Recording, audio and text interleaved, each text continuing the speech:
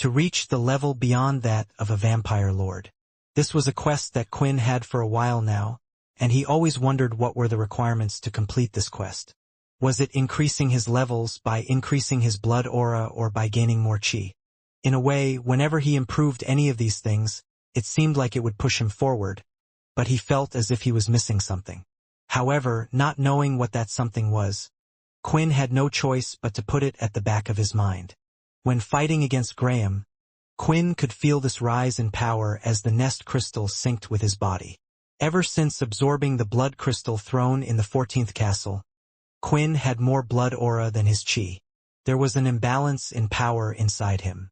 Mixing both of the powers and balancing was how Quinn could produce the strongest attack possible. However, since one power was more significant than the other, it was almost as if he would have to hold himself back. He had three choices: using an attack with just chi or using an attack with just blood aura, or lessening the two to combine a strike that wouldn't quite be at its full potential but would have the advantages of one or the other. As the sync rate went up, Quinn could feel that his energy, the chi in his body flowing through him, was reaching the same amount as the blood aura.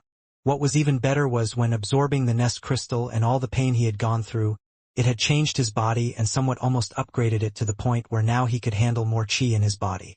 This was why he could now use the demon tier gauntlet to absorb even more energy into himself.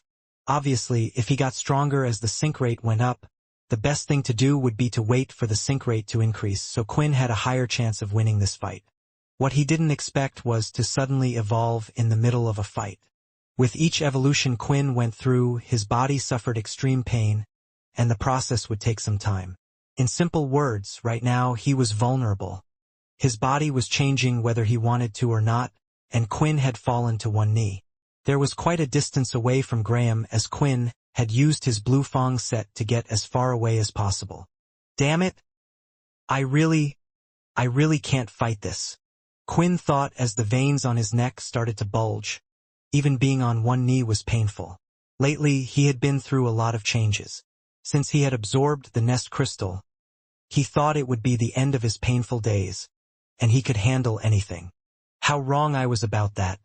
This thing hurts even more, Quinn thought, making a fist and eventually collapsing on the ground completely. Graham, watching this, just didn't understand what was happening at all. Did my attacks actually get through, and he is only feeling the effects now? Or is this a trap? Graham thought. No, this is something else. Not wanting to take any chances, Graham continued to charge ahead. It was time for him to end the fight. Damn it. I can't move. After waiting this whole time, after letting everyone down, is this really how I'm going to go? Quinn thought. Quinn! A lightning strike crashed right in front of Quinn, and the next second, a man in white robes had appeared. You saved my life. It's now our turn to save yours. Our? Quinn frowned and looked around, only to see that it wasn't just Owen that arrived. The rest of the cursed faction leaders were here as well, and along with them were Mona, Samantha, and the remaining vampire leaders. No, what are you guys doing? Quinn couldn't speak, so he could only speak in his head. He will kill you all, he's too strong.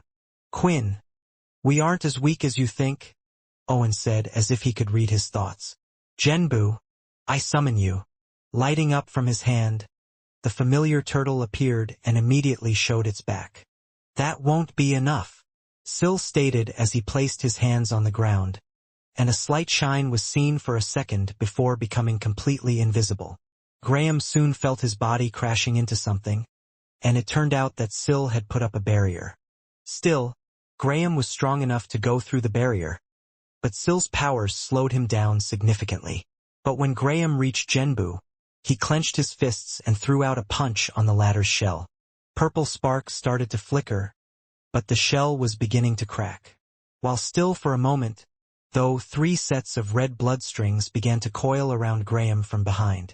Standing there was the 13th family vampire leader, Lee, with Silver and Fex, who were doing their best to pull Graham's arm and force him back. Still, even with this, the shell soon was cracking and completely shattered, making Genbu disappear back to the familiar world.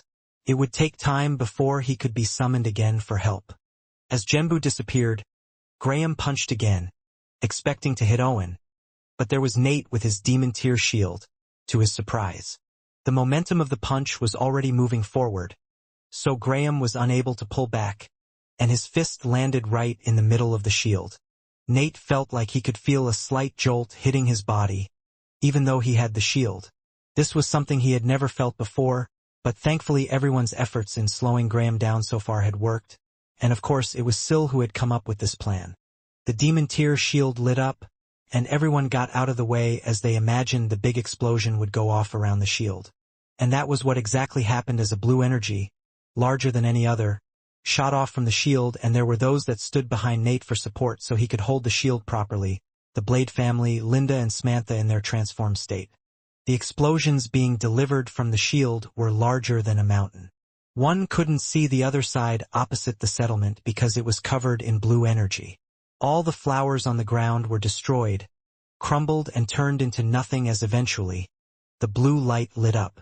The group holding onto the shield were being pushed back even more, but then, when it disappeared, they looked in front of them and could see nothing. Graham wasn't in front of them at all. The others were suspicious. Layla had her sword out, Dennis and the others drew their weapons and had their abilities active as well. Peter with his lesser whites and Borden with his claws were ready to charge in. They just couldn't believe it was that easy to kill Graham. However, the demon tier shield was meant to produce twice the attack power of its opponent back at them. If there was any item that was perfect for who they were going up against, it was this one. "Is it over?" Borden asked. "I can't see," Syl said, rubbing his eyes, looking tired. "I already used up too much of my powers when going up against the dragon. I've run out of MC cells." "He's not dead. He's definitely not dead," Ratton said. Moments later, they saw a Dalki in the distance. He no longer had any clothes on his body because they were burned away by the explosion. He slowly walked over to the others, and now they could tell he was hurt. His body was wounded, and green blood oozed from certain parts of his body, which wasn't a good sign with a Dalki.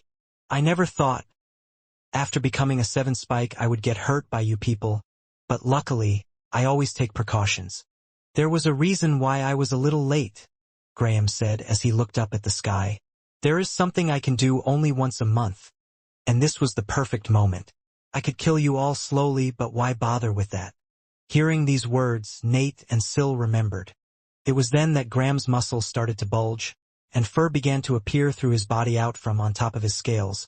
His face was enlarging into a type of a snout, and his nostrils were growing bigger as well. "What is happening to him?" Layla asked. "Graham is transforming," Logan replied, remembering the files. Looking through the information in his head, Logan went through the data he had gathered from Richard Eno. When creating the Dalki, they used all sorts of DNA gathered from humans. It was essential to use DNA humans as the basis because they were trying to create a human blood substitute. After all, the vampires were unable to drink beast or vampire blood, which was why Logan found the fact that what Graham was turning into right now was incredibly strange. Graham was growing in size, and the dragon-like features on his body were changing. Already nearing 8 foot tall, he was now around 10 feet. On his back, where his spikes would stick out from, a trail of fur had come out along till the tip of his tail. His hands were becoming less like a dragon but still similar to a dangerous beast as his fingers imitated more human claw-like hands. His face had come out more forward like a type of snout on a dog or a wolf, and fur wasn't just present on his back, but black fur also covered his forearms and more. While the changes in his body were occurring, a strange pulse of energy was being emptied outwards. It was so strong that the ground beneath was being cracked a bit more with each energy pulse. It was a telling sign, and perhaps unlike Quinn, it was a way to stop the others from attacking while his body was changing. This is what he was turning into last time. This is how he killed Helen," Nate said, shaking with fear. The others wanted to move, thinking that maybe attacking while it was turning was the best idea, but it really didn't seem like it would be the case. If Graham was dangerous before, he was a complete monster right now. Far stronger than any demon tier beast or a Dalki they had faced before. "What is going on right now?" Jean shouted. "Leaders, I need an answer." Jim shouted out to the others behind him. Jean wasn't the only one shaken up by this. All of their eyes widened as they stood frozen on the spot, stunned. Finally, Vincent spoke. I know what you're thinking, but I have no clue why Dalkey has the features of a werewolf. Hearing the words from Vincent had made many of the vampires shiver hearing that word, but out of all the vampires that were currently present, many of them weren't alive when the existence of werewolves was known. They knew of werewolves but hadn't seen one before. Vincent, just how bad is this? Sam asked. Everyone, Vincent shouted in response to that question. Some of you may have never faced a werewolf before, but I'm sure you know, and if you don't, I will state this as a reminder. If its claws or teeth scratch you, you will not be able to heal. Even with the use of blood, I don't know if it will be the same for the Dalkey in front of us, but everyone should treat it like so. Only the second leader, Katori, can heal you if you are hurt, so we must keep her alive at all costs. Unable to heal? For some reason, I don't think that's going to be a fucking problem when he can destroy a whole castle with a single punch, Ratton shouted back. Logan, Linda, Dennis, we will stay back and look after Quinn. We will move him and try to find out what's wrong with him. Leave the fight up to the others, Sam ordered. Samantha, you go with them as well, Fex added. She wanted to argue back but chose not to. Those whose names had been called felt a little bad because they knew why they were being told to stay back. It was just another way of telling them that they were useless in the upcoming fight. Picking Quinn up, they quickly moved him and headed towards the ruins of the settlement. Around 6 of the vampire leaders now moved and formed an arrow formation and looked towards Graham. They didn't need to know he was done with his transformation because his eyes told them all. Now they were glowing yellow, and the next second he howled, shaking the whole world around them.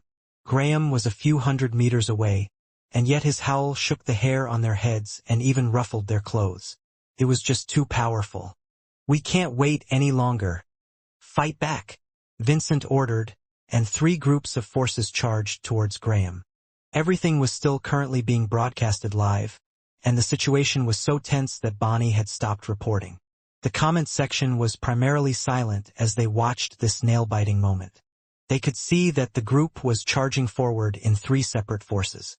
On the left side, there were the Blades, consisting of Ratton, Sill, Vorden, and Borden, who was now a 5-spiked Dalkey.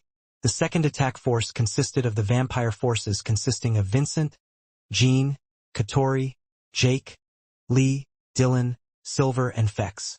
Finally, there was the mixed group of Layla, Peter, Nate, Owen, and Mona. None of them really had a plan for how they were going to approach this. The vampires were the most forward of the groups, and quickly, just like before, Lee jumped to one side, throwing out his red string, wrapping it around one of the arms. At the same time, Fex and Silver went to the other side, wrapping the string around the other arm. With all their strength, they pulled, trying to stop Graham from attacking them. Then charging at the front was Dylan, who wore a cape and could harden any material he touched and change its shape and form. Idiots! Graham snarled through his mouth. He moved his hand aimlessly, but it was so fast the others couldn't see what happened. But suddenly flying through the air were 3 arms. With a little pull, Graham had ripped them off the string still attached. It was almost as if there was no resistance at all, and now all of those in the 13th family were bleeding from their side. The next second, Graham swiped his hand not even close to Dylan. Having a bad feeling, he lifted his cap to protect himself.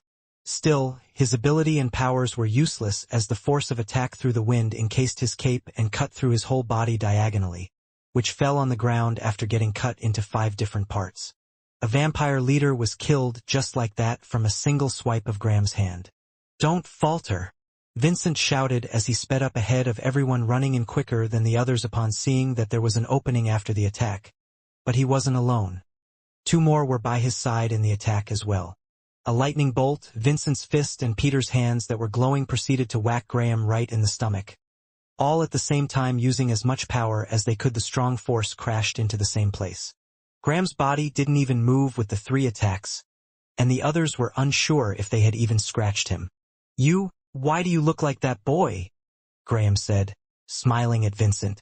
It looked like Graham was about to make another attack, But before he could, a mud-like substance had landed on his arm, freezing him for a moment. The group of attackers split in a moment as they fell back, and now Peter's whites had come forward instead to make sure Graham couldn't chase after them. Still, the mud seemed to have done nothing, as Graham swung his arm towards the leg's tail that was coming at him. And for the first time ever, Peter had seen something that was sharper than Slicer's tail, because just like with the leader before, Graham sliced the tail into 5 parts, and before anyone could react, he once again swung his other hand, and Legs was gone.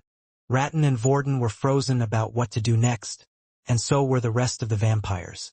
They didn't have time to think, though, because now they only had time to react. "It's my turn," Graham smiled. He rushed forward towards the headless Hilston and clawed at its body 2 times. His hands sliced right through the bodies, and just like Legs, there was no coming back from that. The claws had ripped through the armor as if it was nothing, and now everyone could tell no matter what, if those claws attacked them, nothing could save them. Next, Graham leapt up in the air, as the others couldn't help but wonder about who he was aiming for. "I won't let you try anything either," Graham said as he had grabbed onto Vorden, who was up above. He held onto his wings, and Graham's weight made them both come crashing down to the ground, breaking the area beneath him as he fell. The next second, digging his nails into the hard demon tier wings, Graham pulled and ripped them off from Vorden's body, causing black blood to spill everywhere. "Get off from my brother!" Vorden shouted and rushed forward.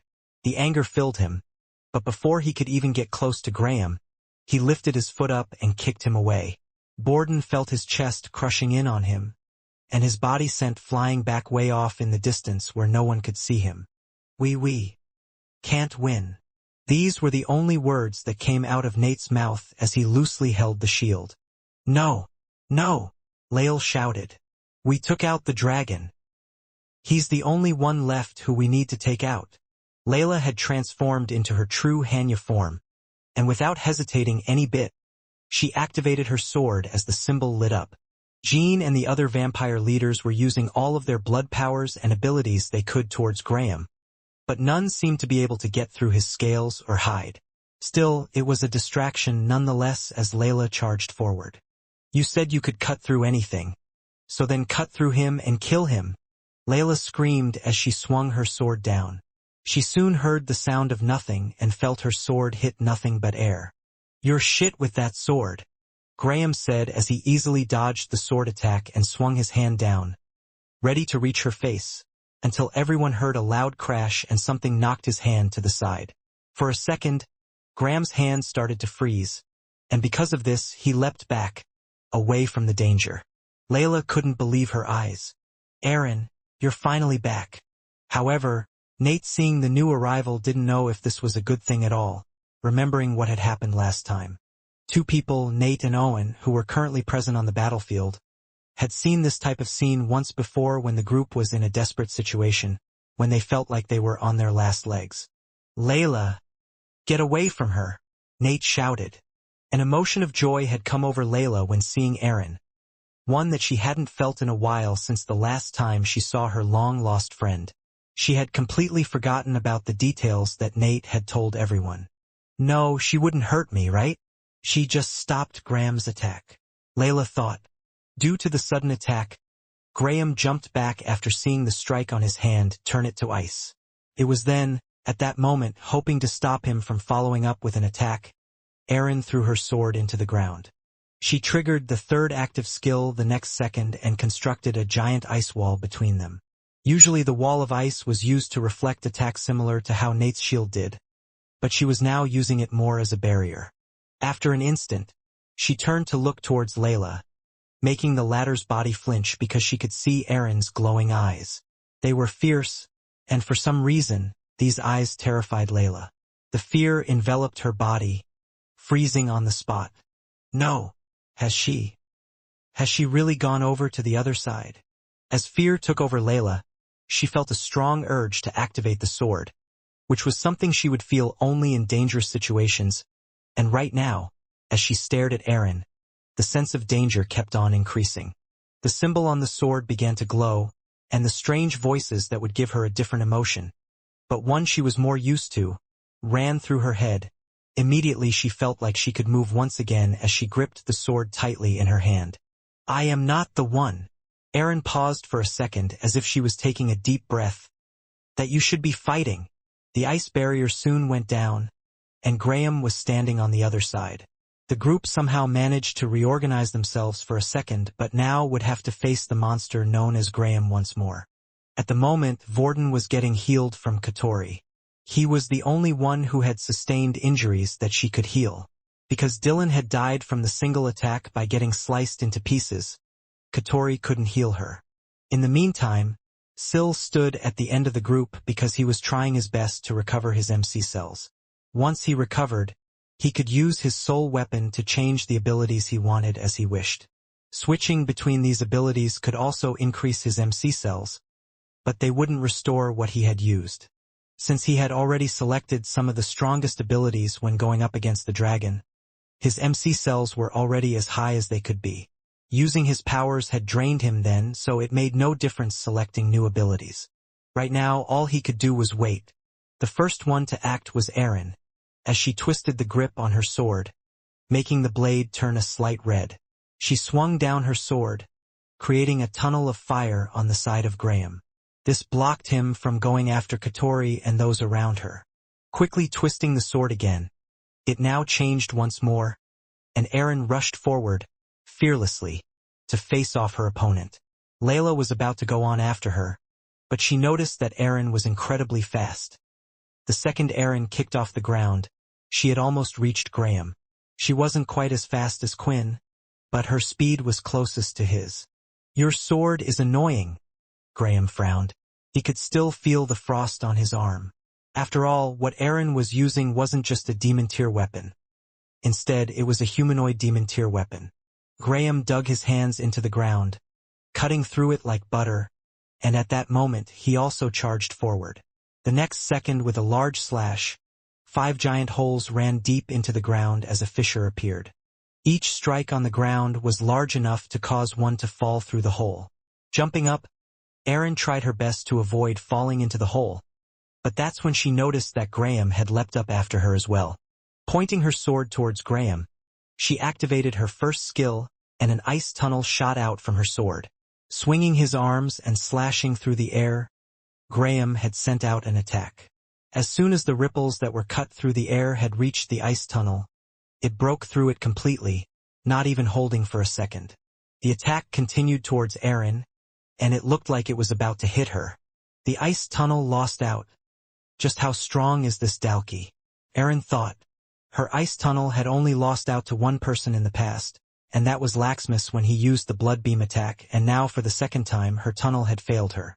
Erin lifted her sword, hoping to block the attack, but seeing this, Layla got worried that the former sword wouldn't be enough to stop the attack. However, Peter had chucked Nate up from the ground, and the latter held out the demon tier shield in between Erin and Graham.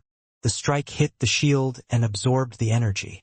The two soon fell to the ground, and the shield was lighting up with power once again.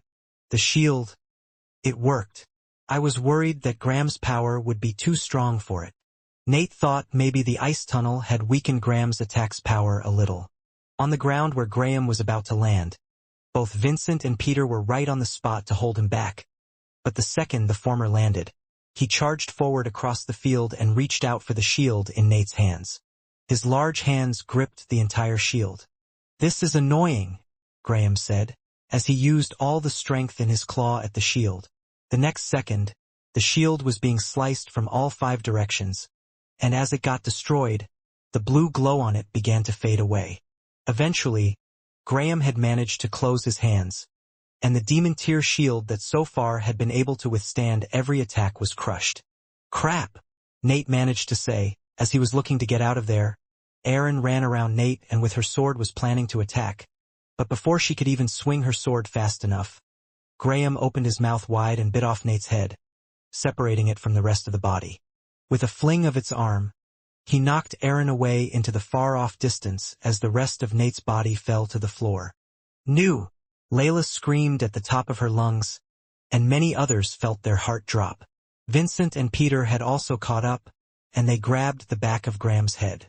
Clenching their fists, They punched Graham as many times as they could, but he soon grabbed both of them from behind and slammed them into the ground, causing them both to spit out blood. "Bring him back," Layla shouted as she swung the sword again. But once more, Graham stepped back and moved far away, too fast for any of them to keep up. But this time he had someone in his hands, and it was Mona. She knew when Graham was aiming to grab her. She could see his movements from the countless battles she had. But this battle was far above her abilities. "Don't worry about me. Just kill this bastard," Mona managed to say before her head too was bitten off by Graham. And as he gulped down, with a trail of blood sliding from the corner of his mouth, he howled. "Layla, listen to me. Allow me to help you so we can take that thing down together," Lee shouted as he threw needles into her back, and his hands now controlled her body. For some reason, Lee noticed that Graham avoided the sword even after his latest transformation. In simple words, the sword was the only way right now which had the highest possibility to hold him back. "Another one," Quinn grunted through the pain. "He killed another one." Quinn's face was boiling with anger as veins popped on his face. It was the first time that Sam had ever seen him like this, but Quinn's evolution wasn't complete yet, which meant quite possibly he was going to lose a few more of his friends, if not all. The vampire settlement had their own fleet of ships and different types. They often used them to explore the planets in their solar system and in case there were other needs. However, the spaceships were never meant to be used in a war. The vampires never planned a full-scale evacuation because the settlement was their safe haven. If all of the vampires were to up and leave at once, then there wouldn't even be enough space for all of them. Thankfully, though, there was enough room for them. The vampires might have found the ships cramped for them, but they realized that there was space for them, and that was because a lot of the vampires were dead. Those vampires had gone to the war and sacrificed themselves, while many died due to the infighting from before. At the moment, the person in charge of the evacuation of the vampires was the Royal Knight Mukka. Along with all the other ships, she wasn't too far away from the planet and was still watching with everyone as they waited for the result on the screen. "Why aren't you helping our king?" Since becoming a royal knight, Mukka didn't stay around her family for long, but now she was once again standing amongst them. She took out a coin and spun it, waiting for it to settle. It landed on tails. You know, when we explain our family's abilities to others, we often explain it as luck. But that's just the simplest form of our ability. The truth is that it more equates to timing, which is why I have everyone in the family carry a totem with them. Something they can use to know whether luck in the fight is on their side or not. Our will doesn't even activate our ability. Rather, it has its own will. However, lately, I feel like our ability is closer to foresight than anything. Mukka began to explain.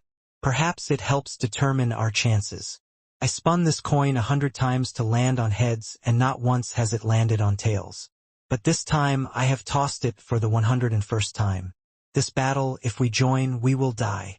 Of course, the vampires weren't the only ones watching the live stream, and after seeing Graham transform and what he had done to everyone so far, there seemed to be anger amongst the viewers. What is Quinn doing? What are the vampire leaders doing? Some of them are just standing around there. Aren't they supposed to be the strongest? That's Oscar's sword as well. But the attack from that Dalki's claws still beat the power of the weapon. That's a demon tier weapon as well, so I don't think we could be doing better. I'm not saying that we can do better, but if these guys don't get their act together, we're going to lose. Quinn needs to join the fight as well. What is he doing? I agree. Why the hell did he suddenly fall? He should have been prepared. Soon the comment section continued to blame a certain individual, the vampire king and leader of the cursed faction, Quinn. They were blaming him for what looked a failure in defeating this one Dalki. The Dalki who could easily wipe all of them out. Are you reading all of this? Void said as the hate continued to pour in. Of course, Boney was seeing everything. They always had a separate computer that would scroll through the comments to see what people were thinking and the general reaction of viewers. Shut up! Bonnie eventually shouted, which was also played in the live stream. You hate Quinn, then you rely on him, and now you hate him because you relied on him. I understand you are not angry. You are just all reacting with anger right now. The reason why you guys are angry is that you're scared. And right now, the only one you think that can actually help us is Quinn. If that's that, then don't take your anger out on him, but show support. Screw you, we all know you were getting D from him. You think we didn't know? Oh yeah. She kissed him right and has always been right up his arse. Saying we're scared? We're just saying that if we were in the same position as them, we had the same power as them, we wouldn't have fucked up this whole situation so badly. The most useless person in the world happened to get all this power and doesn't know what to do with it. Despite what Bonnie had just said, it seemed to backfire the whole situation. It was very easy to criticize when one wasn't in the driver's seat, and this situation couldn't be a better proof of it. Just carry on filming everything void. Make sure they see the faces of the ones that fought for this damned world. They don't even care that people have died from them. Bonnie ordered. After seeing what had happened to the others so far, no one exactly was charging in on their own towards Graham. Peter and Vincent seemed to be quite hurt, but others couldn't help them because it was clear Graham was using the two as bait and would go after them next as his target. No longer were they trying to stop Graham, but it felt like they didn't want to be next. That was until Layla's body was attached by the set of strings that Lee controlled. Wait, this might actually be able to work, Layla thought. Layla's swordsmanship skills weren't the best, and the 13th family's true ability came when puppeteering. When activating the sword, the voices distracted her somewhat, and she knew that she wouldn't be able to use the sword's full power for a long time. But now with someone controlling me, I can let the powers of the sword take over, she thought. The next second, the marking on the sword started to glow in and out. Layla began to scream as if she had gone mad on the spot. Don't worry about me, she somehow managed to shout through her teeth. In doing so, Lee started to run forward while also being not too far behind her, controlling the set of strings. Graham, seeing someone had dared to come forward, did what he was doing so far and swung his arms out, creating a set of deadly air ripples using his claws that could seemingly cut through anything. However, at the right time, in a smooth motion and control, Layla's black sword moved in a complete circle, and in doing so, it met the claw strike head-on at each time. When it did, the claw ripples that would go travel the air, cutting through everything, slowly dissipated. I could tell there was something strange about that sword, Graham said as he saw this. Honestly, even Lee was surprised by the result. It was far better than he was expecting, and it allowed them all to charge in. With Layla close, Lee swung the blade in beautiful motions, thrusting forward and back, but Graham dodged all the strikes. Graham was large but fast in this form, but he had a strong intuition that if the sword touched him, even if on his claws, it would cause a problem. Seeing this, others felt like maybe they should go in and help. Ratton, Jean, all of them were trying to wait for the right opportunity. But as they all came in, annoyed Graham lifted his foot and slammed it on the ground, shaking the foundation of the ground itself as the area around them splintered, making Layla stumble on the ground for the next second. Seeing this, Owen quickly bolted himself over to her position, hoping to protect her, knowing that she might be the best chance at beating Graham. However, Graham ran straight past her. He was never targeting Layla in the first place. The next second, they all saw Graham's hand go directly through the 13th family's leader's chest. You think I'm stupid like those other Dalki? It's clear that he is the actual one that caused a problem, and I'm happy to take you down one by one. No! Silver screamed as it looked like she was about to run over, but quickly her body was wrapped around in strings, and she was yanked back. Sis, don't kill yourself. Trust me. I know how you feel. Fex shouted as he pulled her to his side. Trust me.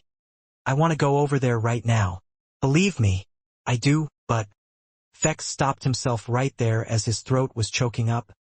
But then something strange had begun to happen on the battlefield. The sky, the clouds above them, were turning red. The others, upon seeing this, wondered what was happening. But Fex knew. He's ready now, Fex said. Having to undergo the evolution process right now was akin to torture, in more ways than one. First of all, the level of physical pain Quinn was experiencing was immense. As it drained the nest crystal's energy, the vampire felt that his body was on the verge of exploding, only a single tiny step away from his demise. Nevertheless, Quinn instinctively knew that it was doing so to push his body towards the next stage. Every part of his body, his cells, muscle fiber, bone structure, and so on was getting pulled apart and rearranged into a more optimal way.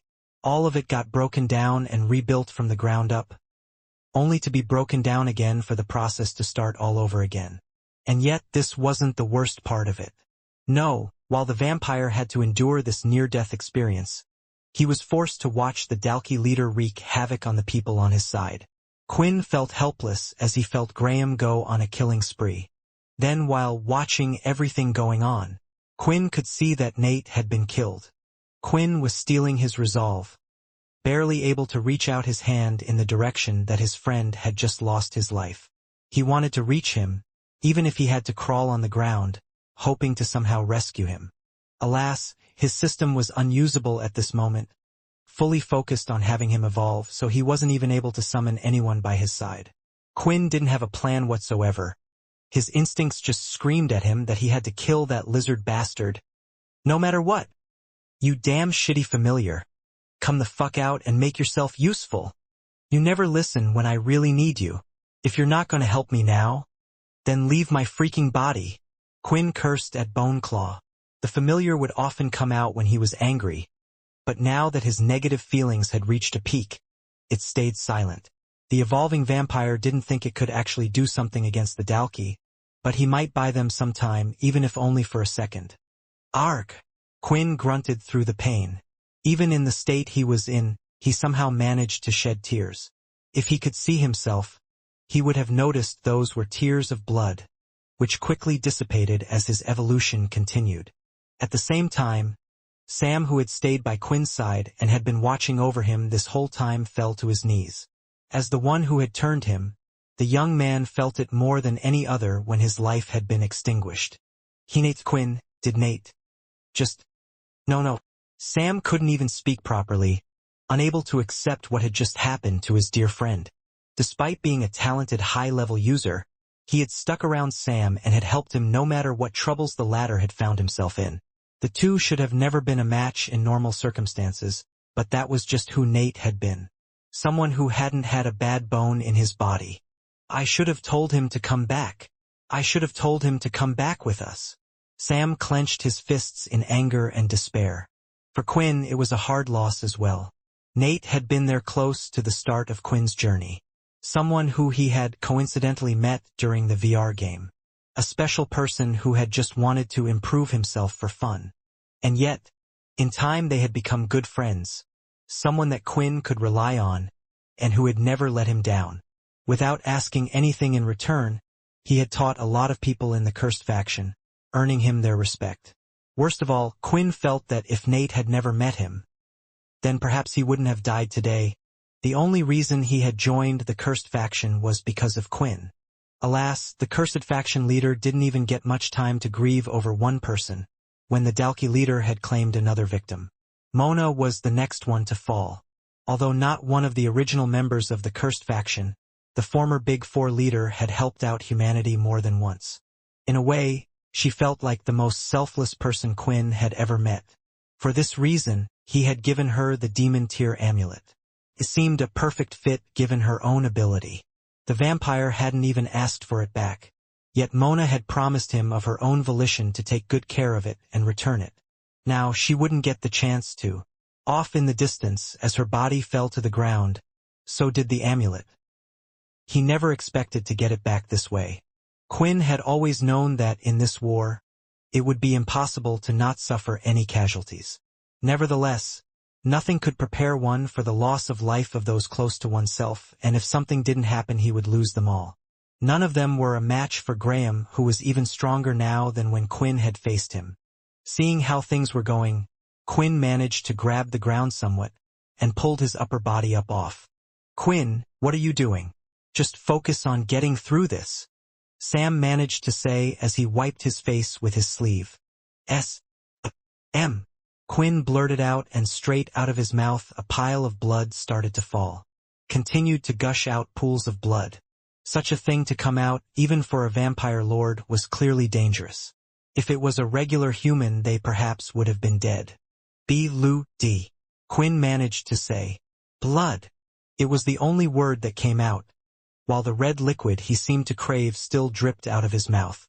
It was clear that Quinn couldn't speak and get everything out.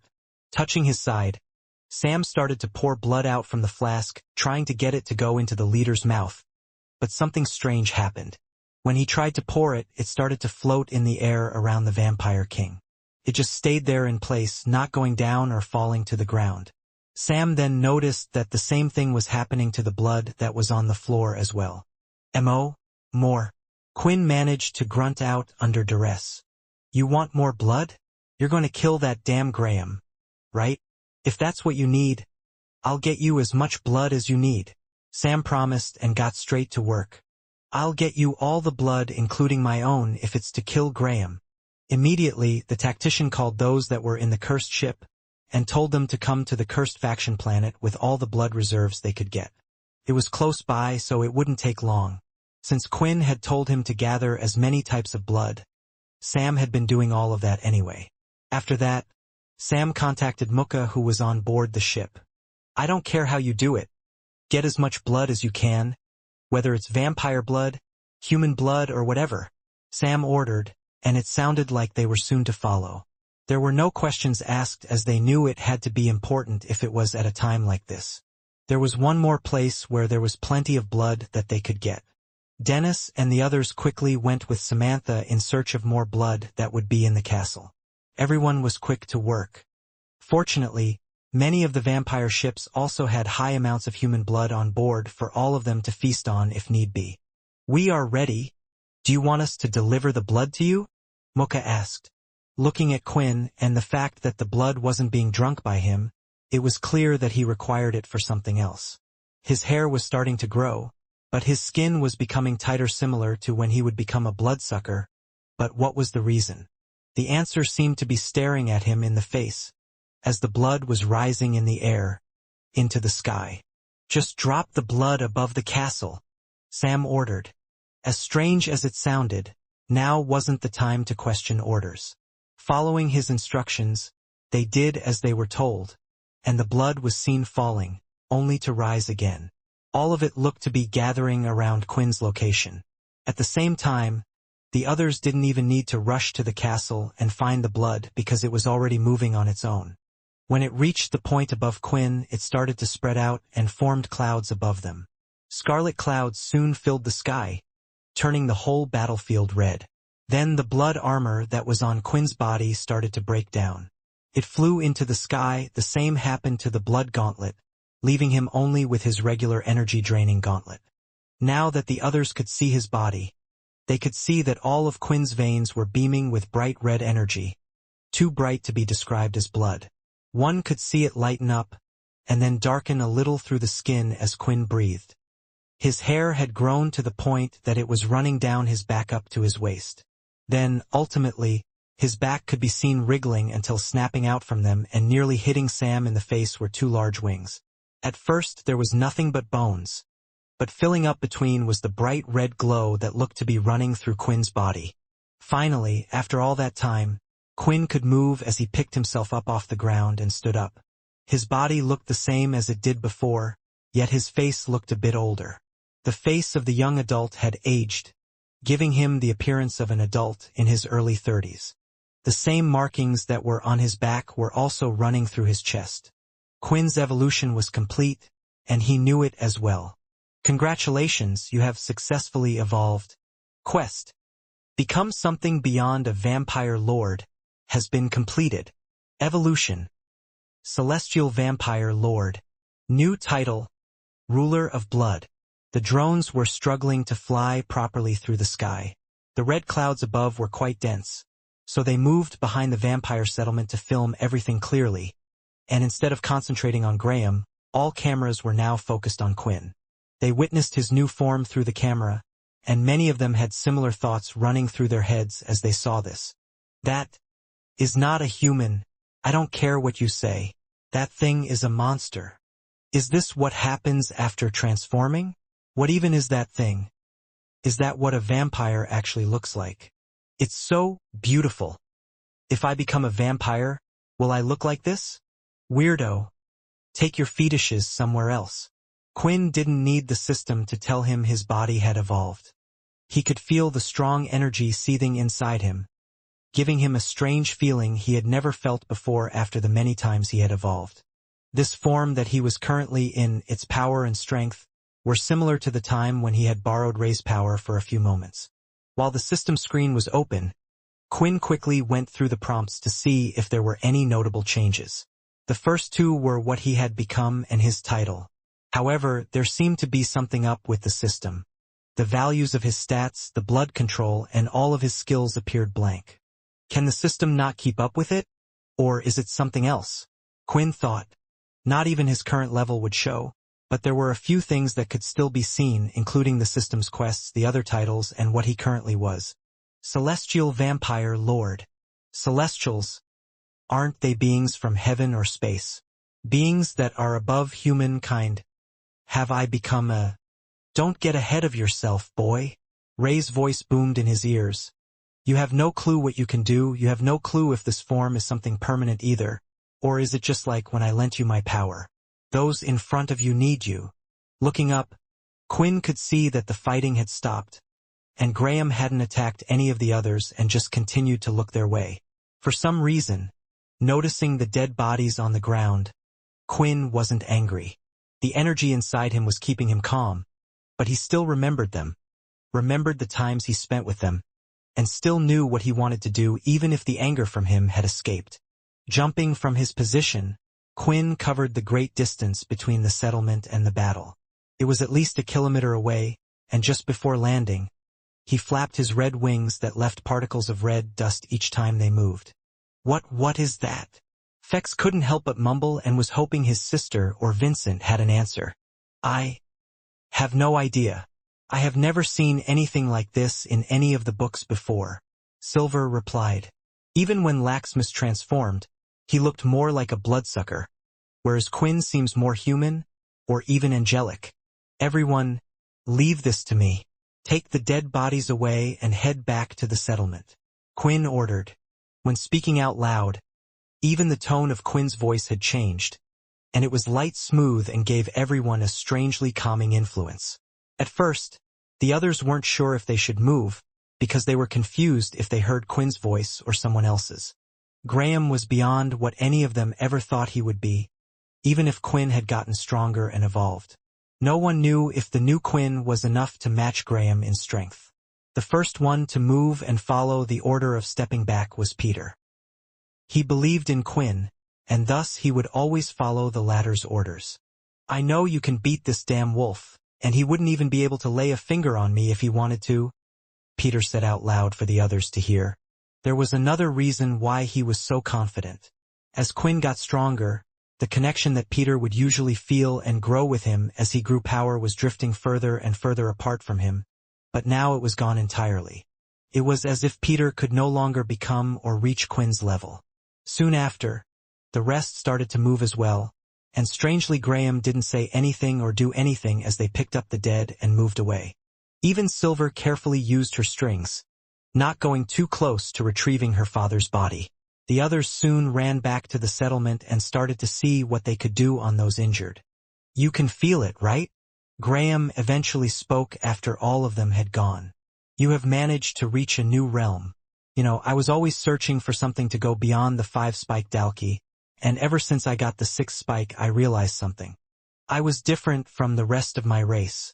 I could feel something beyond my current realm, but I didn't quite know what it was, and now I am nearly there. I can feel it. Me and you, we are more similar than you think. I got stronger and I am now very close to reaching it. The realm of gods. The powers to control and destroy anything I wish, and you have reached the same realm as me as well, haven't you? Quinn was taking in what Graham had said. His eyes wandered around the surroundings and remembered the battle he had witnessed before. Me and you the same? So this is why you continued to attack and hurt humans and vampires?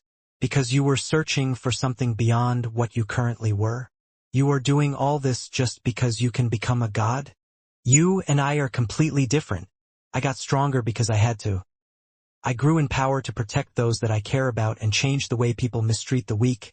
And as for you, you are killing those underneath you just because they are weak. If you had just tried searching for the demon tier beast or searching for a way to extend your life, I could understand that, but what you are doing right now. So, don't give me that crap that it's in your nature.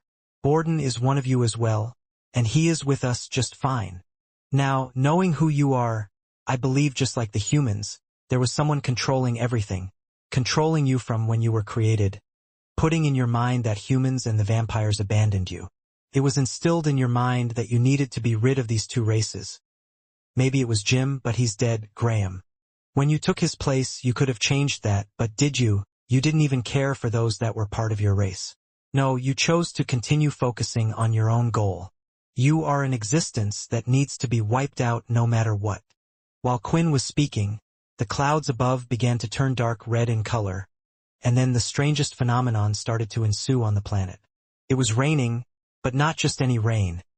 It was raining red droplets of blood. The clouds poured endless blood down on the entire surface of the planet. You can't kill me anymore. You have only just reached my stage now. I am close to the next stage. I can tell that fighting you will only help me evolve into what I wish to become. So if you wish to do that, then so be it. Graham said as he opened his mouth wide and howled straight towards Quinn.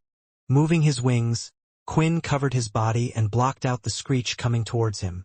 What looked like red-colored energy flew off the wings. Quinn opened his wings up again and was completely fine. That is just the power of my shout.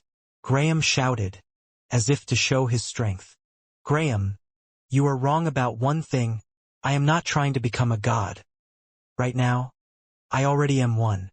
Quinn replied as his eyes began to glow red, and suddenly the blood rain slowed down and paused on the spot with droplets still in the air. There were multiple solar systems in the vast universe. Yet, for some reason, it was quite difficult for humans and vampires to find any other race out there that had a significant level of intelligence like themselves. In fact, nearly every solar system seemed to have something more akin to the beasts that they would find. From those, the only ones that were considered intelligent were the ones that had more of a human appearance. It begged the question multiple times, how exactly did the human race start? Regardless, drifting off into space in a spaceship of their own, they were in an unknown part, but they weren't far enough to not get a signal, and right now all of them in the spaceship were watching the current battle that was about to take place. That Graham, I never knew he was so powerful. How did you manage to even keep him under your rule for so long? True Dream asked. He wasn't like this before, Jim replied. Graham was always special, but honestly, I didn't even know about his ability to transform. It seems like one of the files of DNA I had when making the Dalki wasn't just that of a regular human, but a werewolf. Werewolves were creatures that got stronger based on what they ate, which were usually the enemies they battled against. I feel stupid now. I thought that was some strange fetish of his, just like him liking to wear human clothes. Jim was beyond annoyed. He was the one that created these beings, and they didn't even seem thankful to him. On top of that, he was the one being tricked. If he was in the right position, Jim, at this moment, would have tried to get rid of the Dalki himself. Or perhaps I would enslave them and force the vampires to use them as a food source forever. And that damned cursed faction kid, what did he turn into?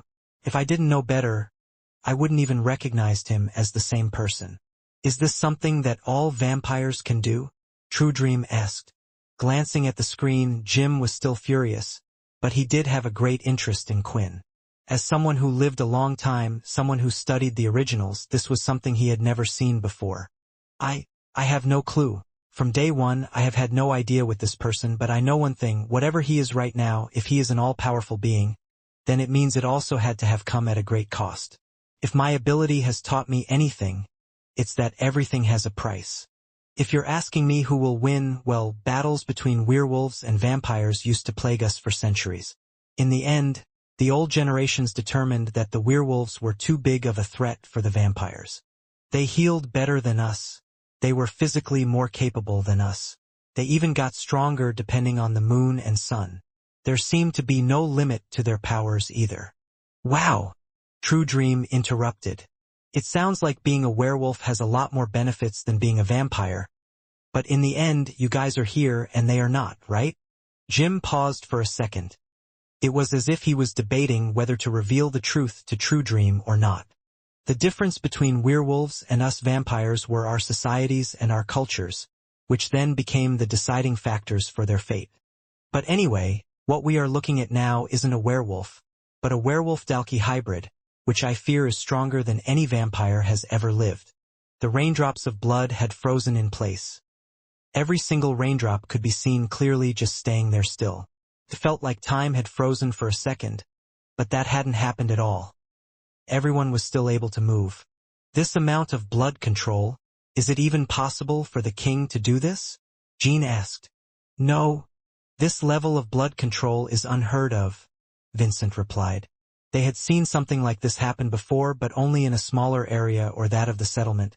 The rain being still seemed to spread even further than they could see. Graham ran forward. He didn't strike the air like he had done so many times before.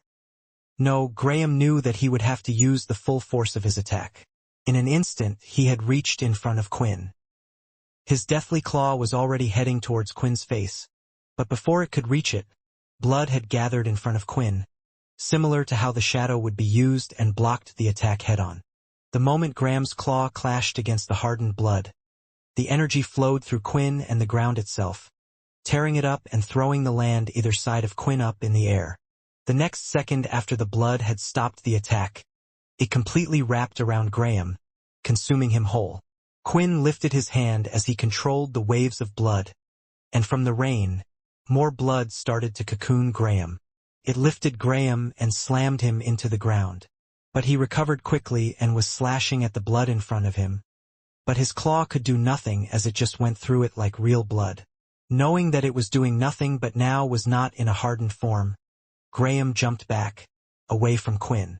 However, Quinn immediately threw a small handful of blood towards Graham, and when it hit his body, he felt a heavy thud towards him. Blood came rushing out of Graham's mouth, and even the green blood moved, mixing with the red. Once again, Quinn threw another handful of blood. When it hit Graham in the body again, everyone heard a loud bang as if a tank's shell had gone off. It was clear that this was no simple attack. Did you say you and I are the same, Graham? Let me tell you something. You won't even get a chance to hit me this entire fight, Quinn claimed. You might be able to hurt me, but then why don't you try killing me?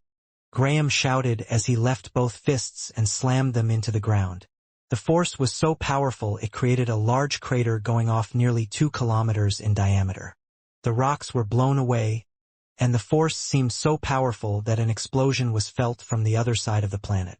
Graham's blow had traveled through, but it didn't affect Quinn because he was now in the air. He was flying with his wings, yet they weren't flapping. It looked almost as if he was floating in the air. You know why I stopped the raindrops, Graham? Because I didn't want to kill you too easily, Quinn said.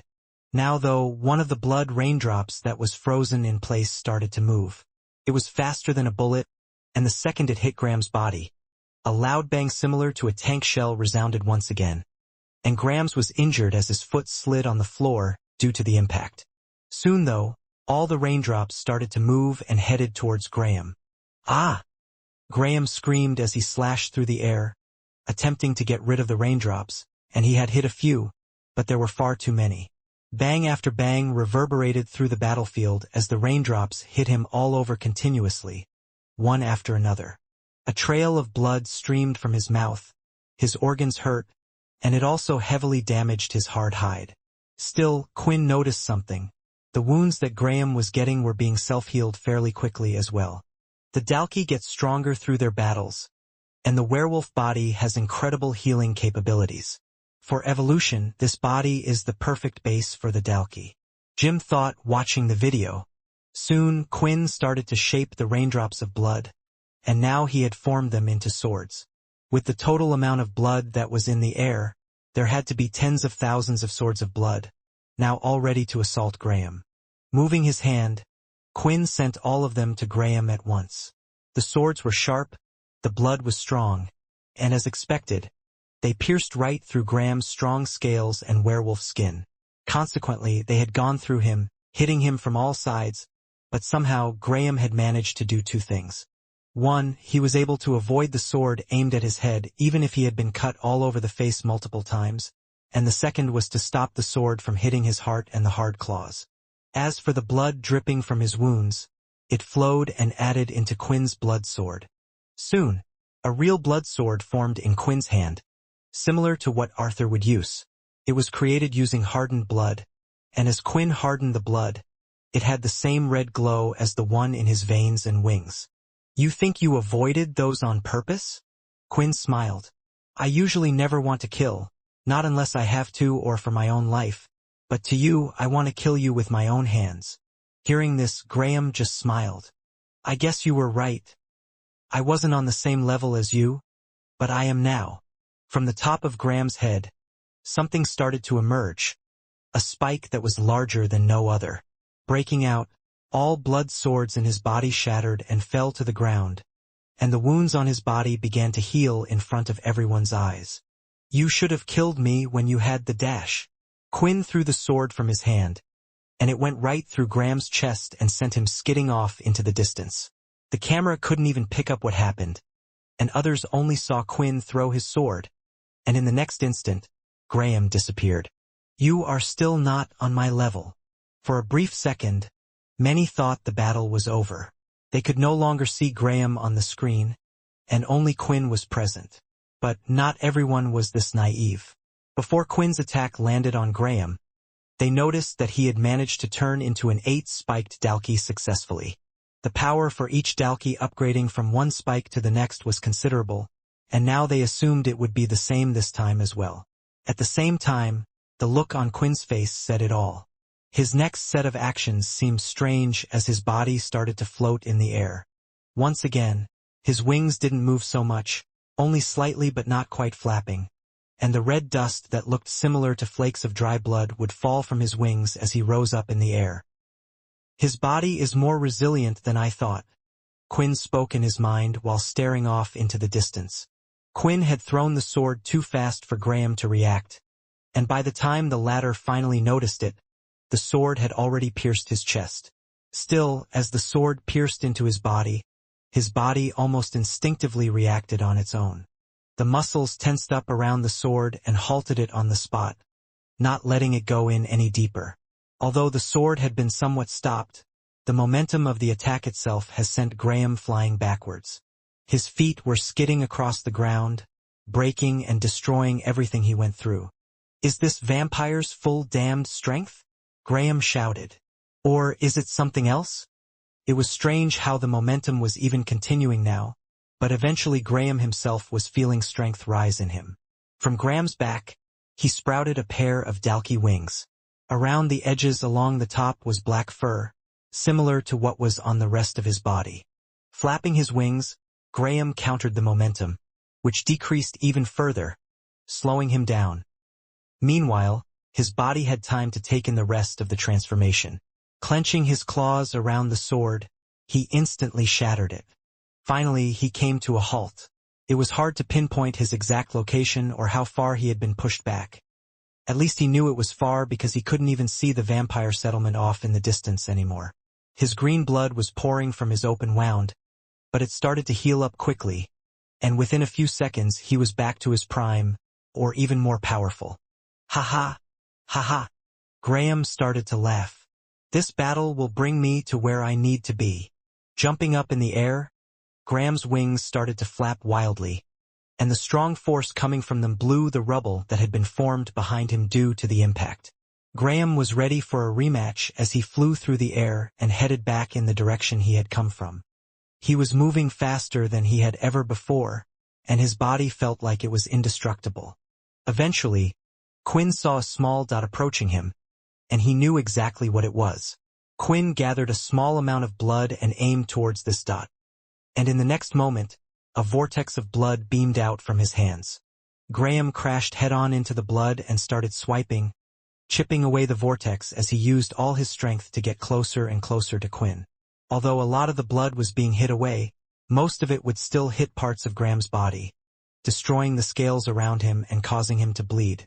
At the same time, however, Graham's body was healing from all the damage the blood vortex was dealing. Lifting his other hand, Quinn created another blood vortex that spiraled from his hand and crashed into Graham.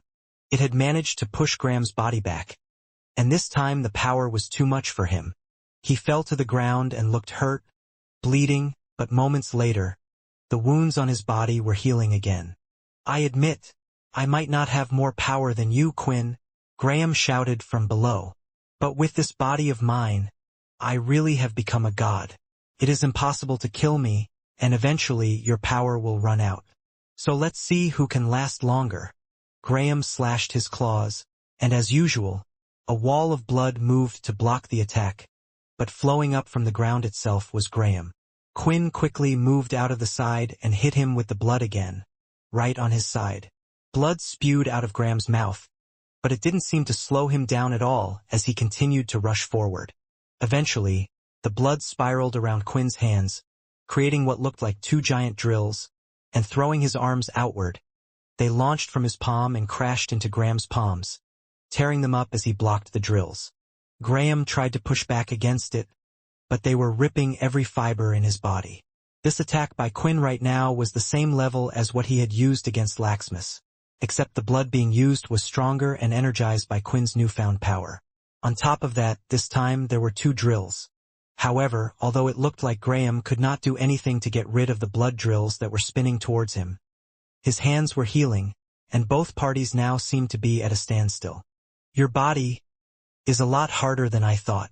It just means that I will have to attack you with something that you can't heal from.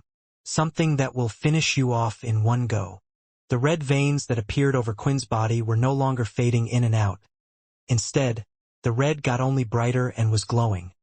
The same was happening with Quinn's wings. Graham was still trying to deal with the blood drills as their power got weaker and weaker, but he could not move since the attack was still strong enough to suppress him. This gave Quinn the time to gather his power and show the world the power and title. The blood raindrops began to rise from the ground, adding to the dark red clouds still around the planet.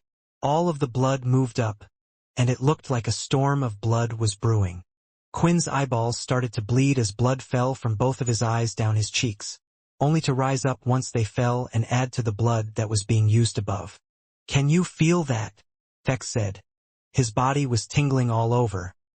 It felt like he was standing upside down as even the blood from his own body wanted to escape. "I can. I think everyone can," Layla said as she looked around. She also could feel the sword by her side as well. She hadn't activated it, yet it was even active now for some reason. What they failed to realize was that even the audience were feeling something strange. And the comments soon started to come through online. "Hey, I'm feeling a tingle. And I don't think it's just from watching the video. Yeah, I feel it as well. My head is killing me. I just got a nosebleed. Is this happening with everyone?" A strange phenomenon ensued, and from the clouds above, tornadoes of blood began to hit the ground. Not just one but multiple tornadoes hit in the area around Quinn, and moments later, red lightning strikes crackled through the clouds, creating deafening reverberations. The lightning had the same red glow they had seen many times during the fight, and in the center of this chaos, being untouched by everything, was Quinn. Eventually, blood began to trickle from his own mouth, nose and ears as well. Honestly, Quinn didn't know if he was feeling pain right now or not. He just knew that he needed to create an attack strong enough to get rid of Graham. Eventually, the power of the two giant red blood drills had stopped, and Graham stood on the spot as his body healed from the last attack. Now, he was finally able to take in everything that was happening around him. "Graham, you will never be able to achieve your goal. I have met a few gods before, and do you know what the difference is between them and us? They will never truly die, but as for you, I will never see you again." Quinn raised his hand and opened the palm of his hand in the direction of Graham. "Goodbye." One could only imagine what thoughts were going through Graham's head as he saw Quinn's open palm. For even him, at the level he was, could feel the blood tingling in all of his body. You really have reached a different realm above mine," Graham mumbled. "I was so close, but now I will never know." Seeing everything around, the planet's land mass being destroyed by the tornadoes of blood, the red lightning strikes whose single touch perhaps could obliterate anyone. It was as if Graham knew that there was no longer anything he could do. Quinn swung his hand down so fast, and with it, from the sky itself, a giant red beam shot towards Graham. At that moment, all of the tornadoes of blood and lightning moved towards the target. The red clouds were becoming no more, and all of the blood was joining up with the single beam of attack. All of it was directed at one spot in the far distance, and as it continued to rush through, it condensed into blood-red energy. Slowly the beam from the sky stopped, and now all of the power was being held in one place. Quinn raised both of his hands. They were shaking as he struggled to control the energy that was in front of him. He slowly pushed them closer together as blood trickled down from his face, but the red glow inside his body was beginning to fade. Eventually, his wings seemed to give up, and he fell to the ground. Suddenly, the energy was growing more prominent again. "Ark!" Everyone heard a voice from the inside. "That damned Dalkey is still alive even from all of that," Vex shouted. "Quinn, you have to kill him. You have to get rid of him." Continuing to use all his power, Quinn began to condense the energy. Once again, it started to form into a giant red ball that was now the size of a house. As he continued, the ball of energy got smaller and smaller. They couldn't see a figure inside the red energy, but considering that there was no Graham around, they could only guess he was inside. "Come on, Quinn, you can do it. Use my power as well." Layla held out her hand. It was quite far, but she was willing to give whatever energy she could towards him. Those watching online no longer cared who or what Quinn was. If they couldn't do anything now, then at least they could cheer him on through the screen. The power continued to condense, and once again, Quinn coughed up a mouthful of blood on the ground. His foot staggered, but he didn't fall. However, his wings began to return to his body. "This is bad," Vincent said, and the others glanced at him, wondering what he was talking about. "I don't know what Quinn turned into, whether it was a permanent form or something temporary that he can use, but right now, it looks like he's reverting to his regular self. In the new form, sure he could handle all of that power, but right now, Quinn is no longer in that form. If he continues to handle that much blood, I'm afraid he's going to damage his own body and kill himself." "What can we do?" Jean asked. "We can stop him. I doubt Graham is alive right now. The reason why Quinn is still condensing the blood is so it doesn't suddenly break out again, because if it does, it could kill everyone on this whole planet and the ships that are near in orbit. Other than that, we can do nothing." Hearing this, Layla had only one question to ask. "If we stop him, will Quinn live?" she asked. The explosion caused by the condensed blood attack wouldn't destroy the whole solar system, only get rid of all the vampires and them as well, but if Quinn would survive, Layla already knew her answer. "We only made it this far because of the king. Everyone only survived because of the king," Jake declared. "We have to save him." Vincent turned to the others all around him, at those who had been with Quinn from the beginning. Since it would be their lives lost, it wasn't a decision he could make on his own. However, it looked like everyone had decided as they all nodded. "Order the vampires to move as far away from the planet as possible," Sam said over to Mukka. "And Mukka, everything will be left to you from now on. The same goes for Megan in the Cursed faction." Owen simply made a similar call to his own Greylash faction. He was instructing them who they would follow from now on if he didn't make it. "This is crazy. Owen, we can come back and get you." "No," Owen shouted back. "If we wait too long, then Quinn will die.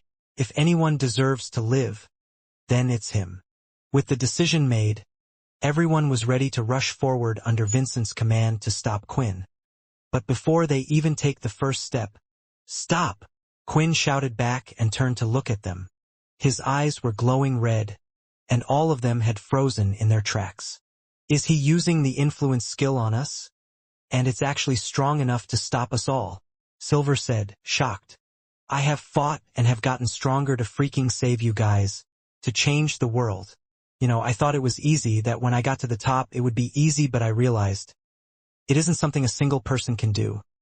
I realized that change takes time, and I can't change this world just on my own, but I can save it. Let me save the world. Save all of you." This is what I want. I don't want any of you to die.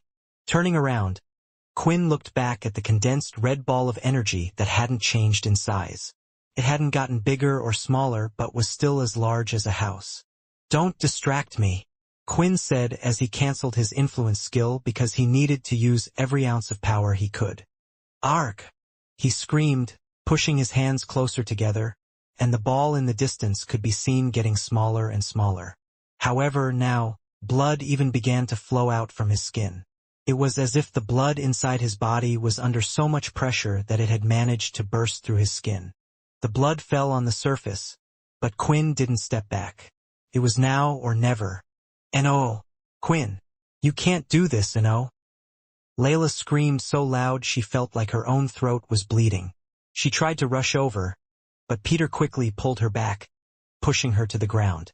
Quinn told us to stay back, Peter shouted at them all.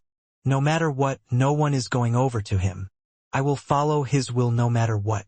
Even if that means I have to use force. Some looked like they were going to attempt to go past and around Quinn, but getting past Peter would be a mammoth of a task. However, all of this didn't matter now. The ball had gotten smaller now and continued to shrink. More blood poured out from Quinn, and eventually the ball was now the same size as a tennis ball. There was no sign of Graham anymore. Not a single bone, blood or anything. Quinn had destroyed everything of him, and finally, he had placed his two hands together. The ball of red energy had finished condensing and took a solid form as it fell and rolled on the ground. It was no longer glowing bright red and looked like a crystal almost entirely black, but a slight tint of red. At the same time, though, Quinn had fallen to the ground as well. The others, seeing this, rushed towards him, but the vampires already knew. They knew as they approached him there was something seriously wrong because none of them, not one of them, could sense or hear any heartbeat. The large group that had remained on the Daisy planet stood around Quinn. They had left the bodies of the other dead to rush and save the one they deemed the most important of them all. As stated before, each of them agreed that if anyone needed to survive this battle, to survive this war, because they had worked harder than anyone else, it would be Quinn. As the group stood around him, two of them approached Quinn on the ground. Vincent was the first to arrive, along with Logan. The two of them quickly got to work, as Logan had used his spiders to create a strange device around his body, and they formed something like a chest piece over himself. The chest piece started to compress when the spiders finally formed, beating hard in the specific chest area. The special device worked like a compression unit, simulating a heartbeat, although a regular heartbeat rather than a vampire's. How is he? Owen eventually asked. Hearing this question, Logan, who seemed to be one who showed a lack of emotions, lifted his head and looked at all of those around him.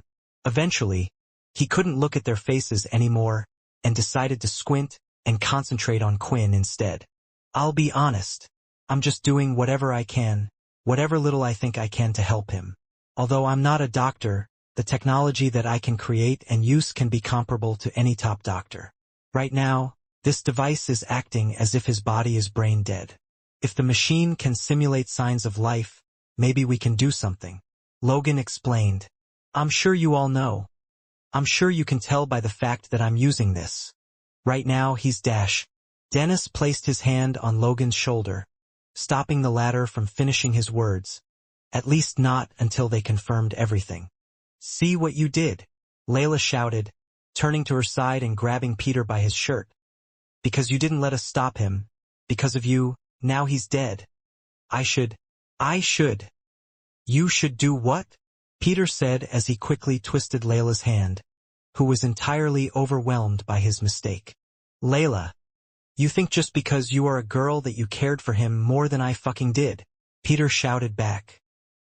He saved my life at the military academy, he saved my life when the Dalki attacked me, and he's been freaking saving our lives this whole damn time. If he tells me to let him do as he wishes, the person who did all of this for us, then I'm going to do what he says. While the two were arguing, Vincent had called over Katori. She was pretty tired, having used her powers on mostly healing Vorden, Peter and Vincent himself, but of course, she knew she had to try her best to mend the injuries on Quinn. Her hands were lighting up all over Quinn's body, but nothing was changing. neither the wounds on his body nor his long hair. Quinn's state remained the same, something Katori had never experienced before. Wait, I still might have some Dalki blood. Maybe it can help, and let's give him some human blood too, Feck said as he pulled out his flask. He still had some of One Horn's blood with him, which he hadn't used in the war. He knew fighting against Graham that it was useless for him to use One Horn's blood, and at the same time the Dalki blood, especially one of a high tier, seemed to work better than human blood. They poured the green blood into Quinn's mouth after opening it a little by pulling the chin. It hurt the others to see the look on Quinn's face, covered with blood all over, and just showed that they had to continue to do whatever they could to save him. The green blood quickly went into Quinn's mouth as they all waited to see if there was any reaction at all. Yet, there was nothing other than Logan's machine that continued to beat. After that, Owen cut his hand, allowing for his own blood to be used since he was a human for Quinn to feed off. The cut he made on his palm was quite deep because whatever the amount of blood that Quinn needed, Owen was happy to give it to him. Yet, still, there was no reaction whatsoever. A few of them even had their eyes moistened as tears streamed down their cheeks. The cameras slowly descended, aiming to catch everything that was transpiring on the group, mainly the unsuccessful attempts of everyone to try and bring Quinn back. Watching it on screen, Bonnie couldn't help herself as her whole heart poured out. "Are you all satisfied now?" she shouted. "You called him a monster, you called him all sorts of names, but did you know, Quinn, he was just a kid. He had only just finished military training, and the weight of everything. The weight of the whole world was always on his shoulders, yet he never chose to give up. Are you satisfied now?" she screamed at the live stream. The viewers who took a back seat while the whole war was going on, at the moment they all felt guilty for their opinion on Quinn. They recalled when he had taken over the other beast planets and how they thought he was doing it for his own gain. Some people said the cursed faction was good, supplying all the planets with those they needed. Still, many didn't believe them, but witnessing today's events and hearing what Quinn had said to the others in his final moments, how he wanted to protect everyone, he had changed all of their minds. A human turned vampire. I guess he really did just care about everyone after all.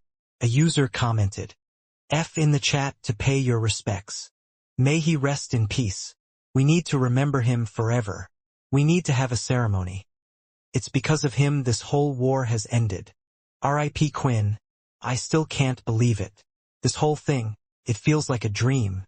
Is the war really over? Did we just see the last battle against the Dalki? Quinn, take my blood. Please, bring him back. He changed a lot of people. He saved us all," Void said as he tried to show Bonnie the screen, but she just pushed it away. "Does it really matter now?" Bonnie replied, wiping her face. "He can't even see what they have said. He won't even be able to see the world he tried to save. And there's none of his family left.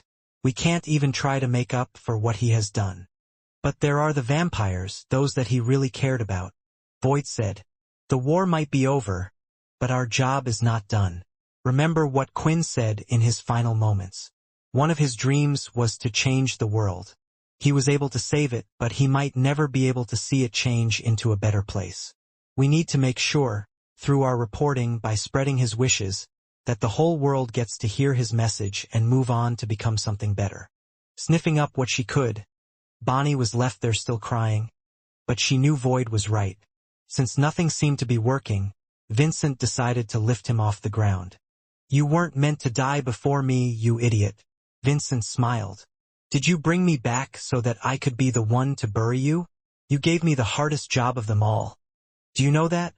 Looking ahead, the settlement, although the battle destroyed most of the king's castle and the perimeter walls, some places managed to remain intact. They had fortified the burial ground, so Vincent hoped it was all okay. The least they could do was bury Quinn's body. As he started to walk, the rest followed until, "Vincent, your chest," Logan pointed out. "It's glowing. The nest crystal is glowing." Looking down towards his chest, Vincent saw the glow through his clothing. Just seconds ago, it hadn't been like that before, so he could only assume that the change was happening because of one reason. Seeing this, Vincent lowered Quinn, whom he held in his arms, and the glow around his chest started to fade. But then, when he lifted Quinn again, it began to get brighter. Vincent continued to do this a few times, moving him up, then down, up and down again. Interesting, Vincent commented. Can you tell us what the hell you are doing? Jake replied. It's the nest crystal, Logan answered, his eyes wide. Quinn had turned into this form because he absorbed the nest crystal. Since the nest crystal in your body is reacting to it, Vincent, it must mean there's a chance Quinn is alive. Hearing these words was the hope that everyone needed to hear. The hope that they were all looking for. But he's dead as well.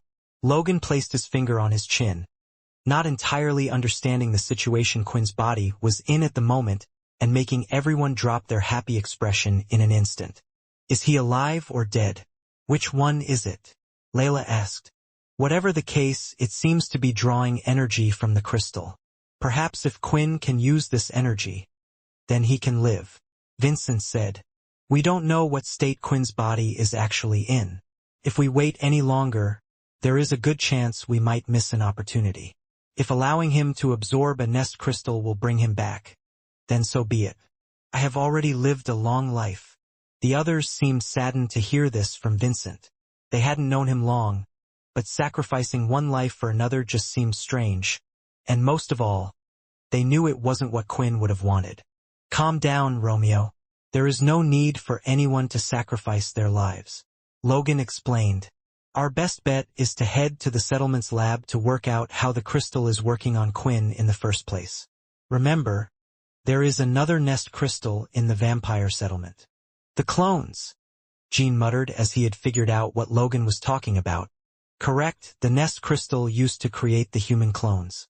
Also, the relationship between the vampires and the humans are good, and I am sure many in the cursed faction will be willing to help out the vampires for the time being.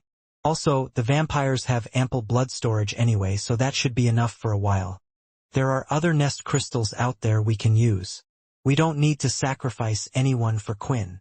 The smile had returned to the group's faces, and each of them started to head towards the settlement. That was until they saw several small black ships falling from the sky. Some of those in the group had seen them from before. They were Dalki combat ships, and they weren't just the small pods the Dalki would usually use. Instead, these were scouts or battleships. Each of them crashed into the ground, hardly slowing down, and then coming out from them were the Dalki themselves.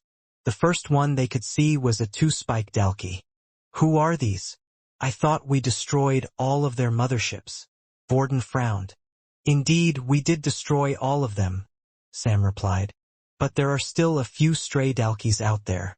The only thing I can guess is they saw the broadcast, and they knew that Graham was fighting on here. Maybe, seeing what state we were in, they've come to try to finish us off. Seeing the Dalki, there the group readied themselves for battle. For some reason, the two-spiked and three-spiked Dalki just didn't seem as threatening compared to what they had just been through. However, as each of them tried to gather some of their strength, they realized something. Their bodies were extremely weak and tired. They had rested during Quinn's fight, but they only realized now that being so close to the battle, due to the pressure of everything going on from Quinn and Graham's battle, just being next to them had drained and tired them out. I don't know about the rest of you, but this fight might be harder than we thought, Vorden said. Just before the Dalki could reach them, though, they saw a young blonde female's figure running fast through and swinging her giant sword. It erupted into flames, having slashed the first Dalki in half. Aaron! She's still alive. Layla was thrilled, and it looked like Aaron, unlike the rest of them, had plenty of energy left to spare. All of you head inside the settlement, Aaron shouted. Do whatever it is you want. Quickly. Her hands were tense, and others perhaps would have thought it was because she was worried about the Dalki in front of her. But instead, it was something else. The group used this chance to run forward together, but they saw that more Dalki ships were landing. A few of them were worried that Erin might not be strong enough to deal with the incoming Dalki on her own. They even paused as they had entered the settlement and turned around. We will stay and fight, Gene said as he stood with the rest of the vampire leaders. This is our home to protect, and that is our king. Besides, we have help on the way. Looking up, they could see multiple ships returning. It was the rest of the vampires, including the Royal Knight Mukka. They were returning not just to help but because they were coming home. Seeing this, they were more confident. "Fex, you should go with them," Silver said. "He's your blood brother, right? And maybe they can do something. But if they can't, it will be your last chance to say goodbye." Fex wanted to stay with his sister, but she was right. This was a crucial moment for him, and he decided to follow the rest inside. Before they headed to the lab, Layla glanced in the distance at Aaron for a second. "I feel like you should be with us as well, but I can tell. You're not coming with us for a reason, right, Aaron? Is what they said is true, that you can't control it anymore?" She thought but quickly turned around, realizing she needed to focus on someone more important right now. The group followed Vincent and Logan and eventually found themselves in the special lab, the lab where all the clones were made. The process was automatic, so even now they could produce clones, and for most of them it was tempting to consume some blood because of their current weakened state. Thankfully, Vincent said they did have containers in the lab that they could eat from. At the same time, the others were recharging themselves. Logan and Vincent got to work. They placed Quinn on a special bed. There was an experimental room at the back of the main factory of the lab, perhaps to see if they could improve the process or something else. Still, it was perfect for them. The computer monitored Quinn's state, and the two were gathering information. And finally, they took out the crystal from the factory and ran a few tests on Quinn to test his condition. The others could only wait patiently for the news while the fighting continued outside, but it didn't take long for them to get an answer. "Guys, right now, Quinn's body is incredibly weak." Vincent started to explain out loud for the others to hear. "The signs of his current state are similar to when vampires go into an eternal slumber. It's almost as if his body had decided to put him in one forcefully. Usually, a drop of blood from the same family line, even those that he had created, would work, but in this case it doesn't seem to be the case." As for the nest crystal, Logan took over. "The good news is the energy is being transferred over to Quinn when it's next to him. It seems to have a good effect on bringing his body back to the way it was. Perhaps this might even wake him up, but there are two things we really don't know. One of them is how much of the nest crystal is needed for him to absorb before he can wake up. Would absorbing the whole of the nest crystal even wake him up? On top of that, perhaps his body still needs rest to recover from what has happened. And the second is the rate of absorption. Due to Quinn's weak body, the crystal is absorbing at a prolonged rate. For now, Vincent has suggested that we put him in one of the 10th family's chambers, along with the crystal, allowing his body to absorb it." The others were silent for a while as they processed what the two of them were telling them. After all, Vincent and Logan were the most intelligent people the group knew. "So, are you saying Quinn will have to go into eternal slumber in those chambers? And with the nest crystal? When you say that the absorption rate is slow, how long? How long will it take for him to absorb the whole crystal at the rate he is absorbing it now?" Sam asked. "It's hard to say," Logan replied. "The absorption rate could improve as Quinn's condition improves. His body might start to recover even quicker. There are too many variables we can't account for, but if he is the way he is right now, 10 years? Yeah, it will take at least 10 years to absorb the whole crystal." Everyone couldn't quite believe it. Of course, they had heard what Logan had said about the variables in time, but that only meant that it was possible it would take longer or shorter for Quinn to come back. That was if he even came back in the first place. 10 years. Layla mumbled. "We really will have to live without Quinn for 10 years. For a second, it made everyone imagine what life would be like if Quinn was away. The countless times when he had saved them all, and from the strong enemies that were in front of them. Even today, there was nobody else who could have defeated Laxmus. Does he have to go into an eternal slumber? Can't we just look after him with the machines we have here?" Vex asked. "I'm afraid that won't be possible." Vincent shook his head. "We will have to make the preparations, so Quinn officially goes into an eternal slumber. At the end of the day, Quinn is a vampire, so it would give him the best chance of not just recovering but healing his body, so he will wake up just as strong as he was when he went in there. If you want to give him the best chance of waking up, then this is what we'll have to do." As bitter as it was, the others understood. Vincent had no reason to lie to them about something this important. And there was also Logan, who hadn't said anything to contradict what he was saying. A special device will be created. I have adjusted the one around Quinn's chest to allow the nest crystal to be placed there. Logan explained. At the same time, it will inform me the second he wakes up again. The others looked to be in agreement, since it was the only thing they could do. Now they waited once again, while Logan was finishing up the details on the chess piece. In the meantime, it left the others to sit down and think. I won't lie to you all. I'm a little worried. Sam confessed as he looked at his hands. Whenever he felt small or insignificant, the tactician would always look at his hands for some reason. Although Quinn saved us in the end, we lost a lot of good people. Nate's gone, Mona, Oscar, and a lot of the vampire leaders. And I'm worried what we will do without Quinn. I wish we could just rest.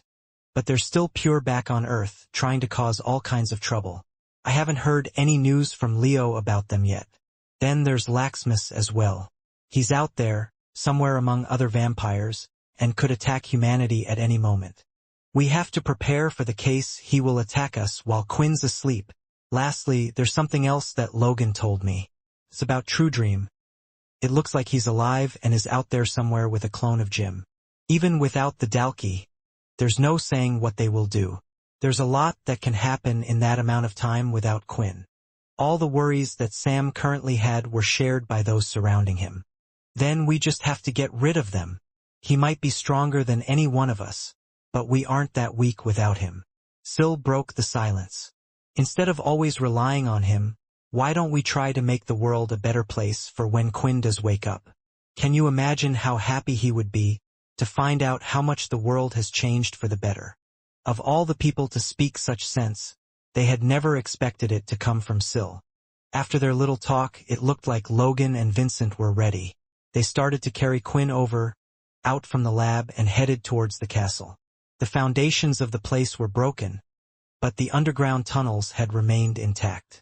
They continued to travel down them, and eventually reached the 10th family's burial area. Usually only vampire knights and leaders would be allowed to rest in such a place. Or a ceremony with the vampires would be held, allowing for them all to see, but this time it was just those close to Quinn. Those that had been with Quinn the longest were here with him, to send him off. Vincent activated one of the chambers which rose from the ground.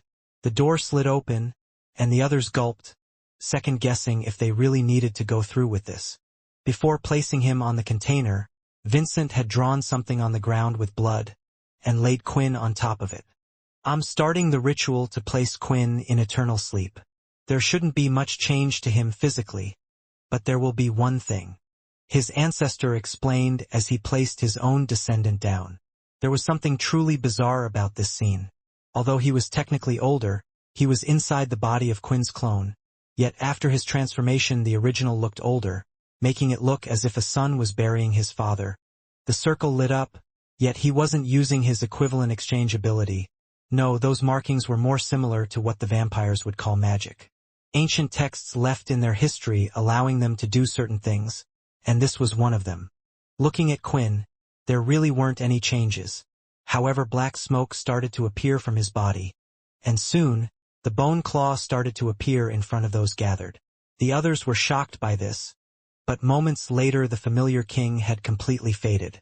When a vampire goes into eternal sleep, it's similar to death. To the familiars, it feels like the same thing. It's one of the ways to actually get rid of a familiar contract. However, making a vampire go into eternal sleep and waking them up so soon isn't possible. Which is why we don't do it. And usually only the leaders are able to enjoy this special privilege anyway. It was then that Quinn was lifted and placed into the container. The door wasn't shut just yet, as it was time for everyone to say their final goodbyes. What about the absolute blood control? Won't people be angry that it's still with Quinn? Vex asked. Angry? Do you really think anybody would blame the king after all he has done? Besides, Quinn has left us with a lot. Arthur's sword for one, and this. Vincent replied as he showed the special red blood crystal that he had left behind. There are many gifts that Quinn has managed to leave us, so don't worry about that. Do you know what happened to those in his shadow? Sam asked. The demon-tier dragon, Minnie, and Sunny. His equipment, they were all still in there, right? I'm not a user of the shadow ability myself, Vincent replied. But if I were to take a guess, they are currently trapped along with Quinn. Until he wakes up, there isn't much we can do. However, remember that the shadow itself has the ability to slow down time. Maybe for them it won't feel as long. Viknant didn't say the other half, the possibility that it could feel like a lot longer to them. The only good thing was, it possibly meant that the demon-tier dragon had been sealed away with Quinn. One by one, the group placed their hands on Quinn, in the container, wishing to say their goodbyes. They all said personal things, while reminiscing about the good times that they had shared together. Nevertheless, each one of them made it clear that they would see him again. Finally, it was Layla's turn. She seemed to take the longest out of everyone, but nobody faulted her for that. All of them had been aware how she personally had felt towards Quinn. In a way, these 10 years would be the most torturous for her. As the tears fell down her face, the others began to choke up a bit as well.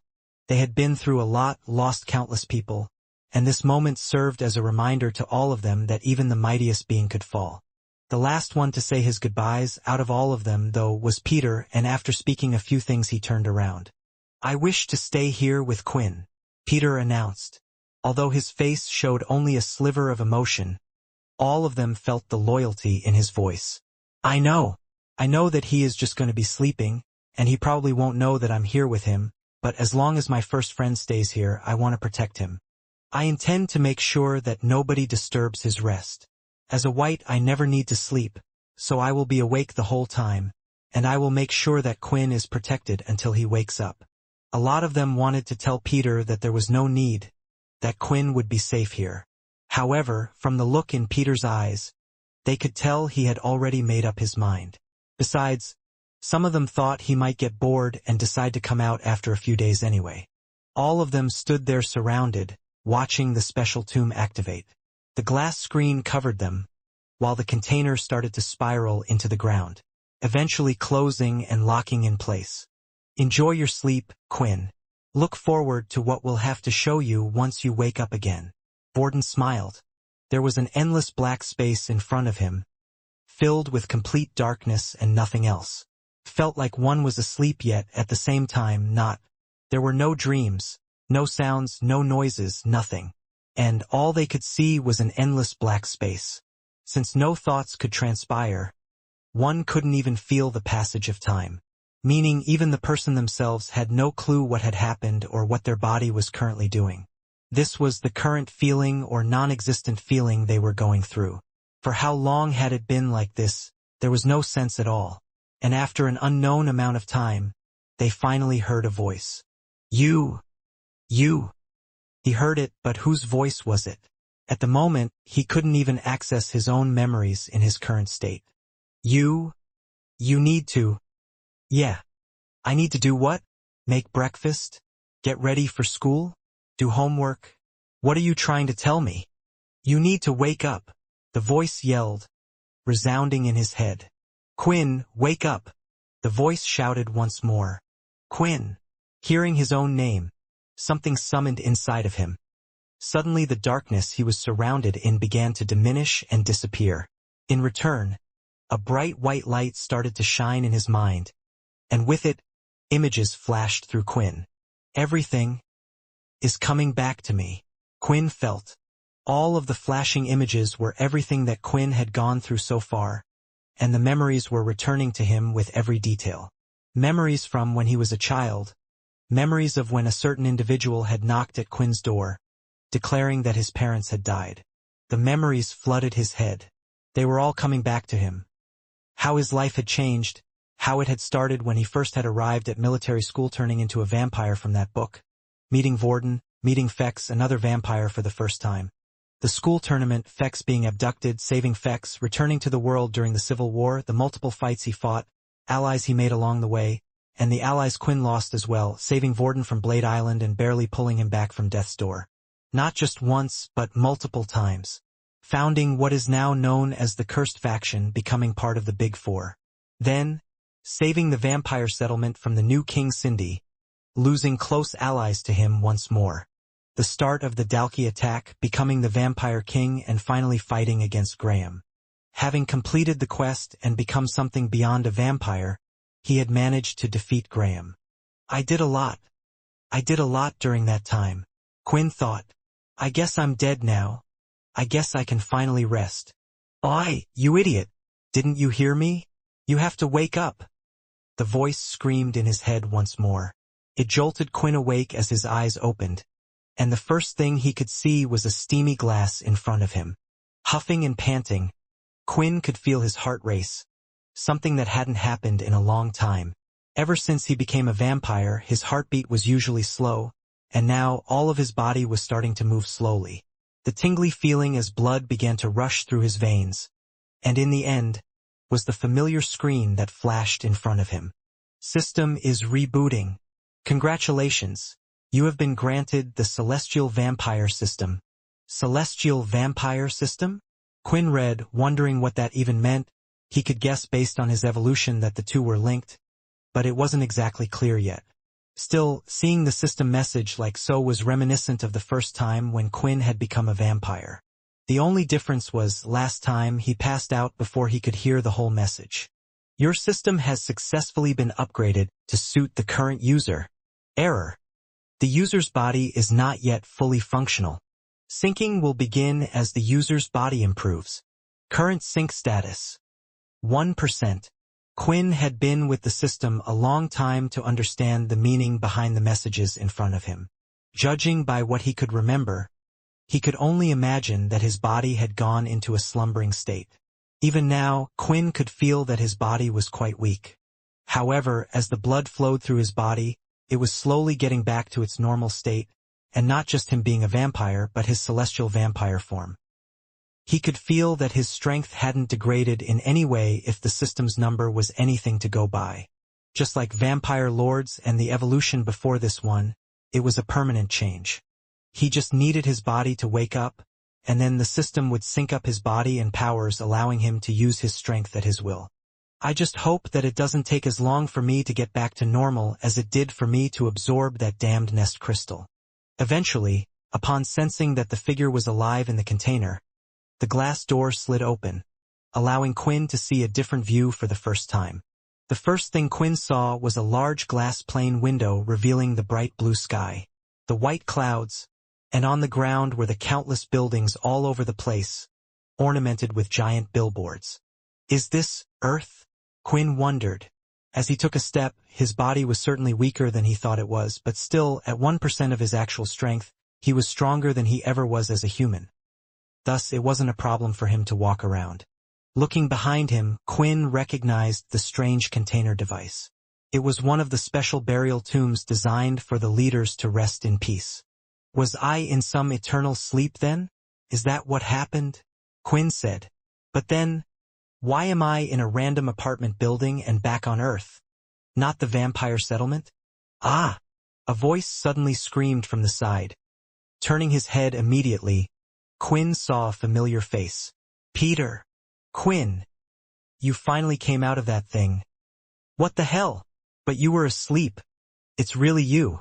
Peter couldn't help but shout. Peter couldn't stop staring at Quinn up and down, which was weird for the latter because, for Quinn, it felt like hardly any time at all had passed when fighting against Graham. Based on Peter's reaction, who was constantly pinching different parts of his own body to check if he was in a dream or not, it seemed like Quinn had been in a slumber for a long time. Quinn also noticed that his own body had still changed quite a bit. For one, the red vein-like markings were still spread along his chest and arms. There was a very, very faint glow in them, but it was enough proof that his body was different from others. His hair was still long, and they went down till his waist. On the other hand, Peter looked the same as Quinn could remember him: pale skin, bald-headed, undead subclass. For now, Quinn couldn't access his system, and it looked like, while the system was being synced with his body, he wouldn't be able to use it. He was hoping to find some information from that, but now, the only person he could rely on was Peter. So tell me, Peter, what happened to me? Quinn finally asked. Peter went on to explain the moments after Quinn had defeated Graham. They had gone through what they had gone through and the decision that was made to put him into eternal sleep, as well as the nest crystal used. I see. But I guess the chest piece that Logan made. Quinn took it off, as it was clear it was no longer working, and threw it on the floor, revealing his bare chest. It's broken, so they won't know that I've woken up. Anyway, I understand why they put me into eternal sleep, but why are we here in this apartment? And are we on Earth? What happened to the vampire settlement and all the others, and how long was I in there for? You said that it could take 10 years or maybe longer. Have 10 years passed? After asking all those questions, Quinn waited to hear which one Peter would answer first, but all he had gotten back was a shrug. I don't know. I've been here with you the whole time. I don't even know where we are right now, Peter replied. Hearing this, Quinn raised an eyebrow. Just how was that even possible? Ever since Peter had evolved, speaking to him compared to before certainly was a head-scratcher.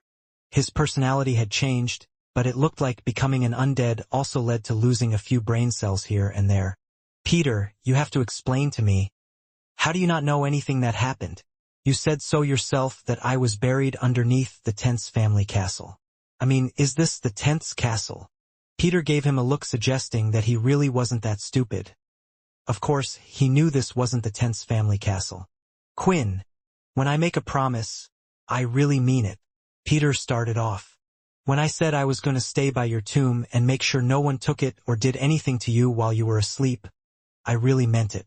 So I stayed by your side. At some point, something strange happened while we were there. Suddenly, you and I were teleported or something, and now we are here in this apartment. That's all I know. The rest of the story is as much as you know. Thinking about it, Quinn knew that the whole settlement could be teleported to a different location. That was how he had moved it to the new location of the vampire settlement. However, could someone really just teleport the two of them without Peter's knowledge? So, how long ago did this happen? How long were you at the vampire settlement? And how long have you been in this place? Quinn asked. Once again, though, Peter just shrugged his shoulders. You mean you have no idea? A year, a day, 2 days. You had nothing else to do. You could have at least counted the days as they went past by drawing a line in the room or something indicating one day after every sunset. Quinn sighed. We don't even know it's Earth. If the sun goes up or down, it could be longer than that on Earth, and I told you already, I stood here protecting you.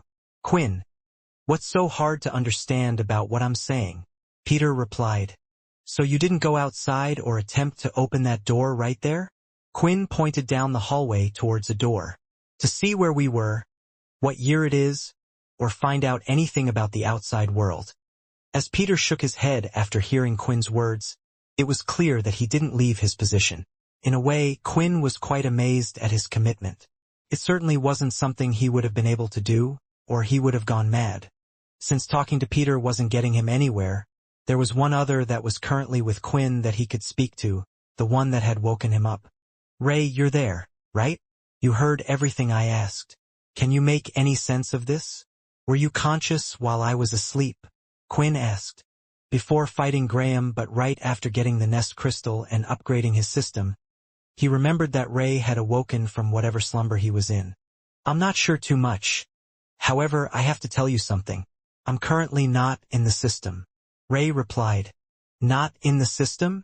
Wait, how is that possible? How are you able to speak right now? Quinn asked. I don't even understand my current state, much less the understanding of crystals or the powers they hold. I just know that I am strong, and that's it. Ray replied. But if you want an answer, I'll give you one. One that I think fits.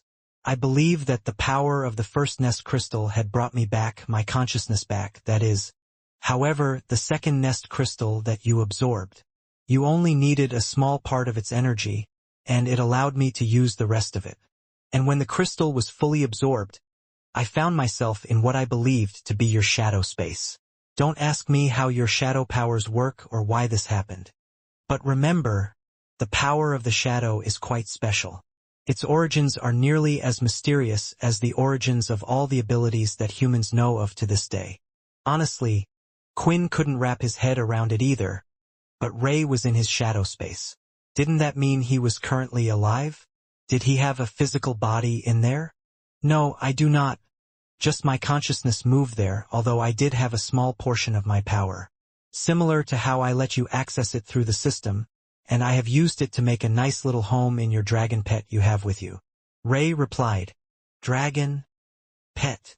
It was then that Quinn realized that Ray was referring to the demon tier beast that Quinn had placed in his shadow. If what Ray was saying was true, now Ray's consciousness was inside the demon tier pet. Oh no! Quinn thought as he realized something else. Sunny and that little girl, they were both in the shadows with me, and I never released them when you guys put me into eternal sleep. Quinn said out loud he was so surprised. Immediately, figuring this out, Quinn placed his hand out and used his shadow lock skill to release them. Although his body wasn't what it used to be, perhaps his blood powers were still getting better. The shadow powers he had learnt to use, he could use them all just fine. Wah!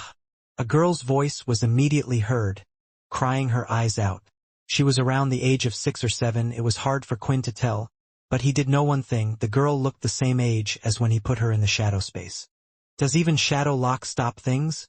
Or does time just move slower there, like when I trap attacks in my ability? Quinn thought, but now was not the time to worry because although Minnie was moving, it didn't look like Sunny, who was by her side, was. Kneeling, Quinn observed the latter. She was battered and looked just as bad as when Graham had her in her hands. Quinn waited for Minnie to calm down so he could get some answers from her because there was one other change.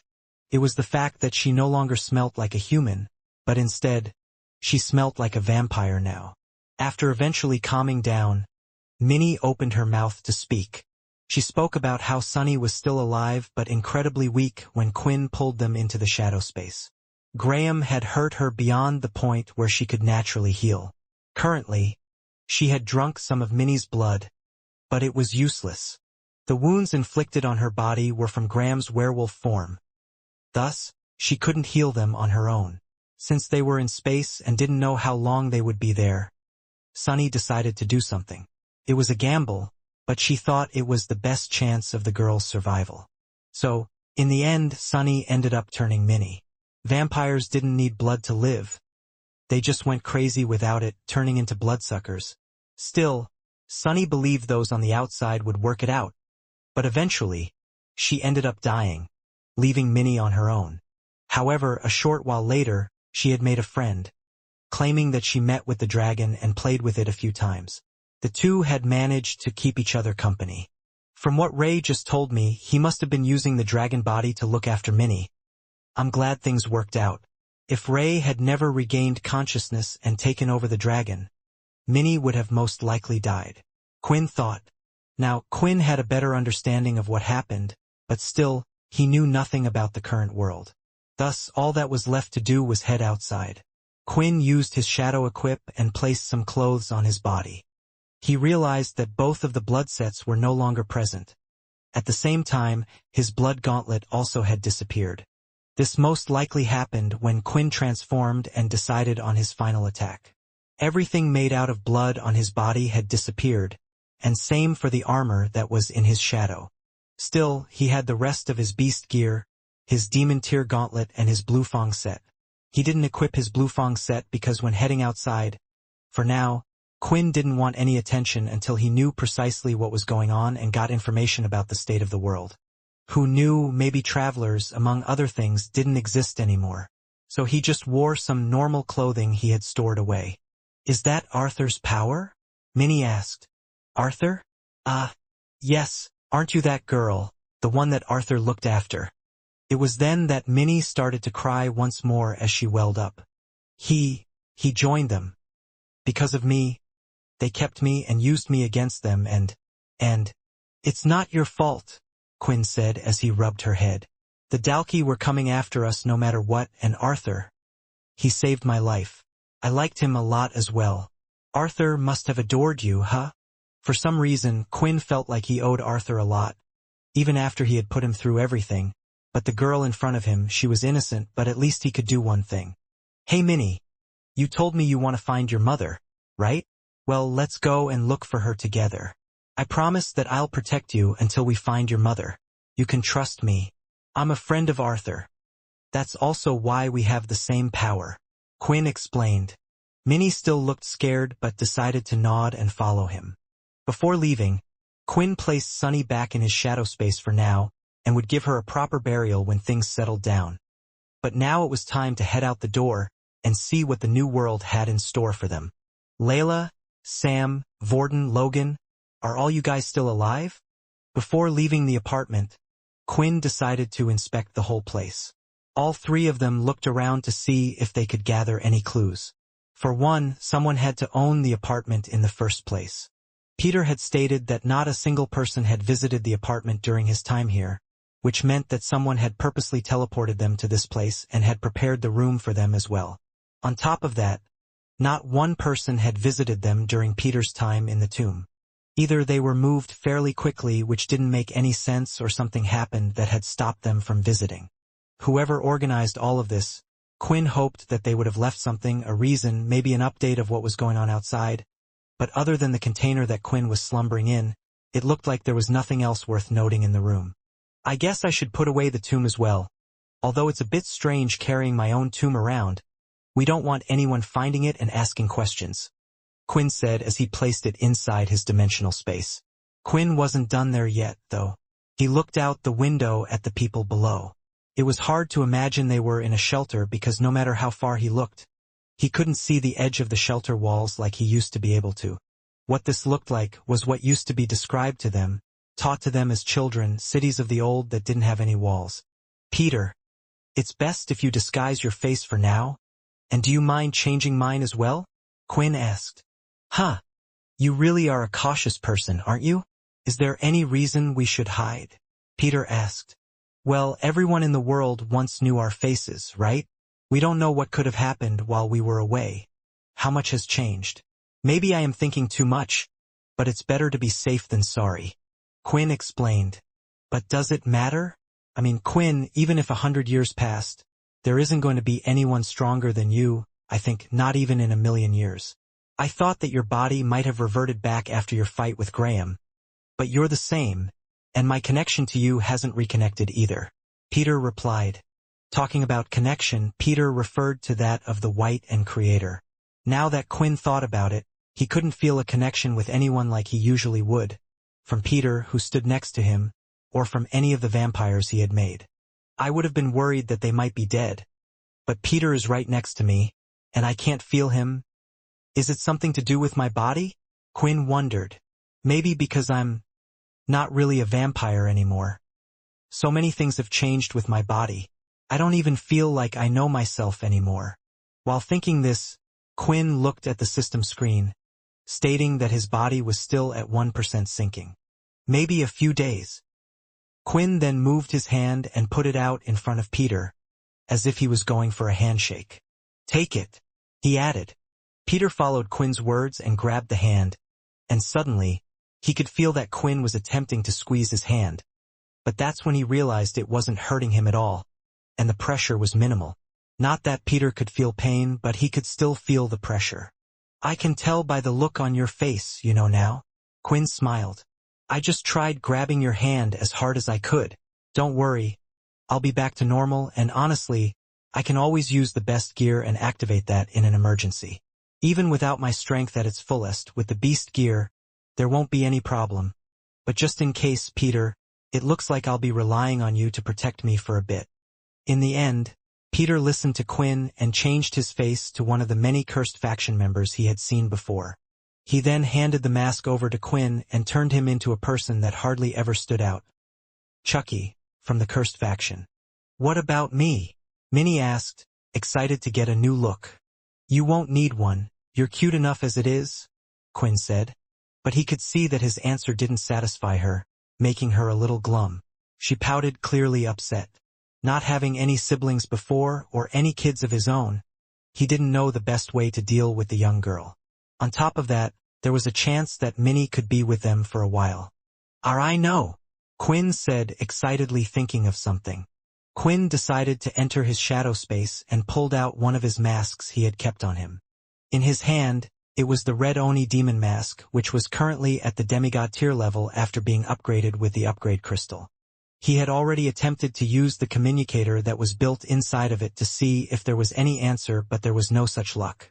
Quinn felt like it was strange having such a mask on a little girl, especially since it seemed to be a bit too boyish and a little frightening.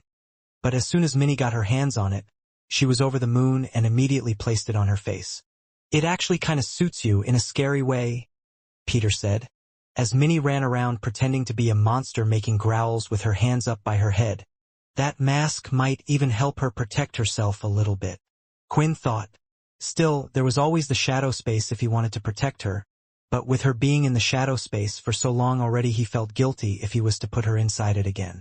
Before opening the door to the outside world, Quinn's hand hesitated just before it touched the door knob. "What's wrong?" Peter asked. "I'm just worried about what we might find out. I'm a little scared. I fought so hard to defeat the Dalki to change the world.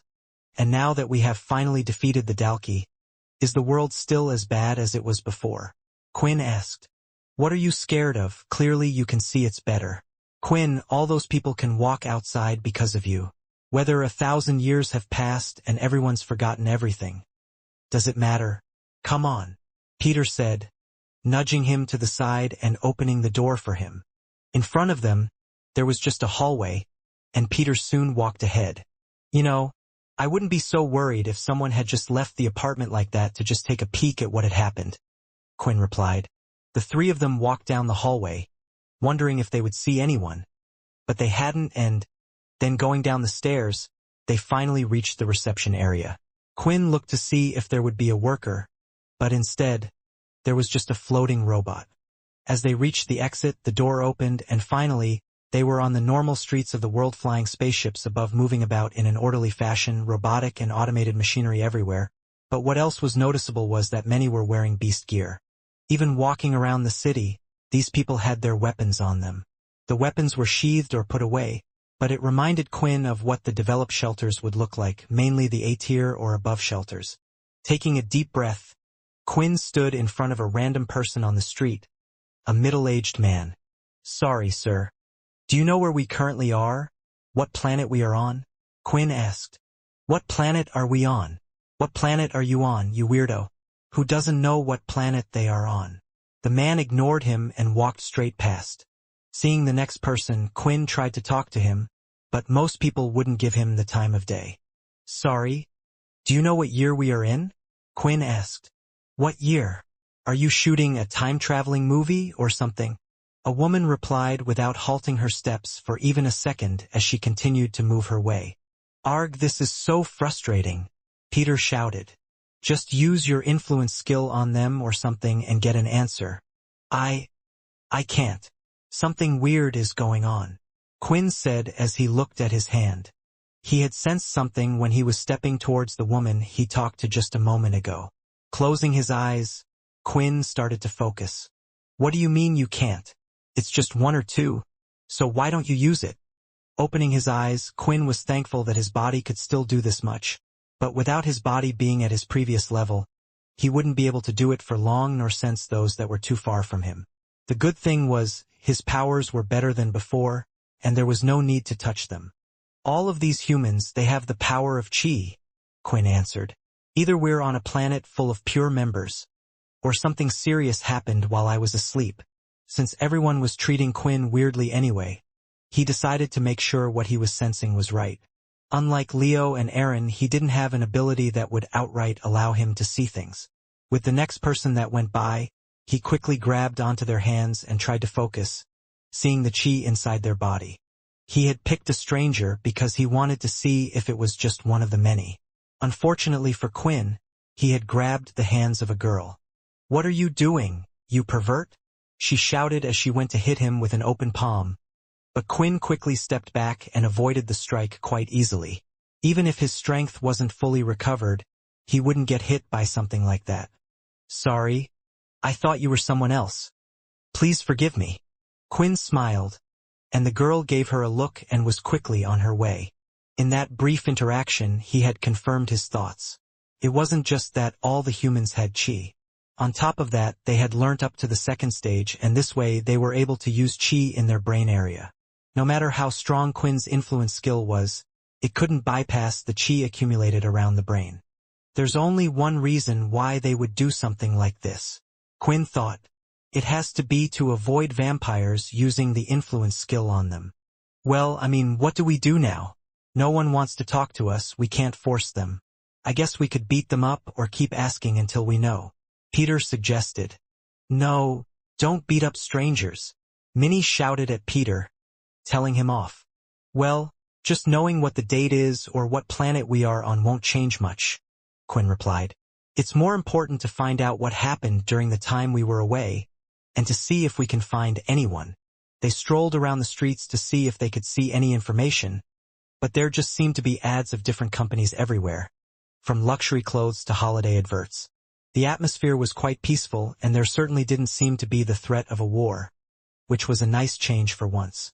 Eventually, heading into a shop, Quinn finally saw the day's date. However, the date itself made no sense to him at all. Did they change the system again? Quinn said as he awkwardly looked at the date, and the other two did, scratching their heads. Did we travel into the past? Peter asked. That's impossible, stupid, Minnie said.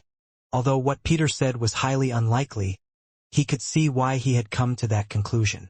The year they were in was around 2670.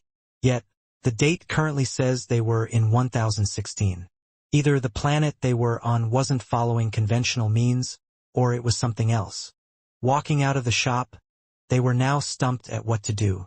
They had long realized that their money cards had expired and weren't accepted. So they couldn't buy anything, much less get a ship, which they would need eventually, but getting anywhere would be difficult without money. Right now, I really wish I had Logan by my side as well, Quinn thought. The little inventor was sure to figure out things quickly for them. Maybe we should just head to a library or something. There should be information there about what happened, and it's better than asking people anyway. Quinn sighed. However, a whiff had caught his nose. It was a very familiar scent. He turned his head and opened his eyes wide for a moment before suddenly, he began to run through the crowd of people. Quinn, what is it? Peter asked. It's one of us, Quinn answered, not wanting to say the word out loud. They smell exactly like us. This was a big enough hint for Peter to figure out what Quinn was talking about. The ones that smelt different from humans, it was a vampire. Quinn could smell a vampire. He continued to follow the scent, but with so many people on the streets, it was hard for him to pinpoint who it was. But finally, as the area cleared a little, Quinn had arrived just outside a large square-shaped building. It looked like a giant cube and was solid black in color. The color itself reminded Quinn of the material used by the vampires and Dalki in the past. The strange thing about the area was the fact that it was plotted in the middle of an open square. The other skyscrapers and more were spread out away from it. Here there was an open space, and it was full of what Quinn suspected were travelers. They were talking, swinging their swords, and were busy in their day. That girl, the one by the door, Quinn said as the doors slid open to let the girl in, and she went inside. The three quickly followed. If it's a vampire, we can ask what happened to the other leaders and the rest of them. If they're one walking among them, they should know something. I was their king. They should at least remember me, have put me down in their history books or something, right? Quinn thought. When they entered the strange building, they noticed that there were even more travelers inside than outside. They had gathered in groups and were busy talking. It was a large open hall without much else, and there was a reception straight ahead. This time, unlike the apartment, rather than a robot serving people, there was an actual human behind the desk, and the woman that Quinn had sensed earlier was at the reception. Quinn caught a glance of her appearance from the side. Wondering if it was a vampire, he noticed. She looked around 5'10" and had long shiny black hair and a normal figure. There was nothing strange about her. In fact, she blended in the scene pretty well. This made it difficult for Quinn to recognize her. What he had just described in his head was what most vampires at the settlement looked like. At the same time, it wasn't like Quinn had talked to every vampire in the settlement. Still, there was one thing he noticed, and it was her eye color. From where he was, he found out that she had hazel eyes. Walking around and stepping closer, Quinn pretended he was talking with Peter while eavesdropping on her conversation with the receptionist. "I'm sorry, Miss Clark, but we have told you multiple times that you are unable to take the exam on your own. You must proceed with a group of 5. The receptionist spoke in a polite tone. That makes 0 sense. You measure our individual abilities, but do we need to do it as a group? I could take the test myself, so why are the requirements so strict? Is this just to stop us from becoming travelers? You know very well it will be hard to find anyone to team up with me. The vampire shouted back. I'm sorry, but the rules are made for a reason, and I can't change them.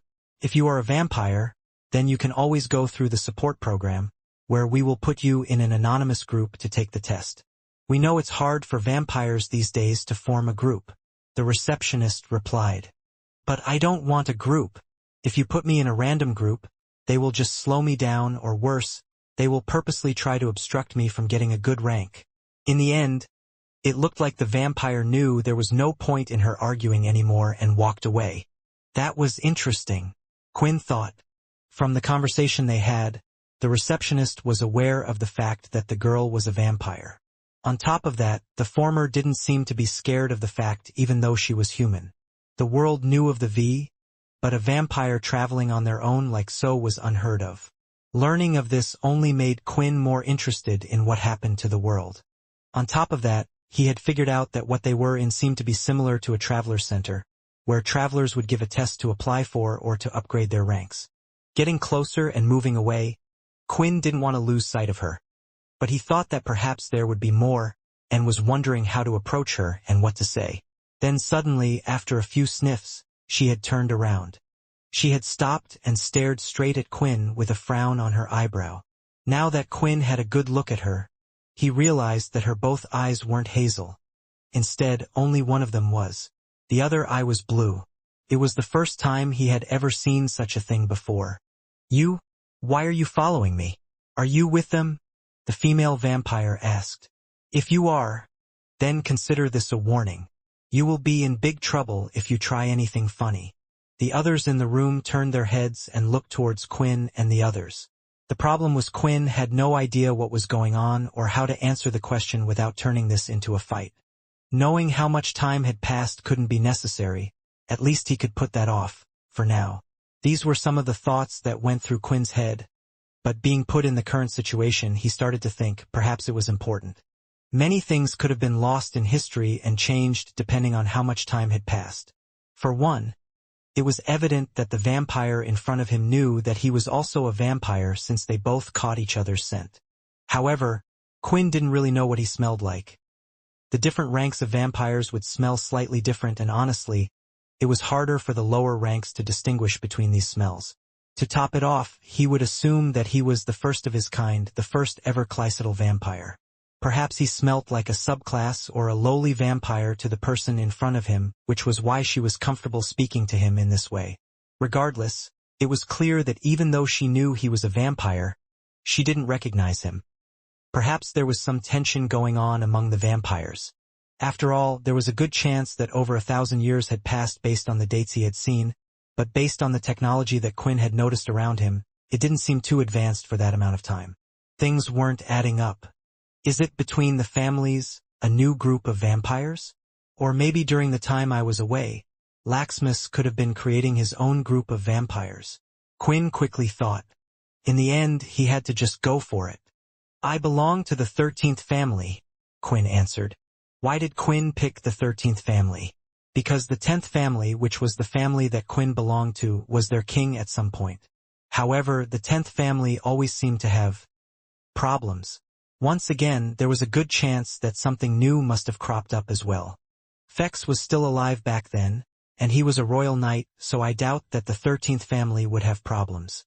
After answering, the vampire looked Quinn up and down.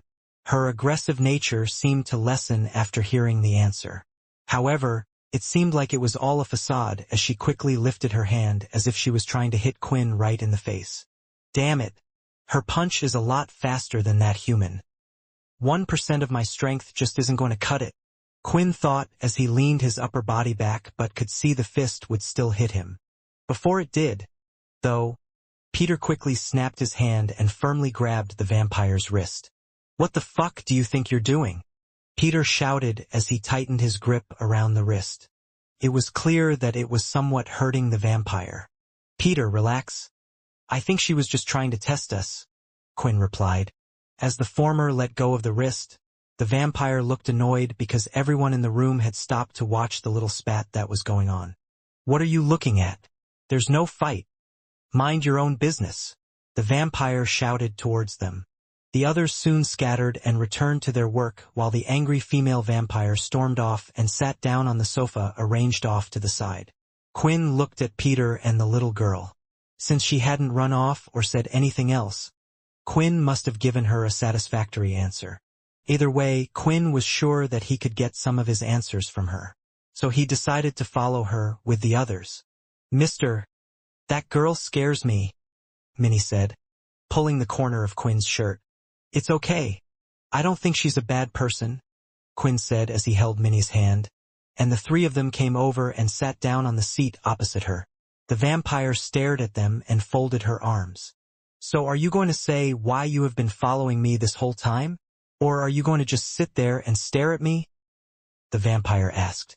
"It's a little difficult for me to explain." Quinn nervously smiled. "You see, our memories have been wiped. We don't know if it was an ability or something else, but when we regained our consciousness, we were here and we know nothing of this place." It was the best explanation Quinn could come up with, which would allow him to ask so many questions. "Then how did you know you were in the 13th family?" she asked. "There are parts that we remember here and there. Our memory isn't completely gone," Quinn answered. "But things like what planet we are on, how much time has passed, what happened to the other families, and so on. It's all a little jumbled in our heads." The vampire unfolded her arms and continued to look at Quinn carefully. It made Quinn worried, wondering if she had recognized him or perhaps Peter.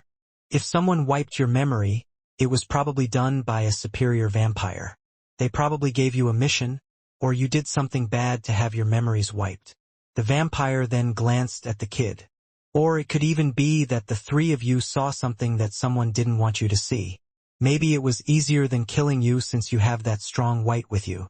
Either way, I understand your situation a little bit now. You sensed another vampire, which was me, and came to me looking for answers." She sighed. Thankfully, it looked like the vampire had bought Quinn's little lie and was now being a little understanding. "I'm afraid I can't help you out much. I'm not part of the same group of vampires as you, so I have no idea why you are here. I used to be part of the vampire corps, so I have little connection to the family vampires." Now Quinn was perplexed. Vampire corps? Family vampires?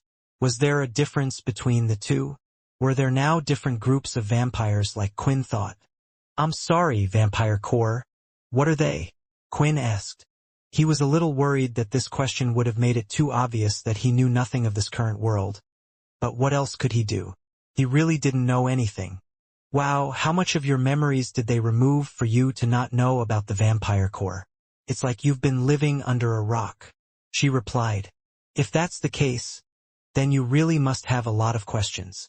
She looked at Peter and then glanced towards the front desk, at the receptionist from before. "So I have information that you want, right? Honestly, you will probably want me to help you find someone after I tell you everything as well." She scratched her head like it would be a pain. "Look, I'll be happy to answer your questions, but how about you do a favor for me first?" Honestly, Quinn thought it was quite fair since she would be helping them out, and he didn't think he would find someone that would have as much information about the whole situation as another vampire. "As long as it is something I'm able to do, I think it's fair," Quinn replied. "My name is Jessica Clark, ex-member of the Vampire Corps. I know that means nothing to you, but I'm at the Vampire Noble level, so that should at least tell you my strength if you remember that much," Jessica explained. "Right now, I need a job, and the only thing I'm good at is fighting, so I've decided to become a traveler. I'm sure you overheard our conversation, right? To take the test, I need a team of 5. I'm strong enough to do things myself. I just need you guys to enroll for the test with me. But it looks like your friend there is quite strong, so if he wishes to help out as well, it wouldn't be bad either. You understand what I'm asking?" "I do," Quinn replied. "But with us, if we include Minnie, that means we have 4 people. I'm not even sure Minnie can take the test. She's a vampire as well, right?" They don't have an age restriction for vampires, so that's fine, and I promise I won't let your daughter get hurt, Jessica said. Looking at Jessica, he wanted to correct her. Minnie certainly wasn't his daughter. However, the person in question glanced at Quinn with her mask. Her eyes just showed smiles like she didn't mind. It's okay, Dad. Minnie giggled after. What the? Quinn was at a loss for words. This is part of the favor. We need one more person to join us. With us being vampires, it might be a bit hard. I've asked around a bit but can't find anyone, so hopefully, your luck is a little better than mine. Maybe use that pretty face of yours to woo some girls over, Jessica suggested. Thinking about it, Quinn thought maybe it was a chance for him to find out what Jessica was talking about, why humans currently disliked vampires yet were in the same society. It's a deal, Quinn agreed. Great. I'll be waiting here until you find our fifth member. And by the way, maybe I can help you get in contact with your family? What's your name? Jessica asked. Thinking about it, Quinn didn't want to use his real name. Not until he knew the situation, but perhaps a name would be a way to make others aware that he was looking for them. When picking the name, Quinn was a little happy but melancholy at the same time. My name is Nate. Nate Snell, he replied. One of the reasons why Quinn agreed to the request rather than arguing with Jessica in the first place was because he believed that it was quite an easy task. The fact that she was sitting in her seat patiently meant she was somewhat expecting him to complete it, and what better place to look for a partner than the traveler's center they were in right now. There has to be someone in here who is in the same situation as Jessica, looking to form a team here. As Quinn listened, he could hear that many were having conversations about taking the test together or looking for partners. They asked each other about their abilities, what weapons they used, and so on. Many in the room seemed to be taking the test for the first time to become a traveler and were a bit nervous, and this made Quinn understand why Jessica was quite confident. Since many of these in the room had never taken the test before, as a vampire Nobel taking the test for the first time, she should be above most of those in the room. Why don't you two wait here? Quinn said, thinking that perhaps Peter wouldn't be the best person to come along. When walking off, Jessica couldn't help but take a peek, wondering just how Quinn would do. You know, when your friend accepted easily, I thought he might have had a plan, but I guess not, Jessica commented. It wasn't the hardest thing to talk to people for Quinn, so he decided to approach others that seemed like they were also looking for members. Hey guys, I heard you're looking for a team. We only need one more per dash before Quinn could finish his words. The others looked at Quinn and started to walk away. Immediately, the reaction from the people annoyed him somewhat. It had been a long time since he was treated in such a way. Thinking that perhaps he might have just come across a rude group of people, Quinn approached another group, but once again had the same reaction as the other as he turned away and started walking off. Only this time he had heard one of them throw a comment. Get off the planet, you nasty vampire. One of the men mumbled under his breath. It was then that something clicked in Quinn. Why had the people outside been so unwilling to answer his questions from before? Even if they were strange questions. At the same time, why was Jessica having such trouble? It wasn't just because she was a vampire. It was because they somehow knew that she was a vampire. Two of the things that scared humans about vampires in the past was the influence skill and the fact that they could hide among other humans. I guess they figured out those problems then. But I wonder how, Quinn thought. Looking around, he started to notice that each person was wearing a ring. It was rare to see a beast ring that would give stats, so other than a fashion accessory. Much wouldn't wear them in the past. However, everyone seemed to be wearing one in the room. Quinn knew the vampires had their own rings, so it wasn't out of the realm of possibility that someone had created something that could detect vampires. I don't know whether to be happy or upset. At least the vampires aren't being attacked, but they are being discriminated against. Quinn thought, looking back at Jessica, who just smiled, telling him that this wouldn't be as easy as he initially thought. Still, Quinn wasn't going to give up. When looking around, he soon saw another female, and she was wearing white robes that covered her body and wielded a spear on her back. On her own, Quinn saw that someone was approaching her, and Quinn quickly went forward and sat down opposite before the others could reach her. Seeing that Quinn was there, the others looked at the rings on their hands for a few seconds before kissing their teeth and leaving. You should have a good explanation why you decided to deter those people from approaching me, the woman said. She was a brunette female with blonde highlights and green eyes. She stared at Quinn with a serious expression on her face. You're the first person who hasn't just outright gotten up and left, Quinn replied. I believe you know why I'm here if I approached you before them. The woman sighed as she looked over to where Jessica was and looked around at all the others as well before staring at Quinn himself, noticing that he had next to no beast gear on his body. Look, I have nothing against your kind, the woman replied, which is why I didn't choose to move away. Our leader has asked us to treat you with open arms, and I will follow his wish. However, joining up with you will greatly affect the test result. Perhaps they might even just fail us all. I have to look out for myself first before I look out for anyone else. Hearing this, Quinn smiled because he had a plan. All he needed was someone to talk to him, and he was sure he would succeed. As for why he approached this person, there was a specific reason. You are from the Greylash family, correct? Or at least from their groups, judging by the robes you are wearing, Quinn stated. Hearing this, suddenly, the woman's eyes lit up, which was not the reaction Quinn was expecting. How do you know that? Do you have an interest in the Greylash family's past? No, the clothes are a trait of the Greylash family. Either way, I am good friends with those in the Greylash family, so I'm happy to hear that you don't have a distrust for them. Anyway, I'm sure you can take the test more than once. No? All I'm asking is for you to take the test with us once, and in return, you will be able to obtain this.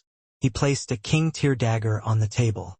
Due to all the low-ranking people in the room, he could tell their equipment was at best at the advanced tier level, including the one he was speaking to. As for Quinn, he had countless high-ranking items in his dimensional space for more reasons than one. I know your weapon is a spear, but you can always sell the dagger and, in return, buy a better spear for yourself. As I said, you just need to take this test with us. Whether we pass or fail, you can keep the weapon and do whatever you want with it. It sure was an offer that was too enticing, and Quinn could even see some of the others who had overheard who were willing to accept the offer. All he needed to do was have someone hear him out. Whether they disliked the vampires or not, it was only up to a certain threshold. Everyone had a price. However, for the woman, there was another reason she was interested in the person in front of her, and she wanted to know more. I accept, the woman said, picking up the dagger and placing it on her side. The name is Lucia Song, and as you guessed, I'm part of the Greylash group. I would be interested in knowing what exactly your relations are with them, especially since you know our traditional clothing. Hearing this, it looked like Quinn had accomplished the task quite easily. Standing up from the seat, he decided to take Lucia over to the others so they could introduce themselves. While walking, though, Quinn thought he would figure out one thing. Do you mind telling me what planet we are currently on? Is this Earth? Quinn asked.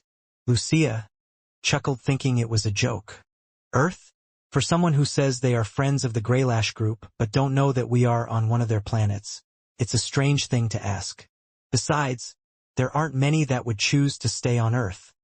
There is far too much fighting. Fighting?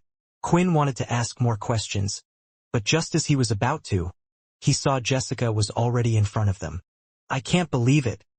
And you did it so easily? Did you bribe her? Promise to go on a date with her or something? Jessica asked. Never mind, who cares? We can finally take the test.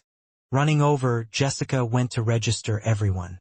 Other than Quinn, the rest had used their real names, and they were told they wouldn't have to wait long for their turn to enter the test room.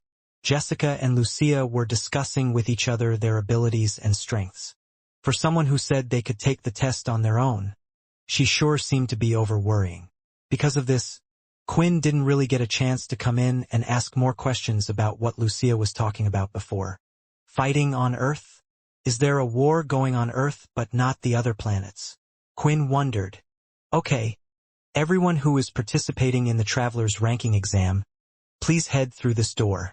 There we will inform you of your test, and it will soon begin. The door opened, and everyone began to step inside with their groups. They had entered what looked like a large training room, but right at the entrance they had placed something enormous in the front.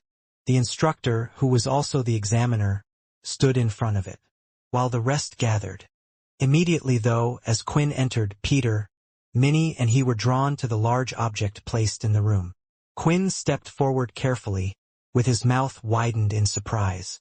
"I can't believe it," Quinn said as he stared up. "What are those idiots doing?" Jessica frowned. "Ha ha, ha ha ha."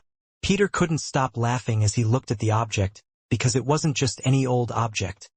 It was a sizable giant statue. "Ha ha, ha ha." Peter continued to laugh.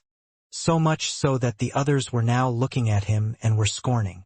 The reason why he was laughing was that the statue wasn't just any statue, but it was, without a doubt, a giant statue of Quinn himself. It was one of when he had shorter hair, his gauntlets in both arms, and the Blue-Fong armor set was on his body. The detail was quite well done, clearly showing they had put care into it. The legendary hero who defeated the Dalki and put an end to the war. Quinn Talon. "It really is a statue of me. Why is there a statue of you?"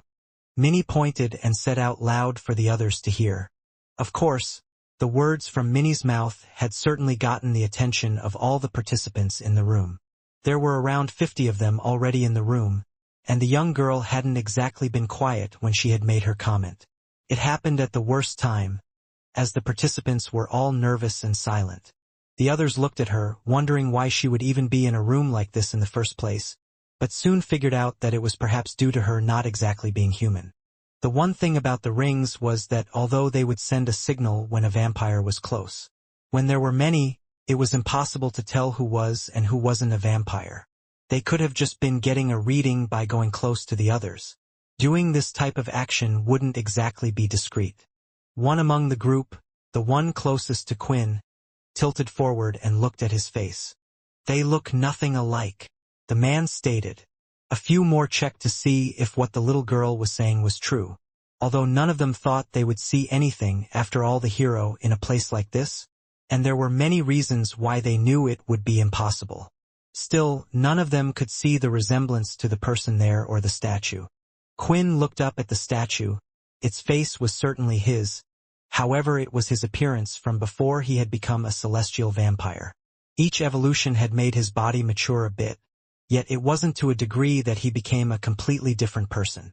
No, the reason people couldn't recognize him was due to Quinn currently using Peter's soul weapon, the special mud mask that gave him the appearance of Chucky. "Little girl, I understand what you're trying to say," the examiner said, making a fist and placing it next to his heart.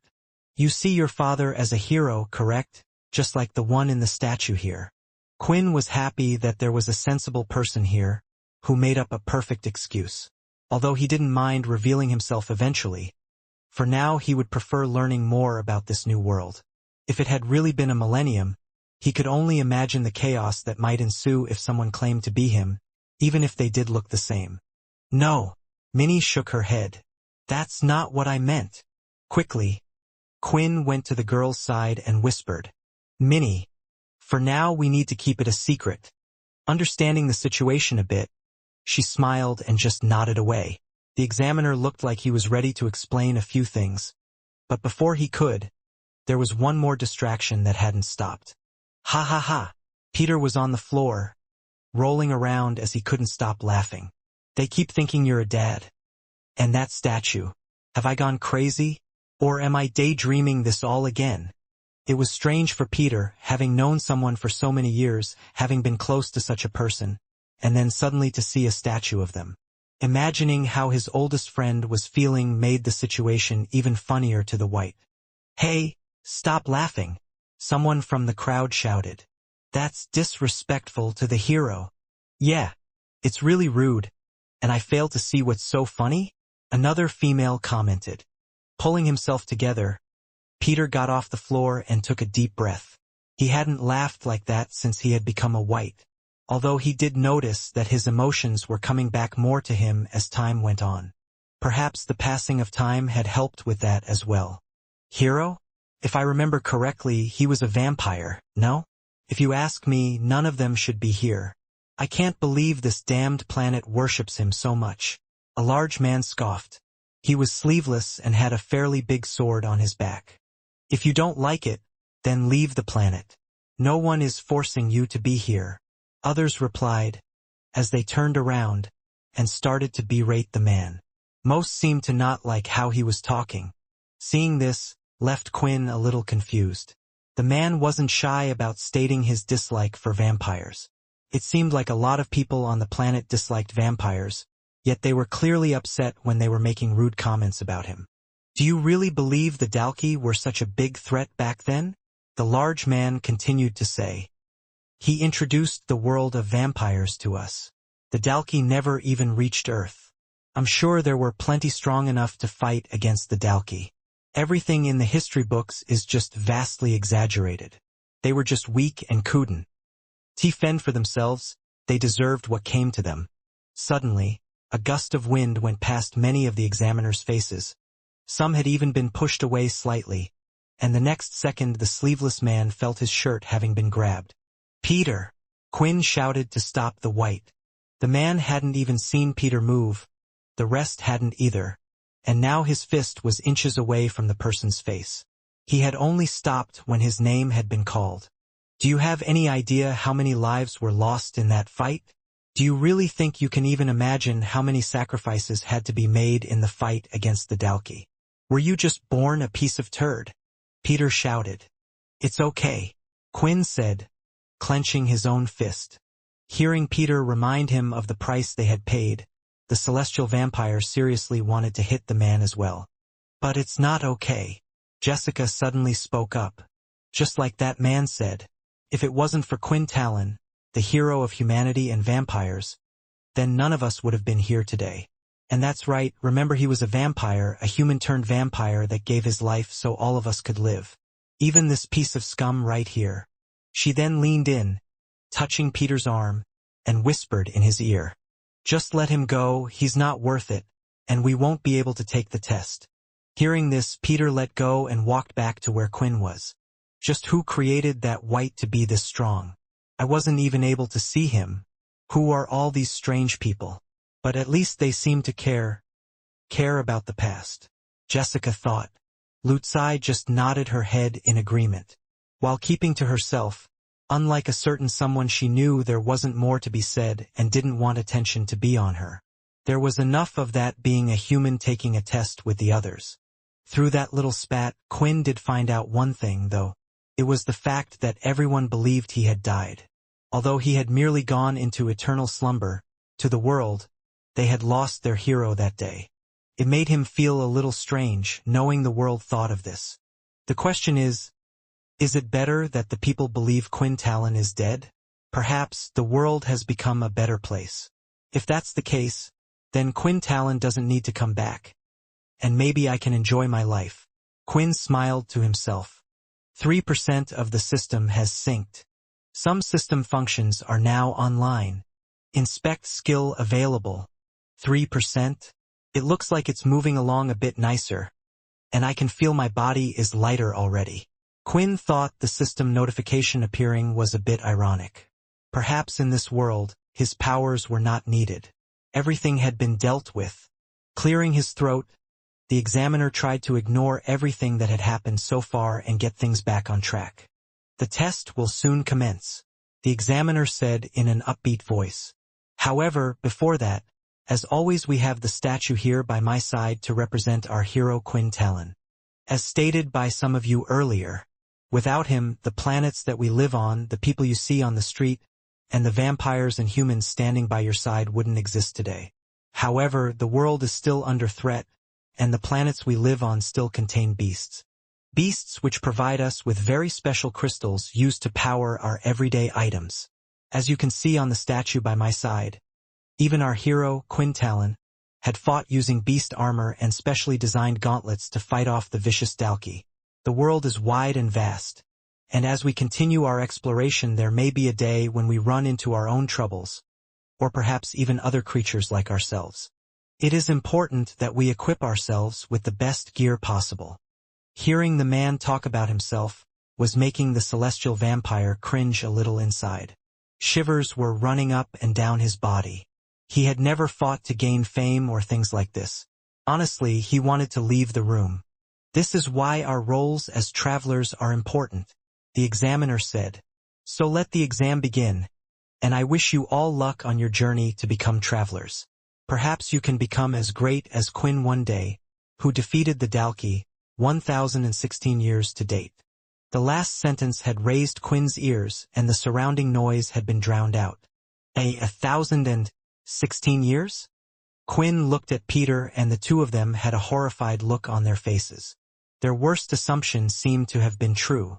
1,016 years. This number kept repeating in Quinn's head.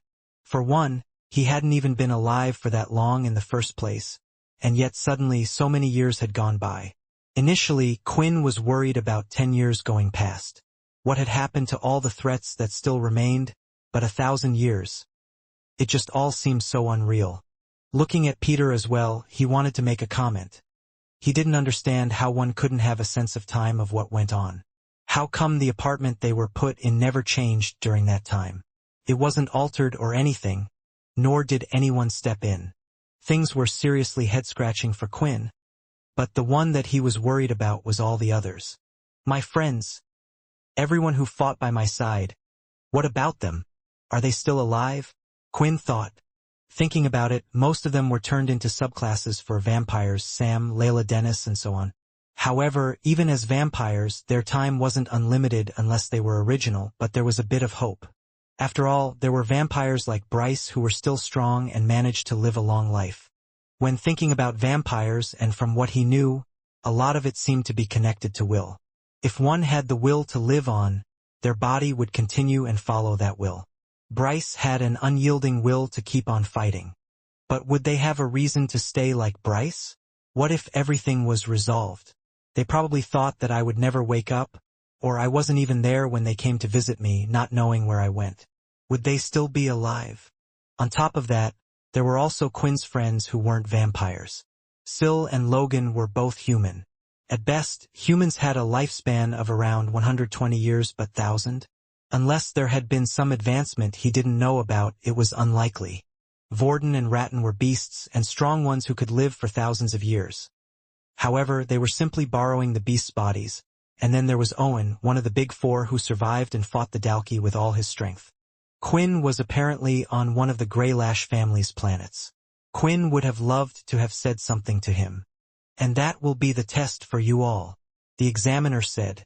It seemed while Quinn was stuck in his thoughts, the examiner had explained all the rules and what needed to be done. Looking at Peter, it looked like he was also in a daze. Peter still had a family that was alive at that time, parents who cared about him. Yet, he chose to sacrifice his time with them to look after Quinn. Peter, I just wanted to say you're a really good friend. Quinn smiled. Are you just saying that because now I'm your only friend?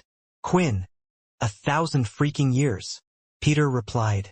The two of them then looked at Minnie, who didn't seem to have understood the current predicament.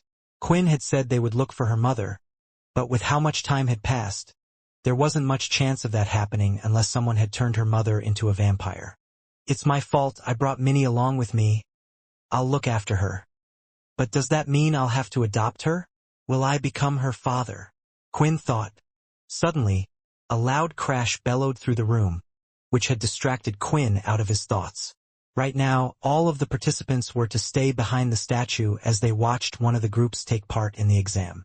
The participants were using abilities, weapons, and more as they took on what looked like humanoid robots.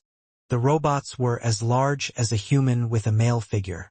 It reminded Quinn of the small mechs during his time, only these were much faster and agile, and it looked like they packed quite the punch. They also were able to produce energy blasts from the palm of their hand. At the same time, he noticed a beast crystal powering it in the center of its chest. Although the technology in the cities hasn't improved that much, I guess they did improve some things in the last 1,000 years. Thinking about it, his system was coming back online slowly. Even now, it was already at 6%. Perhaps by the end of the day he would get his body back. But there was something else he had unlocked that he wished to use. Inspect. AI Battle Robot. Current grade crystal. Intermediate. I see, so the grade of the crystal determines the strength of these robots' power. It reminds me a bit of the gargoyle that I used to create. So they want contestants to be at least able to beat intermediate beasts, huh? That's a higher cutoff compared to the past. Just then, though, Quinn spotted something else at the bottom, and this was exactly what he was hoping to see. Creator, Logan Green. A large grin appeared on Quinn's face when seeing this. When using the inspect skill, certain items' info would tell about who created them. The thing was, it didn't just say a random name and then Green at the end. The word on the robot specifically stated that it was Logan Green.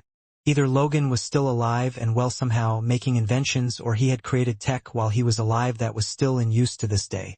I'm glad I was able to see your name in some way. If the Green family still exists, it's worth paying them a visit. They might know more about what happened compared to anyone else. Quinn thought. The test eventually ended and another group was called. Seeing Jessica walking out, it looked like it was their cue to take part. Of course, having already attracted much attention, many participants waited for their performance. There's no need to worry. I can take out intermediate beasts with ease even at 6%. Quinn thought. The test began when they arrived at the stage. And from the doors that were lined along the wall, 5 AI robots came out. Once again, Quinn noticed that they were all at the intermediate level. Just stay by my side. Okay, Minnie? Peter and I can protect you. Surprisingly, the first one to charge ahead was Lucia. She had broken off from the group, perhaps to prove herself in this fight. In the next moment, she grabbed the beast spear in her hand and went to thrust it forward. The robot was quite the distance away. But it didn't matter. Her spear started to light up with blue lightning, and the next second, a zap came out from the end of it, hitting the robot. Its body started to shake, which allowed her to go forward and thrust her speed quickly, hitting its arms, head, and vital parts. The first robot was down. Looking around, Quinn wanted to see how Jessica was faring.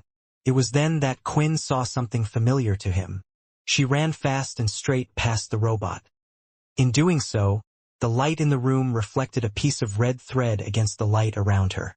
An AI robot's head rolled on the floor the next moment. The 13th family's ability? But she said she belonged to the vampire core. Not the 13th family? Why does she have that power? Quinn thought. The two of them turned around and saw the last 3 robots heading for Quinn and the others. However, seeing this, Quinn didn't move because he didn't have to. Peter leapt up in the air and punched one of them in the side of the head. Immediately it was thrown off, and its body smashed into the other 2, destroying all 3 with a single strike. The audience watching was speechless. They had never seen in person one display such power. At the same time, the man whom Peter almost hit earlier was now tucking his head in, knowing that a single punch could have killed him. I see this is far too easy for you. Let's see if you can get a higher ranking. As more doors opened and more robots started to enter the arena, the examiner said. Now there were double the amount, 10 in total. Quinn didn't care to show his abilities. He didn't need to become a traveler. It wasn't necessary to him and brought him no benefits other than helping Jessica. So he would allow the 2 girls to shine, and that they did. However, while fighting, a robot had blasted a hit at Lucia, right on her forearm. The impact scratched her skin, making her bleed a little. It dripped onto the floor, and the next second, Quinn saw someone run past him. Minnie! I forgot she's a new vampire. It's the first time she smelt blood. Quinn didn't know what happened at that moment, but as he wanted to reach out to Minnie, he felt something. It was as if he could feel the red energy inside Minnie. The energy that was doing her act like so. It was wild. Reaching out his hand, Quinn tried to control this energy. He could feel it like it was his own, running through his body, and in the next second, Minnie's steps began to slow down. Huh. Why am I here? Minnie muttered to herself. What did I just do? Did I just get rid of her bloodlust? Quinn thought. Did you not remember what the system showed you? Ray asked. You are not just a vampire. You are a celestial vampire. Quinn, you are practically a god now, close to being a god of the vampires. Doing something like this is just child's play for you. Thinking about it, if that was true, then what could Quinn do when his body was back at its strongest? From this distance, Quinn lifted up the small amount of blood that was on the floor. One of the robots was coming after Minnie.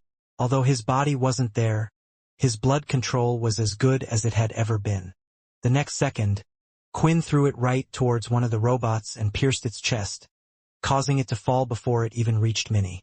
The attack was too thin for the human eye to notice for the others. Did that little girl do that? I think so. She must have some type of strong ability? Although the audience had failed to notice what had happened in that small moment, Jessica had seen it. Someone who can control blood like that. I've never seen that in my life. A vampire at that level. Surely it should be someone I have heard of before, she thought. The test was to continue, but just as the examiner would call an end having seen enough, they heard a loud bang coming from the side. Smoke entered the room, hitting everyone. It was clearly an explosion and not something done by the examiner. It had come from the opposite side of where the participants had gathered. When the smoke settled, Quinn saw 5 figures standing there, male and female, wearing a dark red uniform with black lining and an array of different weapons. Damn it! With so many vampires gathered here, we should have known that they would come here. But here on the Greylash planet, why would they? The other participants said, knowing full well who the intruders were. While staring at them, there was one distinctive feature that Quinn could see. It was their glowing yellow eyes. Damn peers! They found me, Jessica said, her voice quivering. At first, Quinn thought his ears might have misheard things, but soon he heard others spouting the same word as Jessica had just seconds ago. Dampiers. Honestly, Quinn knew very little about Dampiers in the first place. Only that they were a subclass that was to be killed on sight under the old rule, similar to that of a blood fairy among other ones, but also through living Vincent's life, he knew that a damper was far more dangerous than a blood fairy. So much so that the other families wished to harness their power for their own strength. The only damper during my time was Erin? Quinn thought. Leo attempted to control her urges until she eventually ran away. What happened? Has the vampire structure fallen that more Dampiers have been created, and since about 1,000 years have passed? Could all of this be Erin's doing? If that was the case, the one that had turned Erin into a damper in the first place was Quinn, and he had neglected his duty to look after her since he felt like Leo had a handle on things because it was only later he had learned things were more complicated at that time. Yet, Quinn had his own troubles to deal with as well, but he still blamed himself. The other participants had already started to leave the area, including the examiner himself, leaving only those currently participating in the test, which was Quinn and his group. He could see that Jessica's confidence had faded since her body was shaking, but she had readied her string to put up quite the fight. At the same time, Lucia had equipped her spear, pointing it towards the attackers. "You are breaking the agreement," Lucia shouted towards them. "This is a Greylash planet. You have no right to be here." However, her words seemed empty, as Quinn could feel something within their bodies start to activate. It was similar to the feeling that Quinn could feel on Minnie. This was a blood lust, but not for human blood. 8% of the system has been synced. Lifting up his hand, seeing how what had worked for many seconds ago, Quinn thought that perhaps he could control the damper's blood lust. After all, they were half vampire. He focused, but he could feel no such connection. Unlike the red aura that Quinn could feel through Minnie and Jessica, he could not connect with that of the Dampiers in front of them. The group of Dampiers charged forward with each of them wielding a katana blade. 2 of them swung their blades, and slicing through their weapons were what looked like blood swipes but yellowish in color. Seeing this, Jessica used her own blood swipe, but when the 2 collided, her attack was no match against the yellow aura as it smashed through her attack and continued forward. But before it could reach her, Lucia swung her spear down, and with it, a trail of lightning left her weapon. Quinn could sense the chi infused within the lightning powers. This one had different properties and effects due to the power of chi. However, her powers weren't as strong as some members of the Greylash family he had seen before. The chi increased the impact of her attack. The yellow aura clashed into the lighting, and the 2 attacks collided in the air for a few seconds before they had eventually canceled each other out. However, that didn't stop the other strike that had managed to hit Lucia. She lifted up her arm to block, and the attack had pierced through her robe, making her bleed. Trying to soften the blow somewhat, she leapt up and spun her body, encasing it with lighting, and soon fell to the floor. The wound around her arm was quite deep. "No!" Jessica shouted as she came over. "Why did you take the hit for me?" Jessica quickly lifted her on her shoulder and jumped back while kicking her legs out, sending more blood aura attacks in the way of the others. "These guys need to respect our leader's wishes," Lucia said as she tied part of the robe around her arm. The others suddenly heard a bang from the side and wondered what was happening when they could see that one of the dampiers had been sent flying back and crashed into the wall. "Hey Nate, these guys are better than I thought," Peter said, as he avoided several strikes from them and then kicked one away, hitting it a great distance and causing blood to fall from its mouth. Soon, though, the damper wiped its mouth and continued to charge forward. The two girls watched in amazement as Peter was faster than them. His strength was also more powerful. "I don't understand. Who is that white?" "The damper forces have been too strong for vampires to deal with for so long," Jessica said. Honestly, when she saw the dampiers arrive, she was pretty sure her life was doomed. She had wished she had listened to her commander at the time when she had requested to leave. The latter had told her that they were better off together, but she refused to listen. Yet now she had managed to find someone, a white, for the first time, that was not only able to deal with a damper but multiple of them at the same time. In the meantime, Quinn was observing. Unlike him, Peter had his full strength, but he wasn't using his full speed to take them on. Peter also hadn't used his own chi that he recently developed. Actually, now that Quinn thought about it, he had developed it long ago. Still, if he did use it, the fight would have been over by now. Perhaps Peter knew that Quinn wanted to learn more about them. Either way, while observing them, due to them using chi and the yellow aura that seemed to be stronger than the red aura that vampires used, he could tell that the dampiers in front of him were at the level of the vampire knights of his time. Although the dampiers were getting up several times after getting hit, they soon slowed down, helpless, as the fight continued. And the two that had gone after the girls decided to change targets to Peter. However, one of them sensed something, and it was Minnie. She was gripping on holding onto Quinn's leg, and at that moment that damper had broken off from fighting against Peter and went straight towards her and Quinn. The damper sliced out its blade, and a yellow slash came towards them. Minnie gripped onto Quinn's leg even tighter out of fear, and for a second while fighting, Peter looked back towards Quinn and just saw him shaking his head. "It's okay," Quinn said. "I thought maybe we could solve this misunderstanding or ask some questions. But now I see these people are scum, attacking a young girl. 10% of the system has been synced." Picking up Minnie, Quinn used the flash step at the perfect time, avoiding it and allowing it to continue hitting the wall.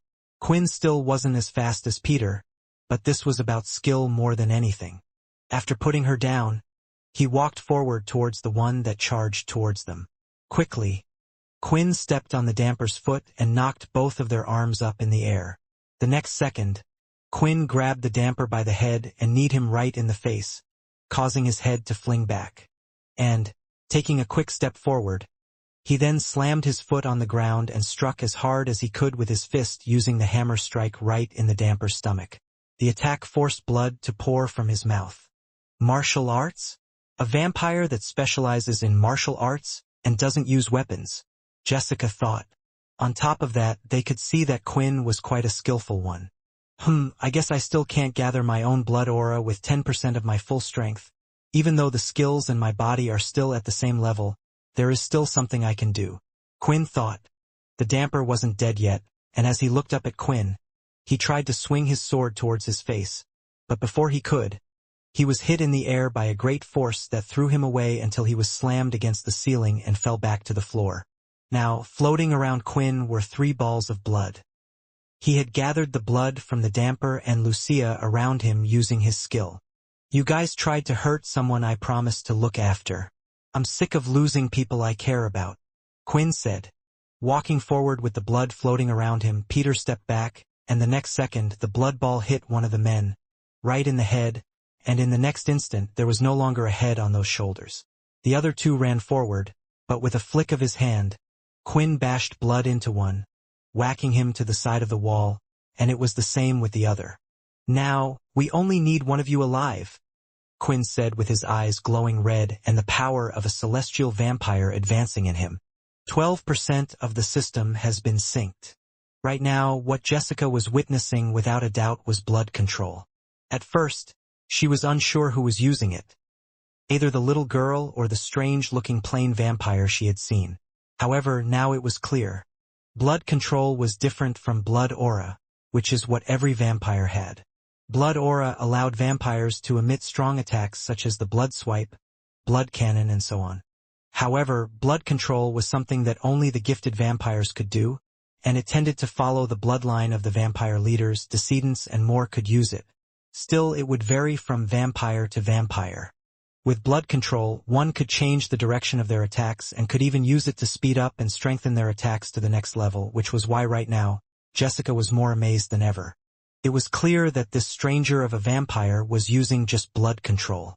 There was no aura involved in his attacks. The energy didn't even leave his hands, and something that she had never heard of before happened. The vampire was controlling others' blood.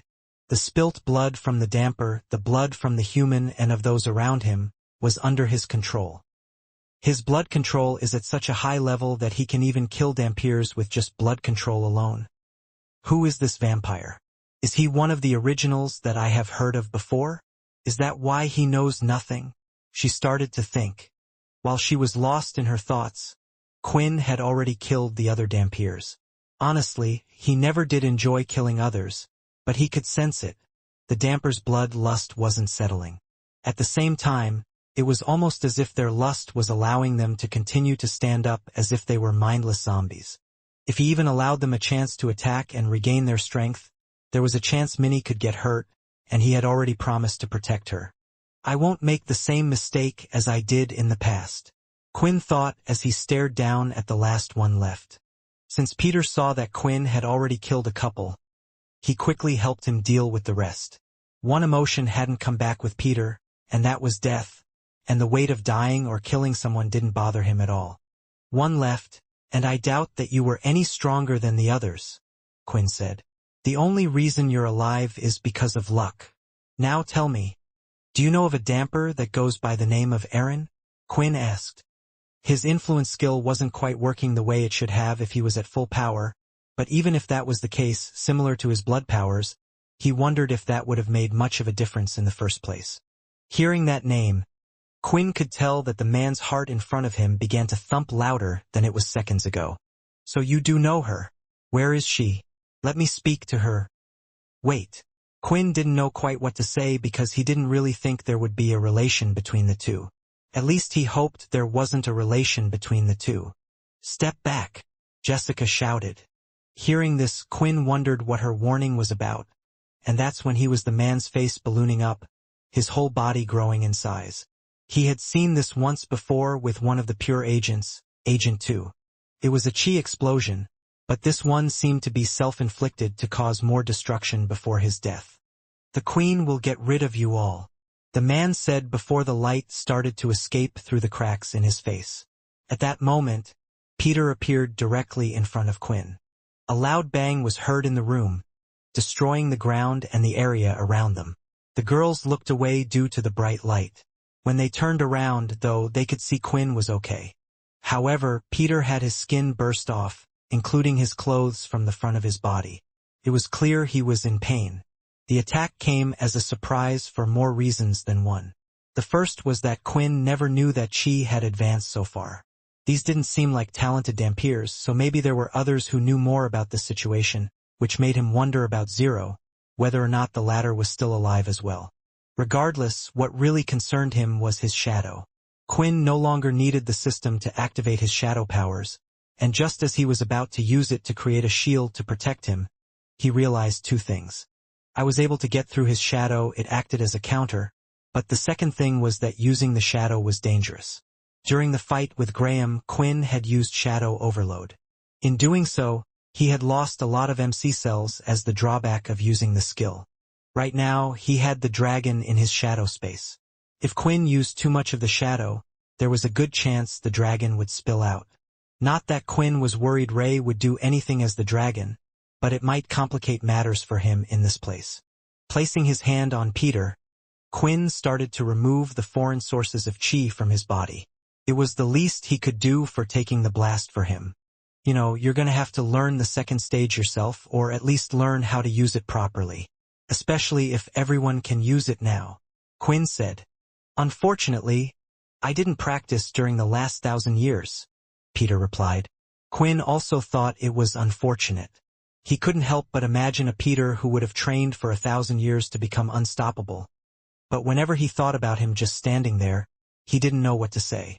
Soon, Peter was able to heal himself. The damage wasn't too severe on his body, and honestly, even if Quinn took the hit, he thought the explosion wouldn't have hurt his body either. In this new evolution form, his body felt different from before. Not just in appearance, either. Still, he didn't want to tell Peter after what he had already done. But there was a reason why Quinn didn't move despite the warning. Hey! So, who is that vampire that you have with you? Lucia finally asked. She was already interested and now even more so. I have no idea, Jessica replied. The group had exited out of the examination room and gathered in an empty room. It looked like everyone had somewhat left the place. Seconds later, though, people came rushing in, all dressed in the same beast gear. It was quite the heavy equipment on their body, and all of it was mainly white with blue outlines. Did they dye their equipment? I think some people did it back in the day, but it wasn't too popular, Quinn thought. However, the guards seemed to ignore their group and ran straight to the training room to assess the situation. Finally entering through the doors was a man dressed in more blue armor than white compared to the others, which made him seem like a more high-ranking official. Please, do you mind waiting inside here? We will be calling everyone else back in to make a report, the man said in a soft, soothing voice. The others nodded, and during their wait, Quinn decided to sit back in the sofa seats that were off to the side. The two girls naturally followed, which he wanted to anyway. Okay, Quinn said. I kept up my part of the deal and took the exam with you. Now before those guys come and question us about what happened, I need to know what is going on and what happened in the last 1,000 years. Quinn asked. It was time for some answers. It had been a while since Jessica felt her palms sweat. Earlier, she spoke to the vampire in front of her so casually. The simple reason was because of his scent, and it was why she thought that the vampire in front of her was a lower rank than hers. However, after seeing what he had accomplished, she had different thoughts. Rather than a lowly vampire, she believed that the person she was speaking to now was what was known as an original vampire, a vampire from the original 13 families. That has to be it, and I am sure he doesn't have amnesia. Who the hell could even get close enough to him? Jessica thought. With that white by his side and his own strength, no one would even be able to wipe his memories? But if the two of them had only just woken up, it would make sense why they don't remember anything. Especially since he had asked what had happened for the last 1,000 years. Sitting opposite her, Quinn was getting ready to hear some answers. Gulping, she decided to ask a question of her own. Who are you? Jessica eventually asked. No. Quinn shook his head. That wasn't part of the deal. Before I tell you who I am, I need to know what is with this place. Who were those dampiers that attacked earlier? What is the vampire core? What happened to the vampires? Lucia was able to hear everything being said, and these questions left her a little bit confused, but from the looks of it, the two vampires in front of her didn't know each other that well. Still, rather than interject, she could tell, for some reason, the person in front of her desperately wanted answers and would go to any length to get them. Okay, as you said, a deal is a deal, but I just want to say I might not be able to answer all your questions. I'm young myself. I'm only 19 years old, Jessica replied. So I really only know what's going on currently. 1,000 years ago, you're asking what happened after the Dalki invasion, correct? After Hero Quinn defeated the Dalki, the world decided to move forward and progress. From that day onward, it was a new year. So we reset the calendar to AQ, for after Quinn. Jessica explained. Hearing this, Peter started coughing once again. He wanted to laugh, but Quinn quickly kicked his leg, warning him not to, not at a time like this, although even Quinn found it quite unbelievable. After that, the world changed. Vampires, humans, they started to live together. Between then and now, I really don't know what happened, but I can tell more about the current state of the world. I know you probably want to know what became of the 13 families. But in today's world, they don't really exist, and we just study them to learn more about vampire history. At the moment, there are 3 groups of vampires. The vampire core, like me, are vampires that were or are part of the military. I heard people in the past volunteered to turn into vampires, and to improve relations, the army themselves made their own vampire group. Do all the vampires have the same ability as you? Quinn asked. The string ability? Jessica replied. Most in the vampire core do, but not all. It's what is taught to us. We also have subclasses like the white you have there. The vampire core is a group that is mostly on Earth. Quinn wanted to ask more about the fighting on Earth, which the former had mentioned earlier, but he waited to hear about the 2 other groups of vampires. You then have the family vampires. These are vampires that have continued to live in the different solar systems, apart from Earth's. I left the vampire core hoping to live a life like theirs, and that's why I came here. What is so special about the place we are currently in? Quinn asked. Remember what I said before? Lucia joined in the conversation. There are some planets that have strict rules. They don't allow vampires to live on them, no matter what vampire group they are from. However, the Greylash family and their planets have the policy to accept all. A safe haven for all the races. Well, all apart from one, that is. The Dampiers. Quinn guessed based on what Lucia shouted before. Lucia nodded. It's because of the fighting. The Dampiers hunt vampires no matter what they have done or what group they are from. They are mainly based on Earth's solar system, and they tend not to meddle on the Greylash planets or enter the other solar systems. But they have been pushing more recently, and the Greylash family are wondering what to do. Is that why there is so much hate towards the vampires? Peter asked. Kinda, Jessica replied. There is more to it than that, a past of some kind. Many people are worried that they are getting dragged into a war they have nothing to do with. The Dampiers only hunt vampires after all, and because of that, the other groups, including those who live on the Greylash planets, get hurt. Which is why no one would team up with me earlier. There is pushback for the Greylash group to change their policy. Lucia interrupted. However, that would go against our family's policies that many seem to have forgotten. When saying these words, Lucia sounded a bit sad. Quinn could tell from her tone of voice. Did Owen do all this? Or was it him along with the cursed faction? They really did try to make a place where everyone could live together. The 3rd group of vampires, who are they? Quinn asked. They are the reason why the people hate us vampires and why some even might support what the Damper are doing. We refer to them as the Red Vampires. They are a group that wish to turn as many humans as they can into vampires. If not, they choose to kill them. I don't know their origins. But they appeared around the same time when the number of Dampiers began to increase as well, Jessica explained. Thinking about all the information Quinn had learned so far, he had a couple of theories. Fex was close to Samantha, and the 2 of them survived. Perhaps, Fex had decided to join the military alongside her and created the vampire core. This is why many of the 13th family knew the string ability. Over the years, everyone must have started to refer to them as the vampire core. But what happened to the original 13 families? Did they just blend into society? Or were they hunted by the Dampiers? As for these red vampires, he had a few guesses. The 13 families were split. Quinn had taken the absolute blood control, so there was no longer one single ruler who could force them to listen to them. Their traditions all disappeared along with Quinn, and those who wanted to rule over the humans had decided to act. There was one more guess, and that was to do with Laxmus. Quinn never finished him off. Perhaps maybe even some vampires went to join him and grew his power. But what about the rest? Do you know the Damper's leader by any chance? Quinn asked, looking at both of them, but they just shook their heads. It was clear that there was a lot of information they didn't know. What about the current vampire core leader? Who is in charge of the military that's fighting on Earth? And is it just against the vampires or against Pure as well? Quinn guessed since Pure were initially from the Earth to begin with. It was the last place he had heard of them anyway. Whether they won the war back then or not with Leo and Sarah, Quinn would get his answer now. The leader. I guess the closest one would be Andy? Who the fuck is Andy? Peter frowned. Although Quinn wouldn't have quite put it quite crudely, he thought the same thing. Since it didn't appear to be Fex or Samantha, something must have happened to them, or they decided to finally get some peace. He was just hoping that they didn't die. Your second question, Pure, is also part of the fight.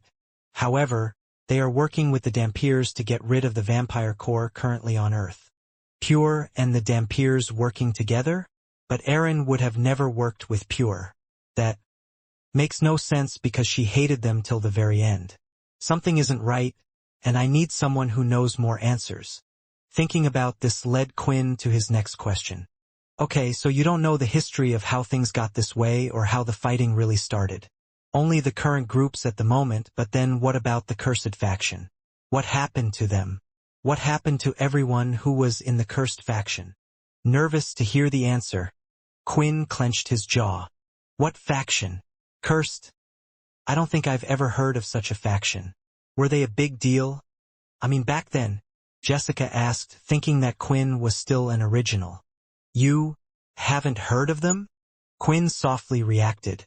Lucia, do you know or have heard of the cursed faction? Quinn asked just in case it was something Jessica didn't know. After all, even during Quinn's time, there would be a few that knew the history of the world and what had happened. The past didn't seem to interest many unless it directly involved them, and right now, he was grasping at straws for a hopeful answer. I'm sorry, I don't think I have, she replied, knowing full well that it would upset the person in front of her because Quinn couldn't hide his current mood, which was being reflected on his face. How does this make any sense? The world remembers me, the leader of the cursed faction, but don't remember any of the others? The whole group, everyone had done so much during their time to fend off the Dalki, and only I'm remembered. Worse than that, Quinn felt like something must have happened to the members. After all, how could such a strong force, one of the three most prominent factions at the time, be forgotten entirely from the annals of history? Quinn just wanted to know about what happened to his friends more than ever. The current state of the world could wait. Thinking about it more, Quinn remembered one name, one single name that the two in front of him might know, as he had seen the name even during this time. Logan Green? Do you know this name? Quinn asked softly now, trying not to expect too much, as he had been disappointed so far. The two girls looked at each other, and they had a smile on their faces. Talking to Quinn, it felt like they wanted to give him at least some good news. Yes, of course, everyone knows who Logan Green is. He's probably the most famous person in the universe right now, Jessica said in an upbeat tone. For the first time, Quinn had received good news, but what had Logan done that allowed him to be remembered 1,000 years later? Was it the technology he created, perhaps some great device that everyone in the world uses today? Wait, did she say now? He's the current world leader. Of course, we would know him. Now it was time for Quinn to go into a coughing fit as he began to choke on air. He tried to speak, but his body was doing all strange things due to the shock. How? Is he still alive? Quinn asked. However, the two girls didn't seem to know the answer to that question. Either way, Quinn had finally seen the light. Who he would go to next to find out the answers he needed. If anyone were still alive that would have catalogued all the events that happened in the last 1,000 years, especially things to do with the cursed faction, it would have been him. Standing up from his seat, it looked like Quinn was ready to leave. Wait, Jessica said. Nate, are you planning to go see him? That's impossible, no one can see him, at least not just anyone. And besides, he's on Earth right now. How would you even get there? Of course, Quinn felt like he had his ways to make Logan come and see him. All he had to do was show his real body. Although the more he thought about it, it might be hard to convince the guards, but once his system was up and running, he could just use his shadow powers to go through and sneak past whoever was guarding the place where Logan was at. It shouldn't be hard to find the world leader. I just need to find a teleporter that heads back to Earth. I have my own ways. Just tell the guy from earlier that I had to go somewhere. Quinn answered. His answer had caused the girls to pull some strange faces. Teleporter? They are banned for hundreds of years now, and nobody is even allowed to make one of those anymore. At first, he thought the girls were pulling his leg. But then why would they need to lie to him? Seeing how the vampire in front of them didn't seem to understand, they went on to explain. The enemy and Dampiers frequently used teleporters before for attacks. So every planet has created a blanket ban on them, including Earth. If there is no location to go to, even if you created one, it would lead to nowhere because they aren't active or set location points anymore. There are jammers on all the planets to stop one from reaching a signal. At least that's what we were taught. Jessica answered, clearly not fully understanding its science, getting some parts wrong here and there. So I just need a ship. But for that, I'll need some money. It was then Quinn looked at Jessica, wondering if she would be willing to lend him some. No way, I hardly have any for myself. Why do you think I was here in the first place? She immediately replied.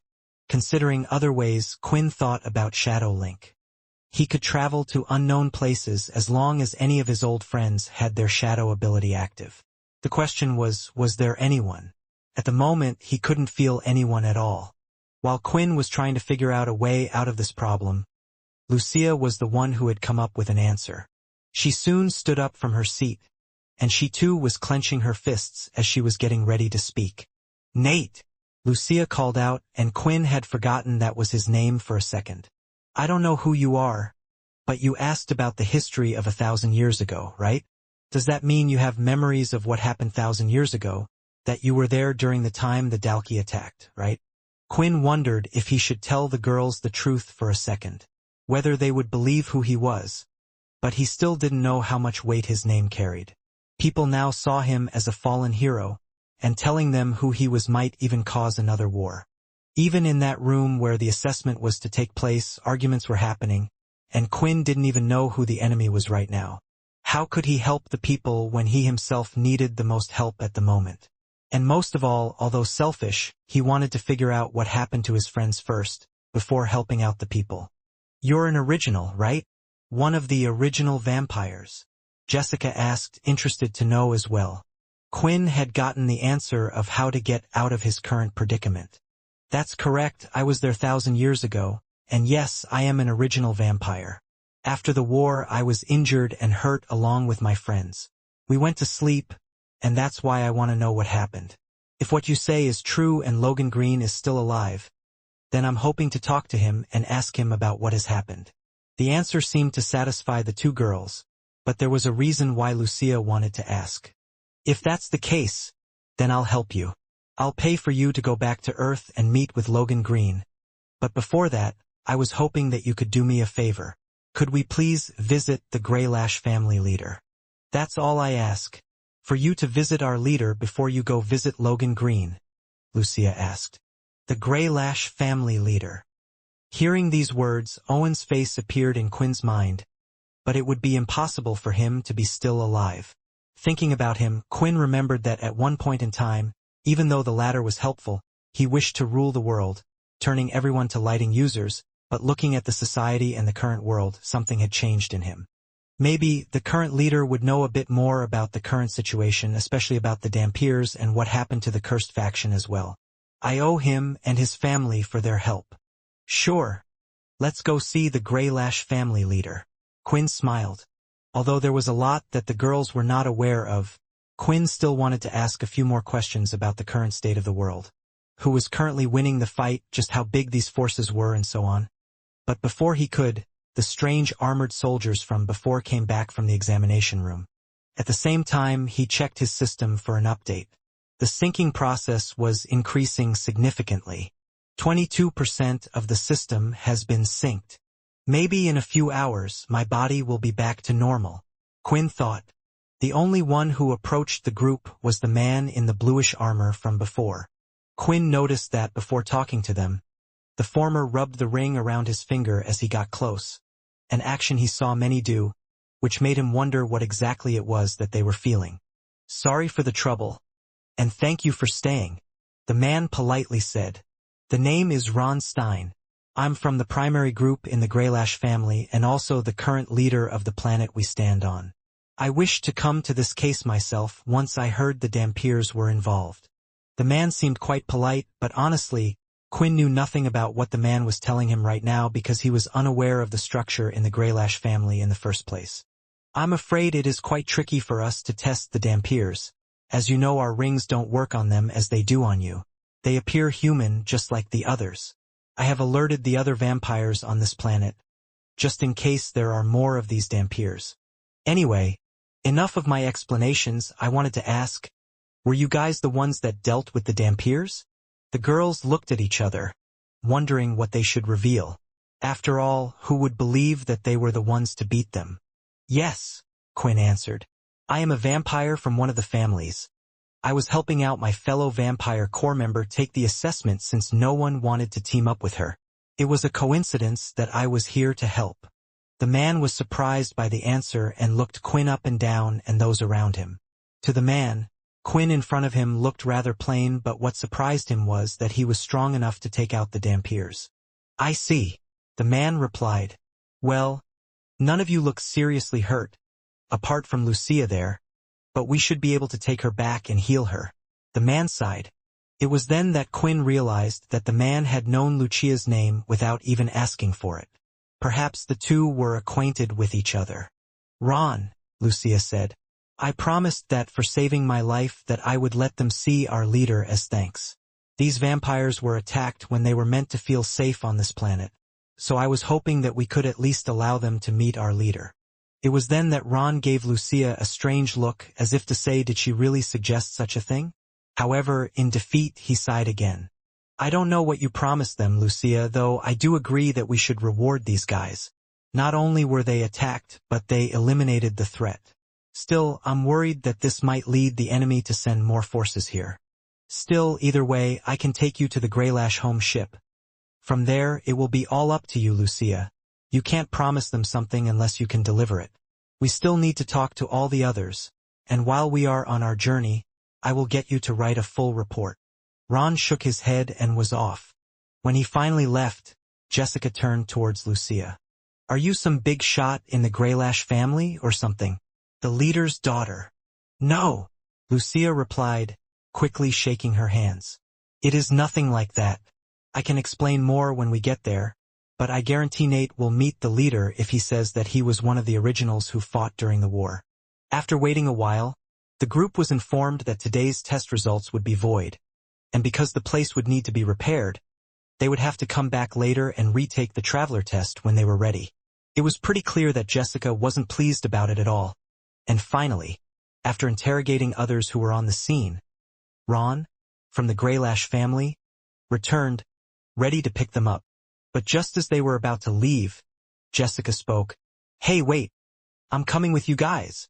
You are? Lucia asked. She is, Peter said, looking towards Quinn. Of course I am. I have no money. I can't even become a traveler, and don't you have more questions for me? I could be your guide or something, Jessica said.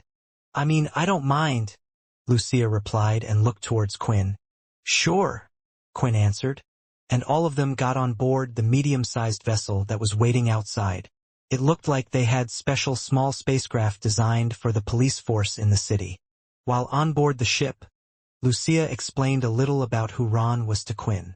Actually, he was the planet leader and would have to report back to the Greylash family, but he wasn't directly part of the Greylash family line. However, although she herself wasn't related to the current leader, she was related to one of the original founders of the Greylash family, which is why Ron had listened to her request. Relaxing in the metallic break room, Quinn was looking out at the city. He could see it really did seem more endless with urban and suburban areas spread all around. Then finally he saw the wall. However, the wall wasn't surrounding the city. It seemed like a continuous path until it linked up to different areas, and he could then see a few stray people in these open areas. It looked like the whole city was the planet because there was more housing and buildings than empty landscapes. Though there were indeed a few open landscapes where people could go out for a hunt. The human population was low back then, but after 1,000 years, it has increased exponentially. Quinn thought, which made him think of something else. The vampire settlement, Quinn said, but corrected himself. I'm sorry, I mean, is there a vampire settlement? I know you said that the leaders are really non-existent, but there were castles and tombs of the other originals during my time. Is there still such a place? Jessica had paused before answering, which Quinn realized was not a good sign. Not really, Jessica eventually replied. I have no clue about that, honestly. Maybe someone would know, but I don't know much about the family vampires. But there definitely isn't a place like that which is publicly known. When we get to Earth, I can speak to my commander. He might introduce you to someone who is high up in the vampire ranks. Quinn wondered why Jessica was being so nice to him. She had no reason to, even less since traditions no longer existed, even if he was an original vampire. However, he soon realized why as she went on to ask her own question. So I was wondering, you were there. You said you were there during the war 1,000 years ago, right? Jessica asked, to which Quinn nodded, not quite sure where this was going yet. I just wanted to ask. Do you know what type of person Quinn Talon was? Like, who was he? There are a lot of rumors about him from back then. Rumors? Peter replied, as he now was interested in the conversation too. What type of rumors? He asked, leaning on his friend. Like, he was quite the butterfly and laid with a new woman every night? Jessica said with a bright red face. Leaning, Peter lowered his head. His shoulders moved up and down radically as he tried hard to control his laugh. Who the hell spread these rumors? Quinn thought. When Quinn had heard the first rumor about himself, quite frankly, he wanted to stop there. The first one already was far from the truth, and it was clear that Jessica was freely talking about him right to his face because she didn't know who he was. However, one person wouldn't allow that to happen, and that was Peter. Oh really? Well, I would say that was pretty accurate. If he ever wanted a girl to come towards him, Quinn could just give them a wink, and they would flock after him. Peter chimed in. Go ahead. What other rumors did you hear? And I will be happy to clarify them. Oh, there were lots, Jessica said with a smile. A human turned vampire, who was the strongest vampire in history who ever lived. A kind-hearted king who used to cry every time one of his people was killed. Well, Quinn honestly didn't know how to reply to those. Sure, he cried a few times when those close to him died, but who hadn't done it? But the way Jessica phrased it, it made him feel like the rumors were too exaggerated. Sometimes, when fighting his enemies, he would cry even while killing them, Jessica said. Hearing all this, Peter was just nodding his head along. Are there any strange rumors about him? Peter asked, wanting to hear something far more interesting like the first one. The two girls seemed to be thinking about it for a while. When Quinn honestly just wanted it to stop, he couldn't even defend himself. There was one, that he got his power from virgin blood, Lucia said. That he would only consume the blood of virgins because it made him stronger. Then there's the rumor that is the complete opposite of the first one, how Quinn's strength came because he was a virgin. Even when he had the chance right in front of him, the girls all around him, he would brush them off because he needed to keep his strength. That's not true, Quinn shouted out. He then cleared his throat as the rest stared at him. Based on what I saw, that was not true. Quinn was just far too busy during those times. There was always something coming up, that's why he couldn't. Anyway, I'm tired. I think I should get some sleep before we reach our destination. And Lucia, I'll ask you about the Greylash family when I wake up. For you, Jessica, I'll send you a list of all the Cursed members, and let me know if any of them stand out or you have seen and heard their name before. It was then Quinn left, and soon the other two followed him out of the room. However, Jessica knew something was weird. Vampires don't get so tired, and at least to her it didn't look like Nate was that tired. In her opinion, if one had just woken up after so long, the last thing they would want to do is go back to sleep. I guess speaking about Quinn around him might be a sensitive matter, Jessica said. You might be right. For us, he is just a hero talked about in legends, but for him, it was someone he was probably close to. We shouldn't be so insensitive about this, Lucia replied. It was a shame because Jessica also wanted to ask her a few questions about Nate himself. What family was he from and so on. But she just had let herself get carried away. There was a small restroom with bunk beds. It wasn't in the best of conditions, but the ship they were on wasn't too spacious in the first place. Still, Quinn just wanted to get away from the two girls. He really didn't want to hear any more rumors about himself. He couldn't even see the looks on the girls' faces as they talked about each one. Yeah, and now, if I reveal myself in front of them, they're going to be like, "Oh, why didn't you tell us that you were actually the hero, Quinn? It would just be an awkward conversation for both of us." Quinn sighed. Still, at least there weren't any nasty rumors about him. It was the upside to the whole thing, but he still felt glum about the cursed faction. "Hey, you didn't have to run off like that. I'm only having a bit of fun," Peter said as he entered the room. "If you have time for fun, I would suggest that you practice your chi," Quinn replied. "Dampiers will be after us from now on, and from the sounds of it, they have created quite a large army. All of those that we fought today, their chi control was better than yours, and what would have happened if I wasn't with you?" Quinn asked. Although Peter seemed to be in a playful mood, he agreed and decided to ask Quinn for his help. The two of them went through the process, and after explaining everything Quinn could, it was now all up to Peter. However, based on what little they had been going through so far, Peter was probably the most untalented person Quinn had come across in terms of controlling chi. So it would perhaps take a while. "What about me? You can teach me as well," Minnie said with a smile. There's no need for you to learn chi, Minnie. You should just stay with the two of us. As long as you do, we will be able to protect you," Quinn said. "But what if we get separated for some reason, like, Mommy and me?" Minnie started to cry as she thought of her mother. Peter had given Quinn a look telling him to fix the situation he had somewhat caused. Panicking, Quinn thought whether he should teach her because she was partly right, but then another idea popped into his head. "You don't have an ability, do you, Minnie?" Quinn asked. She shook her head and continued to sniffle. "Then how about I teach you how to use Arthur's ability? I can teach you a little bit now and then the rest of it later. Then whenever you're in trouble, no matter where you are, I can come right by your side when you need me," Quinn suggested. Smiling back, Minnie seemed to relish the suggestion and nodded. Once again, Quinn went through the simple shadow techniques he had used before. This reminded him of the time he had taught the shadow to the others, but there were different stages one had to go through first before they could even summon the shadow. "Now remember, Minnie, don't teach anyone this, and only use it if you really need to. You can't let people see this ability, okay?" Quinn said. He realized then it was a question he forgot to ask about, whether or not the shadow ability was also passed to the future generations. Others like Dennis and Sam knew the shadow ability and perhaps may have taught it to others. But if they hadn't, then it would be a dead giveaway to who he was. If anything, it would put a large target on his back. After finishing teaching Minnie and Peter, Quinn felt a weird sensation because something strange had happened to him. 63% of the system has now synced. Ever since Quinn had done combat with the Dampiers, his system was syncing far quicker than it had done before. Whether it was just like a loading bar that suddenly sped up, or if it was coincidence or not, Quinn didn't know. So he decided to try and meditate, focusing on his blood aura, among other things in his body, to hopefully speed up the syncing process.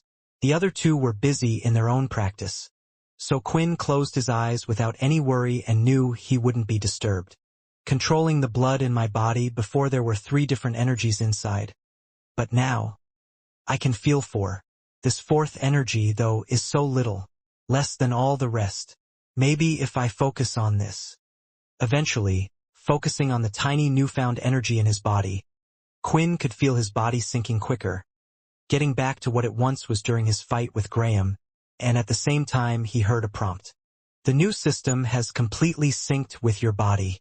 Your system's upgrade is complete. You have fully unlocked the celestial vampire system." When absorbing the nest crystal, Quinn knew that his body was going through an evolution. Although it stated that his system was getting an upgrade, it felt more like he was the one that was changing. However, becoming the celestial vampire made him realize that he and the system were more linked than before. It was as if their body was one. Quinn always used to see the system as something helpful, a tutorial almost of how to become a vampire. Vincent had even explained it to be that way. Now though, it had evolved into something else. At the time of the great fight, Quinn was just making what came to him and his mind naturally, which allowed him to take out Graham. Because of it, he had drawn far too much power for his new body to handle, and it had made him end up in the current situation he was in now. Whatever the reason, he didn't want to do that now, so he needed to read everything carefully. Celestial Vampire System. Level 1. Level 1? Is it because the system has been upgraded that it's restarting me from level 1? But it's not a reset. I can tell my body is just as strong as it was before. HP 100/100. Strength 200. Agility 200. Stamina 200.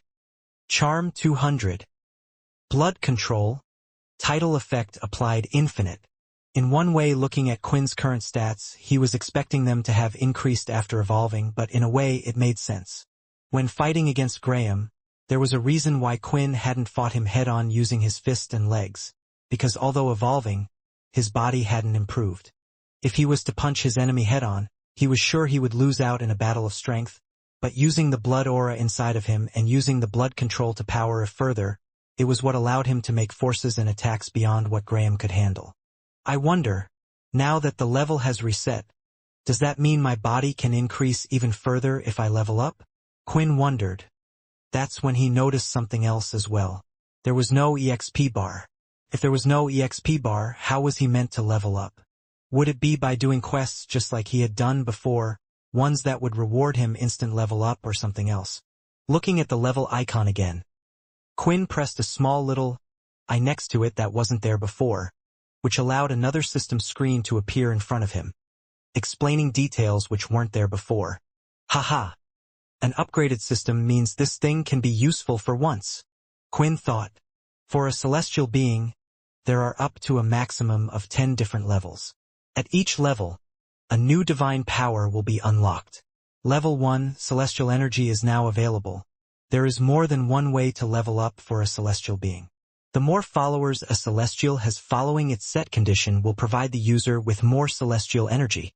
If a celestial loses followers, then the energy will also lower, meaning the user can go down in levels. Another way for a celestial to level up is facing other celestials and absorbing their power. That power will temporarily belong to the celestial until the celestial is reincarnated into the universe. Note your current level does not allow you to reincarnate. If a celestial is to die and they have no followers, there will not be able to reincarnate. It was a head-scratcher for sure, but Quinn was glad that he was provided with some explanation. The more he was reading about it, the more it reminded him of the beings like Bliss that he had met, but there was still missing information he didn't know yet, such as celestial energy and the set condition it was talking about. Followers didn't make much sense to him either. While looking at his stats, Quinn noticed that his blood control was infinite, and apparently that was due to the title he had gained, so he wanted to look at that next. I remember a little bit, before becoming a celestial, it took all my blood items and armor off me. I thought that the blood armor in my shadow was safe, but when trying to summon it, Arthur's and the king's blood armor is gone, including that of my gauntlet. To take all those things, this title better be worth it. When looking at his titles, Quinn noticed that all of them had currently disappeared. There wasn't the king's title, and there weren't any of the others either. All apart from one. Ruler of Blood. The title allows the user to use any blood skills without taking any of the user's health. Blood control can be used on all types of blood as long as it has left their body. The title also allows the user to have maximum blood control. Depending on the amount of blood available, the user can control it. While title is active, all blood skills are at the maximum level. While the title is active, all blood skills have been unlocked. Thinking about this, it made sense and allowed Quinn to control the Dalki blood during his fight with Graham, including all the others. Still, if it claimed that it wouldn't affect his body, why had it done so before? Was it because my body hadn't completely finished going through its evolution? Did I rush it? Or was it something else? Maybe my body just needed sleep after becoming this thing. Quinn wondered, but it was something that the system itself seemed like it couldn't answer. Still, he had seen how powerful this ruler of blood title was. Even if his body was weak, Quinn could kill a damper at the night level with just a drop of blood. Checking out the other things in his system, some things were no longer there. The name of all the vampires he could once summon. It was one of the effects of his title, so either it was because all of the title effects were no longer there, or it was due to them no longer being alive. At the same time, he was right. All of his current connections to the vampires just weren't there anymore. Quinn's best guess was just because now he had become a being above them. No longer a vampire that had created them, but someone who had transcended above them. It made him think of a specific individual, and perhaps that barrier with them would no longer be there if they were alive, of course. What was still there was Quinn's shadow abilities, although his current MC cells were nothing compared to what they once were. He had 8,234 MC cells, and half of that was being used to contain the dragon in his shadow lock. It was safe to say that his shadow skills were no longer what they once used to be. With such a small amount of MC cells, he could only use them for the other benefits they provided rather than being useful in a fight. Not unless he increased them to what they once were again. Just as stated, all of the blood skills were now at level 5, maxing them out, and there were a few new skills that Quinn had never got the chance to learn, such as the blood cannon, and even more that he hadn't seen other vampires use so much. I guess there's no need to train them, and since they don't take my health anymore, does that mean I could continually use blood cannons without worrying? Blood furry swipe without stopping? And same with the blood shield. Now Quinn was starting to realize the incredible effects of the Ruler of Blood title. Essentially, he didn't just have excellent blood control, but an unlimited amount of blood aura to use the blood skills as he wished. While blood control relied on the blood of others around him, this still helped even when there was no blood around him. Finally, looking at all the old parts of his system, it was time for Quinn to look at what exactly was new. Because staring at him in the face, he could see a new tab, stating Celestial Energy. After having looked at everything else so far, what Quinn was most interested in was the new Celestial tab that had appeared in his system. After some description of his current state, he hoped to find answers to the questions he had. The red aura, being the vampire energy, the yellow energy of chi, and the shadow energy of my current MC cells. They were the three energies I could feel in my body from before, and now I can feel the fourth energy, white energy. This new energy that I now feel has to be the celestial energy, Quinn thought as he selected the tab. Celestial being level 1. Celestial energy, 10. Current dedicated followers, 0. The first thing that Quinn saw was already explained to him, but the value number seemed to be relatively low for the celestial energy itself, which was expected based on how much energy Quinn could feel inside his body. Current dedicated followers? Is that what the system was talking about, a way to increase my energy? Clicking the eye icon next to celestial energy's description, a few paragraphs of text popped up, explaining a little more. Celestial energy is an energy that the user can use to combat against other celestials. It can damage other celestials and their followers compared to other basic skills. Reading this made Quinn wonder if adding celestial energy would help him increase his current strength and powers, or if it was something, like the system stated, to be only used for fighting against celestial beings and their followers. If it was the latter, it wasn't something urgent he felt like improving. Besides Bliss and Sarah, he couldn't think of anyone else who would perhaps be referred to as celestials. Maybe the other god whom Richard contacted as well. That could be one. Still, a lot could have happened in the current times, and he wouldn't completely disregard it just yet. Maybe the current world had more gods that were roaming around. To increase your celestial energy, followers must meet a certain condition. Condition. Followers must offer blood while thinking of the celestial.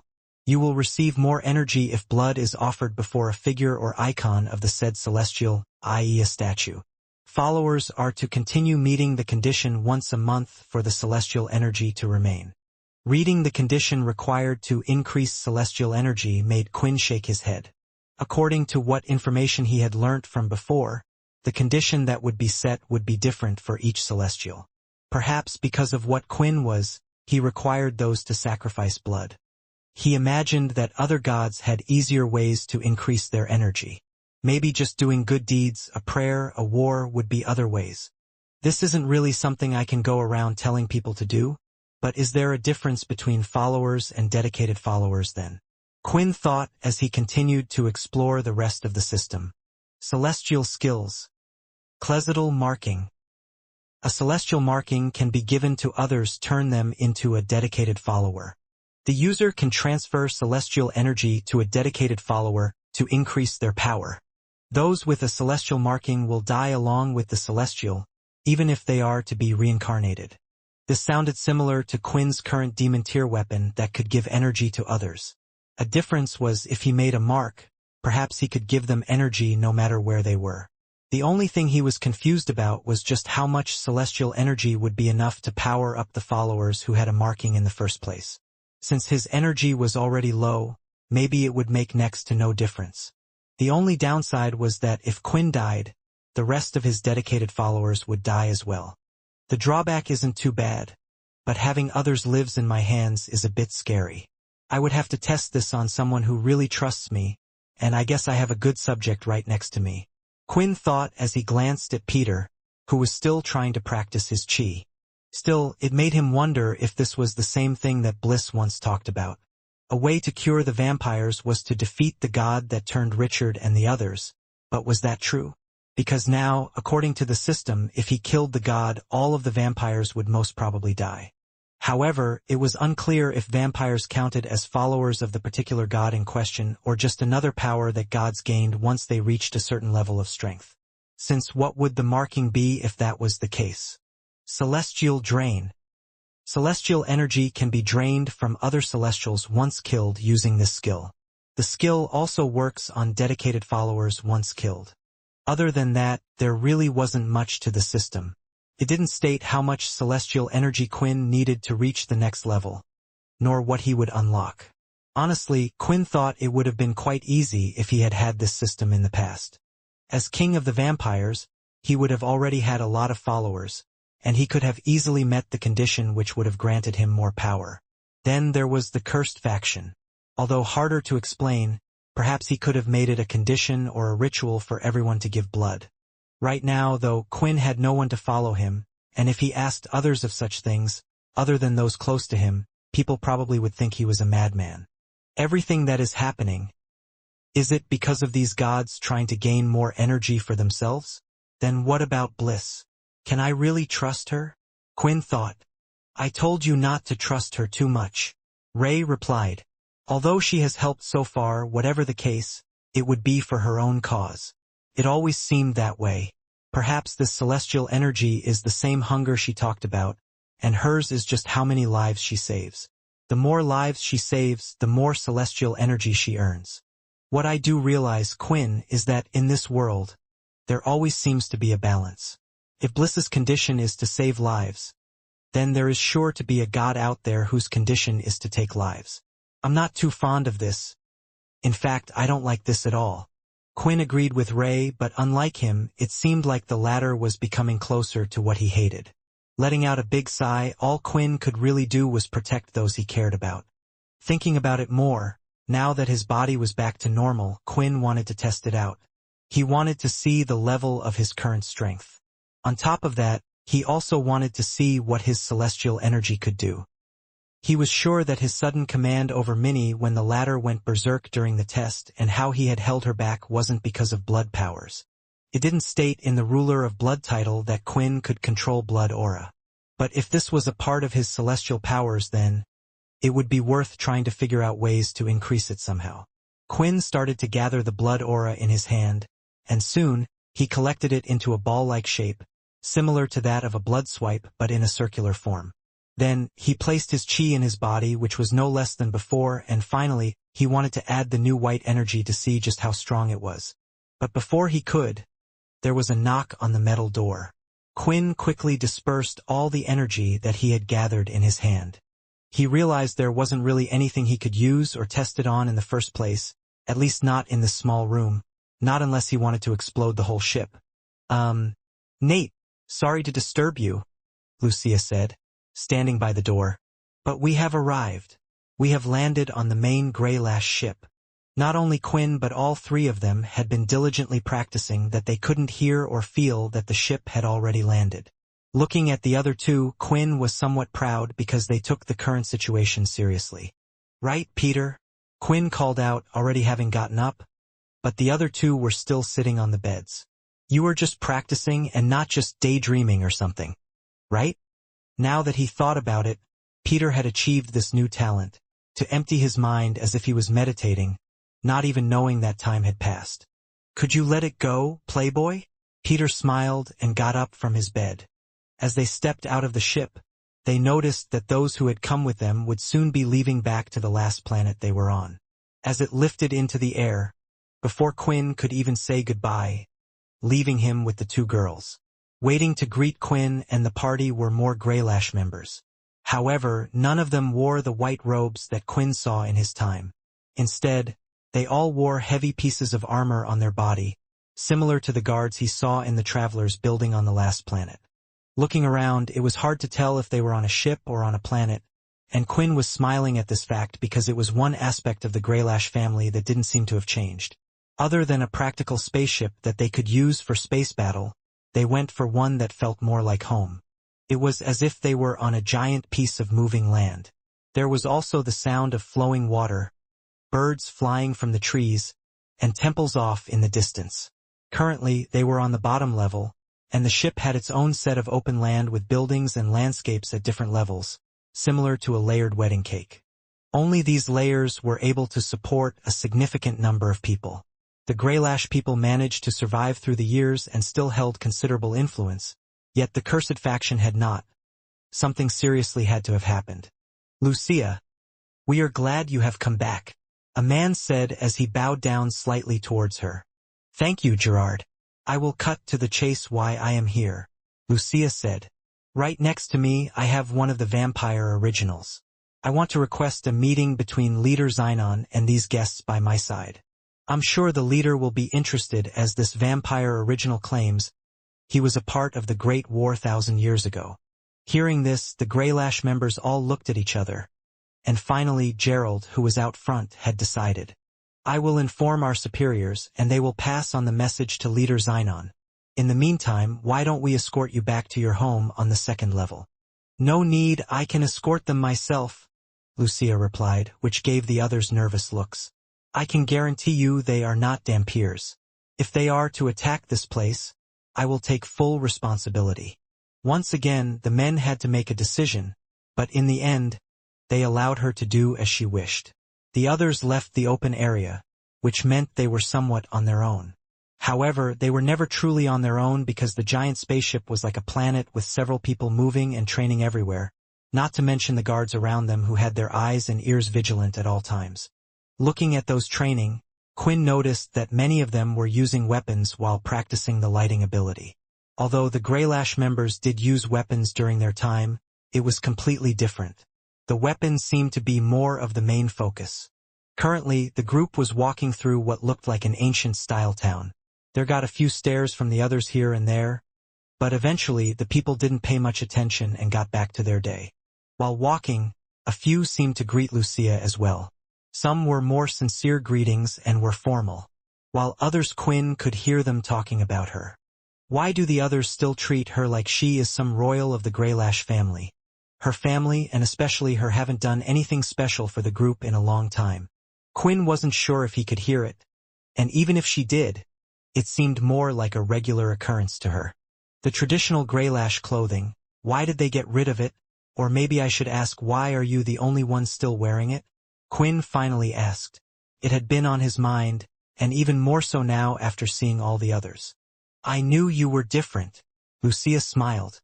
"You said you approached me because of my clothing, but not many know that this used to be the old clothing of the Greylash family. You see, my family used to be quite close to the leader of the Greylash family in the past. I heard that the Greylash family prided themselves on their ability, calling it the world's strongest. The light cloth, made from a special set of beasts, was designed to use our powers freely. However, the family has forgotten this fact some way down the line. Now, they use armor and weapons to boost their powers even more than in the past. I guess you could just say that my side of the family are traditionalists. However, our influence within the Greylash family is no longer too deep since our own power has weakened, but I wish to change that." When hearing their conversation earlier, Quinn realized that the current leader's name was Xenon. He had prepared himself for Owen to no longer be alive, but at the same time, he held on to small hope because confirming that Owen was dead perhaps would mean the others were dead as well. Quinn was about to ask a few more questions, but that's when he could see, on the lowest tier in the middle of this town once again, there was bigger than a life-size statue of himself. "I heard that the Greylash family was close to the hero," He had a deep respect for the hero, which is why on every one of the planets, you will find statues of him. Lucia smiled. We all grew up hearing great tales about him. And that is why we are so determined to follow his wish, to make the world a place where everyone can live in harmony. Although Quinn didn't exactly like the big statues of himself, he really did appreciate that Owen tried to make the world a better place. And in a lot of ways it was a better place than the one Quinn had grown up in. It made it feel like the victory wasn't for nothing. After passing through the first tier, they reached the second tier, and here there were far fewer houses and people roaming the streets. Obviously, there would be even fewer people at the very top, where the current leader resided. They were led to the very edge of the second tier, where a temple-like house could be seen. It was a large one but hadn't been kept up too well. Upon entering the home, they didn't sense anyone else in it. "Is this your family home?" Quinn asked. "Yes, don't worry, you are free to come inside. All my family. They're all dead," Lucia said, still smiling while saying those words towards them. The others looked at each other and wanted to ask more, but it might not be polite, so they refrained. "Feel free to make yourself at home, or if you want to stretch, there is a garden that has a view of the whole ship at the back. It's a nice place to relax, and I'm sorry, I don't have any blood, but I'm happy to let you feast on my own if you would like," Lucia said. "I'm okay," Jessica answered. "Us, in the Vampire Corps, practice going without blood for long periods, so you don't have to worry about that." It was the first time Quinn had met a human openly offering their blood like so. It certainly was strange and perhaps something he would take a while to get used to. "We'll be okay," Quinn answered for the rest. "You must be tired. Get some sleep, and I would like to head to that garden you just talked about if you don't mind." The others decided to head outside along with Quinn. While making their way, they stepped inside what looked like a training hall, and in the training hall itself, there were several photos framed above of certain people, men, women, and more. Looking at them all, Quinn stopped at one as he recognized him. Robin Greylash. "So this is the family you belong to." Robin Greylash was indeed a high-ranking member of the Greylash family in the past. He was assigned to help the cursed faction take down a demon tier beast, and during that time Robin was taken over. In the end, Quinn had no choice but to deal with him himself, but he never expected to reconnect with someone here. "Is it my fault that this family lost its place?" Quinn thought as he continued to head outside. Whatever the case was, he had to defeat the demon tier beast at the time. It wasn't much of a garden as they stepped out. Most of the flowers planted had wilted, and the ground was hard and rocky, a solid yellow. This place was more like a desert than a garden. They could see several strikes on the ground, footprints, and more. It looked like Lucia used this as her training space more than anywhere else. The area was big enough, it was huge, and on top of that, the sight certainly was beautiful, as one could see the tier of land below them and people far below in the distance. "I'm so bored. When are we going to look for Mommy?" Minnie asked. It was a conversation that Quinn still hadn't gone through with her. "If you bored, try to practice what I taught you." Quinn noticed a shadow cast from above, which made him pause. It looked like a giant bird as it flew towards them. As soon as it was close enough, a young man with long straight hair started to descend and landed right in front of them. "I heard that there was an original vampire here. I came as soon as possible to see if that was true," the young man said. His wings were spread out proudly on his back, but didn't look like part of his body. Instead, they looked attached to the armor around his chest. The armor was dark in color, a dark blue, and the wings were furred but looked heavy and as hard as steel. Quinn stared at the young man as veins popped upon his head. "Why does my body feel so weird?" Minnie said as she crossed her arms around herself, shaking. Peter moved and stood next to her as if to cover her, but she wasn't the only one feeling strange. Jessica could feel it as well. The tingling was all over her as if the blood was rushing throughout her body. Peter could tell Quinn was beyond angry as the latter's eyes glowed red seeing the young man. "Tell me," Quinn shouted with a booming voice, letting out an aura of chi, which shook the whole surface beneath their feet. Even the young man who had just arrived was covered in sweat. Seeing this, he too felt his body numb just standing in front of this person. "Where did you get that demon tier armor from?" Quinn questioned. "On the very top tier of the Greylash ship, there was a golden temple larger than any of the others. Only the highest-ranking members of the Greylash family would reside there. They were in charge of most of the important day-to-day decisions, among them, making sure to keep the main ship in order, keep the peace on the various Greylash planets, as well as keeping the Greylash family in order. In the center of the temple, there was a true garden compared to Lucia's. It had large ponds flowing, greenery all around, and even a beautiful pink cherry blossom tree. Sitting crossed-legged in the middle of it was a young adult with long, straight black hair. "I'm sorry to interrupt your mediation, Master Xenon, but I have important information that I needed to bring to your attention." An older gentleman, whose beard was almost touching the ground, informed the Greylash family leader. "You usually only call upon me when there is a need for me to fight someone. Is today any different?" Xenon asked, opening his left eye. "Well," the man paused as he struggled with what to say. "Mrs. Song has brought a few guests with her, and she wishes for you to meet them. However, they aren't just any guests. It's a group of vampires, and the reason I've come to you is that one of them is supposedly one of the original vampires. One belonging to that of the 13 families." Hearing this, his eyebrows rose, and he opened his other eye, before he stood up from the ground. The armor he was wearing clanked a little.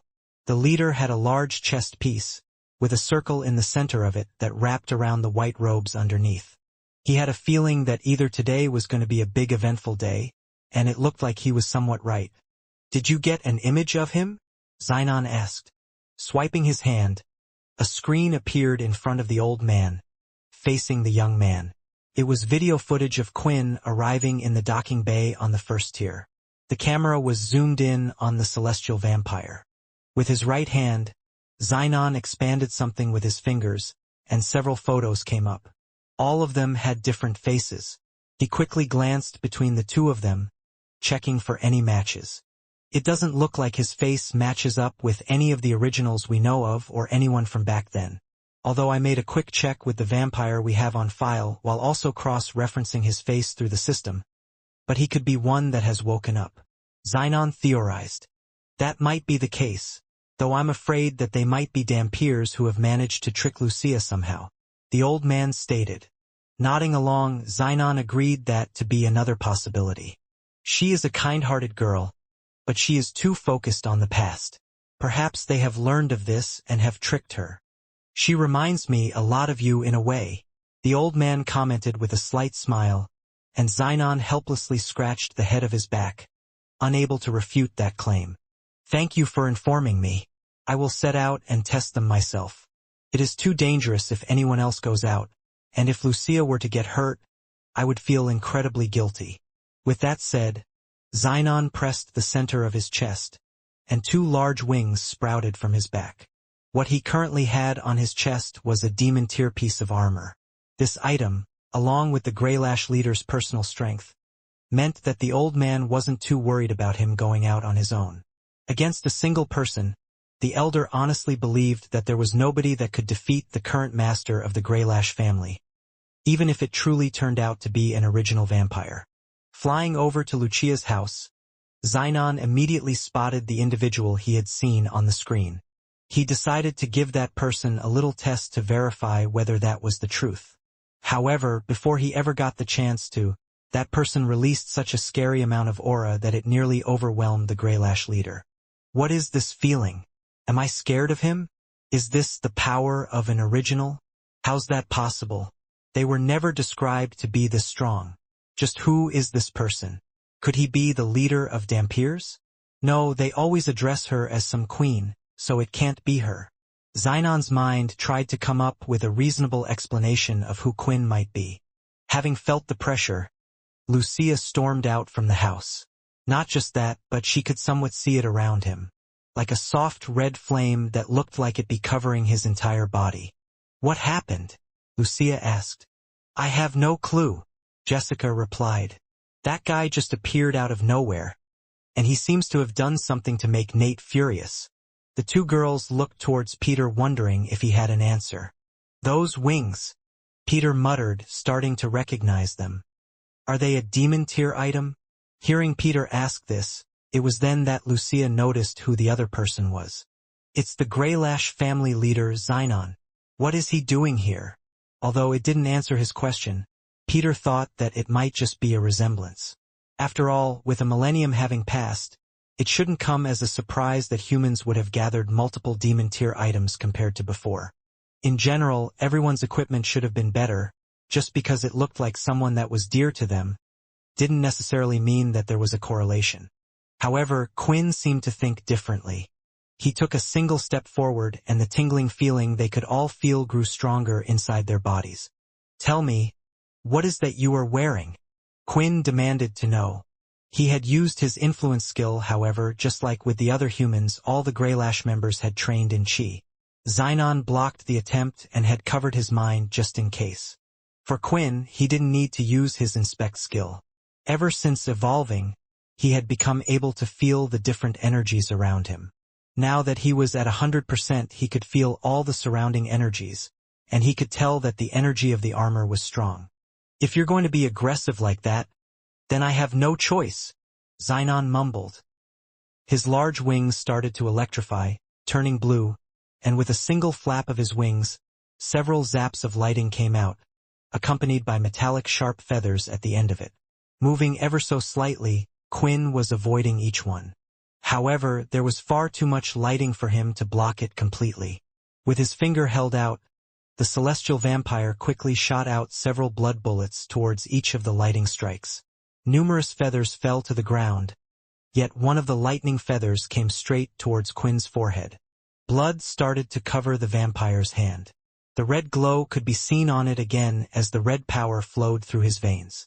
Lifting his hand, he caught the lightning feather, continued to strike him with power, but it didn't seem to have an effect on him.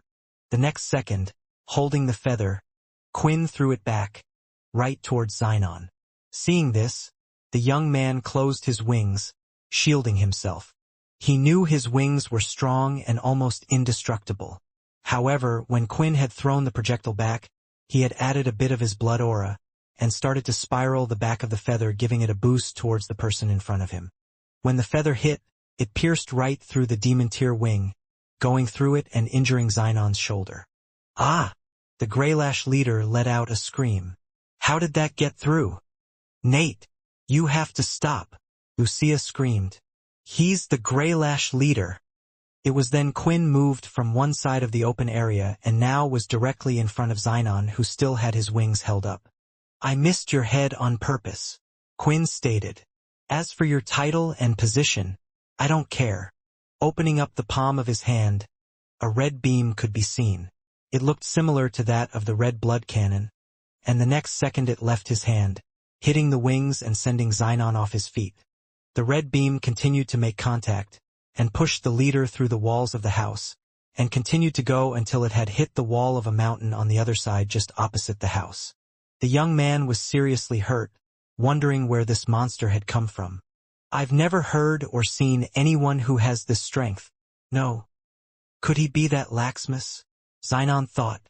When opening his eyes and climbing through the walls, he could see Quinn was already in front of him, and before he could say anything his fingers were wrapped around Xenon's throat. "Right now, I can feel the blood completely running through your veins. I can make them pop at any second. Now tell me, what did you do to Vorden?" Quinn shouted, tightening his grip. Asking this question, images appeared in his head. The first time he had met his friend at the military academy. Despite having been a prodigy from an important family, he had always stuck up for him and Peter, who had been regarded as nothing but wastrels. Although it had practically been suicide, he had gone through the teleporter without hesitation when Quinn had been pushed through it on to a dangerous planet. The first true friend he had made, and now, his body, or at least the body of Tails, the humanoid demon tier beast he had been in control of, was nothing more than a weapon. Lifting his hands, Xenon was trying to show that he meant no harm. "Please, Nate, stop," Lucia shouted at the top of her lungs. "I brought you here because I thought I could trust you. Please, you said you were friends with our Greylash family, right?" Hearing those words, it had caused Quinn to calm down a little, and he loosened his grip. You, said Vorden, right? Xenon questioned, now that he could breathe a little again. "So you really are someone from back then, someone from the cursed faction. Hearing those words, Quinn completely let go of Xenon. Since waking up from the deep slumber, Quinn had never heard of anyone who knew what the cursed faction was. He hadn't spoken to many, but still, to not hear anything about cursed faction, with even people not remembering about it, he had lost all hope until now. "Speak," Quinn said, still a bit short and still angry at what the man was currently wearing. You said the name Vorden, correct?" Xenon replied while still adjusting his neck. When the strange vampire had him held, he felt all of the blood in his body rush to his neck, and although he couldn't see, there was a red ring around his neck where Quinn had held him. It was not because of the pressure of the grip, but because of something else. There was one thing that Xenon knew for sure: he needed to tread carefully. That name, he was one of those from the cursed faction. "I studied them well. If you are an original from back then like you claimed, then perhaps you two were friends." Xenon continued. It was clear he was fishing for answers and confirmations. "Just tell me, what is that armor you are wearing right now? Is it Vorden?" Quinn demanded to know, still frustrated. The others had rushed out of the house, and the two women, a little frightened, had decided to stay back a little. But Peter and Minnie continued forward while Minnie ran straight up to Quinn's leg and grabbed onto it. Please don't hurt the bird. Please stop fighting," she said as she continued to sob and cry, which had managed to somewhat cool Quinn's head. Seeing this and the little girl, a young vampire, along with such a man, Xenon decided to take his chances. "This armor was gifted from the cursed faction to the Greylash family. We had a close connection in the past. You must know that, so I ask you to trust me. Please, if you want to know more, then follow me, and we can talk," Xenon suggested. Looking at the others' frightened faces, especially for the woman who had come along with him, Quinn thought he should calm down a little bit. After all, he was a guest, and as the man in front of him stated, this was the Greylash faction. They were not the enemy. At least that's what he hoped. Either way, if he found out something he didn't like, it wasn't exactly like there was anyone that could stop him. The group started to follow Xenon up the mountain. There were thousands of stairs to the top level. Before that, he had also informed the others that there was nothing to worry about, at least for now. Since somewhat of a fight had broken out, he was sure they would soon be coming to look. In the end, they had reached the large temple, and standing outside were countless guards wearing large pieces of armor as Quinn had seen before. They were lined in a row on either side to the temple, and their armor was gold and white compared to the others he had seen. Another thing to note was that these guards also wore a helmet with two wings on the top of the head. He also noticed that their choice of weapon was a spear similar to Lucia. Many elders in white robes rushed towards him when entering the large temple. Unlike the guards outside, they didn't wear any large and heavy armor. "Master, you brought them in. Does that mean dash?" Before the elder could ask his question, Xenon shook his head. "There is still more we both have to learn.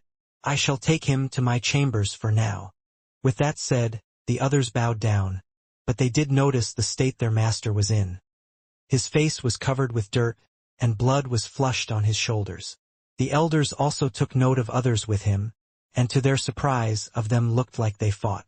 "Just in case, get everyone to be on standby," one of the elders whispered to the others. Now in front of the group were two large doors. It was the Greylash leader's main room. "Is it okay if the two of you waited outside?" Xenon said when looking at Lucia and Jessica. "Are you serious?" Jessica said. "After coming all this way, you two are going to talk about the past. I want to know what happened to... who doesn't want to know about the Great War?" "I understand," Xenon said with a smile. "However, there might be some things which, if revealed, must not escape this room. Please understand." The door was then pushed open, and immediately stepped out of the room were two of the golden guards that Quinn saw when entering the temple. Peter, Minnie, and Quinn headed inside, while the girls were forced to wait outside and the guards would make sure of it. Inside the room there was a large bed, but at the same time there were several pieces of paper, computer servers, screens, and more. It wasn't what Quinn was expecting at all, and the number one face he could see scattered all over the room was Owen. It seemed like Quinn might have come to the right place after all. First, if you are who you say you are, one of the originals, then please could you tell me when you went into a slumber? How long after the Great War? How long after the battle between Graham and Quinn? It was starting to annoy Quinn. It seemed like everyone he met had their own set of questions before he could even ask his own. Still, for now, he would play along.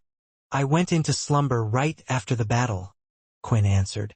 So I know nothing about what happened after, which is why I wanted to ask my own questions.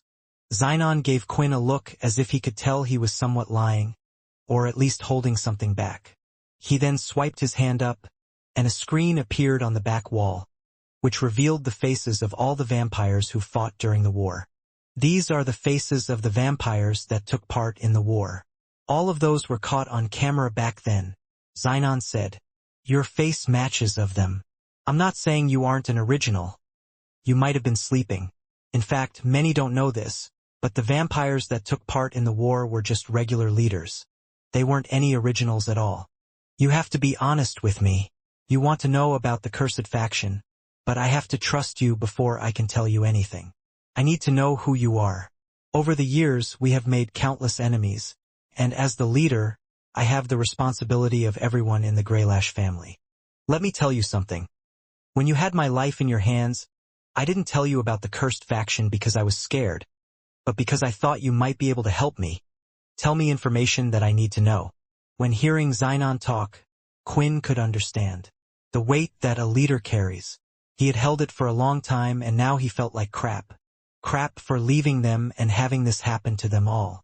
Fine, Quinn answered. If you wish to know who I am, then so be it. You said you wanted to trust. Then this should give you enough trust. Quinn lifted his hand and slightly pressed his face with a finger. A slight crack appeared on his cheek, and it slowly spread throughout his face. Slowly, the parts of the mud began to fall off on the floor, slowly revealing Quinn's real face.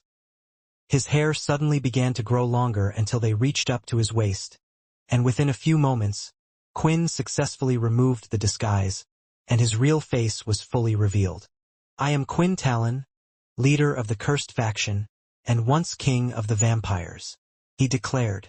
At some point, Quinn knew that he would have to reveal himself, but with him being a legendary figure and still not entirely understanding the current state of the world and how it came to be, he felt it was easier for him to hide for the time being.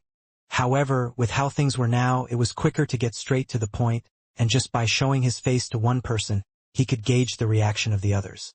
Now that he had finally revealed himself, he could see the look on Xenon's face, one that was of speechlessness. His mouth was left wide open, and his eyes dilated to the point they looked like they would fall out of its sockets. He stood frozen on the spot and didn't say anything for a long moment. Well, it looks like he can recognize me, Quinn thought, a little worried that he might not have done. After all of Quinn's statues on the Greylash planet were similar to his look before final evolution when he was the leader of the cursed faction, not when he had defeated Graham, which was his current appearance. The latter was revealed only briefly to the world.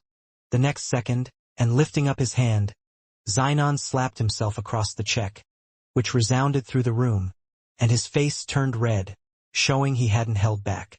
The hero, after all this time, has returned and is still alive, Xenon uttered, falling to his knees.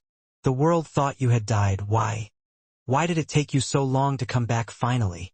That was an awkward question for the group to answer, one they were trying to figure out themselves.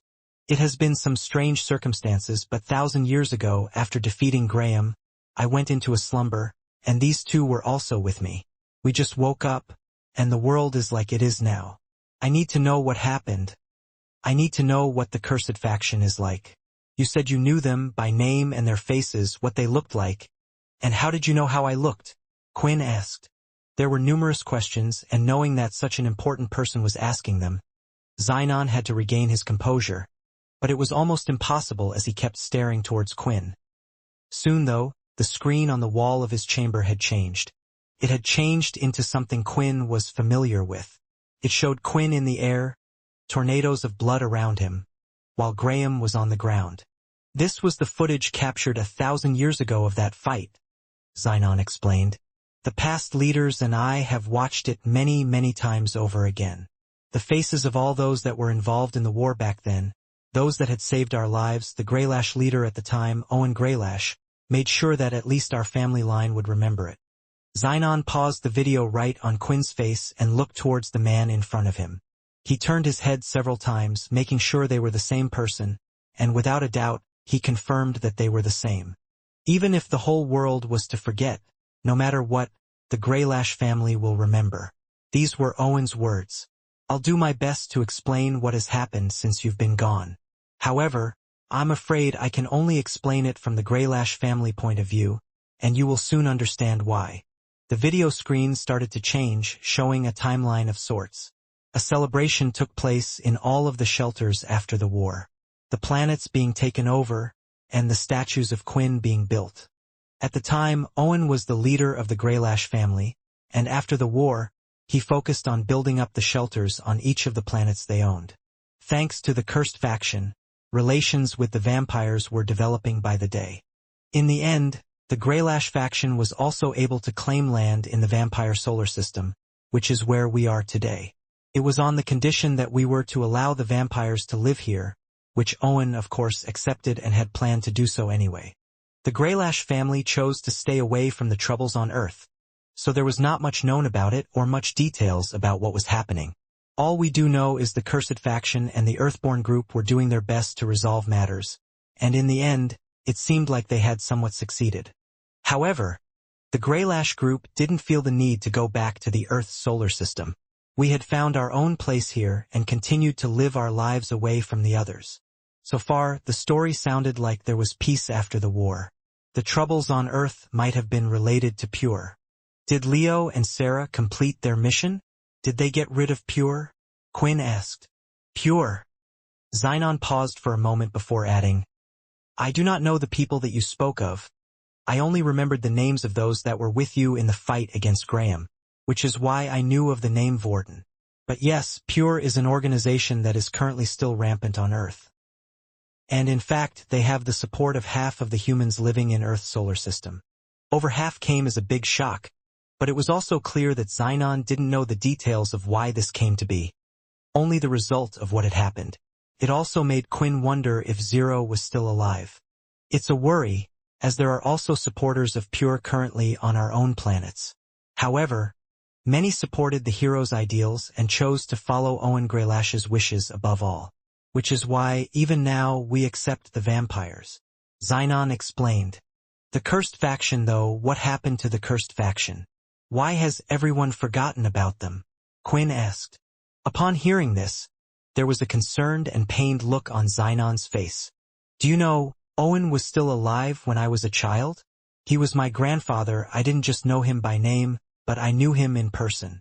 He would tell me countless stories about you. Quinn. You might be wondering how he was able to stay alive.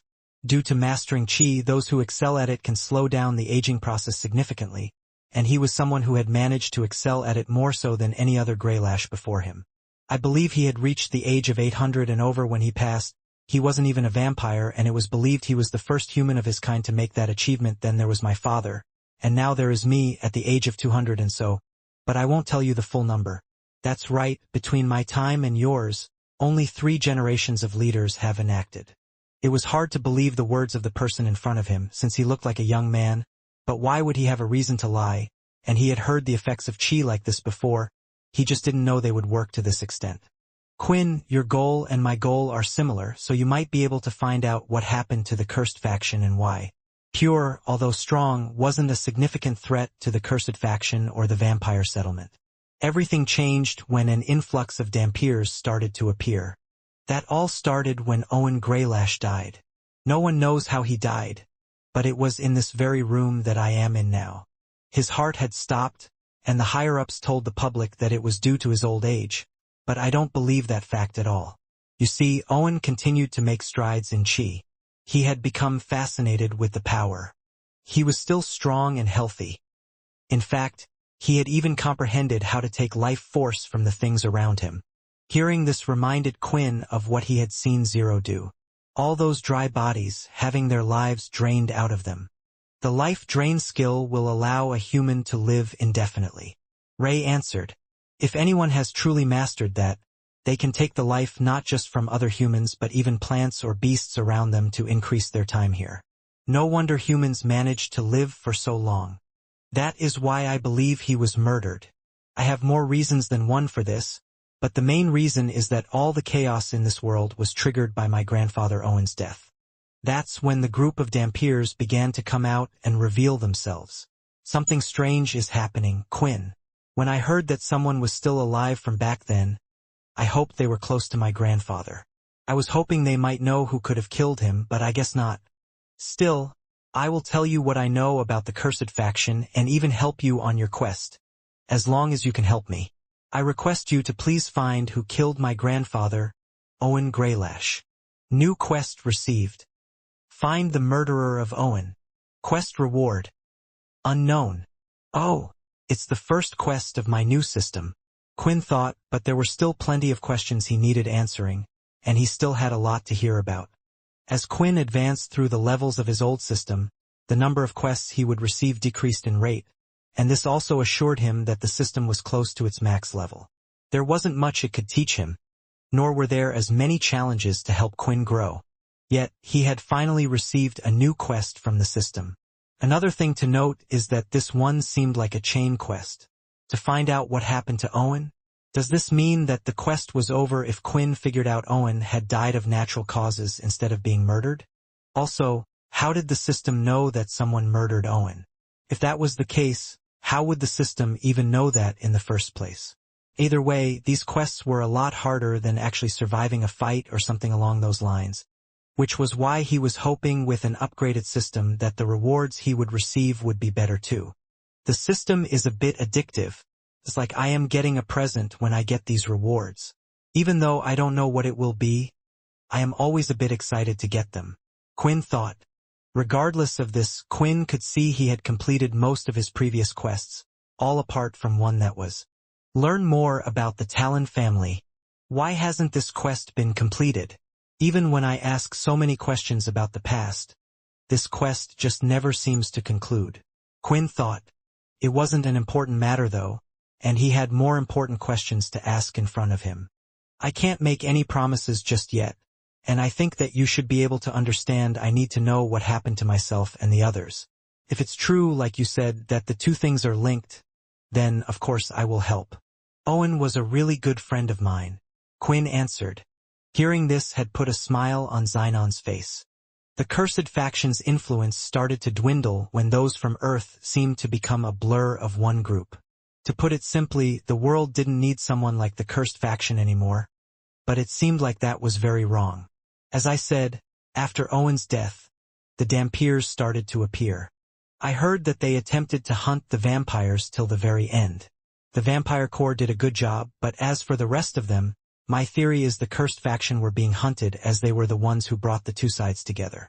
Unfortunately, the Greylash group had the vampires here to worry about. Xynon explained. Honestly, at around the same time, when the Dampiers appeared, the cursed faction seemingly went into hiding. Hiding?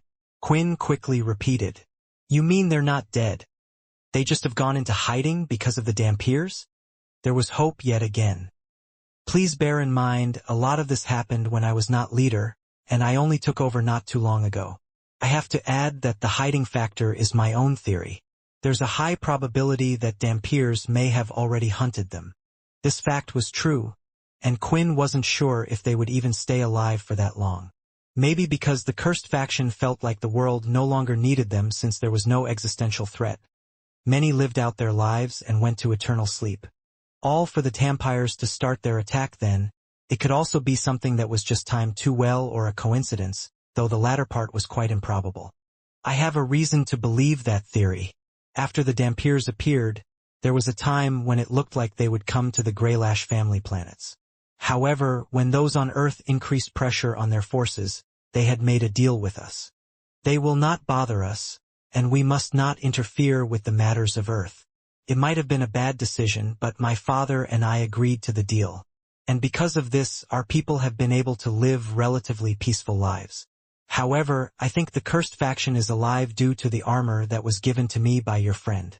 The person was named Sam. I believe you should know him as he played a big part in the cursed faction. He was the one that gifted the armor. My theory of them being hunted is because of what he said. The world was after more potent weapons, and many knew about a piece of information regarding a place where 2 humanoid demon-tier beasts were present. It came as a surprise to me that this armor came from him. I'm sorry, I honestly never knew. Sam was the one that gave him the armor. Does that mean Vorden is dead? And it might also mean that Sam is still alive. How long ago was this? When did Sam give you the armor? Quinn asked. It was originally given to my father, just after Owen had passed. This is why I believe this whole mess is linked, and the cursed faction might actually know more about this than the others. If you are asking where they are, I do not know. If Sam had appeared after Owen's death, it meant that it was around 200 years ago. It was still a long time and a lot could have happened. However, if Sam visited the Greylash family, it also meant Sam was alive for a long time, even after Quinn's fight with Graham. It's a good thing that you kept your face hidden.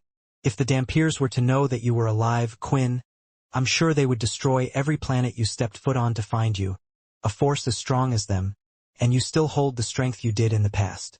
If you can, I will suggest that you find them before they can come to you. Honestly, Quinn was already planning on it.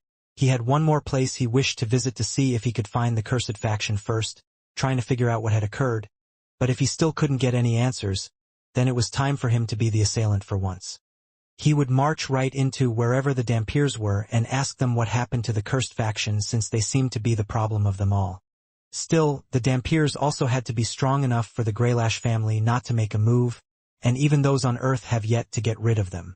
If you don't mind me asking, where do you plan to go next? Xenon asked. It didn't take long for Quinn to respond. There is one member of the cursed faction that is still alive. I'm going to see Logan Green on Earth and fill in the gaps of history. I'm sure he will know why the cursed faction went into hiding. When Quinn answered, he could hear Xenon's heart rate change. It made him wonder why. Was it the name? The place he had decided to go? Or was it something else? Quinn, I am thrilled that you are back. I wish I could treat you to any desire you want in the Greylash family. I feel as close a bond with you as my own family, even though I don't know you. Even though you nearly killed me as well. This is how much the Greylash family believe they are indebted to you. So when I speak, please know that I am not trying to be rude to you. However, I wish to give you a word of warning. The Vampire Corps is very trustworthy, but as for Logan Green, have you ever thought that if the cursed faction were being hunted or had gone into hiding, why Logan Green hasn't? Not only that, but somehow he has become a public figure and yet still, no Dampiers have attempted to attack him so openly like they had done the others. As I said, something big is going on in this world, and my advice would be not to trust Logan Green. Before leaving the chamber, Quinn had asked as many questions as he could about the current state of the world, the cursed faction, or if there was anything else that he had missed. Unfortunately, it seemed like there wasn't much information. The Greylash planets and the main ship were currently in the Vampire solar system, and they had somewhat made it their base. What used to be known as the Beast solar system was a mixed bag, and Earth's solar system was in the worst state, filled with most of the ongoing conflicts. Quinn did, however, find out more about the vampires. If the 13 families were still alive or their tombs existed, they would probably be in the current solar system. Nearly all of the 13 family vampires resided in this part of the solar system rather than the Beast part, even if the Greylash family owned those planers. Quinn felt like he somewhat would believe this since he himself was found on one of the Greylash planets. After their conversation came to an end, Peter had gone on to make another mud mask for Quinn. Xenon had promised that he would keep Quinn's identity a secret, and it looked like it was best for Quinn to meet Logan by surprise rather than alerting the latter beforehand. Logan, I can't believe it. There is no reason for him to change sides. It just makes no sense. But many things haven't made sense since I've arrived. As Xenon said, something is going on. Can you do me a favor? Quinn said as he put on the mask and once again took on the appearance of Chucky. The planet I was on, The location I described dash. You want me to try to find out who rented the room out? Or perhaps who owns the building, correct? Xenon replied with a smile. I will try my best to find out for you. I'm sorry I can't help much further, but whatever you need, as long as it's on one of the Greylash planets, I will be happy to help you. I just can't believe that the world, after so much time has passed, will need to rely on you again. Because of that, I want to give you something before you leave. Pressing the center of his chest, the armor seemed to release some sort of steam as it unbuckled. Quickly Xenon grabbed it and walked over to Quinn. Take it. This is not mine in the first place, Xenon said. You will possibly be going into dangerous territory. I won't lie, but most likely, fate will put you in situations where you will need to fight once again. I know you're strong. Xenon touched his injured shoulder. I know that more than anyone else. However, the enemy is as well. While you were away, they built up strength with next to no resistance. Chi crystals, beast gear. All of these things have changed from your time to now. Even our Greylash family, who was proud of their ability, had to resort to using strong beast gear to enhance our powers. Honestly, Quinn initially wanted to reject the idea, but since there was a chance this was a piece of Vorden, someone he cared about, he didn't because he wanted to bring a part of him along with him. When he placed it around his chest, the armor attached itself around the back. Demon tier chest piece acquired. All stats plus 60. Defense 200. Passive skill. Endurance restoration. If any part of the armor is damaged in any way, the armor will return to its original state if it is not taken in use for some time. Active skill. Flight. While skill is active, the user can fly for as long as the skill is active. Speed is based on the user. So far, for a demon tier piece of equipment, Quinn didn't find it too impressive. However, its defense was undoubtedly high, and there wouldn't be many things that could have broken through its wings. At the same time, the restoration skill was unheard of. Then there was the active skill of flight, which in itself was a skill that was almost as good as an ability. And the last thing was something Quinn had never seen on a piece of armor before. Unique active skill. The armor can adapt any active skill dependent on the user's ability. Unable to process information at this moment. This is a first. Did special lightning feathers the armor had produced when Xenon tried to attack me come from this skill? I'm interested to see what this thing can do with my shadow. Quinn thought. I'm happy to know you enjoy the gift. Xenon smiled.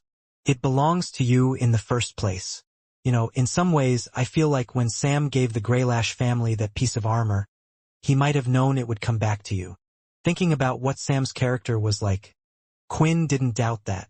You have been a big help. Thank you for looking after the vampires.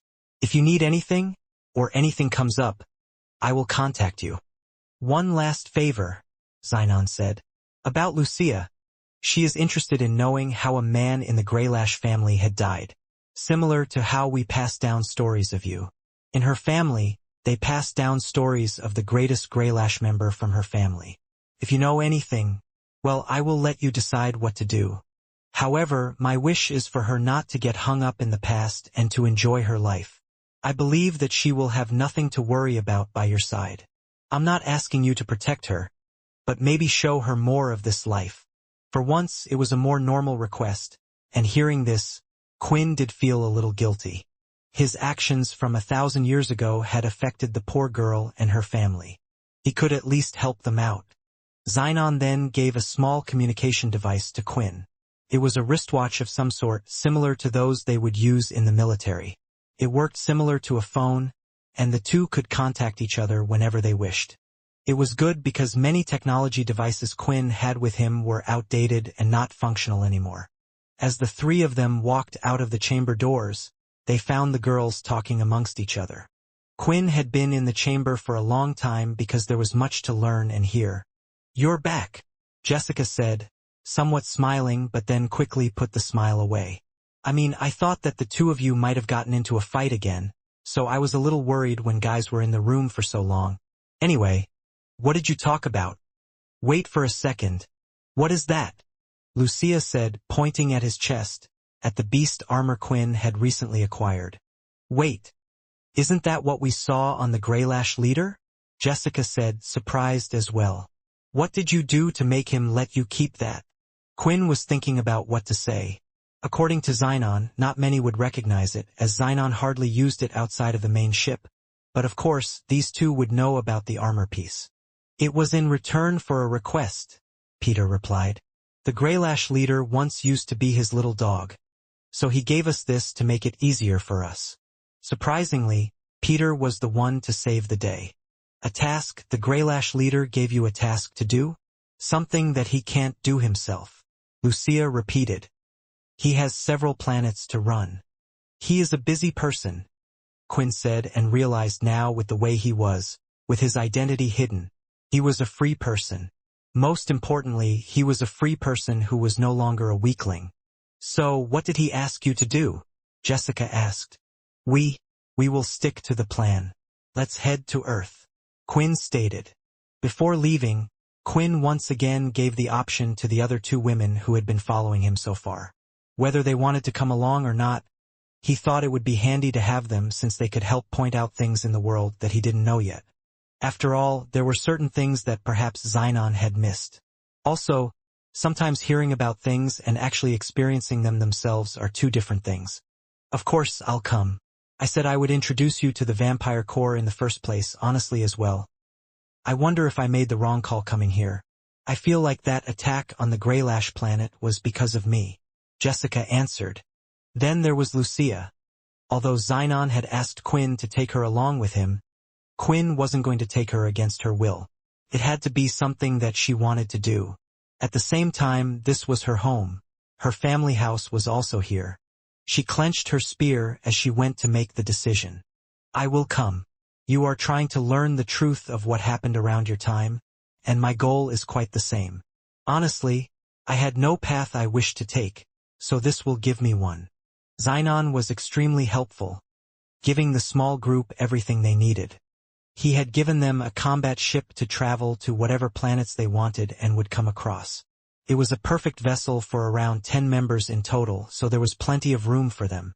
On top of that, he had given enough money for them to have no troubles, although the correct thing to say was he had given the money to Lucia, who would be holding on to it. After finding out she would be going along with them, Xenon had decided the aforementioned. Currently, the group was on board the ship and headed to the space station that would take them to Earth's solar system. Quinn wanted to explore the other planets here to see the vampires, where the originals were presumed to be, but he would leave that up to the leader Xenon. From the first impression I have of him, I think I can trust him. I kind of have to find new people to trust now, Quinn thought. So explain why we can't just go straight to Earth? Peter asked Jessica. Quinn and the others were quite surprised that they were going to Mars, even though Earth was where they knew Logan to be present currently. Can you please just leave this stuff to us? Don't you trust us? Jessica complained with her arms folded. At the moment, there are 4 or 3 groups that are on Earth, and unless you are a part of one of them, then we can't join. Not without permission. Not even I, being a high member of the Greylash family, would be able to set foot on Earth, Lucia added. Especially since the agreement between our family, which is why the best option is for Jessica to use her contacts. There was a smug smile on Jessica's face as she heard her name being used, but to be honest, she wasn't sure how much help she could be. After all, she was just a standard member of the Vampire Corps, and she wasn't special in any way, unlike Lucia. This meant when they got there, it all depended on how convincing Nate and his friends could be. I'll keep this bit to myself, though. If they find out that I can't really help, is there any point in me being here? It will feel just like it did when I was in the Vampire Corps, Jessica thought while looking at the others as they made their way to Mars. Going through the space station was an easy task. Also, Quinn didn't know that the wristwatch given to all 3 of them by a Greylash elder before they left the Greylash planet also acted as an ID card for them. And now, Quinn's name engraved in the database was Nate Snell, the same alias that Quinn had used before. Since no one seemed to know the names of the cursed faction, apart from those obsessed with the events like Xenon, he thought using the name Nate Snell was sure to grab the attention of those from the past. If they did know who the real Nate was, this might help Quinn without having to reveal his real identity. Finally, They could see the planet Mars in the distance, which was now wholly terraformed into a planet similar to the Earth, except for the surface, which contained a tinge of redness. In Earth's solar system, they hadn't terraformed the other planets yet, other than the shelters on the different beast planets which were in a different solar system, so seeing this the way it was quite a surprise. "It doesn't look like there is much fighting on here," Peter said as the ship approached what looked like a megacity of some kind. It looked like a modern city similar to the Greylash planet. "Remember when we used to learn about different nations and countries?" Lucia commented. "Currently, Mars is similar to that. There are different parts of the planet that individual groups regulate. Pure also owns a part of it, so do Logan Green and the Vampire Core. However, Logan Green and the Vampire Core areas overlap each other, since the two work with each other. There are fights here and there, but a full war hasn't broken out on these planets. War isn't beneficial to anyone. It's clear to the others that either side is waiting for something. Either the enemy attacks first, or perhaps they are in search of something that will guarantee them victory if there is a war." Quinn understood this very well. In the past, with the Big Four, it was similar. When there were several big powers, they knew that a war would just wipe them both out, and that wasn't something any of them desired, economically or figuratively. What does Pure really want? And what are they waiting for? Quinn wondered. Landing in the docking bay, the group again had to register themselves. It looked like the planets kept track of who was where and when. Something that didn't happen so much in the past because of how unorganized everything was. However, this was mainly due to the countless wars and the groups not working together. So in theory, all the Dampiers and Pure members should be registered as well since they are currently normal living citizens. They're no longer hiding like they were before. Quinn realized. "I really hope Logan is on our side because all of this information would be useful in finding out what is going on and getting rid of the real threat." It was late for the group and Lucia was getting tired, so the group decided that they would rest at a hotel before heading to the Vampire Crops group located in the city. A young man was sitting in a chair in a bright white light room. Several wires were linked to him on the chair itself, cables from all ends leading to several different machines. Screens, more than one could count, were spread all over the room, but the young man's eyes remained closed as if he was in a deep sleep. That was until something flashed in his mind, and his eyes twitched a bit. A group of vampires have just arrived on Mars? Well, that's not the interesting part, but the name. Who would be brave enough to use a name like that? Nate Snell, huh? It seems someone is feeling lucky enough to irritate me today. It couldn't have been them. They would have contacted me beforehand. This pain. It hurts. It hurts a lot. Wait. Do I even feel anything anymore? When moving part of the shirt around his chest, a faint glow could be seen sticking through the material. It was a special crystal that was said to have unlimited power. A nest crystal. I have to find the red heart before the others. Can't afford to have people interfere. Since the money that had been gifted to them was apparently quite a lot, the three of them decided to splurge on 2 nice rooms. The hotel rooms were simply delightful. Nicer than anything Quinn had seen during his time. Many structures in the past, including the shelters, had to be built quickly using abilities and more. With war, many knew there would be times when these structures could collapse at any time, so luxury was nothing like what Quinn was looking at now. After being given their key cards, a small little round robot that looked like a moving trash can was showing each one to their rooms. They were close to being on the top floor, and each of the rooms were also placed next to each other. Although next together perhaps wasn't the right word. The doors were so far apart that Quinn wouldn't even be able to hear what was being said in the other rooms. Peter, Quinn, and Minnie would be staying in one room, while the 2 girls would be staying in the other. "Lucia, do you mind meeting me in my room for a moment? There were a few questions I would like to ask you," Quinn said. "Hey, what are you planning to do, and why do you need just her?" "I thought you would be talking to me," Jessica complained. "Well, do you know how to use chi, and how chi works?" Quinn asked, shaking her head, and a little embarrassed at what she had just said. Jessica decided to just storm off instead. When entering the room, Quinn could see a nice glass window that showed the whole city, and the 3 luxury beds that had been requested. When looking around, Quinn also noticed a few things he never expected to see and were still hard to get used to. For one, it was a menu, and on the menu there was blood, also human flesh among other things. It was split into different sections for different people. I thought there weren't many vampires here other than those in the vampire core? Quinn asked, holding the menu. There will be a few vampires, but just most that are here are part of the corpse. Remember, they still have their families and more. Hotels are also used for meetings and such, so they have to accommodate these things. Lucia explained. At the moment, we are in the green and vampire core area, which means there is still a mix of vampires and humans living here. Although, there is also the specific vampire core area. In the green area, the vampires are still discriminated against. So there is an area mainly for vampires. There are some living in this area that actually support what the vampires and pure are doing, which is why most vampires chose to move out of here and head to our Greylash family. Although it wasn't perfect, Quinn could see how things worked like that. Pure was just a power-hungry group in the celestial vampire's mind. They just wished to control everything for whatever reason. No matter what, Quinn was never going to be able to get rid of those people.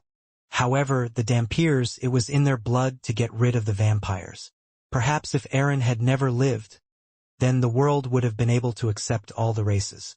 They would still deal with problems, but all of them could have lived together. Crap. Did I really just think that Aaron would have been better off killed? Quinn cautioned himself. Until I know 100% what's going on, I shouldn't be thinking things like that. Besides, wouldn't I be the one at fault for having turned her in that scenario? Sitting on the desk that was by the window, Lucia followed and sat opposite him. I want you to tell me how much the people of your era currently know about Chi. During my time it was rather rare, but nowadays, even random people seem to know enough to be able to prevent vampires from charming them. Quinn requested. We've been classifying Chi into 5 different stages. Lucia answered. The first stage helps us power the cells in our bodies, making them sturdier. The second stage allows us to encompass something external, like a weapon, to give it a power boost. The third stage of Chi allows us to use Chi itself as a means of attack. These 3 stages are known by most, though only around 1 in 100 people are actually able to use the last one. The fourth stage of Chi is something that only those that don't have an ability seem capable of learning. Most members of Pure have this, although there are also people who chose to focus on Chi rather than learn an ability. Although they exist, you won't be able to find too many, since abilities have just been more useful for finding jobs and such. Then there is the 5th stage of Chi. This is something that only members of Pure have reached. It allows them to insert Chi into an object, a person, or even a being, and give them a type of command. Listening to the explanation, Quinn had actually come across all forms of Chi. He then went to hold Lucia's hand and could tell now that the Chi she was using to cover her brain was the 2nd stage, not enhancing but forming a wall around the organ, and not for a second had she allowed it to lower around her brain. At first, she felt a little nervous, worried that Nate was attempting something. But soon she realized that he was just checking out the Chi in her body. Is Chi something that's taught in school now? Everyone seems to know the 2nd stage. Quinn asked. It has become a standard, yes, and even those that haven't learned it at school have chosen to learn it. I believe it was when attacks started to happen from the red vampires. It has scared everyone into learning it, and of course Pure was the best at teaching it. This was also one of the reasons how they managed to gain the people's favor. What about the Chi explosion? Is that the 5th stage of Chi that the Dampiers are using, since they are working with Pure? Or is it something else? Quinn wanted to know. It's not really confirmed whether the Dampiers are working with Pure or not, but it wouldn't be surprising, seeing that their goals align. Lucia explained. The Chi explosion is something not everyone knows, but I believe it's similar to how they activate the 4th stage of Chi. We don't really count it as a stage of Chi as there is only one way to use it. If Quinn wanted to question his attackers, he would have to hold them still and remove the 2nd stage from around the brain first. The problem was that they would surely use the Chi explosion, and without knowing how exactly it worked, there wasn't much he could do. He would have to act first to somehow disarm it, otherwise the person would be dead. With no other questions on his mind, Quinn decided to let Lucia go, allowing her to get some rest. Heading back, Lucia couldn't help but be curious about who Nate really was. However, she felt like it was rude to ask, or more like she was somehow afraid to ask. She didn't believe he was just an original vampire to have Xenon gift him such an important piece of equipment. Upon opening the door, she could see that Jessica seemed to have been practicing something. She was partially sweating, which was strange for a vampire. "Are you training?" Lucia asked. "Yeah. I kinda stopped a little after leaving the unit, but after we were attacked the other day. It just dash." A sudden click was picked up by Jessica's ear, causing her to leap back a little. Lucia, seeing this reaction, also quickly pulled out her spear. The next second and the closet door was blasted off from where it was, and not just one, but 3 of the doors came unhinged, and on the other side they could see something they hadn't expected. "I thought it would be Dampiers, but why are there battle robots here?" Jessia shouted. The robots were the same ones they had seen at the assessment, but they didn't have the same level of beast crystal they had at the assessment. These were higher. Why would they be here, and why are they attacking us? Lucia wondered, since the creator of the robots was none other than Logan Green. Seeing the battle robots from the Traveler Center in a place like this was surprising for the 2 girls. Because they were mainly used for 2 things. One was the example used earlier for the testing, and the other for fights and battles when in war and such. Right now, since they weren't exactly in the travel center and ended up in their room, they were pretty sure they were here to hurt them. The A.I robots were an improvement upon the manned mechs that used to be used. The mechs themselves needed crystals to power them, yet no matter what level of crystal was used, the power they could produce was the same. A higher tier crystal would only allow one to use the mech for a more extended period. However, they didn't need to be manned with the battle robots. They had their own advanced AI programming them, and the crystal inside them powered its whole body. A high-tier crystal made their energy blasts stronger since they became faster. However, their bodies could not be improved on, but that didn't matter so much as they were made using a new strong material called Tingalt.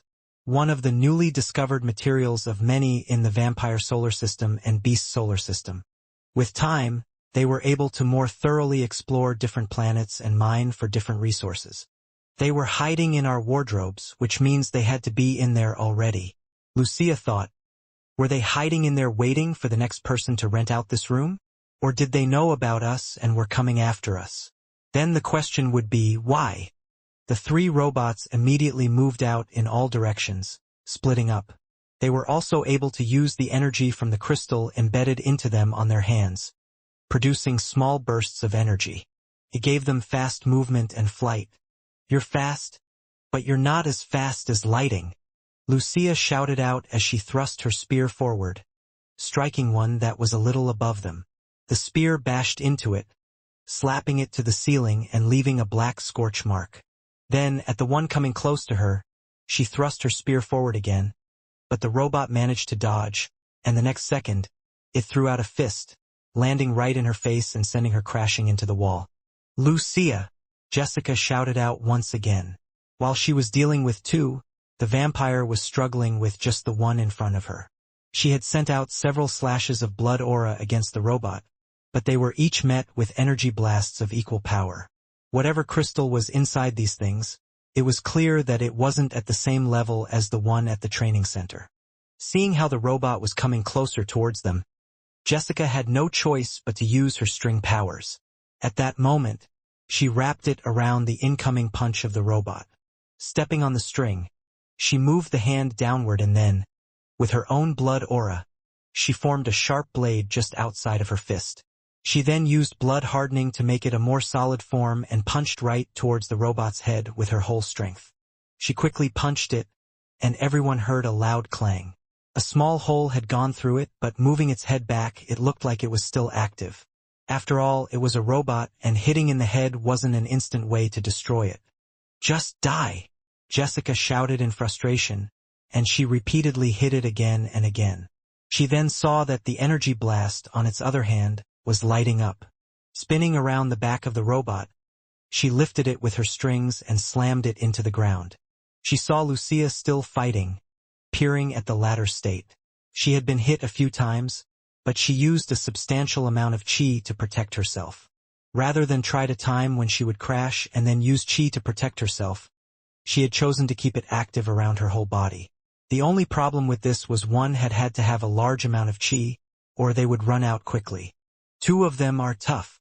Can you take that one out quickly? Lucia shouted as she finally managed to stab one of them. But it had hit the end of her spear just slightly, unfortunately avoiding the core in its chest, and had hit its stomach, allowing the other one to blast her with energy once again. Seeing that the one on the ground was about to blast her, Jessica had an idea. As it pointed its hand towards her, she quickly pulled on the strings and redirected the blast, so it hit one of the robots. It had successfully blasted the robot, chucking it off to the side, allowing them to each deal with one, at least for a short time. We're making a lot of noise right now. Shouldn't those other guys have heard us by now? Jessica, though. In the room that was not too far from where there was a reason why the trio had been unable to help, and that was because there were a couple of intruders in their rooms as well. I guess this is the reason why they took so long at the reception. They were busy preparing our rooms for us, Quinn said. The two men just grunted. Rather than robots, they were greeted by two men in strange dark-colored clothing and beast armor. You're not Dampiers, I can tell. So tell me, what exactly are you guys? Quinn asked. However, none of them seemed to want to reply. They simply pulled out something which Quinn had only seen in history books. Peter, protect Minnie with your body at all costs, Quinn shouted as soon as he identified the weapons in their hand. The next second, and Quinn's fears were confirmed as the beast weapons started to fire off what seemed like bullets one after another. Only, the bullets were auras of chi. In quick succession, several shots were coming out, straight towards them. Since it was unexpected for Quinn, he had no choice but to try and get rid of all the chi himself. Shadow rose over his body as he used the shadow equip to put on the Blue Fong armor set he still had. Nitro Accelerate activated. The next second, he used the second stage of chi to cover his hands, and he soon moved in front of all of the bullets coming from the intruders, blocking each and every one of them. Hey, are you seeing what he's doing right now? How is this possible? One of the men shouted. Just keep shooting, the other replied.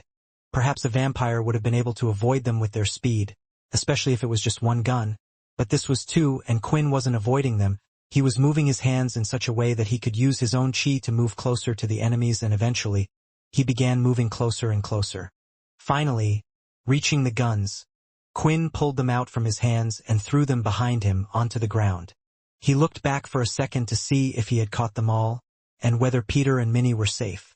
It was hard for him to tell if the bullets hitting Peter would have seriously affected him or not, and he didn't want to test it out right now. Those two girls and Xenon should have told me about chi guns being a thing at this time. Quinn was annoyed. In that instant, Quinn moved and grabbed onto the toe to try and get it so his chi could get rid of the explosion before it occurred. However, he had looked at the two men right in front of him at that moment. Something else was happening to the two bodies in front of him. Their bodies were starting to change. They were growing in size. What is this? Quinn thought the energy he could sense was beast energy coming from them, and that's when he noticed an injection in both of their arms. We never thought we would have to use this for a mere vampire like you, but you left us with no choice. The man shouted as he turned into a half-man, half-beast of some sort. These guys, they are turning into those creatures that Pure was creating. Quinn noticed. After injecting the strange liquid, the two men's bodies started to change in front of the celestial vampires group. The transformation was relatively quick, taking less than a second in total, yet with the Blue Fong armor set, Quinn could have attacked them in the middle of their transformation, most likely killing them on the spot. He was quite confident in that, despite their strange powers. However, that would rob him of an opportunity to learn the extent of his enemy's powers. Someone had purposely sent these guys after them. Whether it was linked to the first attack or not, that remained to be seen. Whatever the case, the first lot they would send towards Quinn wouldn't be their strongest. Not unless they had already figured out who he was, but judging from the chi in their bodies, he felt like it was unlikely. While somewhat waiting for them to reply, Quinn took a glance at the guns. A lot really has changed compared to our time. In the past, guns did nothing against the enemy, and with beast gear powers and abilities, A lot of powers had proven stronger than regular guns and more useful against beasts. Finding beast gear that could turn into a gun was rare, but even if that was the case, the main issue was the ammunition. Since regular bullets weren't too strong, one would have to find a crystal that could be used to turn into a beast bullet. The only story or person I ever heard of having such a thing was Oscar, which he used to defeat the demon tier beast. Regardless of all this, it was clear that the guns they were using weren't regular. It allowed them to fire their chi into bullets similar to Quinn's blood bullets. What he wanted to know was whether anyone could use such a thing, or if the third stage of chi was a requirement for it. The transformation of the two was finally complete. The men had grown to twice their initial size, their upper body gigantic, as thick as a large tree's trunk. For horns stuck out of the top of their heads, and their eyes now resembled those of wild beasts. It was clear that they were no longer human. Getting out from a chair, the short man pulled out all the cables from his body. He walked towards the edge of the white room that started to curve, and eventually the wall opened up. Exiting out of the place, it looked like he had left a giant circular ball, and now he was in some lab of sorts with the giant ball in the middle of the room. Then, the doors to the lab opened themselves, a particular individual with glasses entering. "Do you always keep an eye on everything? It's frightening to imagine that you already knew I was coming," the man commented, wearing a large white overcoat. As he turned to look at some data on his back, one could see that it had the number 4 stitched on. "I hope you didn't wear that overcoat outside. If you are seen, it would cause great trouble." "No worries, Mr. Green. I was very careful," the man replied. "I assume you already know the reason for me coming here as well? Do you mind sharing the reason for you to take the initiative to send out not just high-level AI robots but pure agents? What's more, it appears as if you have given them your serum," Agent 4 asked. Yes, the young man, who had only grown a little larger, was indeed Logan Green, the current world leader of Earth. "I told you," Logan replied. "Creating the serum was not my merit. It was something that used to exist long ago. It had simply been erased from mankind's history. All I did was recreate that serum and improve upon it with the means of our time. We both should know those are just semantics." Agent 4 let out a sigh. "You do realize that if someone sees them fighting in a public area, or worse yet, they end up defeated, that the Vampire Corps won't be happy. Your action could result in a large confrontation." It was then that Logan started off away from the agent, as if he was in deep thought about something. "You don't have to worry. They received injections from a demigod-tier beast. It would be very surprising if something happened to them." Quickly, Agent 4 turned around from his computer in shock, staring at Logan with his mouth wide open in disbelief. "You did what? Why would you waste something so precious on a bunch of nobodies? Didn't you just state the reason for it yourself?" "I too would like to avoid any conflict with the vampires. However, if those vampires do manage to survive an attack from them, then it just means we have an even bigger problem on our hands," Logan stated. The room was covered in blood from head to toe. Both of Quinn's arms were drenched from his fingertips up a little above his elbow, and in front of him were the two evolved beasts. When using his inspect skill, Quinn had been told that those two had become something on the level of demigod-tier beasts. At the same time, he noticed that unlike those he had seen during his time, these forms also seemed to enhance the level of chi in their body. With the amount of power they had, it was quite possible they could bring the whole hotel down. Not only would that have brought attention to them, but it would have caused others to lose their lives. Quinn was sick of people dying, but what he really didn't want to happen was people dying because of him. Without hesitating, he slashed his hand across one of the members' arms. Following his hand, a red crescent could be seen in the air. It wasn't quite a blood swipe, nor was it blood hardening, but it was something in between. It was one of Quinn's new blood skills he had learned. Blood slash. It was a stronger form of the blood swipe. Rather than a claw of red aura, this was more of a permanent form that would be used in a single line. It was sharp, similar to the crescent kick, but more powerful as it had condensed blood aura. There were what would be considered downsides to the move. The range was only what would leave one's fingertips, and at the same time the slash would only be as strong as one's aura.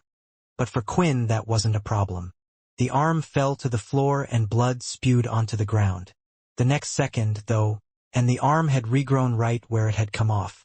It was a speed and a large limb which looked more impressive than even Peter's healing. "Haha, you can't kill us. Do you even know what we dash?"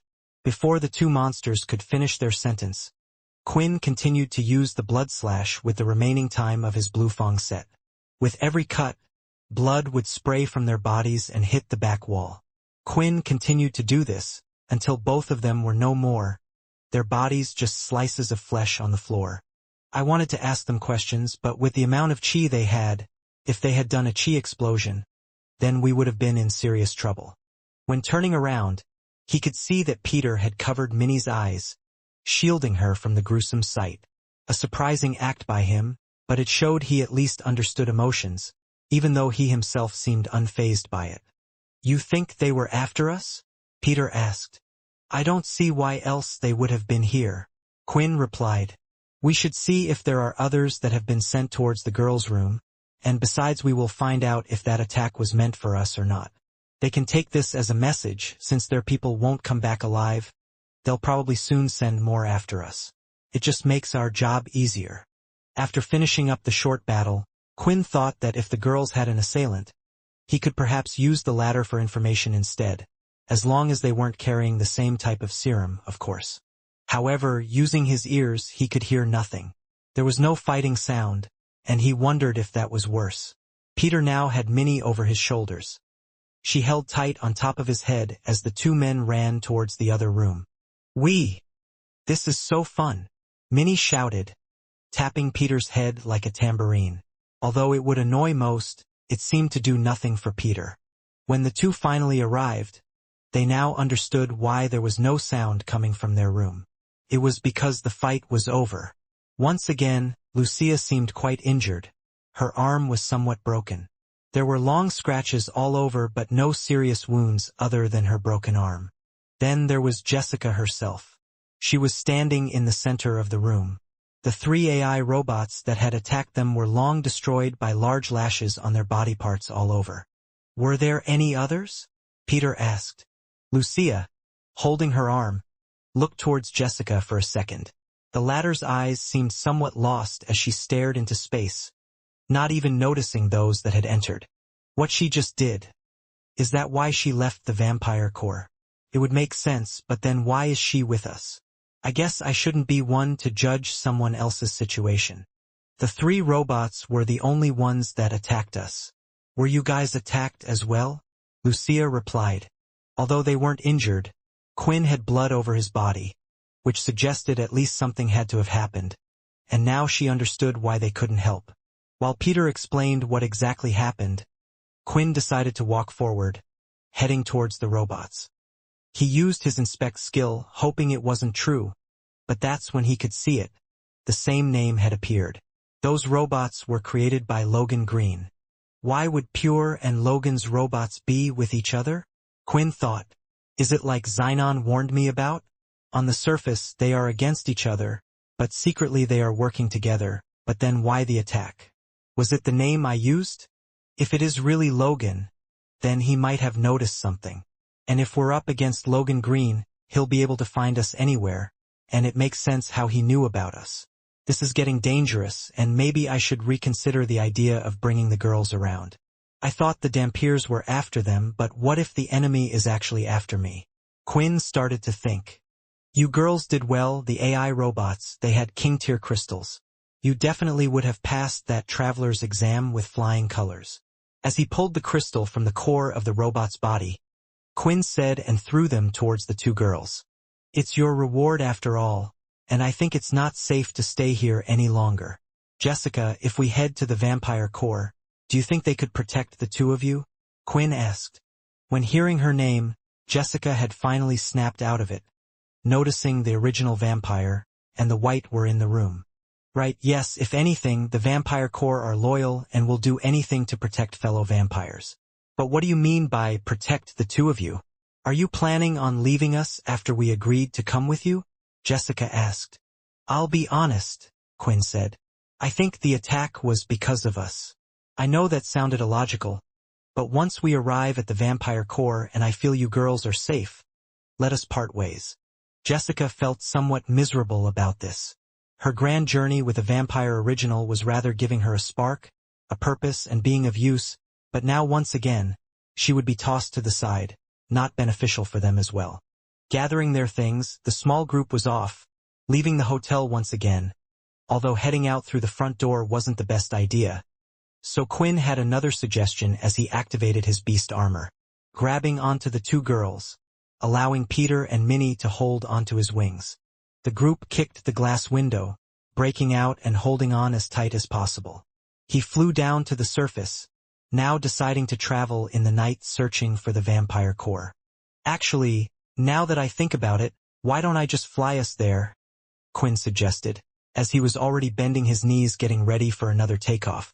Flying was something he hadn't experienced before apart from using his shadow wings once. It was surprising how easy it was to use. Honestly, Quinn was a little worried that they might have just gone down and splat right onto the ground. Of course, he wouldn't mention that to any of them, but flying turned out to be easier compared to the many other things he had to learn in the past. Wait, the vampire core base is far, and I'm not sure Lucia can take it anymore, Jessica claimed.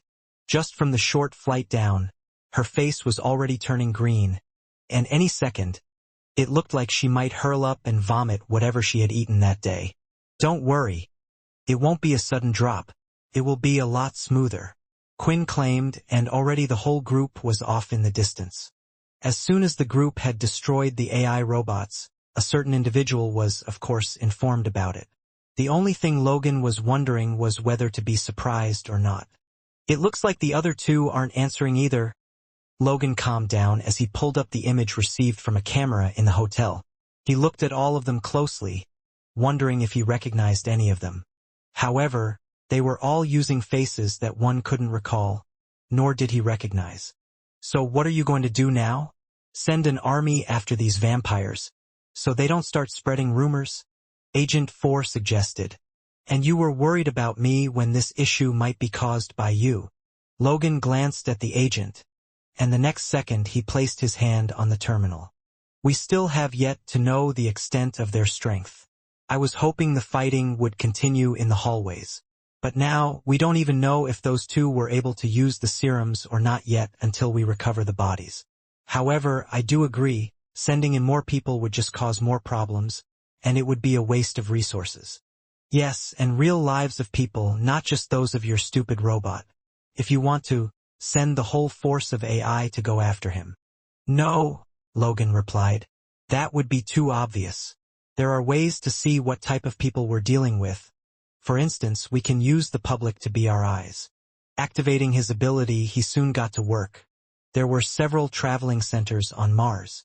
After all, they tried their best to operate like other cities even with everything going on.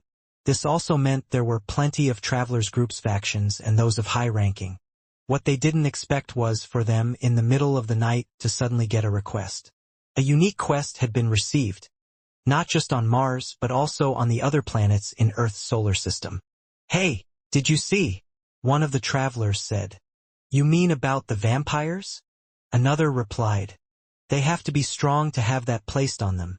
It might mean they are in the vampire core territory as well, so it's pointless. Pointless? How could you say that? This is the biggest bounty that has been put on a group of people ever before. The man shouted as he pointed his arm out to the digital board. Here, there were the faces of Quinn and Peter's disguised version and the two other girls, with far too many zeros for them to count. Without a doubt, if anyone saw them, they would attempt to bring them in, because they had just received the world's biggest bounty. As Quinn had stated, flying through the air was a lot calmer than before, and he had even chosen not to go at his full speed, no matter how much he was tempted to test the limits. Still, Minnie was having a great time as she grinned while her small hair waved back. Yet, there was one person that wasn't enjoying it at all. I'm really going to be sick, Lucia said as she tilted her head towards Jessica, still hanging on. We really have to land this thing now. Besides, I was part of the Earth's vampire core unit, so I don't really know where the base is. Jessica had to shout due to the wind's rustling sound, although Quinn could hear well either way. In the end, Quinn noticed that they were entering a suburban area. It looked pretty calming, as the streets were filled with red and orange lights. People were outside, eating at street vendors on the roads, laughing and drinking. It was hard to tell if the little place was having some sort of festival, but one thing was clear. It was peaceful. Seeing a large hill that overlooked the small town, they landed on it. The others stretched and exercised a bit to get the normal feeling back while Lucia had gone to spill her guts out. Is it okay for us to enter the town? The humans have those rings, and I'm worried we might cause a panic, Quinn asked. Jessica glanced at Lucia, wondering if she was going to be okay. The two of them had grown quite close to each other on this trip for more reasons than one. Both of them were outsiders in this group, and somewhat going along with the situation was just one of the many reasons. Seeing that her new friend had finally stopped throwing up, Jessica was at peace of mind again. The current land we are on is meant to be the Vampire Core's territory, so you should only see vampires and humans here, Jessica answered. As we get closer to the base, there will be more vampires. Vampire families that aren't part of the core but live in the current area. So there shouldn't be a problem at all. As for the core's base, it will be easy when we spot it. I thought if we headed into the territory we might see it, but the area is more hilly and mountainous than I thought. So it will be easier if we just ask one of the people here. It all sounded well and good. But of course, Quinn couldn't help but worry. Perhaps he was just over-worrying because of the threat of war that used to be looming over their heads and then being in the war. Now that there was no war, was he making up imaginary enemies, or were people, including Logan, really after him? When they eventually entered the town, they could see it was just as busy as it was above, and being here in person it looked more alive. The people were dressed in some sort of one-piece outfits that covered their whole body as they enjoyed themselves. At the same time, they noticed that there were plenty of travelers in the area as well. This was because every town and city, no matter how small, had a traveler's center. In fact, Quinn could even see the locked large wall in the distance. One would have to show their traveler ID to be let out into the open area where beasts roamed. Although, to Quinn's knowledge, there were no beasts on Mars unless they somehow started to appear here or the humans had done something. Regardless, since there were travelers in the street, Quinn had to believe that there would be beasts as well. This place is so pretty. The lights look so nice. And the drink they are drinking is making the people act like children. Minnie pointed out a few drunken men who were dancing. Yes, Minnie, that drink makes people into children, so you don't need to drink it. Otherwise, it will just make you younger, Peter replied in a serious voice. When walking, they didn't stop at any restaurants or places because they were looking for something or someone, to be more precise. They had passed a few vampires, but they didn't seem to want to mingle, and that's when they finally saw their first vampire that smiled towards them. It was a female dressed in the same one-set outfit as the others. She was calmly chatting away to other humans. It was nice to see this. Nice to see vampires and humans getting along. Should we ask her where the core area is? Jessica wondered. Quinn didn't reply, and she wondered why that was. Haven't you noticed? Quinn replied. Ever since we came here, although the general people haven't been looking at us so strangely, the travelers, they have been staring at us. It was something that had gone entirely over Jessica's head, and honestly, she didn't see what the big deal was. Travelers would always look at vampires strangely. Wait, that is a little strange. The people are fine with vampires here. We just saw it, so why are they looking at us? Is it because we are strangers? Do we look so out of place? No, that can't be it. They're following us as well, Peter mentioned. Which makes me think they may be the extra people you talked about before. The group continued to move, ignoring this fact, and decided not to approach the vampire in front of them. Truthfully, they were just following Quinn's lead, and he decided for now that if they were after him, they quite possibly would think that every vampire they conversed with was helping them.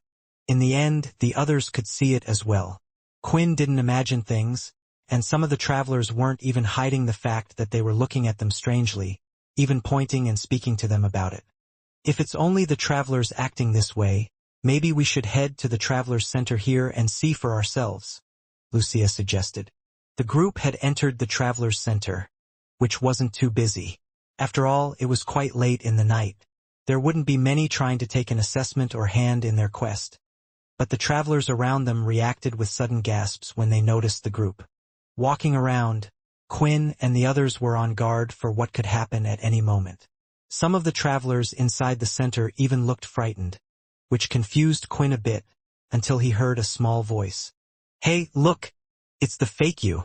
Minnie pointed in a direction, still sitting on top of Peter's head.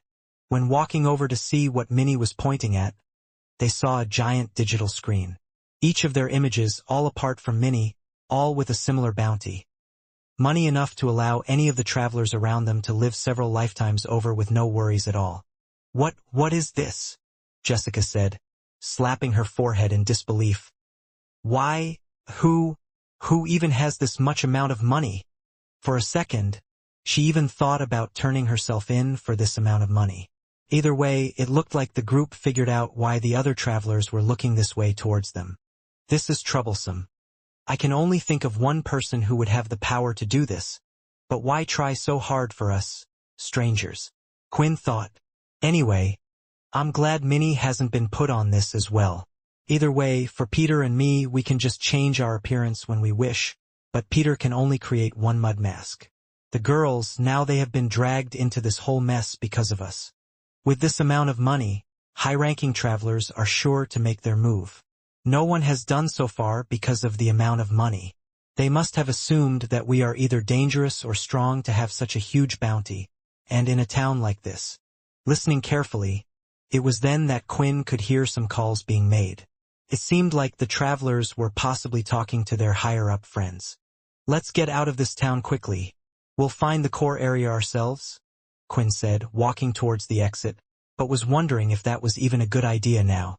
As soon as they exited out of the door, Quinn was ready to use his wings. But just then, "Hey, you guys!" a person called out to them. Up ahead, by the Traveler Center's other entrance, they saw the female vampire from earlier. "That bounty, it's on your head because they figured it out, right?" Quietly, she ran over to Quinn's side and whispered, "It's because you're part of the red vampires, right? Don't worry, I am too, and I can help you." Pulling up her dress, she revealed part of her thigh, and there was a red marking of a single eye with wings on it. The red vampires. Quinn knew little about them from his talks with the others.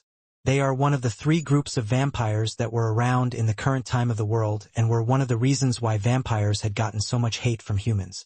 It was said that these vampires were known for attacking humans, either to turn the latter or kill them.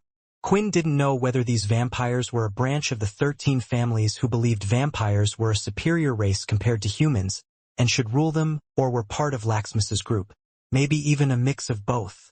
However, seeing the symbol that Quinn had noticed on a few items and others before made him think. This symbol is similar to the one Laxmus had, right? Is this a marking? Is that how Laxmus was able to gain extra strength? It was clear what he had turned that day into something beyond that of a vampire, and I remember what he said was strange.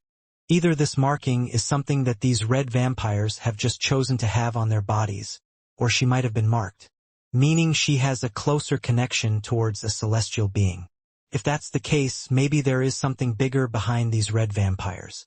It could just be a god that is tricking them all with a fake goal so that he could get stronger in the process. "Sounds about right to me," Ray replied. "The question is, how strong has this apparent god become during the time you were asleep? Remember, you have just become a celestial being and are only at the first level. Unless you are willing to create some followers and make them follow your condition, the only other way is to kill the other gods' dedicated followers and absorb their energy." Looking at the vampire in front of him, Quinn could tell by the aura around her body. She honestly didn't see them as a threat and even believed that they were their ally. It could only be because of the bounty. What other reason would there be to put such a large bounty on one's head unless they were part of the red vampires? Then begged the other question. Shouldn't she do something to confirm Quinn's identity if he was a red vampire? Was Quinn now supposed to show his symbol to her to prove that they were part of the same group? Or was it something only high-ranking members had? What I'm more worried about is what is, or is a red vampire doing in this place? Are they planning an attack on this village? If so, it would be in my best interest to stop them. Perhaps it can be as easy as allowing them to take me to their leader and stopping him, putting an end to this red vampire mess. Eventually, Quinn decided to answer with the most suitable option to his situation. We are not red vampires, Quinn answered. Not yet anyway, but we wish to be. We had a small scuffle on one of the Greylash planets, and ever since we have been on the run. We just found out about the large bounties now, and it looks like we messed with someone we shouldn't have. Quinn thought this little excuse or act should be good and vague enough to satisfy their questions. The female vampire looked the group up and down, and there was only one thing that wouldn't quite fit their group. That was Lucia. She was clearly smelt like a human but also had a bounty on her head for some reason. I see. If what you say is true, then come join us. Though not all of you can join, but yeah, we are always looking for those that are happy to join our cause. But there are also those that wish to try their best to hamper us. There are too many of you to introduce at once. If all goes well, I promise the red vampires will do their best to protect you. We always look after our kind. That's what being part of the red vampires is all about. The woman answered. Looking at the others, Quinn wondered what the best choice in front of him was. Who could he bring with him and how they would split up the group for a short time they would be away. After discovering more about the red vampires and their plans, he would reunite with them again. Jessica, Quinn said, why don't you come along with me? Peter, make sure Minnie and Lucia are safe at all costs. I am trusting you. With the bounty on their heads, he was a little worried, but for some reason he felt like Jessica, another vampire that knew more about the situation, would be a better option in this case rather than Peter. Yet, he needed someone strong enough to protect the others if anything happened to them. Minnie also had almost blown his cover several times, so bringing her wasn't a good idea. Very well, follow me, you two, and we can introduce ourselves and talk on the way. As the two groups split from each other, Minnie looked like tears were about to come out from her eyes. She had grown attached to Quinn and saw Peter like an uncle. Peter gave a look as if to say that Quinn didn't have to worry. But of course he would be worried about them. While walking, they had found out a few things. The vampire that they were currently following was named Hannah. She explained that she had been in this town for a while now, not just her, but a few others were with them as well. They were living here among the humans for years. This made Quinn wonder if certain humans had gone missing. Perhaps these red vampires worked in secret, taking them out slowly. Still, it wasn't something he could straight up ask. Eventually, Hannah went into one of the small shops and pulled out robes that were of the same design as what the others on the street were wearing, except for one thing. These had hoodies as well. It would be best to cover up now that you are wanted. I can't wait to hear what you guys did to get a bounty of that size on your head. Hannah smiled. They took the robes, covered themselves, and followed Hannah along. Honestly, she didn't talk much about the red vampires and just went on about how lovely the town was, which was a little confusing for Quinn, but he decided not to rush and take one step at a time. How many of you are there? Quinn asked. In this town, there are a total of 5 of us, but more will be coming soon, so you are just in luck, she replied. Although, initially, Quinn actually meant about the whole of the red vampires, thinking he might get a number. The vampire settlements were never large in numbers, but they could be in a completely different state with no restrictions on their population anymore. Eventually, the 3 of them had arrived at what looked like an entrance to a cave. They were away from the busy parts of town and could see the lights off in the distance, and no one seemed to have followed them. When heading inside, Quinn could hear the sound of talking that soon stopped. Their footsteps were quiet, so it was apparent that they were approaching. I have a guest, so please be on your best behavior, you lot, Hannah said. Taking a turn in the cave, they saw a group of 4. All of them were vampires, just as Hannah had said, but that wasn't the shocking thing about them. For Quinn, it was what was on their faces. Those are masks, Quinn said. Oh, it looks like you already know quite a bit about the red vampires then. We wear these masks whenever for a meeting among the members. Hannah explained and soon pulled out a mask from under her shirt. It was a red mask with 2 large teeth on the sides. It was half of a red Oni mask. Not just that, but it looked identical to the one that Quinn used to wear when he fought in the past. This mask is to remind us of who we worship. Hearing those words, Quinn could feel his heart beating faster. It can't be. Many don't know this, but the great hero Quintalon used to wear this. Now Quinn was really starting to scratch his head. Upon seeing and hearing this, the first thing that Quinn thought was that he was glad that he didn't bring Peter. The latter would have straight up laughed and perhaps offended these vampires, and unlike the humans before, it would have quite possibly caused a head-on argument before they ended up finding out about anything. Still, this was something Quinn wasn't expecting. The red vampires worship me.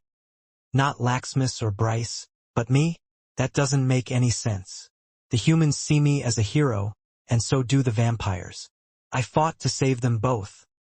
I introduced both of them to the world. So why would the red vampires worship me? It was beginning to make Quinn's blood boil thinking about it. Someone perhaps used his name to convince these vampires to do something they never wished to do, and he now wanted to get to the bottom of this situation. Thankfully, someone was by his side that looked to be just as shocked as he was, which meant this wasn't public knowledge to them all. You also worship the hero Quinn? This is the first time I am hearing something like this? Jessica said out loud and immediately had stares coming from all the others in the room. It was making her feel a little nervous. I mean, I never knew. Do you mind telling us why, so we can learn more and become a closer part of the red vampires? She smiled. Seeing this, Quinn felt like he had made the right choice in bringing her. The group moved closer before they explained, and Quinn carefully looked at all of their faces. He was wondering if he might recognize one of them. It was hard with only the bottom part of their masks, but it seemed like they were all strangers. They all feel as strong as Hannah. There aren't really any special ones among them. Quinn thought, I need to meet someone in a higher position or strength if I want to know more about them, but let's do one thing at a time. Do you really think we can trust these guys? One of the vampires shouted out. I'm not comfortable with you bringing random vampires to our meeting spot. The other shouted. Please, we are meant to be welcoming to any vampires that wish to join our cause. Hannah replied, folding her arms. Besides, here is my reason for trusting and bringing them in. It was then, from her wristwatch, that the image of their bounties had appeared, and reading the amount of money displayed under their name and faces nearly made their eyes pop out. Unlike before, where vampires cared little for the world currency, now that they were involved in the current world, they cared for it quite a bit. They all knew that these vampires had to have done something pretty serious to get a bounty on their heads like that. It cleared up a lot of the suspicions the others had. The group sat down on some logs placed in a circle. Quinn, along with Jessica, sat on the same wooden log on the ground. About your question earlier, since you're going to be a part of our group, I will explain a few things for you. We believe that Quintalon had a different goal after saving the humans. Hannah started to explain. There are many that believed that he wanted humans to work alongside vampires, but there is another side to it. What if he didn't? I did. Quinn wanted to say but kept his mouth shut. The vampire settlement, there was no need for it to be moved back then as he had done so. At the same time, Quinn had turned every human close to him, from his friends to those in his group, into a vampire. With this mask, we believe he was trying to hide another side to him.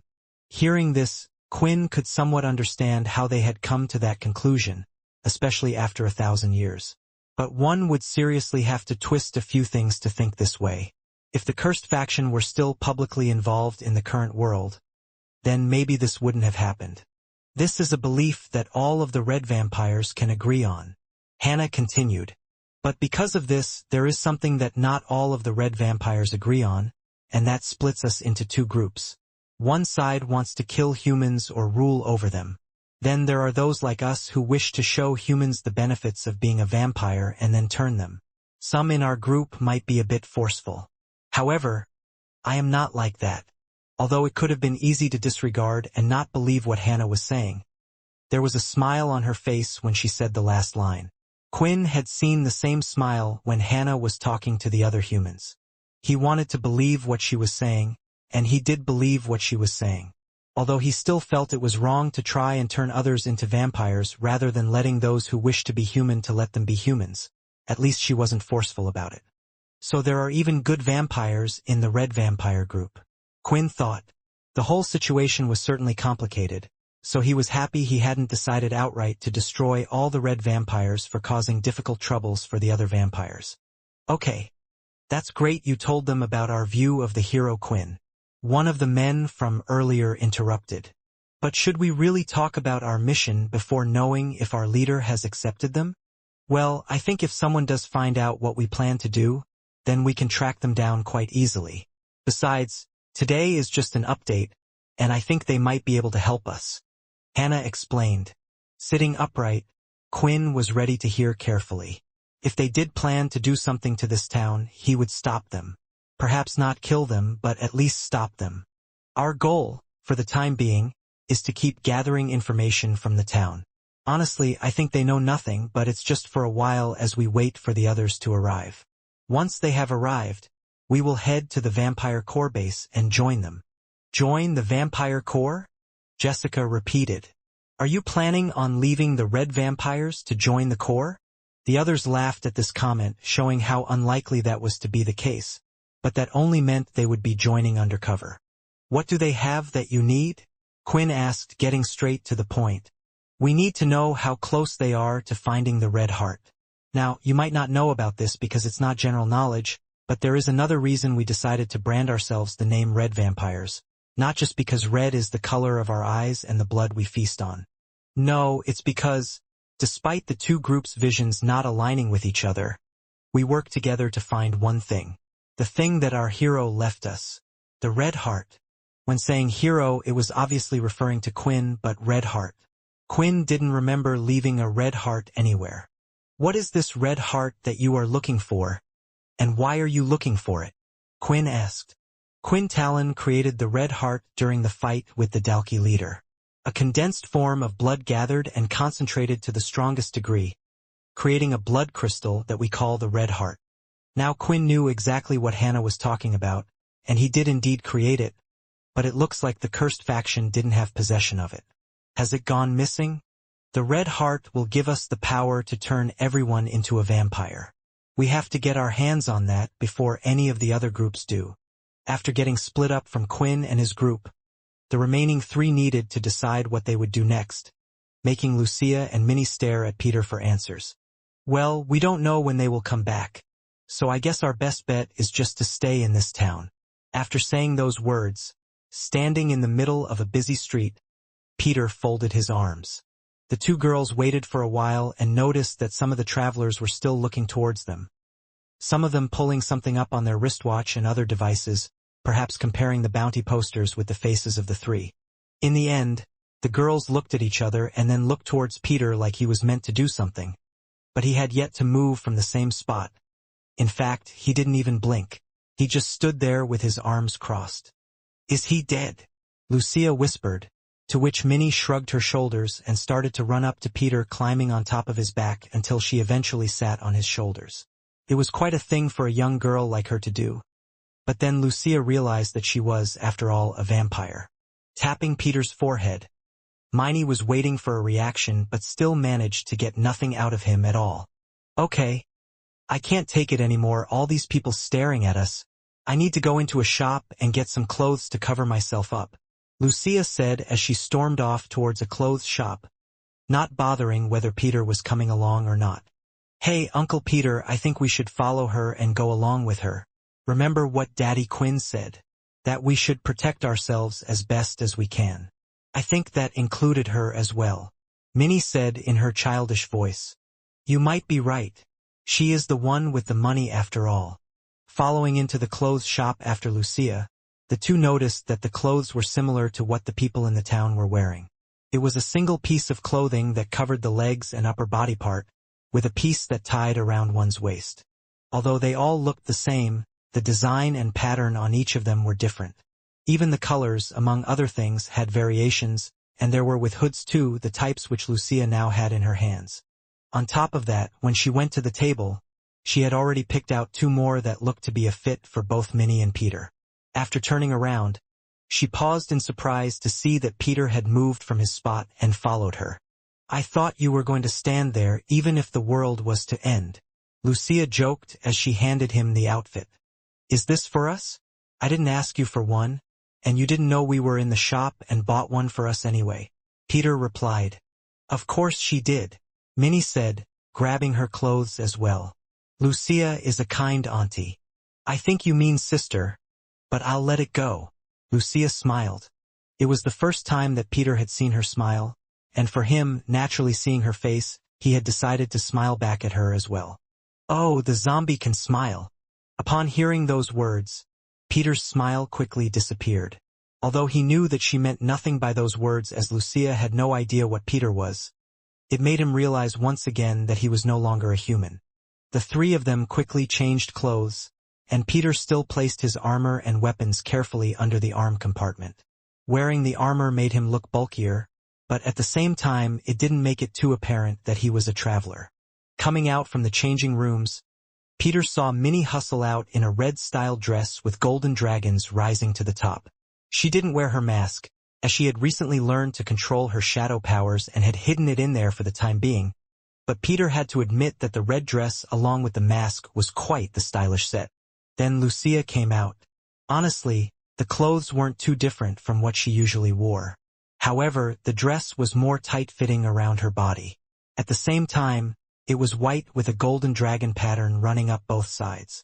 It looked like she had somewhat sorted out her hair as well. Brushing it out, she allowed it to flow down the sides. "How do I look?" Lucia asked. "You look good," Peter said, and nothing else, which for some reason embarrassed Lucia a bit as she quickly left the shop, and tracking her closely was Minnie. Peter stared at the exit for a moment, and then he too walked out. Soon, the three of them were strolling down the street. They wouldn't leave the town, but now with different clothes, they could still explore a little without the stairs. Peter also wondered where exactly had the clothes from before gone. After asking Lucia, Peter learned that she was using a storage ring. It had a limited capacity, but it worked similar to Quinn's dimensional space. It allowed one to store items inside a ring, necklace, or more. This had become quite common after the discovery of a new crystal in the vampire solar system. Eventually, while they were walking, they suddenly heard a growl. "Are you hungry?" Peter asked. He had forgotten that Lucia was a human. In other words, she could succumb to these things. "I mean, it wouldn't hurt to grab a bite," she replied. The three had entered a large restaurant that was 2 floors high. There were around 50 or so round tables with customers occupying most of them, and it was bustling with food and drinks shared all around.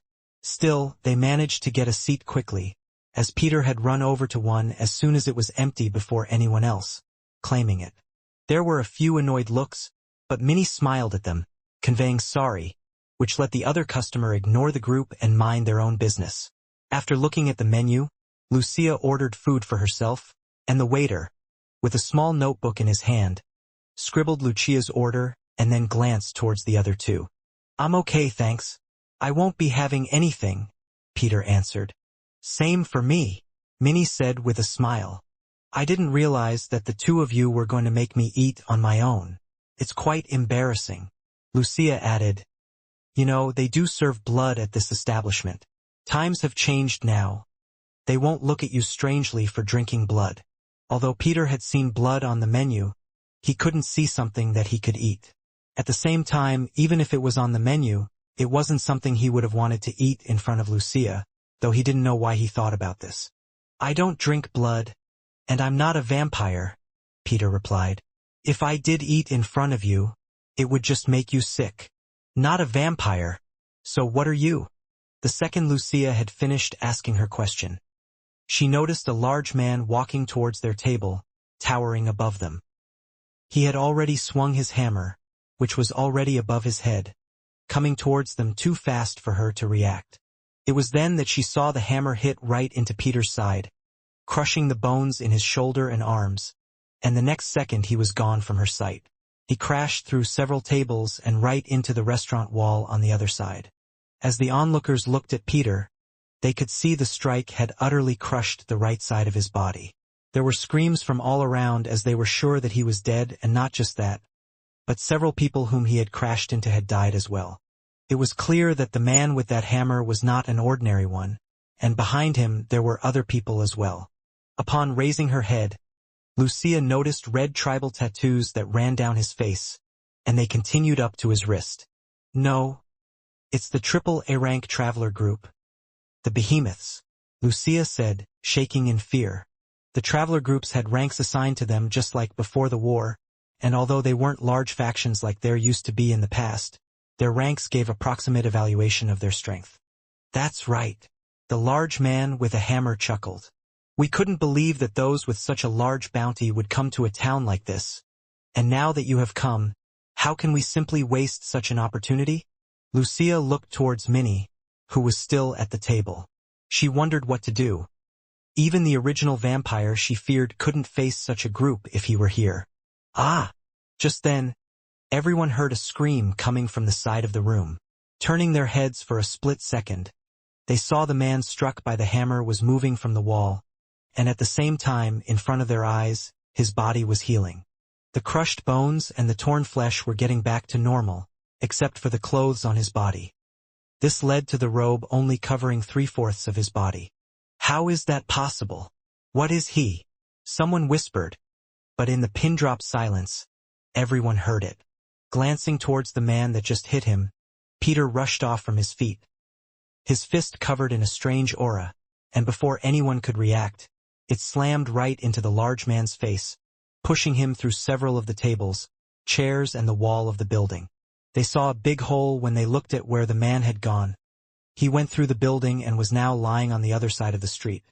Just think of me as a zombie, Peter spoke, answering Lucia's earlier question as the last few scratches on his arm healed.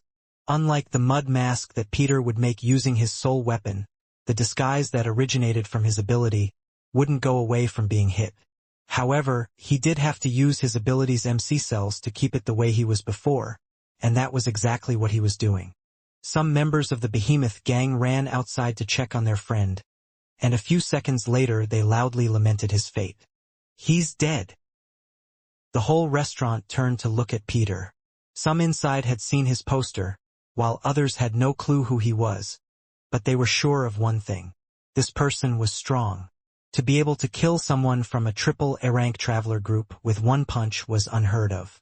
What's more, they had been unable to see him move from his position from the wall. Lastly, the strange healing powers that allowed him to heal from even cracked bones. Damn it!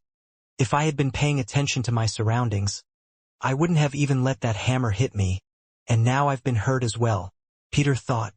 I really should keep practicing chi like Quinn suggested. That also would have helped me from protecting myself and my body from being crushed, and now she's looking at me like that. Turning his head towards Lucia, he thought that she would have freaked out given his abnormal healing speed. Many people did when they saw it, however. She was just left with her mouth wide open. While I don't know all of their members, the Behemoths wouldn't just let anyone join their group. Yet he was able to kill one of them with a single hit, Lucia thought. No, I shouldn't be surprised. I have to get used to the fact that I'm not traveling with someone normal. If Nate is an original, does that mean he was also someone from that era? But I don't recognize him. How dare you kill Rodero? Another large, burly man pointed his weapon at Peter. It seemed like the Behemoth group were filled with large, bulky people who mostly used large weapons. There were giant axes, hammers, greatswords, and more. You three have officially become our Behemoth's enemies. We plan to hunt most of you down alive, but you can now forget about it. Anyone who wishes to help us shall obtain a share of the reward. Everyone else, get out, the man announced. Hearing this, several people that were inside the restaurant quickly left the restaurant, scared to get involved in the fighting. However, there were other traveler groups that were interested in the bounty on their heads, and with a strong faction backing them, even after seeing what Peter had done, they weren't afraid. There had been 10 Behemoth members in the establishment, but with the other groups, their force numbered around 30. Once the area was cleared, the large man by the name of Edu pulled out a giant axe and swung it towards Lucia, who was closest to him. The two of them were quite a far distance away, so she didn't even think it would hit her. Still, She pulled out her spear just in case to try to defend herself and was ready to fight for her life. That's when the axe started to grow in size, becoming gigantic, almost covering half of the restaurant. It looked like the man's ability allowed him to make weapons larger, and she could tell it wasn't just large, but judging by the surrounding wind, the weight of the weapon seemed to have increased as well. All I can do is block this hit with my chi, she thought, getting her spear ready and moving it to the side. However, before the gigantic axe could hit her, it had stopped, and the others saw that one man was responsible for it, holding the sharp edge of the axe with his fingers. Don't worry, I was told to protect you and Minnie, so as long as you stay with me, I'll make sure that nobody will be able to harm a single hair on your head, Peter stated. Looking at his fingertips, Lucia could see they were covered in a strange yellow glow. Is that chi? But then why can I see it? I've never seen chi in such a solid form. Just how much strength does he have to stop that large weapon? It wasn't just that, as the next second, gripping tightly, the white had broken the head on the axe, which he quickly grabbed with both hands as the others came towards him and pulled it out from Edu's hands. The axe was shrinking by the second, but before the axe it had reverted to its normal size. Peter swung it as hard and fast as he could. The handle part of it hit the behemoth members as well as the others in the restaurant. No matter what ability or active armor they had used to try to block the attack, they were swept off her feet and crashed through the restaurant's walls out to the other side of the feet. Hee, Uncle Peter is so strong, Minnie called out in excitement as she watched this. Strong is an understatement. He has abnormal healing, strange chi, and inhuman strength. Any one of those would make him a powerhouse, yet he has all three. That guy could be one of the strongest people in the world, and he's right here by my side. Lucia mumbled to herself. Just how could it be that the world doesn't remember someone like him? Those that had been on the second floor, ready to attack, suddenly reconsidered their approach. Still, as Peter walked out the front of the building, Lucia quickly followed him along with Minnie, and they had only taken a few steps when she had stopped. What is all this? Does everyone on Mars know where we are? She panicked. Lucia was unsure about their exact number, but she was certain they had to number in the hundreds, travelers everywhere. It wasn't just members of the Behemoth group, there were also other prominent traveler groups standing on the rooftops, out from the other buildings and lining up down the street. Before the others could even act or say anything, Peter ran straight towards the first man and kneed him in the face, crushing his skull and killing him instantly. The white then let go, causing him to fall on the floor. If you plan to stand in my way of protecting those two, I don't care how many of you I will have to kill, Peter stated, as he knelt down by the crushed man's face and pressed his hand on him. Wake up, the white shouted, and the next moment the clearly dead man started to stand up again, completely ignoring the fact that his skull had just been crushed. Kill them, a man shouted, and it looked like everyone was ready to attack Peter and the others, not caring whether this town might get destroyed in the process. Inside the cave where Quinn and the others were, it looked like one of the vampires had been informed about what was happening in the town. Quinn could hear it clearly, and so could everyone else. Multiple factions had entered the town in search of a bounty, and they didn't care about the people of the place. Do you know these people? The vampire asked. Yes, Quinn replied. I'm not too worried about them, but the trouble or fighting it might cause. There might be a bloodbath. The others thought Quinn was exaggerating, or perhaps didn't know what factions exactly had arrived in the place. These are high-level factions, Hannah. If we get involved in saving these vampires, there is a good chance that our group could get wiped out. We need to stick to the mission. The man next to her cautioned the red vampire. And what mission is that exactly? Jessica interrupted. To search for the red heart? I thought you said that your goal was to turn humans into vampires. Well then, why don't you save them from these attackers? Why don't you actually help people? If you showed them your strength and what you're capable of, I'm pretty sure that would be a good way to convince people into turning them into vampires, don't you think? After saying the words, Jessica was a bit silent, wondering if she had taken it a step too far, but she soon saw a smile on Hannah's face. The new girl is right. More and more factions will probably come. We need to save who we can from the fighting and move the fighting to somewhere else. We will try our best to help out your friends before it is too late, Hannah stated. Then, out from the inside of her pocket, she passed Jessica something and went over to Quinn, giving him the same item. Please put it on. We are going to make sure to let them know that the red vampires were the ones that saved them. This mask will soon become a symbol to all those out there. Looking at it, Quinn felt like he was going back to his old days as he grabbed it and placed it on his face. After witnessing the sight in front of her, it would be an understatement to say that Lucia was amazed by everything around her because she watched a single man take on several high-ranking travelers at once. At that moment, Peter raised for people he had killed in the fight so far. He then ordered 2 of them to stay close to Lucia and Minnie to protect them and not let them get involved in the fight. At the same time, the remaining 2 would be supporting Peter during the fight. A strong blast of ice energy came toward him from his right side, but before it could even hit him, one of his lesser whites sacrificed itself, taking the hit. Seeing this, Peter didn't hesitate to smash the ice that contained his white and forcefully threw the body part towards the ice user, aiming towards him, high up on one of the roofs of the buildings. In the next second, he ran towards another man and kicked him, sending him flying into the building on the opposite side and destroying the wall in the process. It was clear that there was currently no one here who was stronger or faster than Peter. However, with the sheer amount of travelers that were there and them working together being in the same factions together, they had their ways. Now!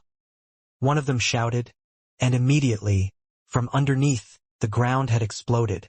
The explosion chucked up dirt in front of Peter and blocked his view. It was then that those that were using long-ranged weapons fired towards the cloud of dust, and those with ranged abilities also added their attacks in the ensuing assault. It was impossible for anyone to avoid, even if they had his speed.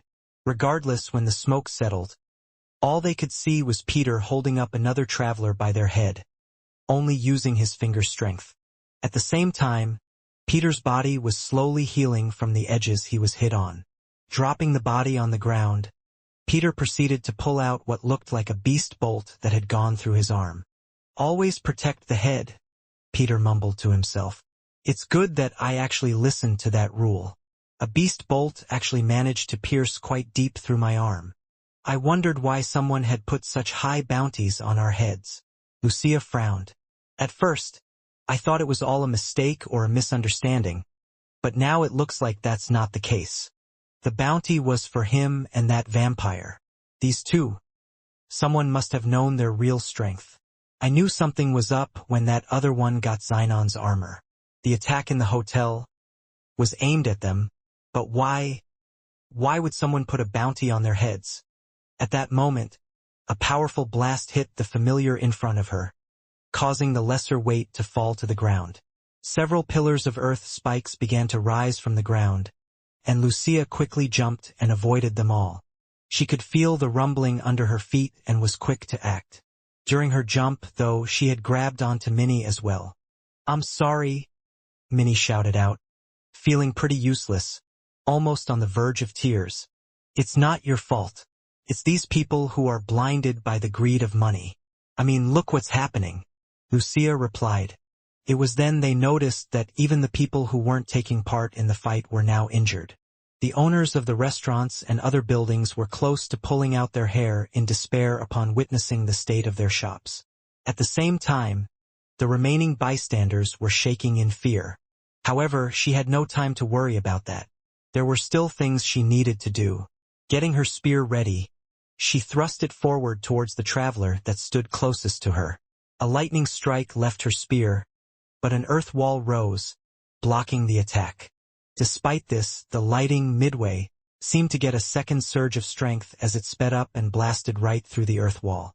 The strike continued and hit the man in the chest, causing him to fall to the ground and convulse uncontrollably. Earth users have always been tough for lighting users to go against, so I had to use some of my chi in that attack. But I can't keep using chi. Otherwise, I'll be exhausted. In the middle of her thoughts, before she could react, she was pulled up off the ground, and in the next moment holding her under his arm was Peter. Minnie, who was now unconscious, was in Lucia's grasp. My job is to protect the both of you. I almost forgot that. And I'm sorry. Peter explained. I could probably beat all of these guys myself. But you are the priority. Jumping up from a ledge, Peter made it onto one of the roofs. The best way for the others to not get hurt was to run away from the situation or get to an area where Peter could fight them more easily. However, there were several travelers on the roof, as if waiting for them. One had a superspeed ability, and he ran right towards Peter with 2 daggers and jumped towards the trio. Peter also jumped at the right moment and still holding the other 2. He kicked the incoming traveler's arm, breaking it in an instant as the dagger fell off of the latter's hands. As soon as Peter's foot hit the ground, he lifted it again and kicked the traveler in the stomach, causing blood to gush out of his mouth. You should put us down. It will make it easier for you to fight, Lucia asked. Also, you're going to get tired quicker if you continue like this. I don't get tired, Peter replied as he continued to run forward, jumping side from side, avoiding a range of different abilities. As they landed on the rooftops, the tiles below their feet would crack and burst in all directions. Sensing some type of invisible wall, an ability from one of the travelers, he didn't stop and ran forward at full speed. Peter smashed the barrier, but he was slowed down in the process, and now they had surrounded him. I know you're strong, but the number of travelers coming here is countless. There is nothing we can do. You take the child and get out of here, Lucia shouted. No! Peter shouted as he held onto Lucia tighter, now grabbing her with both arms. He was holding her as if she was his bride in his arms. Then, lifting his leg, he stomped on the ground. It destroyed the rooftop, causing them to fall down, but not just with the part of the roof below his feet.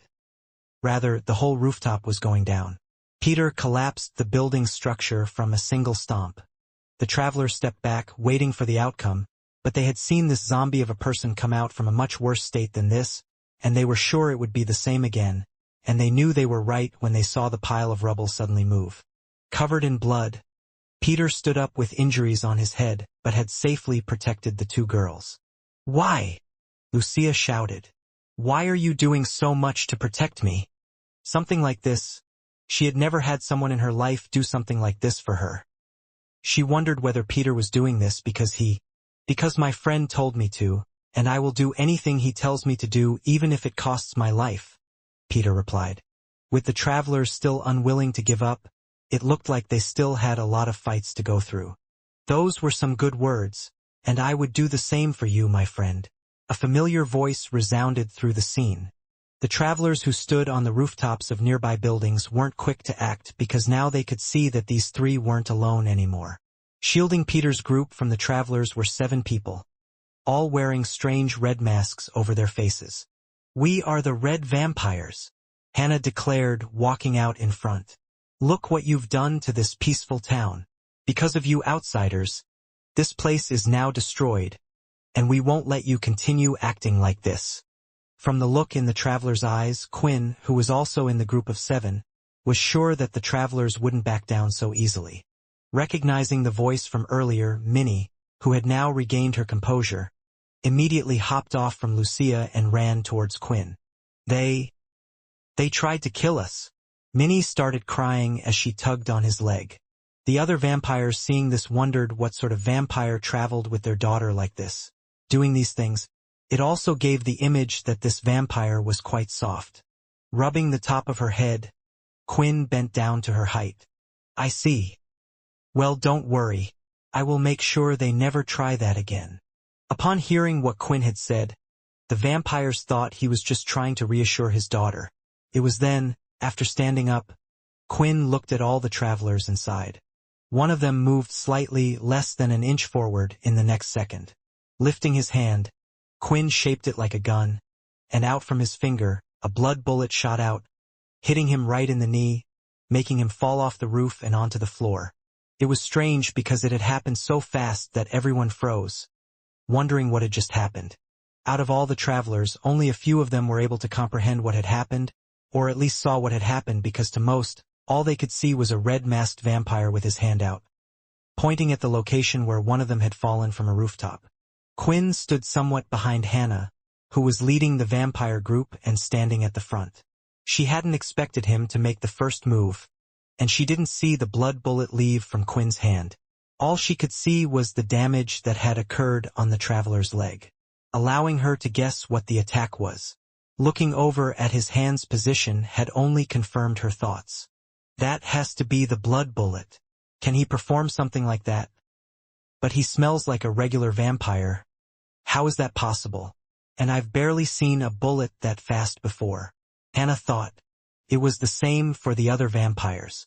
The one move he had made showed that this person was no ordinary vampire. They somewhat understood now why there was a large bounty on one's head. Trying to make the best out of the current situation, Hannah decided to speak once again. As you can see, we don't want to hurt you. That is a warning that if you continue to cause trouble for this town and pursue these people, we will get involved. She shouted once again. It seemed like Quinn's little act had somewhat caused them to be hesitant in their movements, and the people that filled the streets were a little confused. They had heard the name Red Vampires, but why did the woman seem so concerned for the people? It was the first for many of them to hear something like this. It's not so strange, one of the residents said. I heard that in one of the big damper attacks, the Red Vampires came and supported the Vampire Corps in one of the fights.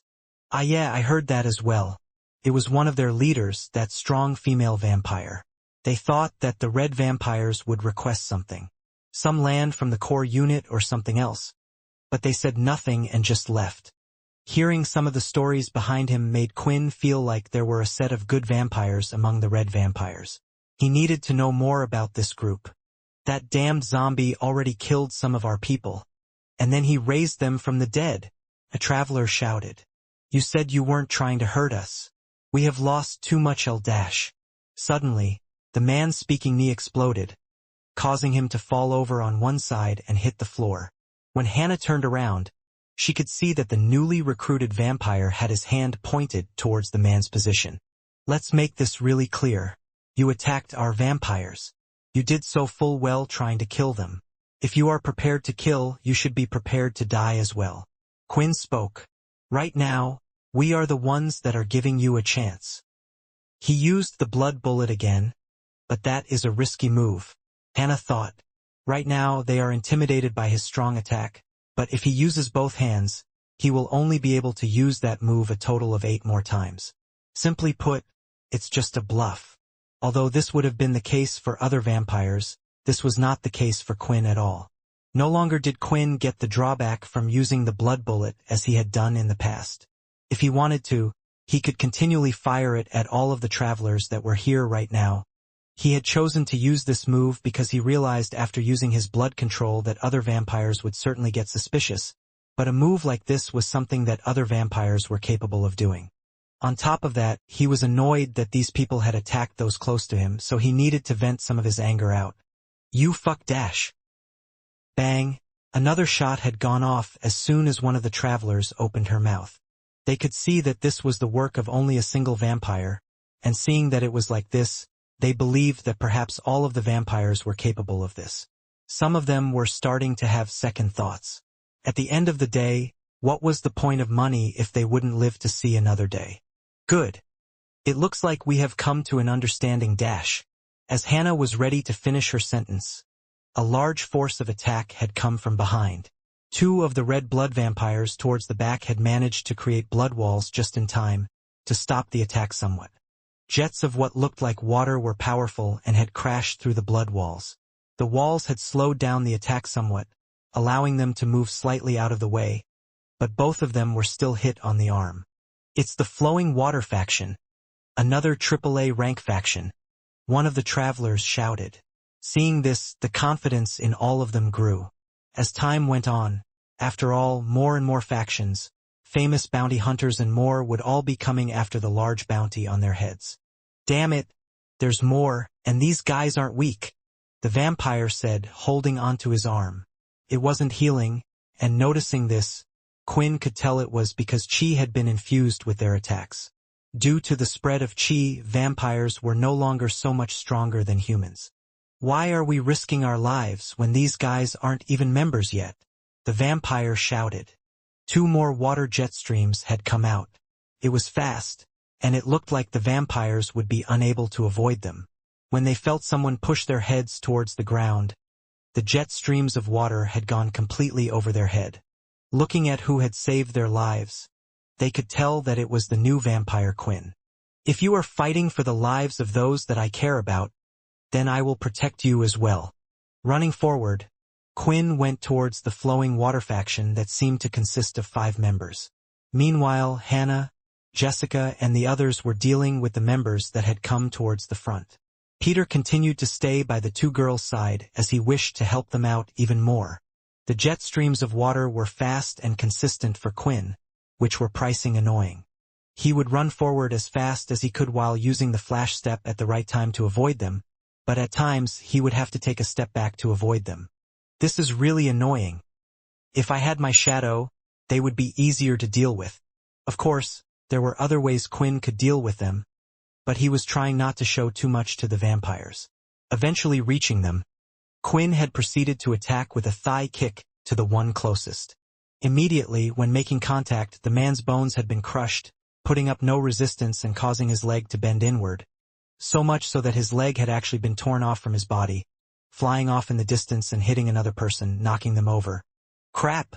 I was trying to hold back. I sensed he was using the second stage of chi, so I thought he would be able to handle that one. When another member tried to attack Quinn again, crashing water on top of him, he spun around, avoiding the hit, getting behind the other member. Grabbing his arms, Quinn pulled on them towards him, then kicked his back, once again, causing both of his arms to be removed from his body, blood gushing everywhere. A pop was heard when they had been released from their shoulder joints. Some of the travelers, people, and other vampires that were seeing this thought one thing, that the new vampire recruit was brutal. This is meant to be a AAA rank faction member. Why are their bodies so weak? Quinn thought as he had once again misjudged his own strength and their strength as well. Beep beep. The sound of the travelers' watches they were wearing continued to go off. Everyone could hear it, so they were wondering what was going on. Those that hadn't been fighting quickly checked to see the message, and their faces had the look of dread on them. "Wait! Stop!" a traveler shouted, and not just one but several others as well. "Everyone stop! It's the bounty! The bounty has been dropped! I don't understand a thing you're doing," Agent 4 said while rubbing his forehead with the tip of his fingers. Since Logan seemed interested in these vampires, they also became Agent 4's interest. They were watching the events in the little town unfold. It was impossible not to find an electronic device one could monitor from in this day and age. The wristwatches and the cameras in restaurant buildings, among other things, were there, just to name a few. The 2 of them were witnessing everything going on, and in the end, Logan had decided to call off the bounty. "Well, do you mind explaining? You usually love to blabber a lot. So I wonder what has gotten your tongue so tied up," Agent 4 asked. Although Agent 4 was teasing his fellow companion, the truth was, something had shocked Logan into his actions, and he didn't know how to reply or what to say at this moment as his head was beginning to process a few things. It didn't quite click at first because they looked nothing alike, but that strength, that speed, the healing powers and that power. If they are traveling with vampires, all signs point that it was a white. Logan thought. However, that white managed to raise 4 dead at the same time. That's something unheard of even between whites. I only know one capable of such a feat is... Wait. Could it be him? Peter also had the transformation ability. He could easily disguise himself, but I don't recognize any of the ones he is traveling with. Is it really Peter? Has he finally returned after all this time? But why now? After going missing with the tomb for so many years, why now? None of this makes any sense. I have to find out though.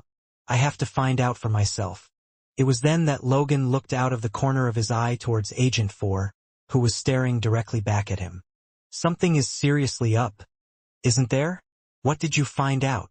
Agent 4 asked as he started walking over towards Logan. It's nothing, Logan replied as he brought up images of the 2 on screen. The destruction caused and injured people running for their lives due to the fighting could easily be seen in the pictures.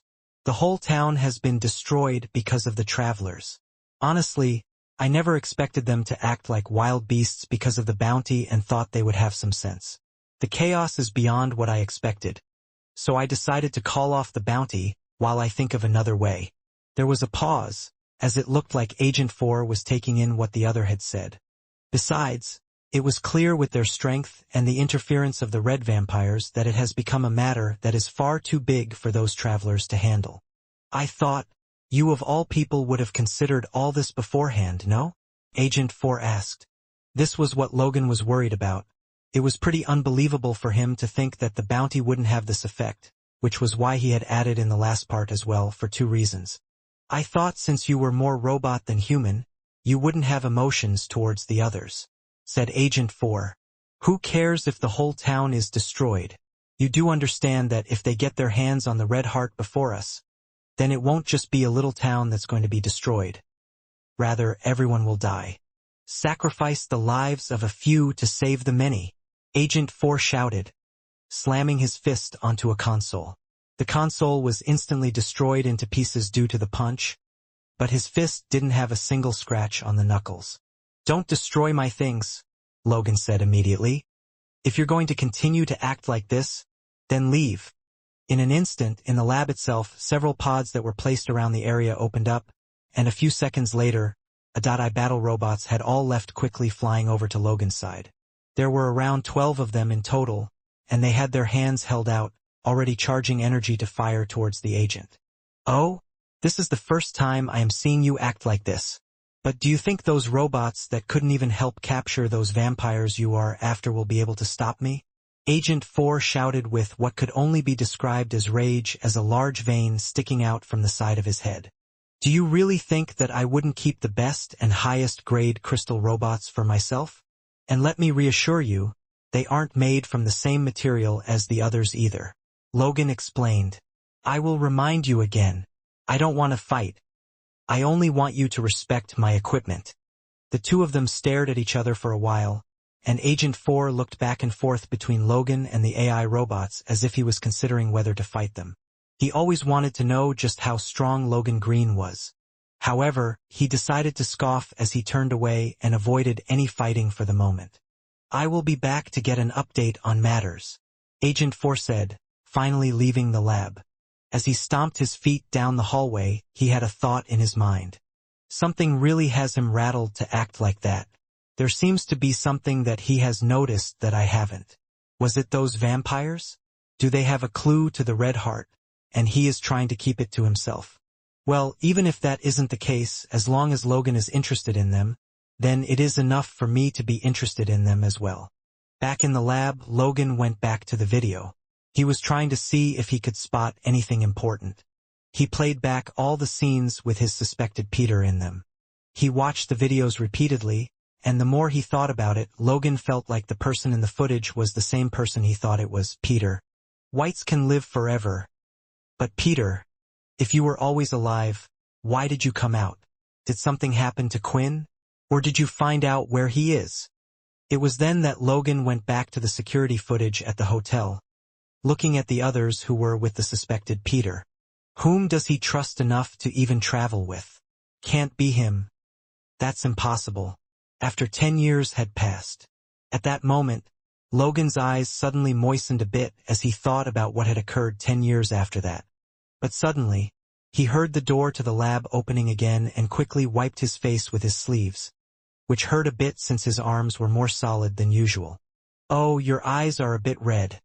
I don't think I've seen that from you since... Well, I don't think I've ever seen you in such a state.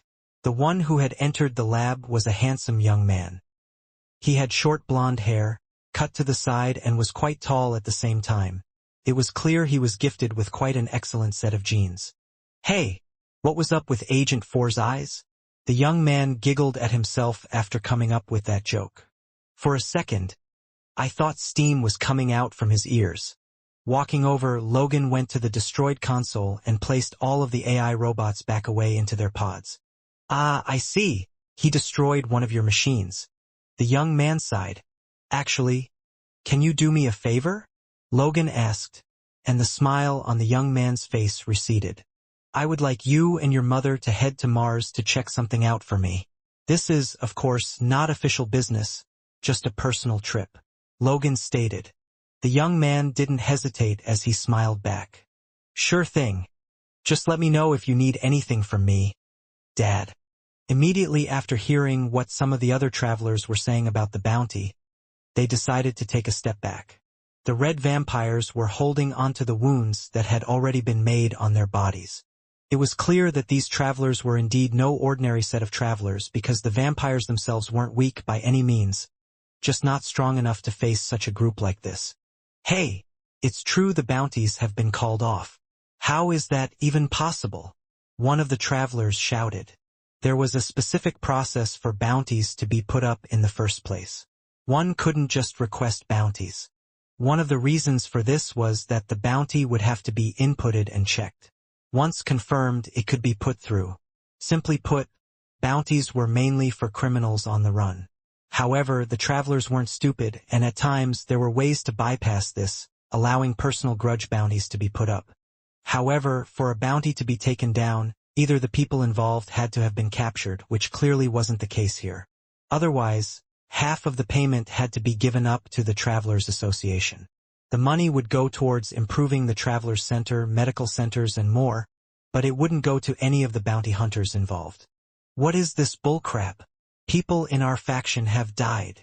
Some of the travelers were furious and gripped their weapons even harder.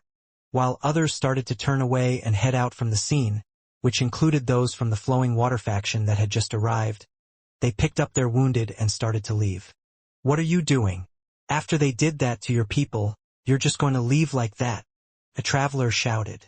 One of the members held the one that Quinn had ripped the arms off. Quinn had seen him do something interesting as he moved the broken arms close to the body and activated chi. The cells were seen coming together.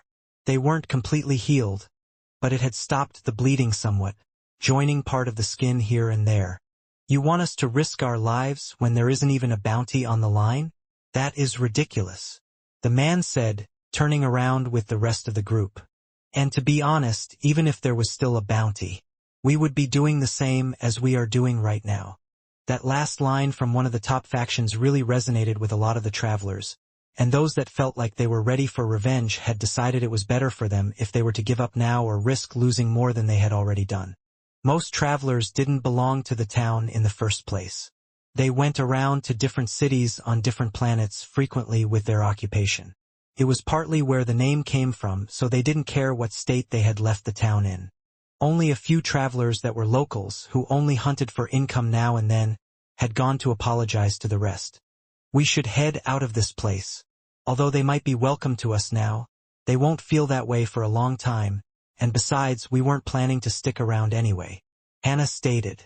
The others agreed, and soon all of them were on the move, with Peter following along with Quinn and the others. As soon as they got out of the busy buildings and streets of the town, they had entered the forest that would lead to the cave before. Wait! One of the red vampires said, turning around. Hearing this, the whole group stopped thinking that something might have happened. I don't mind the others following us back to our camp, but she's a human.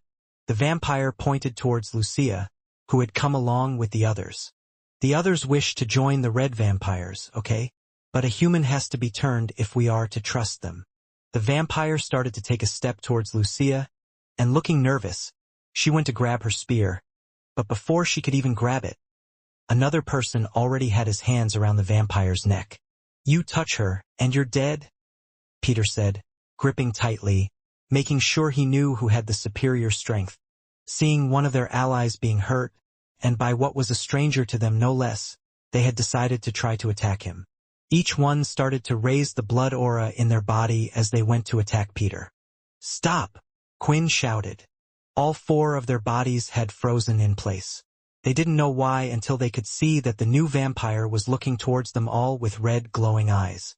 If you dare touch him, I will make you all kill yourselves, Quinn said, making sure they knew why he was angry. Can the others not move? Hannah thought. With the glowing red eyes, is that vampire really using the influence skill on them, and it's working? This is not something a simple vampire can do. I thought something was strange about this person, but could they be a vampire lord? Then why do they smell like regular vampires? Whatever the case, he will be a big help in our goal. Everyone calm down. At the moment, she is just coming along as a supporter. Hannah explained.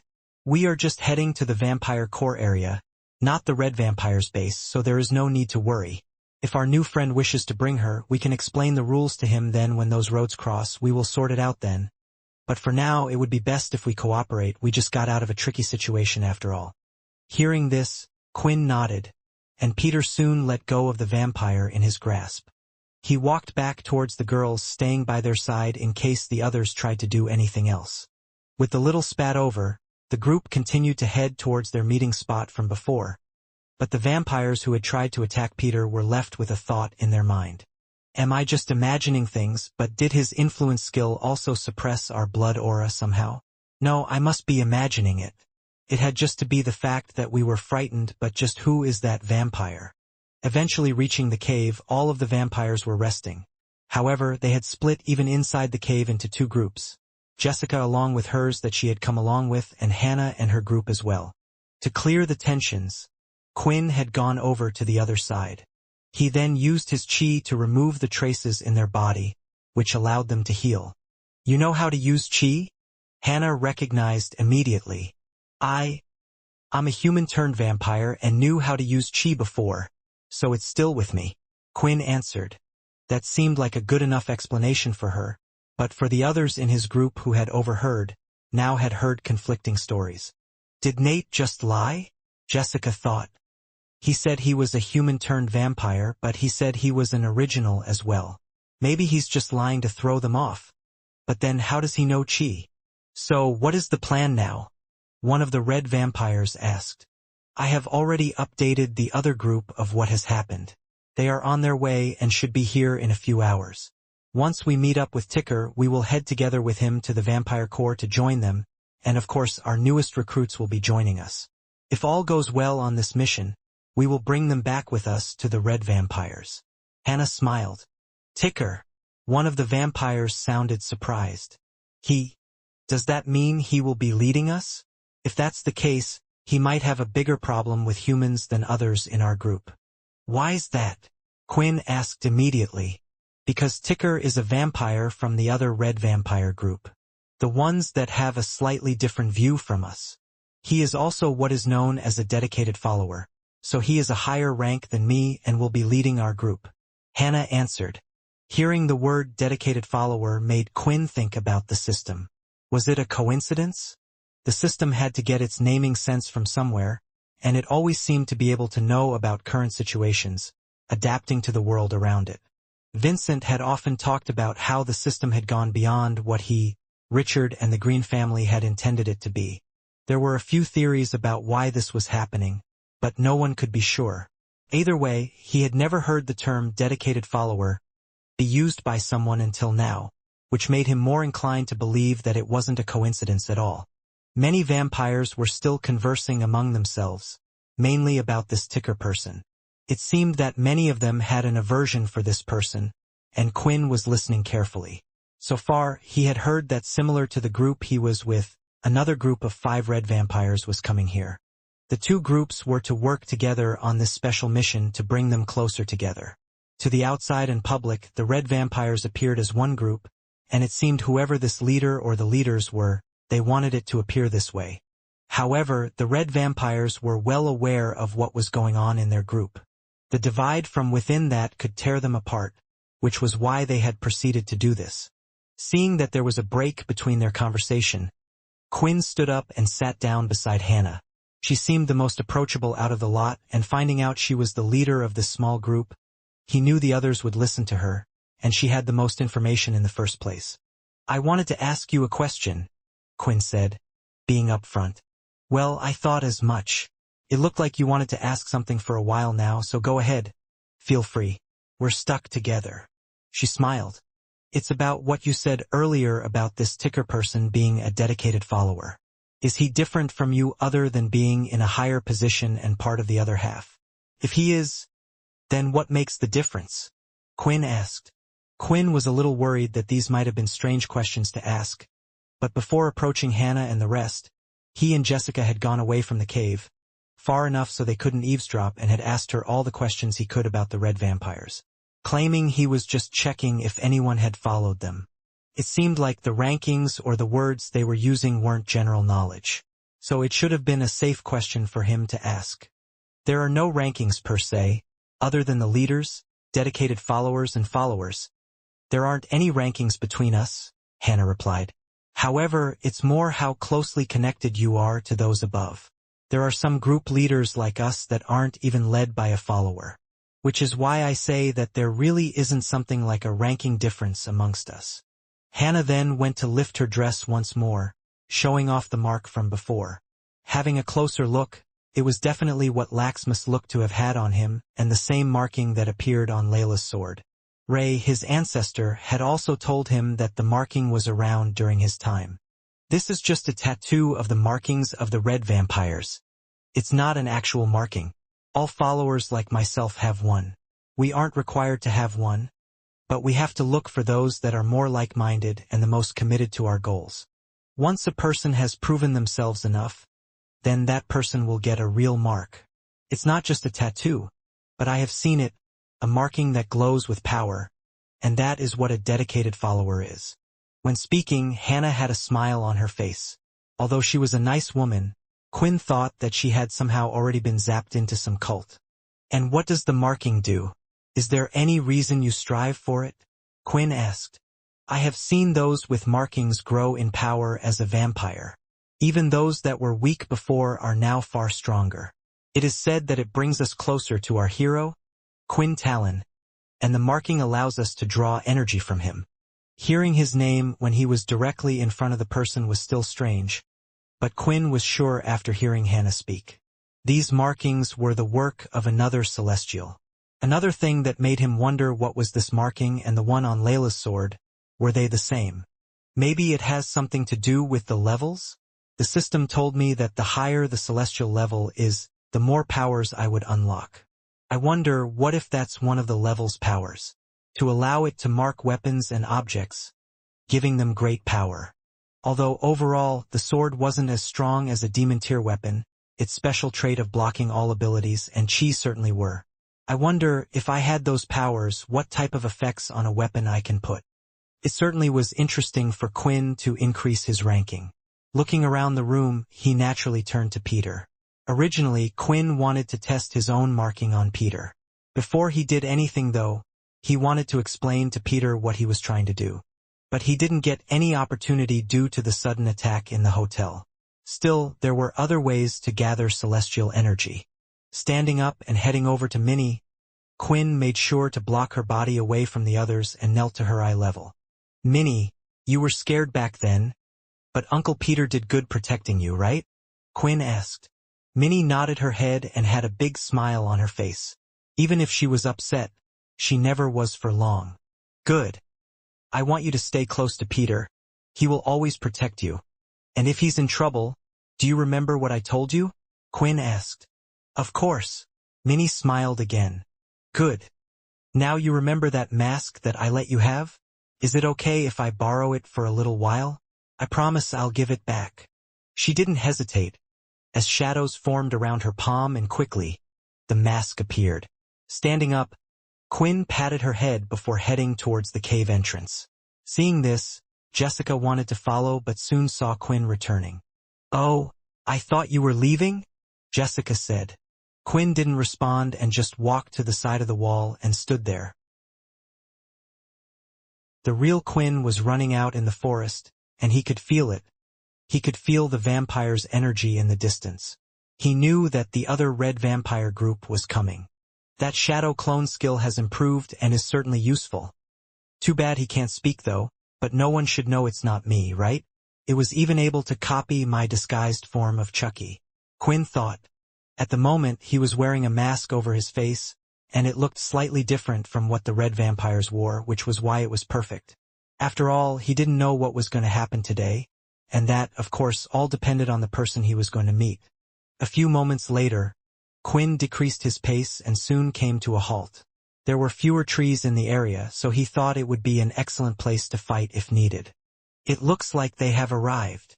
Appearing in front of him as if out of thin air were 5 vampires, and in the middle was a bald vampire, with a large red T in the middle of his head. Quinn's lips curled up as he thought, I didn't need the T on your head to know you were Ticker because I can feel it. I can feel the celestial energy coming from you. With the title of ruler of blood Quinn had gained, he now had an infinite amount of blood control. Quinn was able to feel vampires from a far distance. The problem was that it was pretty useless if the vampires were relatively far away, since he could only tell in a vague sense where they were. It also seemed like he couldn't sense them well unless they used their blood aura. In a way, it reminded Quinn of the connection he would have with his subclass vampires. However, he preferred his connection from before because he could know if the others were safe. Now that he is in front of me, I can feel the energy from him. I couldn't feel it from far away. Is it because the celestial energy isn't that strong? Maybe I can use this to my advantage. Quinn had said his words loudly when talking about the celestial energy, thinking that it might provoke a reaction from Ticker in front of him. But there was no such thing other than an odd look, as if Quinn was crazy. Which meant he most likely didn't even know about the new energy in his body. Or at least didn't know what it really was. You're a vampire, right, and you know about us? Where is Hannah? Are you from her group? Ticker asked. I can't believe that wench won't even come and visit me herself. She goes and sends one of her goons. No wonder I was sent to lead this task force. I swear to join the Vampire Corps. I am not with them, Quinn answered. I know of you red vampires, and I could sense your energy, so I came over here. I was wondering something, though. Where exactly were you heading? Ticker and the other vampires laughed at this comment. Sensing energy, it wasn't really something that many vampires could do. Ticker couldn't. Otherwise, he would have been able to sense the energy inside of Quinn, but there was a reason for Quinn's question. When coming towards him, he was wondering why, of all things, did it seem like the vampires were heading towards the town, rather than the meeting location, the cave that was a little away. Haha. What are you, some type of vampire detective? Ticker laughed. Hey, you like blood, right? Why don't you come down to the town with us, because you're about to see blood both. The vampires started to move, which was partly what Quinn was worried about. He was sure that Ticker knew what state the town was in. It was a good opportunity for a full attack on humans. Because any deaths, they could play it off as the traveler's fault. I guess for those that are good. There are also those who are bad, Quinn said as he looked directly at all of them with his eyes glowing red. You know, I realized something. My influence skill doesn't seem to work against humans due to the chi they have protecting their brain. Usually, the skill is less effective against vampires, but you see, I'm a little different from them, and I'm looking for some of my questions to be answered. Kneel, Quinn ordered. The knees of the vampires hitting the floor were heard as something had overcome their body, but one was left standing, and that was Ticker himself. What are you guys doing? Are you playing some joke on me? Ticker stated, clearly a bit frightened at what had just happened. Well, now that's a shame. Why hasn't it worked on you? Quinn thought as he walked closer towards Ticker. You were the one that I had the most questions for. Frightened. That was when Ticker had covered his hand in red aura, making a large claw. The red aura was shaped similar to his hands, but was twice the size of it. Shoving it forward, he tried to attack Quinn, who was able to quickly move his head away, and grabbed onto Ticker's wrist. Soon the red aura started to fade, and his special red aura had gone away. He is suppressing my red aura? But how? Ticker was beyond confused. Never had he seen or heard of someone capable of doing such a thing in his life. You know, I was actually planning just to ask you some questions, maybe find some things out about what a dedicated follower was, but I had a gut feeling that maybe you were heading to the town. I was hoping it wouldn't be the case, that I could leave you be. Now my influence skill won't work on you. I'm going to have to do things a bit differently. Letting go of his hand, Quinn jumped back. Everyone, attack the man with the T on his head, Quinn ordered. Immediately, the other vampires that were on the ground had gone towards their leader. Their faces showed that it was clearly against their will to do this, but they fired blood swipes towards him. What are you guys doing? Why are you listening to him? Ticker shouted. He can't have control over you guys. That's impossible. Although the vampires were attacking their leader, it looked quite sloppy. It seemed that his influence skill, even as strong as it was, didn't allow him to have complete control. If you want me to tell them to stop, then tell me. Who gave you your real marking? Who is the leader of the Red Vamps? What are you planning to use the Red Heart for? Agree to answer the rest of my question, but that will be a good start. Quinn demanded. He was hoping that this might convince Ticker. However, soon getting frustrated, Ticker summoned the red aura and stabbed his own ally right through the chest. It was causing blood to fill the vampire's mouth, and he fell to the ground dead. If I tell you any of that crap, then I'm dead, Ticker shouted as he continued to go after the others. How dare you betray me? He shouted, slicing towards the neck of another vampire, ripping it out and blood pouring. Ticker was no longer trying to avoid their attacks, and it looked like he wasn't holding back either, even against his allies. Going after the next red vampire, Ticker was clearly faster and on a different level compared to them. He had even used the red aura to extend the claw he had on his hand. Just before the aura could pierce the eyes of another ally, a single blood swipe had hit him in the body, sending him flying back and through the trees. I'm sorry, but if he can't answer my questions, then I'm going to need some of you guys alive, Quinn said, looking at the three that had survived. Stay out of the fight, stand back, and don't die, were the orders Quinn gave. Quinn had somewhat held back in his blood aura attack, but looking in the direction where Ticker was he could tell that the fight wasn't over yet. No, Quinn didn't want it to be. He needed to figure out just what a dedicated follower was capable of. You! Ticker shouted from the other side as he walked back, looking in perfect condition, not a mark on his body. This Quinn had found strange. Even if he did hold back, it should have done something. Are you the one that he warned us about? You have to be. Well, if that's the case, then I won't have to worry about tearing you to shreds. Ripping off his shirt with his hands, unearthed a red marking that could be seen on his chest. It was large, but it also was the same design as the one on Hannah's thigh. Yet Quinn knew this wasn't just a tattoo. A single eye with a pair of bat-like wings on top of its head. Soon, it started to glow, lighting up and infusing a power into Ticker. His body began to change. Seeing this whole scene play out reminded Quinn a lot of his fight with Laxman. Although the transformation reminded Quinn of when he fought against Laxmus, what was standing in front of him didn't quite look like what Laxmus had done or become when he had finished transforming. Ticker's body had grown more significant, like that of a bloodsucker. His muscles also bulged, being tight to his skin. However, the skin was now black, making certain features stand out more. For one, the red eyes against the black skin contrast, and then, there was the large red marking that was still visible on its body. There were no wings that had formed, but its mouth looked to have been a melted mess as there were no longer any lips or edges, but just teeth that would show through gaps here and there. I really hope when I use my own celestial energy that I don't look that ugly, Quinn commented. I mean, I didn't write, but maybe the transformation will get worse the more energy I have. Ticker wasted no time, opening its mouth and gathering his vampire aura. A small red ball of energy grew in size, and soon throwing his head forward, the energy beam went straight towards Quinn. I can tell that I can't control this blood energy. So it looks like if blood aura has the powers of a celestial, I can't do anything to it. It's the same with the Dampiers as well. It's almost as if I'm a god of the vampires but nothing else. I would probably have a hard time controlling the aura of subclasses as well. Is it because my own body's constitution is closest to theirs? While thinking of all of this, Quinn readied one of his hands, opening its palm. The next second, a large energy force came out from it.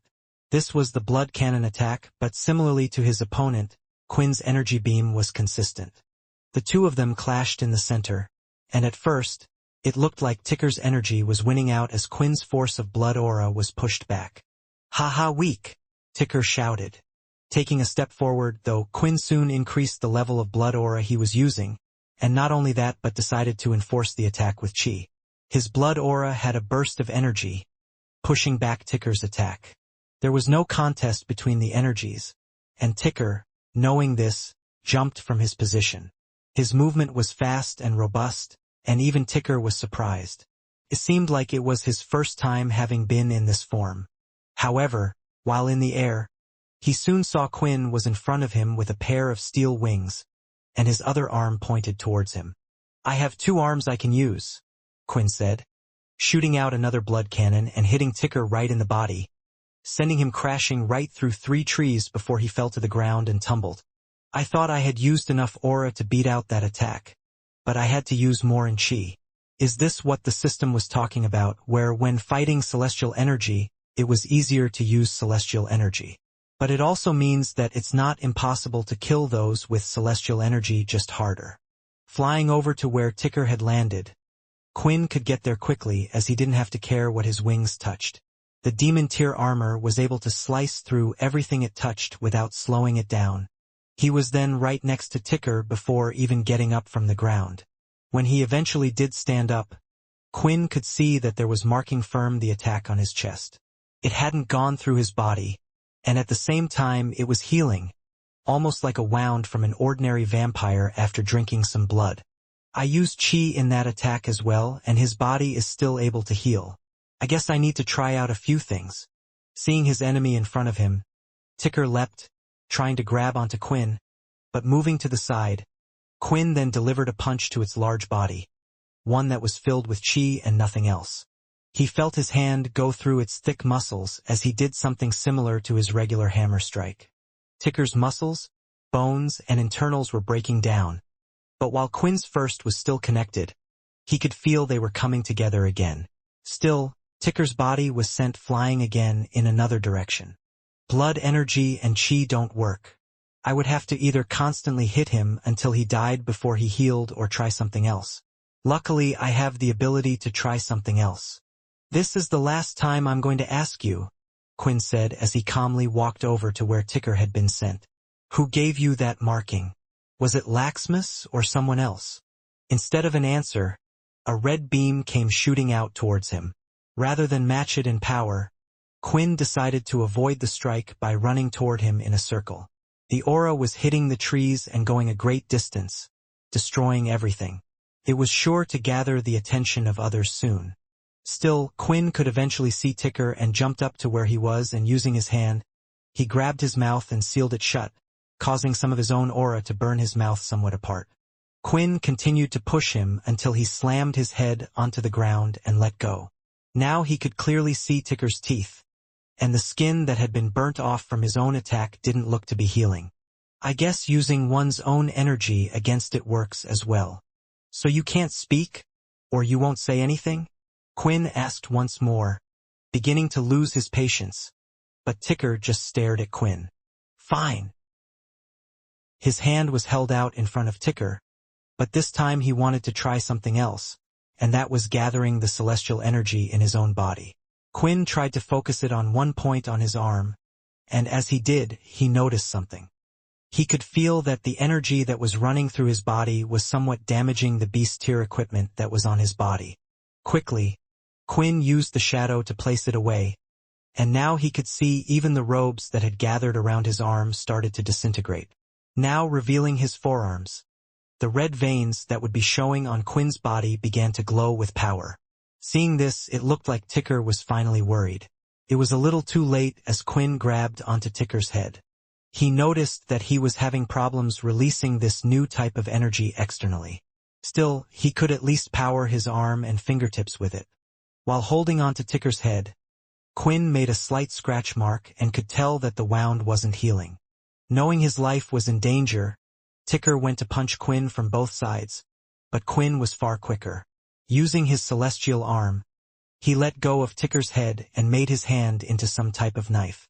Slicing downward, both of Ticker's arms were cut off before it even touched Quinn. Now feeling Ticker's head again, Quinn could finally use his other skill.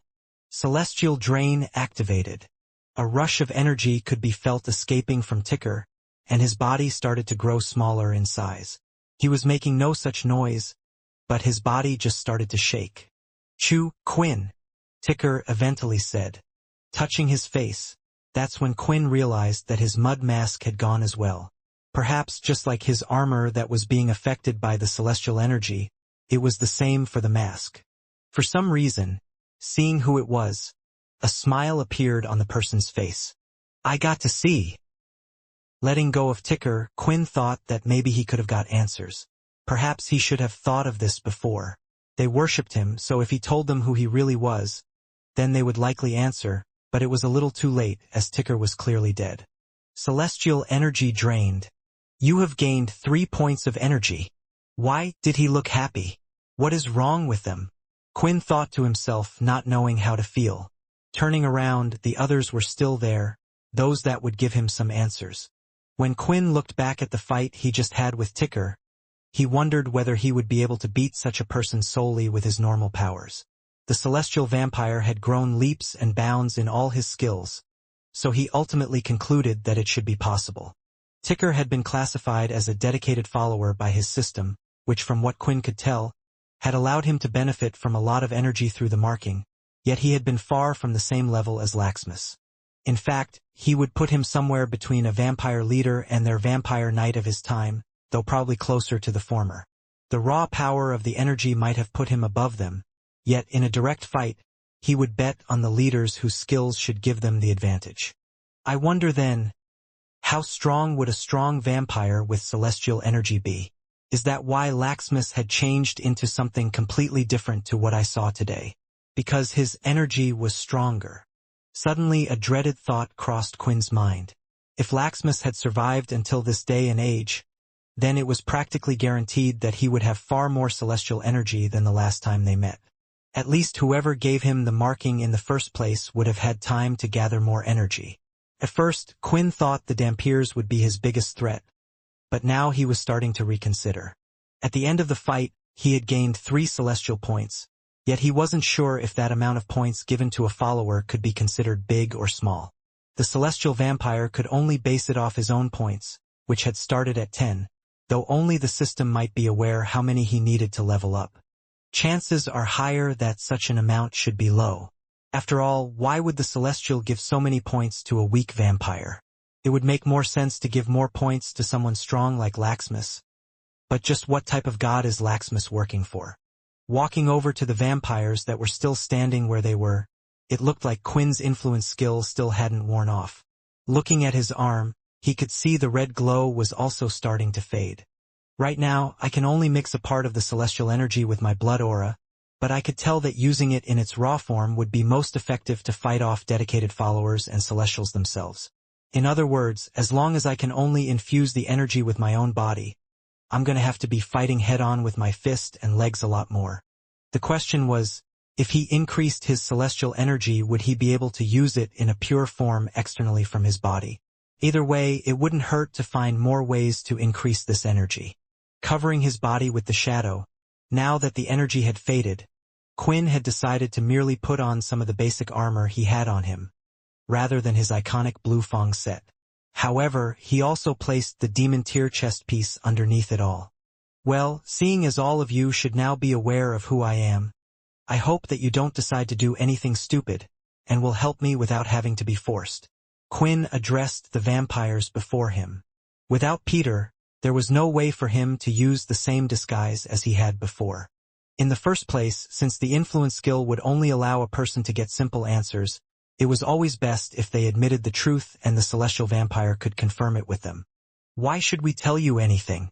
You bastard just forced us to attack our leader, and then you killed him in cold blood. The closest vampire that Quinn had set free spat at him. Quinn naturally sidestepped the saliva, but he was confused at this reaction. How come you don't recognize me? I thought there were statues of me everywhere? Aren't you guys even worshipping me? Quinn raised an eyebrow and removed his mask while also moving his long hair a bit so more of his face could show. Yet none of them seemed to react any more favorably. I'm Quinn Talon, the old vampire king, leader of the cursed faction. The celestial vampire stated, yet all he got in return was the mocking laughter of all those vampires. Haha! Do you think we are idiots? Do you really think anyone would fall for that? If you wanted to fool us, you should have at least changed into his actual appearance. Quinn was left speechless. He had been worried that this might be the case, but it still felt bad that people didn't believe him when he told them who he was. Unfortunately, he couldn't really blame them, If he was in their shoes, would he believe that a legendary figure from 1,000 years ago could suddenly return? He had even used the shadow powers. Yet they didn't seem to have notice, which made Quinn wonder how Ticker had recognized him. Come to think of it, can I be sure he did? Maybe he was just projecting, since he was about to die. Looking over to the vampire's body, he noticed that it had slowly begun to disintegrate, turning into ashes. It reminded Quinn of how the originals would die. The good thing was that it would leave no trace of his body if someone were to come looking. Even after defeating your group leader, you don't believe me? Alright, I guess I'll have to ask the old-fashioned way, Quinn said with his eyes glowing red once more. He told the three to kneel down and placed the mask back on his face. Who gave Ticker that marking on his body, making him a dedicated follower? Quinn demanded to know. I don't have a name. I never saw the person who does the marking. Each one of them answered, and they were clearly under the influence skill, so they couldn't be lying. What's the method of getting a true marking or being selected as a dedicated follower? Quinn asked. Only those that are selected know, they answered. It was getting frustrating, but it was clear that the red vampires were very secretive about their ways. In the end, Quinn asked how large the force of red vampires were and similar questions. However, it seemed like they knew little about that as well, because the red vampires were spread on several planets, all communicating with each other. There wasn't one group as such, and their base seemed to be constantly moving, similar to Pierce's way of operating in his time. Only once in a while they would be a summons of the red vampires to come together. Those who could make it would arrive, but that still wasn't the entire amount of red vampires. Whatever the case, the force sounded larger than that of the entire vampire settlement during his time. The most interesting information he had managed to unearth was that they communicated with each other through telepathy. In other words, the ability of the eighth family that Quinn had only somewhat just started to bring back during his time. Each day, they would all receive a message reminding them of their goals, what they believed in, and so on. The ability truly allowed all of them to feel connected. That was then when Quinn started to ask about the two groups of vampires, once again though there wasn't a lot of information. They hadn't even properly seen the apparent real leader of the red vampires. When asked how they were able to trust someone they hadn't seen to this degree, the fervent answer was because of their belief in Quinn. It made him wonder who was using his name so strongly to convince vampires over to their side. Before deciding what to do with them, a memory popped up in Quinn's head. It was about what the townsfolk had said before. I've heard rumors about the red vampires getting involved in the fight against the Dampiers. Apparently, someone strong helped in the war. Do any of you know anything about that? Quinn asked, not really hoping for much. They are one of the leaders, the vampires answered. What's their name? We do not have a name. What do they look like? Quinn continued to press. What did they have on them? What were they wearing? Tell me every little thing, even if it was just from rumors. During the battle, it was the first time we saw them in person. They had long black hair. They looked like a vampire but were slightly different as two horns stuck out from the top of their head, and they wielded a black sword with our marking. The vampire described. Hearing the descriptions of the said person, searching through his memory bank, Quinn only knew of one person that it matched. It has to be Layla. Could it be the person they are describing is her? At first, Quinn was relieved to hear that she was still present after 1,000 years. However, he did wonder if that was naturally possible for a Hanya. Quinn didn't know the answer, and he wished he still had Vincent in his system to ask those sorts of questions. He knew asking Ray would be a lost cause since vampires were non-existent during his time. However, he quickly realized that it wasn't so joyous that Layla was alive. In the end, she was part of the red vampire group. The horns on her head, and the black sword with the marking. It has to be her, or at least maybe someone who is a relative of hers using the same sword. Quinn thought, why would she be part of the red vampires? Did someone convince her to go to the other side? Or is she part of the good half of the red vampires? Although Quinn referred to them as the good half, the truth was that wasn't really the case at all. Speaking to Jessica, Quinn learned that not all red vampires were like Hannah. It was true that they wished to turn the humans, but some didn't care if it was by force or other means. On top of that, Turning all humans into vampires wasn't part of Quinn's ambition, nor did he believe it was Lael's. Still, it was hard to grasp how much could change in so much time. This leader, what part of the vampire group does she belong to? Do you know her name? Quinn asked. She is a leader, the vampires replied. The leaders are not so clearly split in views. Her name, I do not know.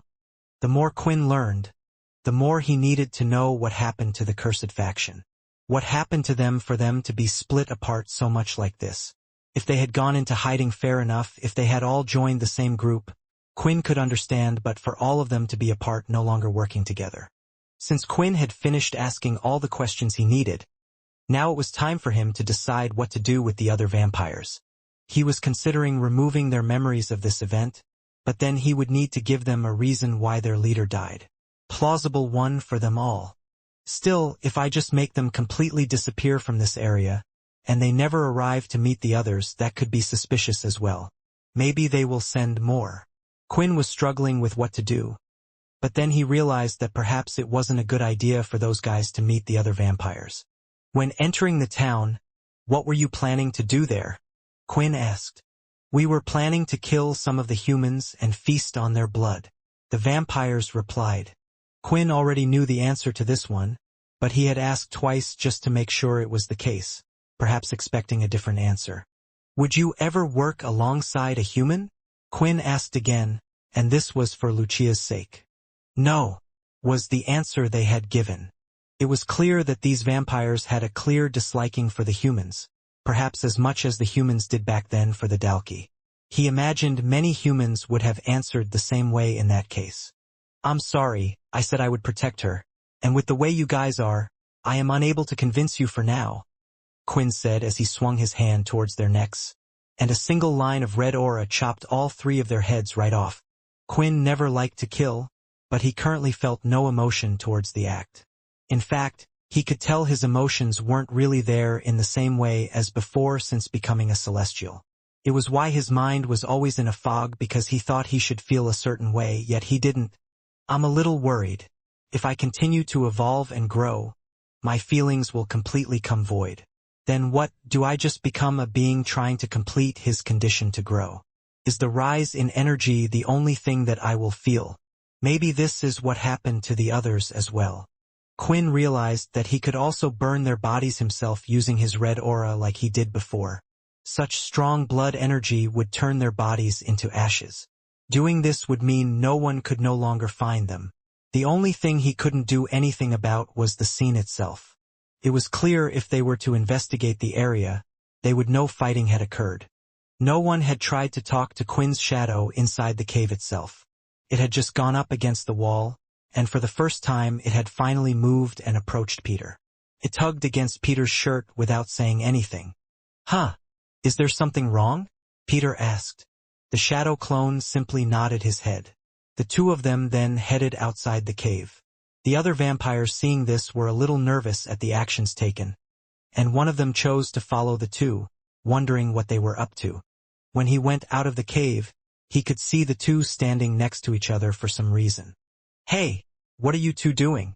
The vampire asked. Turning around first was Quinn. We just needed some fresh air. No need to worry about us. Do you have any news about the other group of vampires? The vampire hesitated to answer at first, wondering if there was a problem of some sort. No, we are going to stay here tonight. If we don't hear from them, Hannah will report back, and we will get further orders from there. I think I'm going to stay out here and stretch with you guys for a while, the vampire said, still thinking the two were up to something. In truth, it was a close call. Quinn had gotten Peter to come out of the cave with his shadow clone because he needed a new mask to wear his disguise. Then, using the shadow link skill, he could connect with his clone and move his whole body to the clone's location, just like he could with other shadow users. It allowed him to travel so fast back to the area the others were. Thankfully, everything had been quickly done, and Peter somewhat understood what was going on. He could tell his soul weapon was ready to use again, yet the Quinn in front of him was still disguised as Chucky. So something had to be up. Thinking about the shadow link skill, though, made Quinn worry a little. The fact that he was unable to go to any of the others with the shadow ability made him believe they were all dead. But at the same time, it wasn't like he could travel to Laxmus, who had the shadow powers as well. Or at least Quinn thought he would. So perhaps there was something else going on with his shadow link. In the end, after doing nothing for a while, the vampire was ready to go inside, and it was at a good time as well since Hannah had called him in. This gave Quinn a chance to do something that he had wished to do before. "So, are you going to tell me what happened then?" Peter asked. After telling Peter all the details, Peter seemed quite surprised. "Quinn, you have gotten a bit more ballsy since you slept. I couldn't imagine you going out to attack them first. And do you really think it's Layla? I mean, I guess it would explain the obsession the red vampires have with you since you know she was obsessed with you. I just feel like, in the past, a lot of my mistakes came from hesitating or not acting, and I don't want the same to happen again, which is why I have a request. I'm going to make you a dedicated follower," Quinn said with a smile. "Please think of the marking you would like to place on your dedicated follower. This marking will be placed on all dedicated followers and cannot be changed. Peter, I'm going to make sure you get so strong that I never lose you as well." Of course, Quinn had somewhat explained to Peter what he was planning to do to him. He wasn't going to leave the latter blind about the situation. But of course, a lot of it went over Peter's head. Even when he wasn't a white, the latter wasn't exactly the smartest person in the room. However, even though Peter didn't quite understand what was going on, he already had his answer. "Of course, Quinn, you know that I don't understand much, but honestly, I still haven't forgiven myself for what I did to you. I almost killed you, and even after that, you saved me. In my eyes, my life is yours," Peter answered. One thing was clear. If Quinn were to die, then all those deemed as dedicated followers would die as well. Hearing Peter's words made Quinn a little at ease, but he was still worried. The first step of marking was to decide what exactly his marking would be. He had no clue and was up for choosing almost anything, but when thinking about specific objects, a system screen appeared in front of him. It was a mesh of grid-like material in front of his eyes, and as Quinn thought about something, a false surface 2D logo that only he could see would appear in front of him.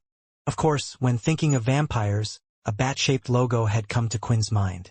Ever since he had become one and during the time of his research, he noticed that many fantasy books seemed to link bats with vampires.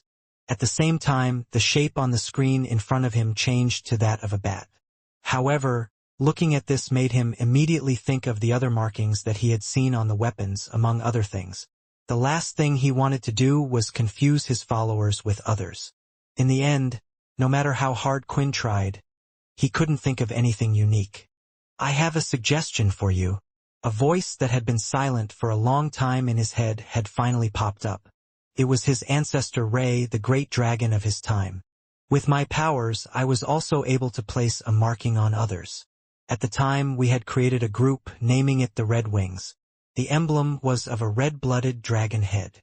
As soon as Ray said those words, an image appeared in Quinn's head. "How? Did you get it exactly right the first time?" There was a slight surprise in Ray's voice this time. The two did share some blood though, but it still felt strange. "Is this what it looked like? I mean, when you spoke, it just kind of came into my head. Why don't we make a few changes in it and modify it a bit?" When thinking it through, Quinn had come up with one idea. Behind the dragon head itself, Quinn had created a black shield, and then he added chains in a cross-lined fashion around the shield. This was his little remembrance towards Arthur. When using his shadow powers at his strongest, Arthur had condescended it down into a shield. At the same time, he was part of the Punishers, the ones who had the duty to keep order among the vampires. Quinn knew he could no longer hold his previous standings with what he was currently becoming. Positions such as Cursed Leader or the Vampire King, no, being a celestial meant he was above that. Maybe Arthur was a judge the vampires needed, and perhaps Quinn could become that judge the world needed, by becoming the Punisher for not just the vampires but everyone in the world. "What the hell am I thinking?" Quinn thought to himself as he shook his head and hit the confirm button on the screen. The next second, Peter suddenly felt a burning sensation on his body. They heard a sizzling sound as if the mark was being branded on his skin using a hot iron. Burning a part of his shirt away, The marking could now be seen right there in the center of his chest. "Wow, it looks exactly like it did on the system," Quinn said, amazed as he almost grazed his finger across it, slowly feeling the indented bits on his skin. Getting closer, Quinn's face was quite close to his chest. "I'm sorry," Jessica said, her face red, as she was standing by the cave exit and quickly turned away to head back inside. That's when Quinn noticed that the scene might have seemed quite odd from the outside since Peter had ripped his shirt open, and Quinn had not only placed his finger against his chest but was closely staring at the former's chest. Quickly taking his hand back, Quinn cleared his throat. Checking out the system, he could now see a dedicated tab for his dedicated followers, and there was another pleasant surprise. One dedicated follower has been gained. For each dedicated follower, you will gain 1 celestial energy point. As long as the dedicated follower is alive, the celestial point will remain. Now Quinn's total has gone up to 14. Gaining followers was easier than gaining dedicated followers, and due to the considerable risk, Quinn thought there was finally something worth the reward amount. Wait, this means that whoever gave the celestial points to Ticker definitely knows that he's no longer alive. I wonder what they will do then. At the same time, it was time for Quinn to decide something else. He could hand over and take points from dedicated followers as he wished with the help of the system. Since he was still plenty strong with 14 points, Quinn gave 4 over to Peter. The marking on his chest glowed when he did this. "Do you feel stronger at all? Or maybe like you can turn into a monster or something?" Quinn asked. "I can feel an energy inside me. Maybe my body is a little stronger, but I don't really know how to use it," Peter replied. Just then, Jessica came out again and cleared her throat. "If you two are done or not too busy, then we should head inside. There has been an update. For now, just Peter having the celestial energy would have to be enough. Perhaps through combat he would figure out how to use it." Heading inside the cave, they saw that all the other vampires had a pulled expression and were standing with their arms crossed, no longer relaxed like before. The room was a little tense, making Quinn wonder if they had found out about what he had done. Either way, it wasn't like they could do anything about it themselves. "I finally have news," Hannah replied. "It looks like Ticker and the other red vampires won't be joining us after all. The higher-ups have instructed us to go ahead and start the mission on our own."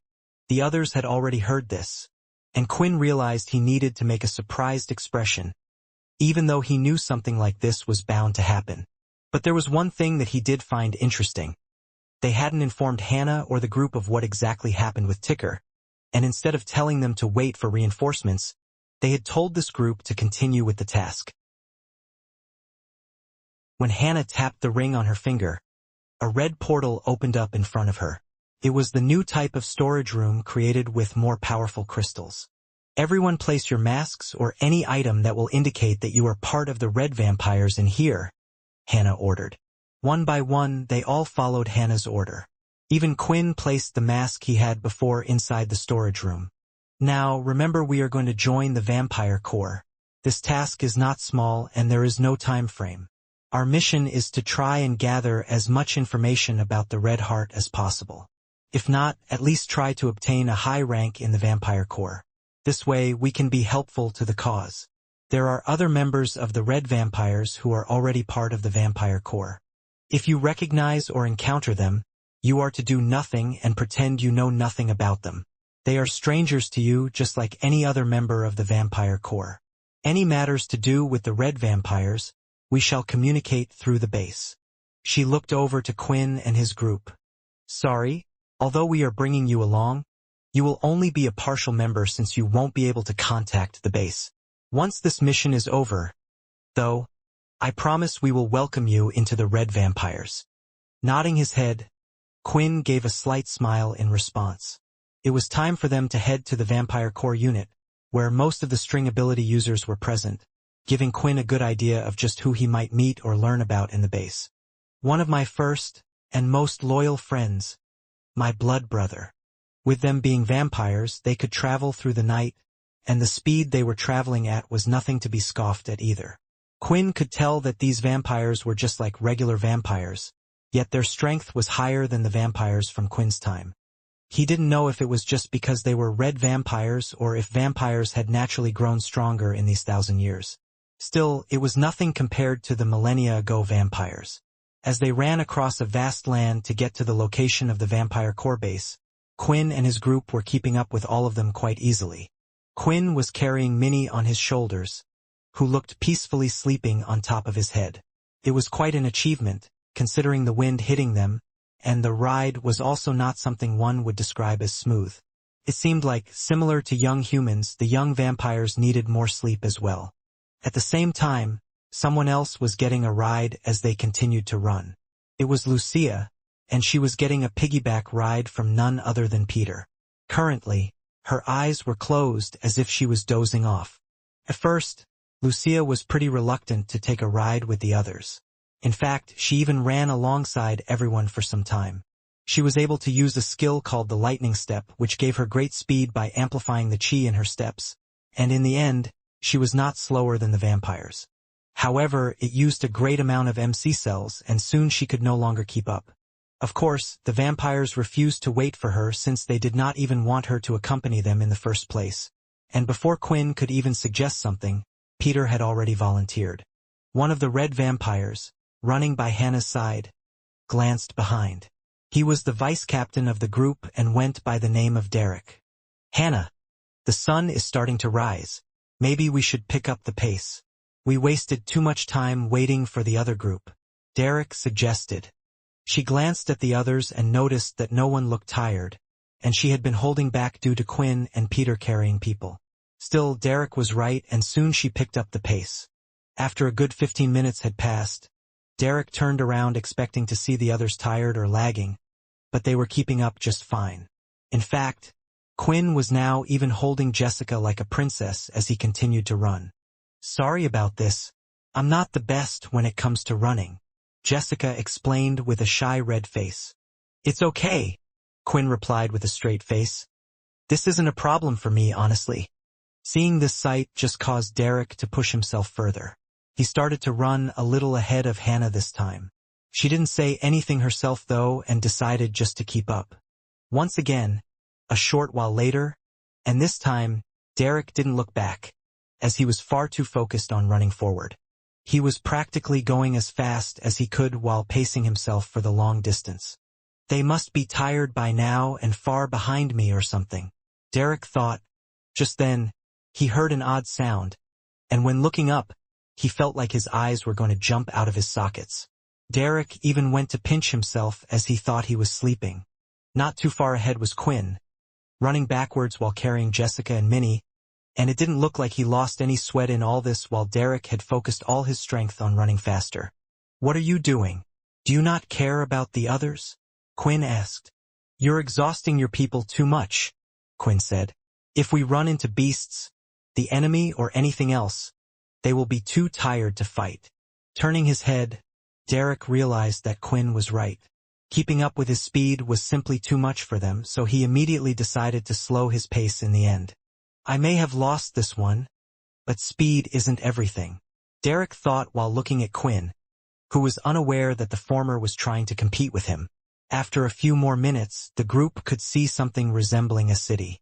There were no borders since the area they had been traveling in was considered one big border, with the beast areas being the lesser parts of the planets. Still, as they entered, they began to slow down their stride and were soon walking through streets. For the first time after waking, Quinn and Peter could tell that there were more vampires than humans around them. The humans were only a few here and there, and they looked content while minding their own business. However, what Quinn liked more were the vampires' smiling, relaxed, and cheerful expressions. This is where the families of those in the vampire core live. They get a free place to live, an allowance, and a few more special benefits for being a part of the core, Jessica explained. Originally, she was meant to be the one that would introduce the group into the core, but since joining the red vampires, it seemed like it would be best if the others didn't know of their past. However, this did mean that the group would have to join the core through conventional means. "So, are there any human and vampire relationships too?" Quinn asked, looking at a human and a vampire walking side by side. "Yes," Jessica answered. although it's still not too common. It takes a lot for a vampire and human to be together, and there is also the problem with conceiving. You sure do ask a lot of questions, Hannah said, having overheard everything the others were saying. However, the girl is right. It's actually one of the ways that most humans are turned into vampires. Since humans and vampires can't conceive a child, but two vampires can, the best thing to do is to be turned. Still, the turner and turned can't be together, so they would usually go to the vampire core to get it more officialized by someone else. Eventually, the group reached the end of the city, and now they had walked into a bit of a wasteland. There were roads and paths leading towards what looked like a large set of barracks in the distance. There were several large buildings, vehicles, and even the racket of vampires undergoing some sort of physical training. I feel like I should warn you about something, because it seems you still aren't fully aware of what you have gotten yourself into. Hannah started to explain. All of the vampire core bases are placed on the border of their respective territories. What this means is that they are the first place to be attacked and the first line of defense, so you all need to be aware of this. Attacked by the Dampiers? Or something else? Quinn mumbled, stepping back a bit so Hannah couldn't eavesdrop like she had been doing. You're correct in some way, Jessica whispered. Technically, there are only 3 territories, the Vampire Core, Pure, and Green. However, the Vampire Crops and the Logan Greens region have amicable relations with each other. Also, Pure's territories are officially recognized too, and while everyone knows that they are working with the Dampiers, it's not official. At that moment, a large ship was seen landing in the Vampire Core area. The vampires on the ground were quickly reorganizing themselves as if they were expecting quite the important guests. And when the ship landed, they all straightened themselves and saluted. A young blonde man and a slightly older middle-aged blonde woman stepped out when the ship's door opened. Do you remember the plan, right, Mum? The young man said. We are just staying here for a little bit while we look for the people on Dad's list. You told me 100 times. Do you think I have a memory of a goldfish? I know it's dire considering he wanted me to accompany you. I wonder who these people are. Just then, as they reached the last step, one of the vampires stood in front of the two and greeted them with a bow. It's an honor to meet you, Master Green, and Mrs. Blade. After moving for a small distance away from the city they had just passed through, the group entered the vampire barracks. This was the core of the vampire core base. There were countless guards, standing straight and vigilant, guarding the whole base. This wasn't a place one could just walk into with no problems. However, Quinn and his group didn't seem to be the only vampires that were outsiders to the place. Upon walking around the large barracks area, they found a recruitment center that was off to the side. Those vampires are trying to join the core? Quinn asked. Yes, a lot of the 13 family vampires have been joining the core recently, Jessica replied. Won't that put them on the front lines of action? Quinn replied. Yes, but these days it's better than staying on the Greylash planet. Lucia, who was also walking with the group, attracted the most attention. Although there were humans in the area, not many were nearby the vampire core, mainly because it was rare for humans to show interest in recruitment. You saw the discrimination they have been getting. Just to not feel like outsiders, they have decided to join this place. That way, no one can blame them for the attacks anymore. Originally, the plan was to use Jessica's connections to enter the base. She could help them meet someone higher up, which would then get them close to the information or a chance to contact Logan Green, and most importantly, they could even find a way to reach Earth.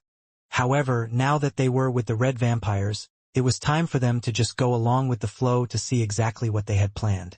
Before joining the long line of prospective recruits, Hannah stopped the group of vampires to give them one last briefing. Now, remember, the recruitment process means they are looking for talented people. Our job is to rise in this organization, so you shouldn't hold back. Show them your full strength and go up the ranks. When saying these words, Hannah looked towards Quinn. Yes. Full power, Minnie said, punching her fist towards the air. Upon entering the recruitment area, each person was given a digital form to fill in. It asked about their current ability and what type of position they were applying for, whether it be a support, worker, frontlines, etc. On top of that, the form even presented regular job titles, such as cook and more. It made Quinn quite happy to see this. During his time, they only cared about one thing: how strong one was. Of course, based on what Hannah was saying, most of them seemed like they were trying to become fighters. What should I put? Minnie asked. Don't worry, just put no ability for now, and I doubt we will be at this recruitment stage for long anyway. Quinn smiled back. After filling everything in, their group of about 50 recruits was called in. They were now on an open wasteland that looked quite destroyed, and this reminded Quinn of when he had taken the school's first assessment. Initially, there were more humans in the group, but the groups got split off based on what role they had selected and wished to be a part of. In the end, Lucia was the only person who chose the front lines and was also a human. Standing in front of them were 5 vampires, all of them at the vampire noble rank, and they were wearing a new design of uniform that Quinn was seeing for the first time. It was a light black-looking leather armor that offered a good amount of protection while not restricting their movements. On top of that, Quinn could tell that it was beast gear made at the Emperor level. It looks like the vampires have given in to the thought that beast gear makes them look weak, but they still are struggling against the Dampiers. This enemy must be quite strong. My name is Mitchell Sanguinis, and I am happy to see that there are so many new recruits, especially in tough times like these. The leader of the recruitment center spoke.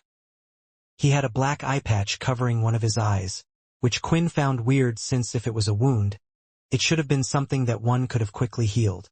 Every day, the Dampiers are moving more and more forward. Pure continues to support them behind the scenes, and the actions of the red vampires are driving public opinion against us. This is why we need to stay true to our goals. We will not be the aggressors, but we will train damn well hard enough to protect those that we care about, whether they are human or vampires.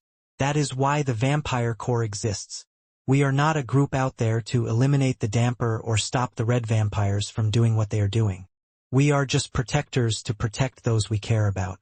If you join to eliminate Pure or fight back the Dampiers because they killed your loved ones or for revenge, then leave now, because we don't want those types of people in the Vampire Corps.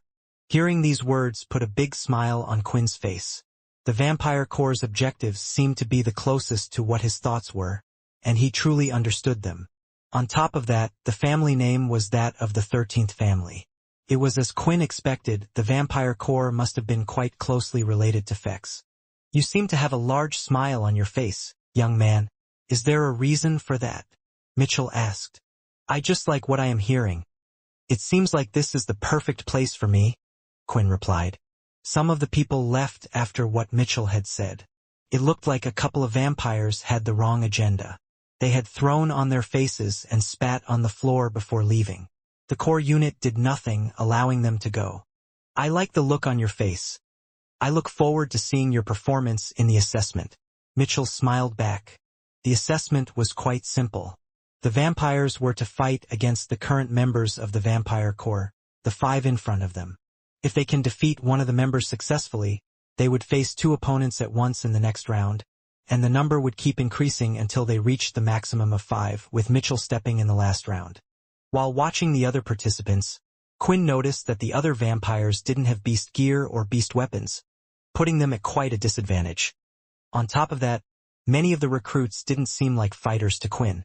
There weren't many that could beat even one of the Vampire Corps members. However, Mitchell said that they would be trained.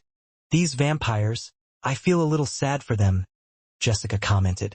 They had earlier decided to stay away from the fighting, perhaps just wanted to live happy, normal lives, but now have decided to come here.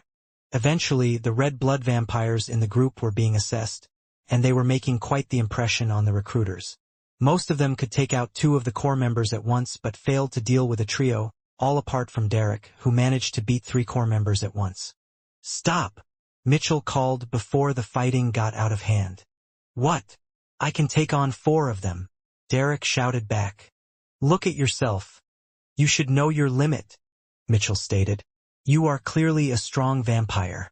Remember, we are not saying you couldn't take on 4 at once, but this test also tests your endurance as we add more opponents, and the level of their strength varies as well. Not everyone had been assessed yet, including Peter and Hannah, and then the man called out a name. Nate Snell. That was when Quinn. He stepped forward and entered the field. Don't disappoint me, Mitchell commented as the first vampire core member stepped forward. Thinking about the situation, Quinn didn't want to waste time. He wasn't planning to gradually rise in the ranks or anything like that. Rather, he was going to make a big bang so that he could meet the person at the top straight away. You might need your whole army if you want to take me down, Quinn said, holding out his hand like a gun. Bang! Everyone heard a quick blow, and instantly, both of the vampire core members in front of him fell on their knees. Mitchell's eyes lit up seeing this, and the grin on his face went wide, almost up to his ears. You really didn't disappoint me, Mitchell said as he prepared to step forward and shouted. All 5, attack! Ignoring the recruitment rules, he directly went for the main course by increasing the number of opponents to 5, including himself. 5? Didn't you hear me? You will need a whole army to make me serious. Quinn repeated his words, this time his eyes glowing red.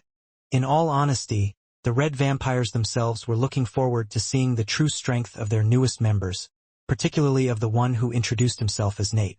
They have seen him use the blood bullet, a strong, powerful skill only known by a few select vampires. However, rather than strong, what they thought Quinn had done at the time was something clever. Although it was a powerful skill, it's common knowledge that one can't use it multiple times consecutively. Perhaps, he was betting that his opponents were unaware of the drawback of such a strong skill.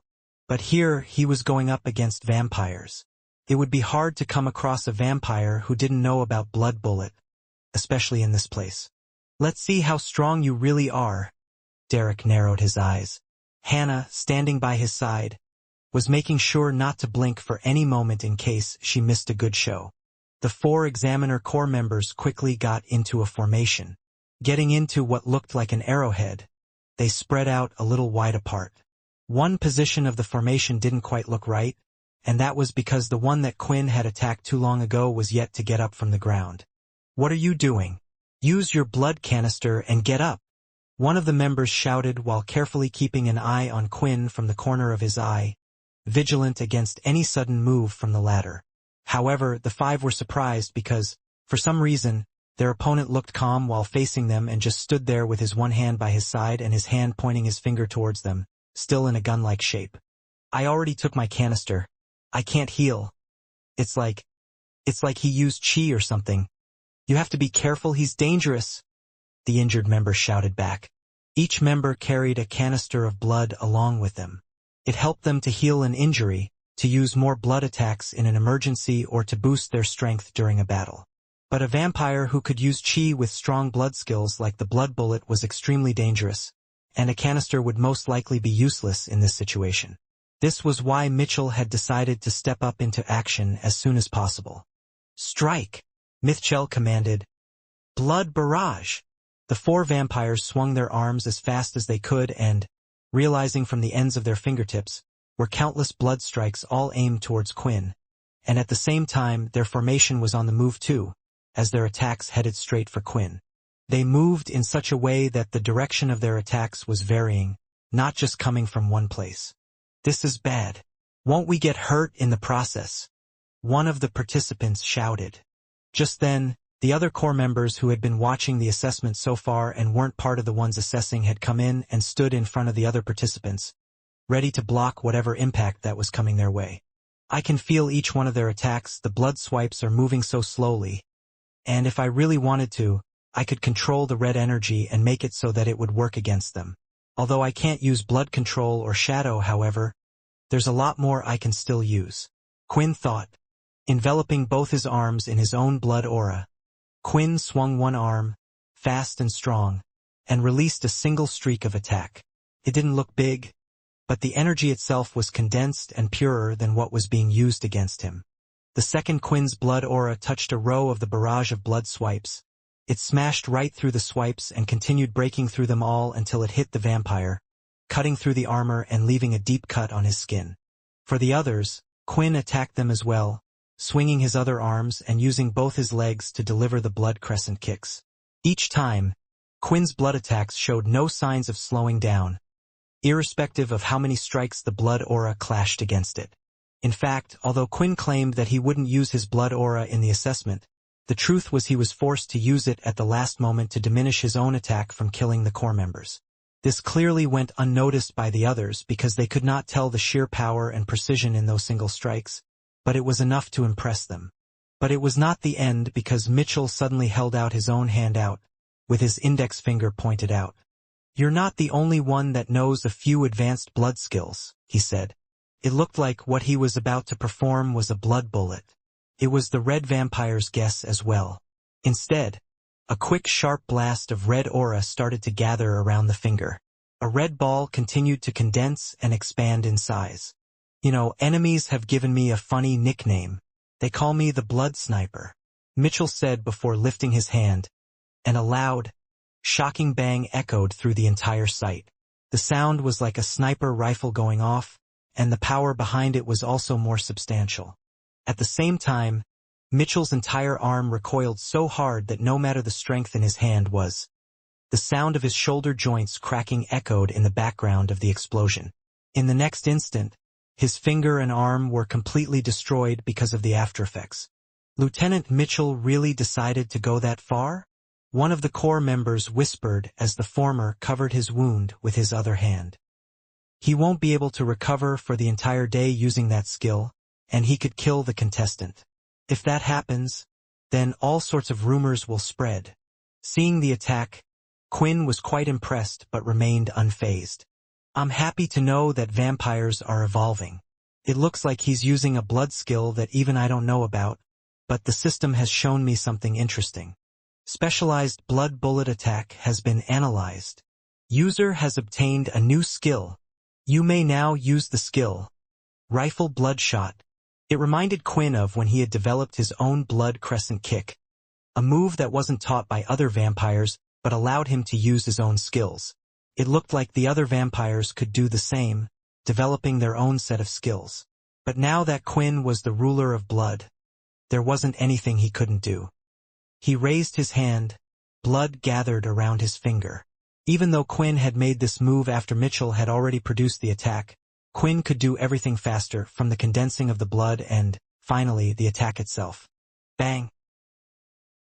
A loud shot went off again when the incoming blood bullet was inches away from Quinn's own finger.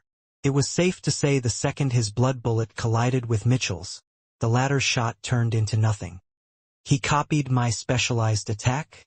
An attack that took me years to make my own, years to develop, and one that allowed me to rise to the position I am at today. This person, he's not just special. He's a monster." The smile never disappeared from his face. While others would be jealous, Mitchell was just proud to know a strong vampire like Quinn would be part of the vampire corps. He was bracing himself for the pain. The attack was aimed towards Quinn's shoulder to give the slightest injury if the latter failed to defend. Since Quinn's bullet had hit his buell dead on, then he too would be shot in the shoulder. Yet, it never hit him, and the blood bullet was so fast that the others could not see anything else. "You will be okay," Quinn stated. Mitchell was now confused. How did the blood bullet not his body? No one can divert one of the fastest blood attacks mid-air. Even with great blood control, one can't change the trajectory of the attack, which was going at lightning speed, not to mention the short distance between the target. "Stop!" Mitchell shouted. "The assessment for this person is over. I guess you were serious when you said you could take on our whole army. Just who are you?" When Quinn was thinking about an answer, and others were inclined to hear what he had to say, everyone heard someone clapping. "That was quite the good performance that you put on. No wonder my father is interested in you, but I don't really care about that. These guys clearly aren't enough to make you go all out. How about you let me have a go?"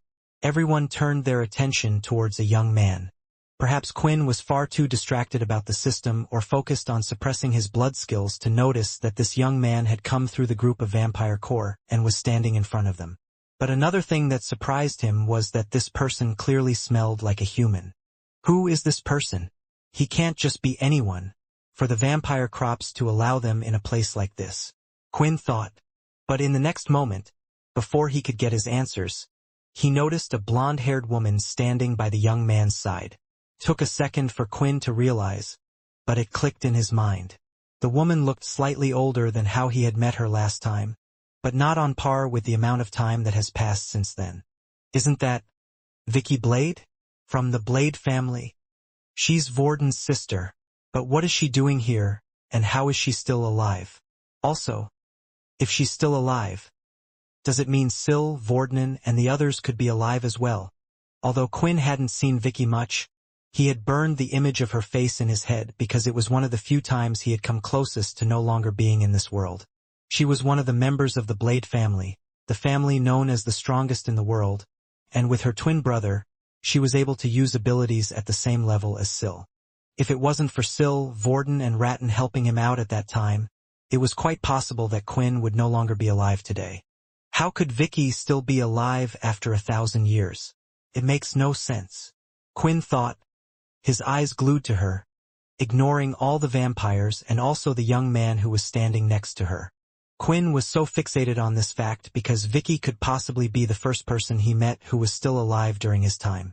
Sure, he had heard about Owen from Xenon and knew that Logan Green might also be alive, but this was different from earlier because he saw the other party in the flesh. I have to ask her. I have to get answers about what happened. I know she wasn't close with the cursed faction, but the Blade family helped us out during the war, and Vorden and the others had made up with them. It should be okay. They're on our side, right? Although Quinn was trying to convince himself, he was still worried. He was worried that the Blade family could now be working with the Green faction. In the past, it was so easy to know who was good or bad. But now, Quinn knew nothing of the current state of the world. Should he trust Xenon's words? The past. And now, there was a good chance that perhaps even Layla was part of the Red Vampires. In the end, thinking all of this, Quinn spoke out.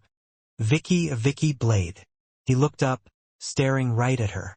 Looks like you know my name. Congratulations, Vicky said, still with her arms folded, seemingly not caring about anything. Of course, it was no big deal to the others and everyone around them. Vicky Blade was quite a well-known figure due to her position with the Green family and on the Earth. However, for Quinn, it was the confirmation he needed and to know that he wasn't going crazy. However, some were quite surprised by this, especially the two young ladies. Wait, Nate is an original and he said he was in slumber for 1,000 years, right? So how does he know Vicky Blade? That makes no sense. Was she alive back then? Jessica thought. She tried to remember, but she couldn't recall any mention of the former's name whatsoever. Vicky Blade wasn't a well-known person back then. Yet, it was clear that the special vampire with her knew about the former's identity. Hey, what the hell is wrong with you? The young blonde man shouted. He walked ahead of the others and ordered the vampires to stand back. Mitchell looked at him for a few seconds as if he wanted to say something, but he didn't and instructed the other core members back as well, while Vicky stood off to the side, not doing anything. I mean, you recognize her, but you don't recognize me at all? How is that even possible? Me, Jake Green. Jake pulled out a small mirror, looking at himself, to see if there was anything wrong with his face, but everything seemed to be normal. Upon hearing these words, there wasn't much reaction apart from a smile from Quinn, and eventually, he mumbled a few words. I'm happy. It looks like you must have made a family of some sort. Realizing that the Green in front of him could be related to Logan Green made Quinn think of something else. What if the current Logan Green wasn't the same one as before? It had been so long, maybe Logan had made a family, and his descendants wished to use his name. Either way, thinking of his friend who looked like a middle schooler and showed a lack of emotions, especially when it came to settling down and creating a family, Quinn couldn't help but smile. Even if your family have gone on the wrong side, or have done wrong, I don't think I could ever hurt them knowing that they are your blood. Quinn thought. I wonder though, who did you end up with? Hey, so who is this Jake Green even meant to be, that he's acting so confident? Hey, who the hell is this Jake Green? Why is he acting so confident? Peter asked, folding his arms, wondering if Quinn might need him as a backup at any moment. Before replying, Jessica looked around for a few seconds to see if there was anyone nearby or if the red blood vampires were paying attention to them. But even their faces had a look of concern while staring at the young man. That person is probably just as famous as Logan Green. He is currently known as the strongest human in existence. Jessica whispered. For a brief second, Hearing this sentence made Peter shiver internally. It was a strange reaction because his body was numb primarily. However, this time it was as if his body acted on its own. The last time he had heard something like this, it was about Hillston Blade, a frightening force of power that they never really managed to see to the full extent. Seeing Vicky, Quinn had almost ignored all those around him. He was getting tunnel vision. It felt like everyone around drowned out, and now only he and Vicky were in the same room. Vicky, are they still alive? Your family, your brothers and the rest of them, how are they doing? When Quinn asked this question, his voice was gentle, and Vicky froze in that very instant. Her crossed arms moved and fell to her side as if losing all their strength. Who are you? She looked at Quinn in surprise. He's someone who Father is interested in, Jake shouted as he stomped the floor, and immediately after, a large solid black substance came out from the ground. It seemed this was done using the Earth ability, yet it was also coated with the hardening ability. However, feeling this, Quinn didn't do much apart from ready his fist and lightly punched the ground directly beneath him. Quinn himself was pretty surprised with how vital the substance was. This time he even had to add a bit of his chi simultaneously, bending the object created by the young man, sending it back into the ground and creating a small crater underneath because of the impact. What was that? It felt like a type of metal. Quinn thought, nice. I find you quite interesting by the second. But things will soon get harder from here out. Jake shouted, his eyes now glowing a slight green with a tinge of yellow pupils in them. He spread out his hands, and water appeared around them, spiraling outwards from the tip of his fingers, and slowly, 2 water swords appeared in his hands. In the past, the Greylash family claimed that their lightning powers were the strongest ability that the world had ever seen. Many of them would have to agree, even after including the Blade family, there was no single ability stronger than lightning, but lately, after encountering me, the Greylash family are quite afraid to make that remark anymore. Just then, sparks began to form around Jake's hand and spiraled around the water swords in his hands he had just created. Like a dragon around a mountain, the lightning enveloped the swords and infused itself with the weapon, becoming lightning water swords. Is he mixing 2 abilities at once? Now I understand what he did with the Earth ability, Quinn thought. He mixed the hardening ability with that of the Earth ability, and now he did the same with lightning and water. This is something no one from the Blade family could do in the past. How is this even possible? At first, Quinn was a bit taken aback upon learning of this fact, but at the same time he was feeling quite excited. He didn't consider himself one that enjoyed fighting, but lately, ever since he woke up from the 1,000-year-long slumber, he hadn't come across any person who could make him serious in a battle, much less push him back. Maybe the young man in front of him could create some type of challenge worth the excitement.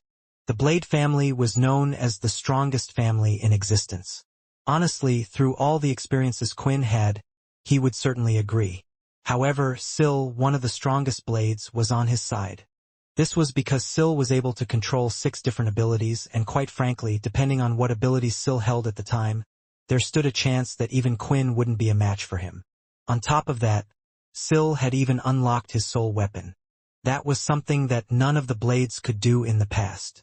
The soul weapon allowed Syl to use abilities he encountered, even if he faced it just once. He could then select them as he wished. It allowed him to be versatile, changing abilities depending on who they met, and it also got rid of their one weakness. One needed other ability users around them to fight.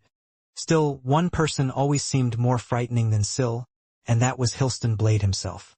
Even though he carried fewer abilities, he knew how to use them better, and his fighting skills were also unmatched. Not to mention, his body had more chi than the average person despite never training in it. This was something which Syl lacked. Regardless of all this, what Quinn was witnessing right now with Jake in front of him was something entirely different from all the other Blades he had fought before. Jake was able to not only hold multiple abilities, but it looked like he was able to combine their powers as well. Syl was somewhat able to do this to a degree, where he could use super speed to rush himself forward and quickly change his ability to super strength and hardening and then deliver a decisive deadly blow. Rather than directly combining the powers together though, Syl used the momentum and effect of the last ability to create a more potent punch. What I'm witnessing right now, though, is a completely different thing.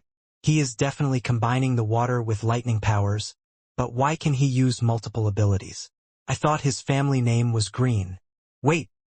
Vicky is standing next to him. She's a blade. Don't tell me, Quinn thought. A slight smirk appeared on Jake's face, and Quinn could sense something was about to ensue. Stepping off from the ground, he disappeared from the spot, and as soon as he did, the dust on the ground below his feet began to swirl around. No one had kept track of Jake's movements. Apart from Quinn, Quinn saw the water lightning blade extending right towards his face, and Jake wasn't pulling back any of his strength. Lifting up his hand, Quinn had no choice but to use his blood hardening on his hand and attempt to grab the blade. He's fast. Just as fast as me without the blue fong set, Quinn thought, which means he's now using 3 abilities at once. How many abilities can he use at the same time? How many abilities can he hold? And his swing. He's not an amateur with the blade.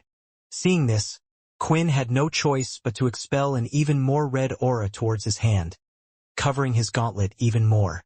As he grabbed the water part of the blade with his hand, he tightened his grip around it. The water was constantly moving up and down like a saw. Without Jake having to move the blade, the flowing water of the blade was continuously cutting through Quinn's red aura. Quinn could feel the water blade break through his chi and blood aura, but as quickly as it was cutting through, the more blood aura Quinn would add into his blood hardening. He wasn't losing out. However, the lightning from the blade started to strike around Quinn's entire body just then. In the next moment, lightning from the blade wrapped Quinn's whole body. He's done for, Derek shouted. Why is Jake Green going so hard against him? Shouldn't this just be an assessment? Honestly, Hannah was concerned. After finding such a great vampire, one who was unknown to the world, she thought she had hit the jackpot for her superiors, but now it looked like he would amount to nothing. Is Daddy going to be okay? Minnie shouted out, tugging on Peter, expecting him to do something to help. The 2 girls were also concerned. To them, even though Quinn was an original vampire and had great healing capabilities, this exchange was on a different level. The title of strongest human wasn't just given to just anybody. Jake was one of the main reasons why the Pure and the Dampiers hadn't started a full-force attack and tried to take over the Green territory. This person alone was deterring one of the most prominent factions in the world. You should know by now, Minnie, Peter replied. If I thought he was in trouble, I would have moved already. There was a reason why Peter wasn't worried, and it was due to the mud mask that Quinn was wearing. If the lightning was hitting Quinn's real body, one of that level, and hurting him, then the mud mask would have fallen off already. The fact that it didn't happen means Quinn wasn't getting hurt by the lightning attacks at all. That certainly was the case, and it was because Quinn was using the second stage of chi to coat his body and block attacks. I see now. You're a vampire that can use chi. You really are special, aren't you? Jake smiled. I know you guys have great healing capabilities, but if I am not wrong, chi seems to slow or cease that ability. I didn't really want to hurt you, which is why I didn't use chi in my own attacks. But do you think this fight would be fair if you were to use chi and I didn't? Fair? Quinn thought in his head. Do you know how much I'm holding back? My shadow powers, blood control, and celestial powers. I also have a lot more to show. Quinn wanted to retort but only smiled, not saying it out loud. It seemed he was right about this. The fight had set a spark in him, wanting him to see how far he could go. Another thing to note was that he didn't feel like the opponent was coming after his life or was trying to injure him. Rather, it was more of a friendly match. The intensity of green pigment in Jake's eyes began to turn dense as they glowed more, and Quinn could sense the chi rising around and in the latter's body. This level of chi is at the same level as Hilston's. What monster am I about to face? Quinn thought. However, he continued to smile, and the red in his eyes started to glow even more as well. Just then, Sir, there's an emergency. A unit of 5 vampire corps members ran and landed right where the assessment was taking place. What's wrong? Mitchell asked. Before any of the 5 members could respond, a loud explosion went off in the distance. It came not far from the barracks, and upon closer attention, one could even hear the clamor of an ongoing battle. "It's a beast horde," one of the panicked vampires said, and after a moment of pause, he added, "It's a level 4 beast horde." Hearing this, Jake immediately stopped his attack and went back by Vicky's side. "Has this camp ever dealt with a level 4 beast horde before?" He turned his attention towards Mitchell. "No." The latter shook his head. "Well, it's a good thing that we are here then. My mother and I will do our best to minimize the damage." "Go and alert the general," Jake ordered, being quick to act and on his feet. The next second he turned around and looked towards Quinn and the others. "The rest of you haven't had your assessments yet, right? Well, there is no better chance for you to prove yourself than now. Follow Lieutenant Mitchell onto the field and show him what you can do. He can base your assessment score off of this incident." It didn't take long for Vicky and Jake to disappear as they headed off in the direction of the battle. Quinn, for a second, thought about chasing them, but instead he decided to stay put with the others.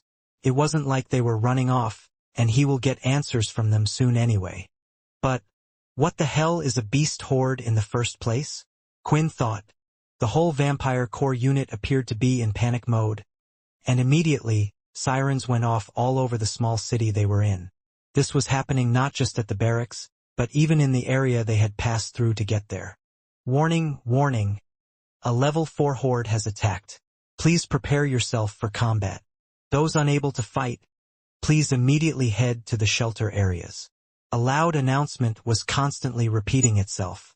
It looked like the recruits were set to follow Mitchell. One could tell by his facial expression he wasn't pleased about it. After all, most of the vampires were inexperienced, but he knew things weren't completely hopeless. Those vampires that came in with that guy, all of them seem to be quite decent. At least they can fight, so if I can use them correctly, they won't get in our way, Mitchell thought.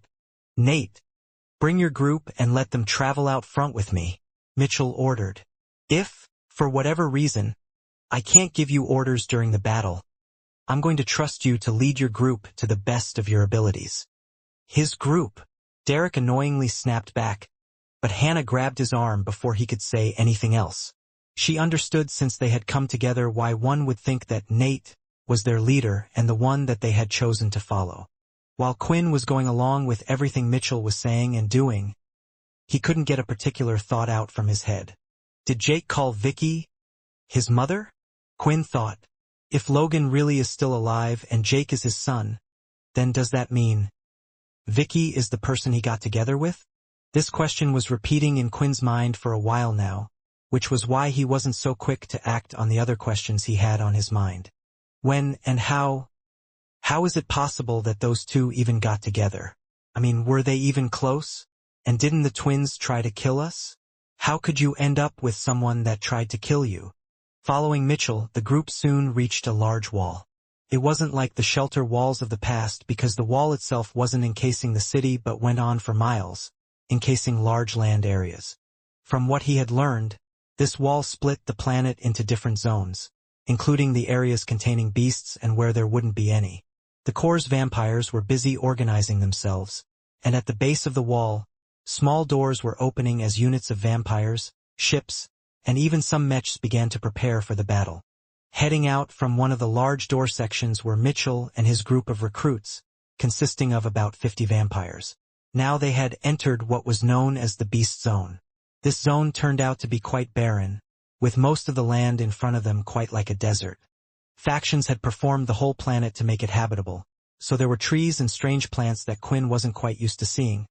But there were no houses, shops, or anyone settled in the area, which they had seen on their journey so far. Looking around at the base of the wall, Quinn wondered how large a single base of the vampire core unit was. Here alone, in this set of barracks alone, there were about 1,000 of them.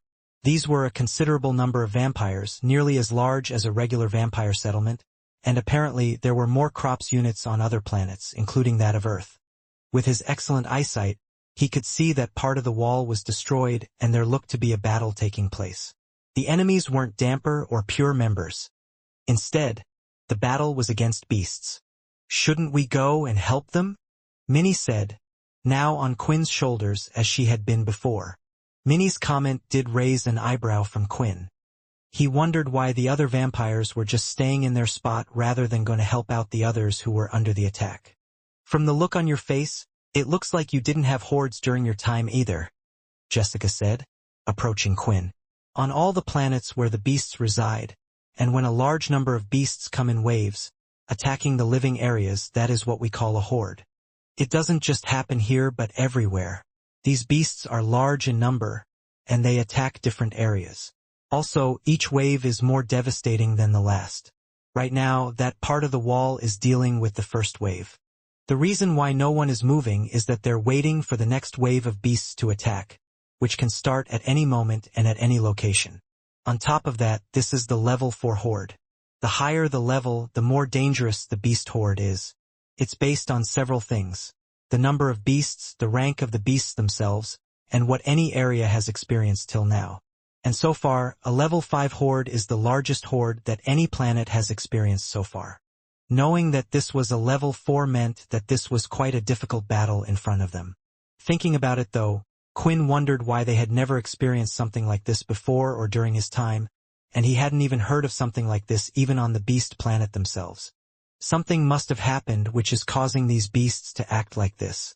The beast hordes reminded Quinn of 2 events that had happened like this in the past.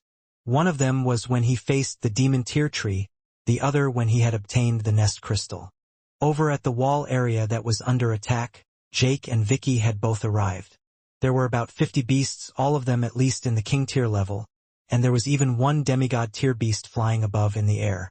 This beast looked like a giant insect of some kind with its 4 wings flapping incredibly fast.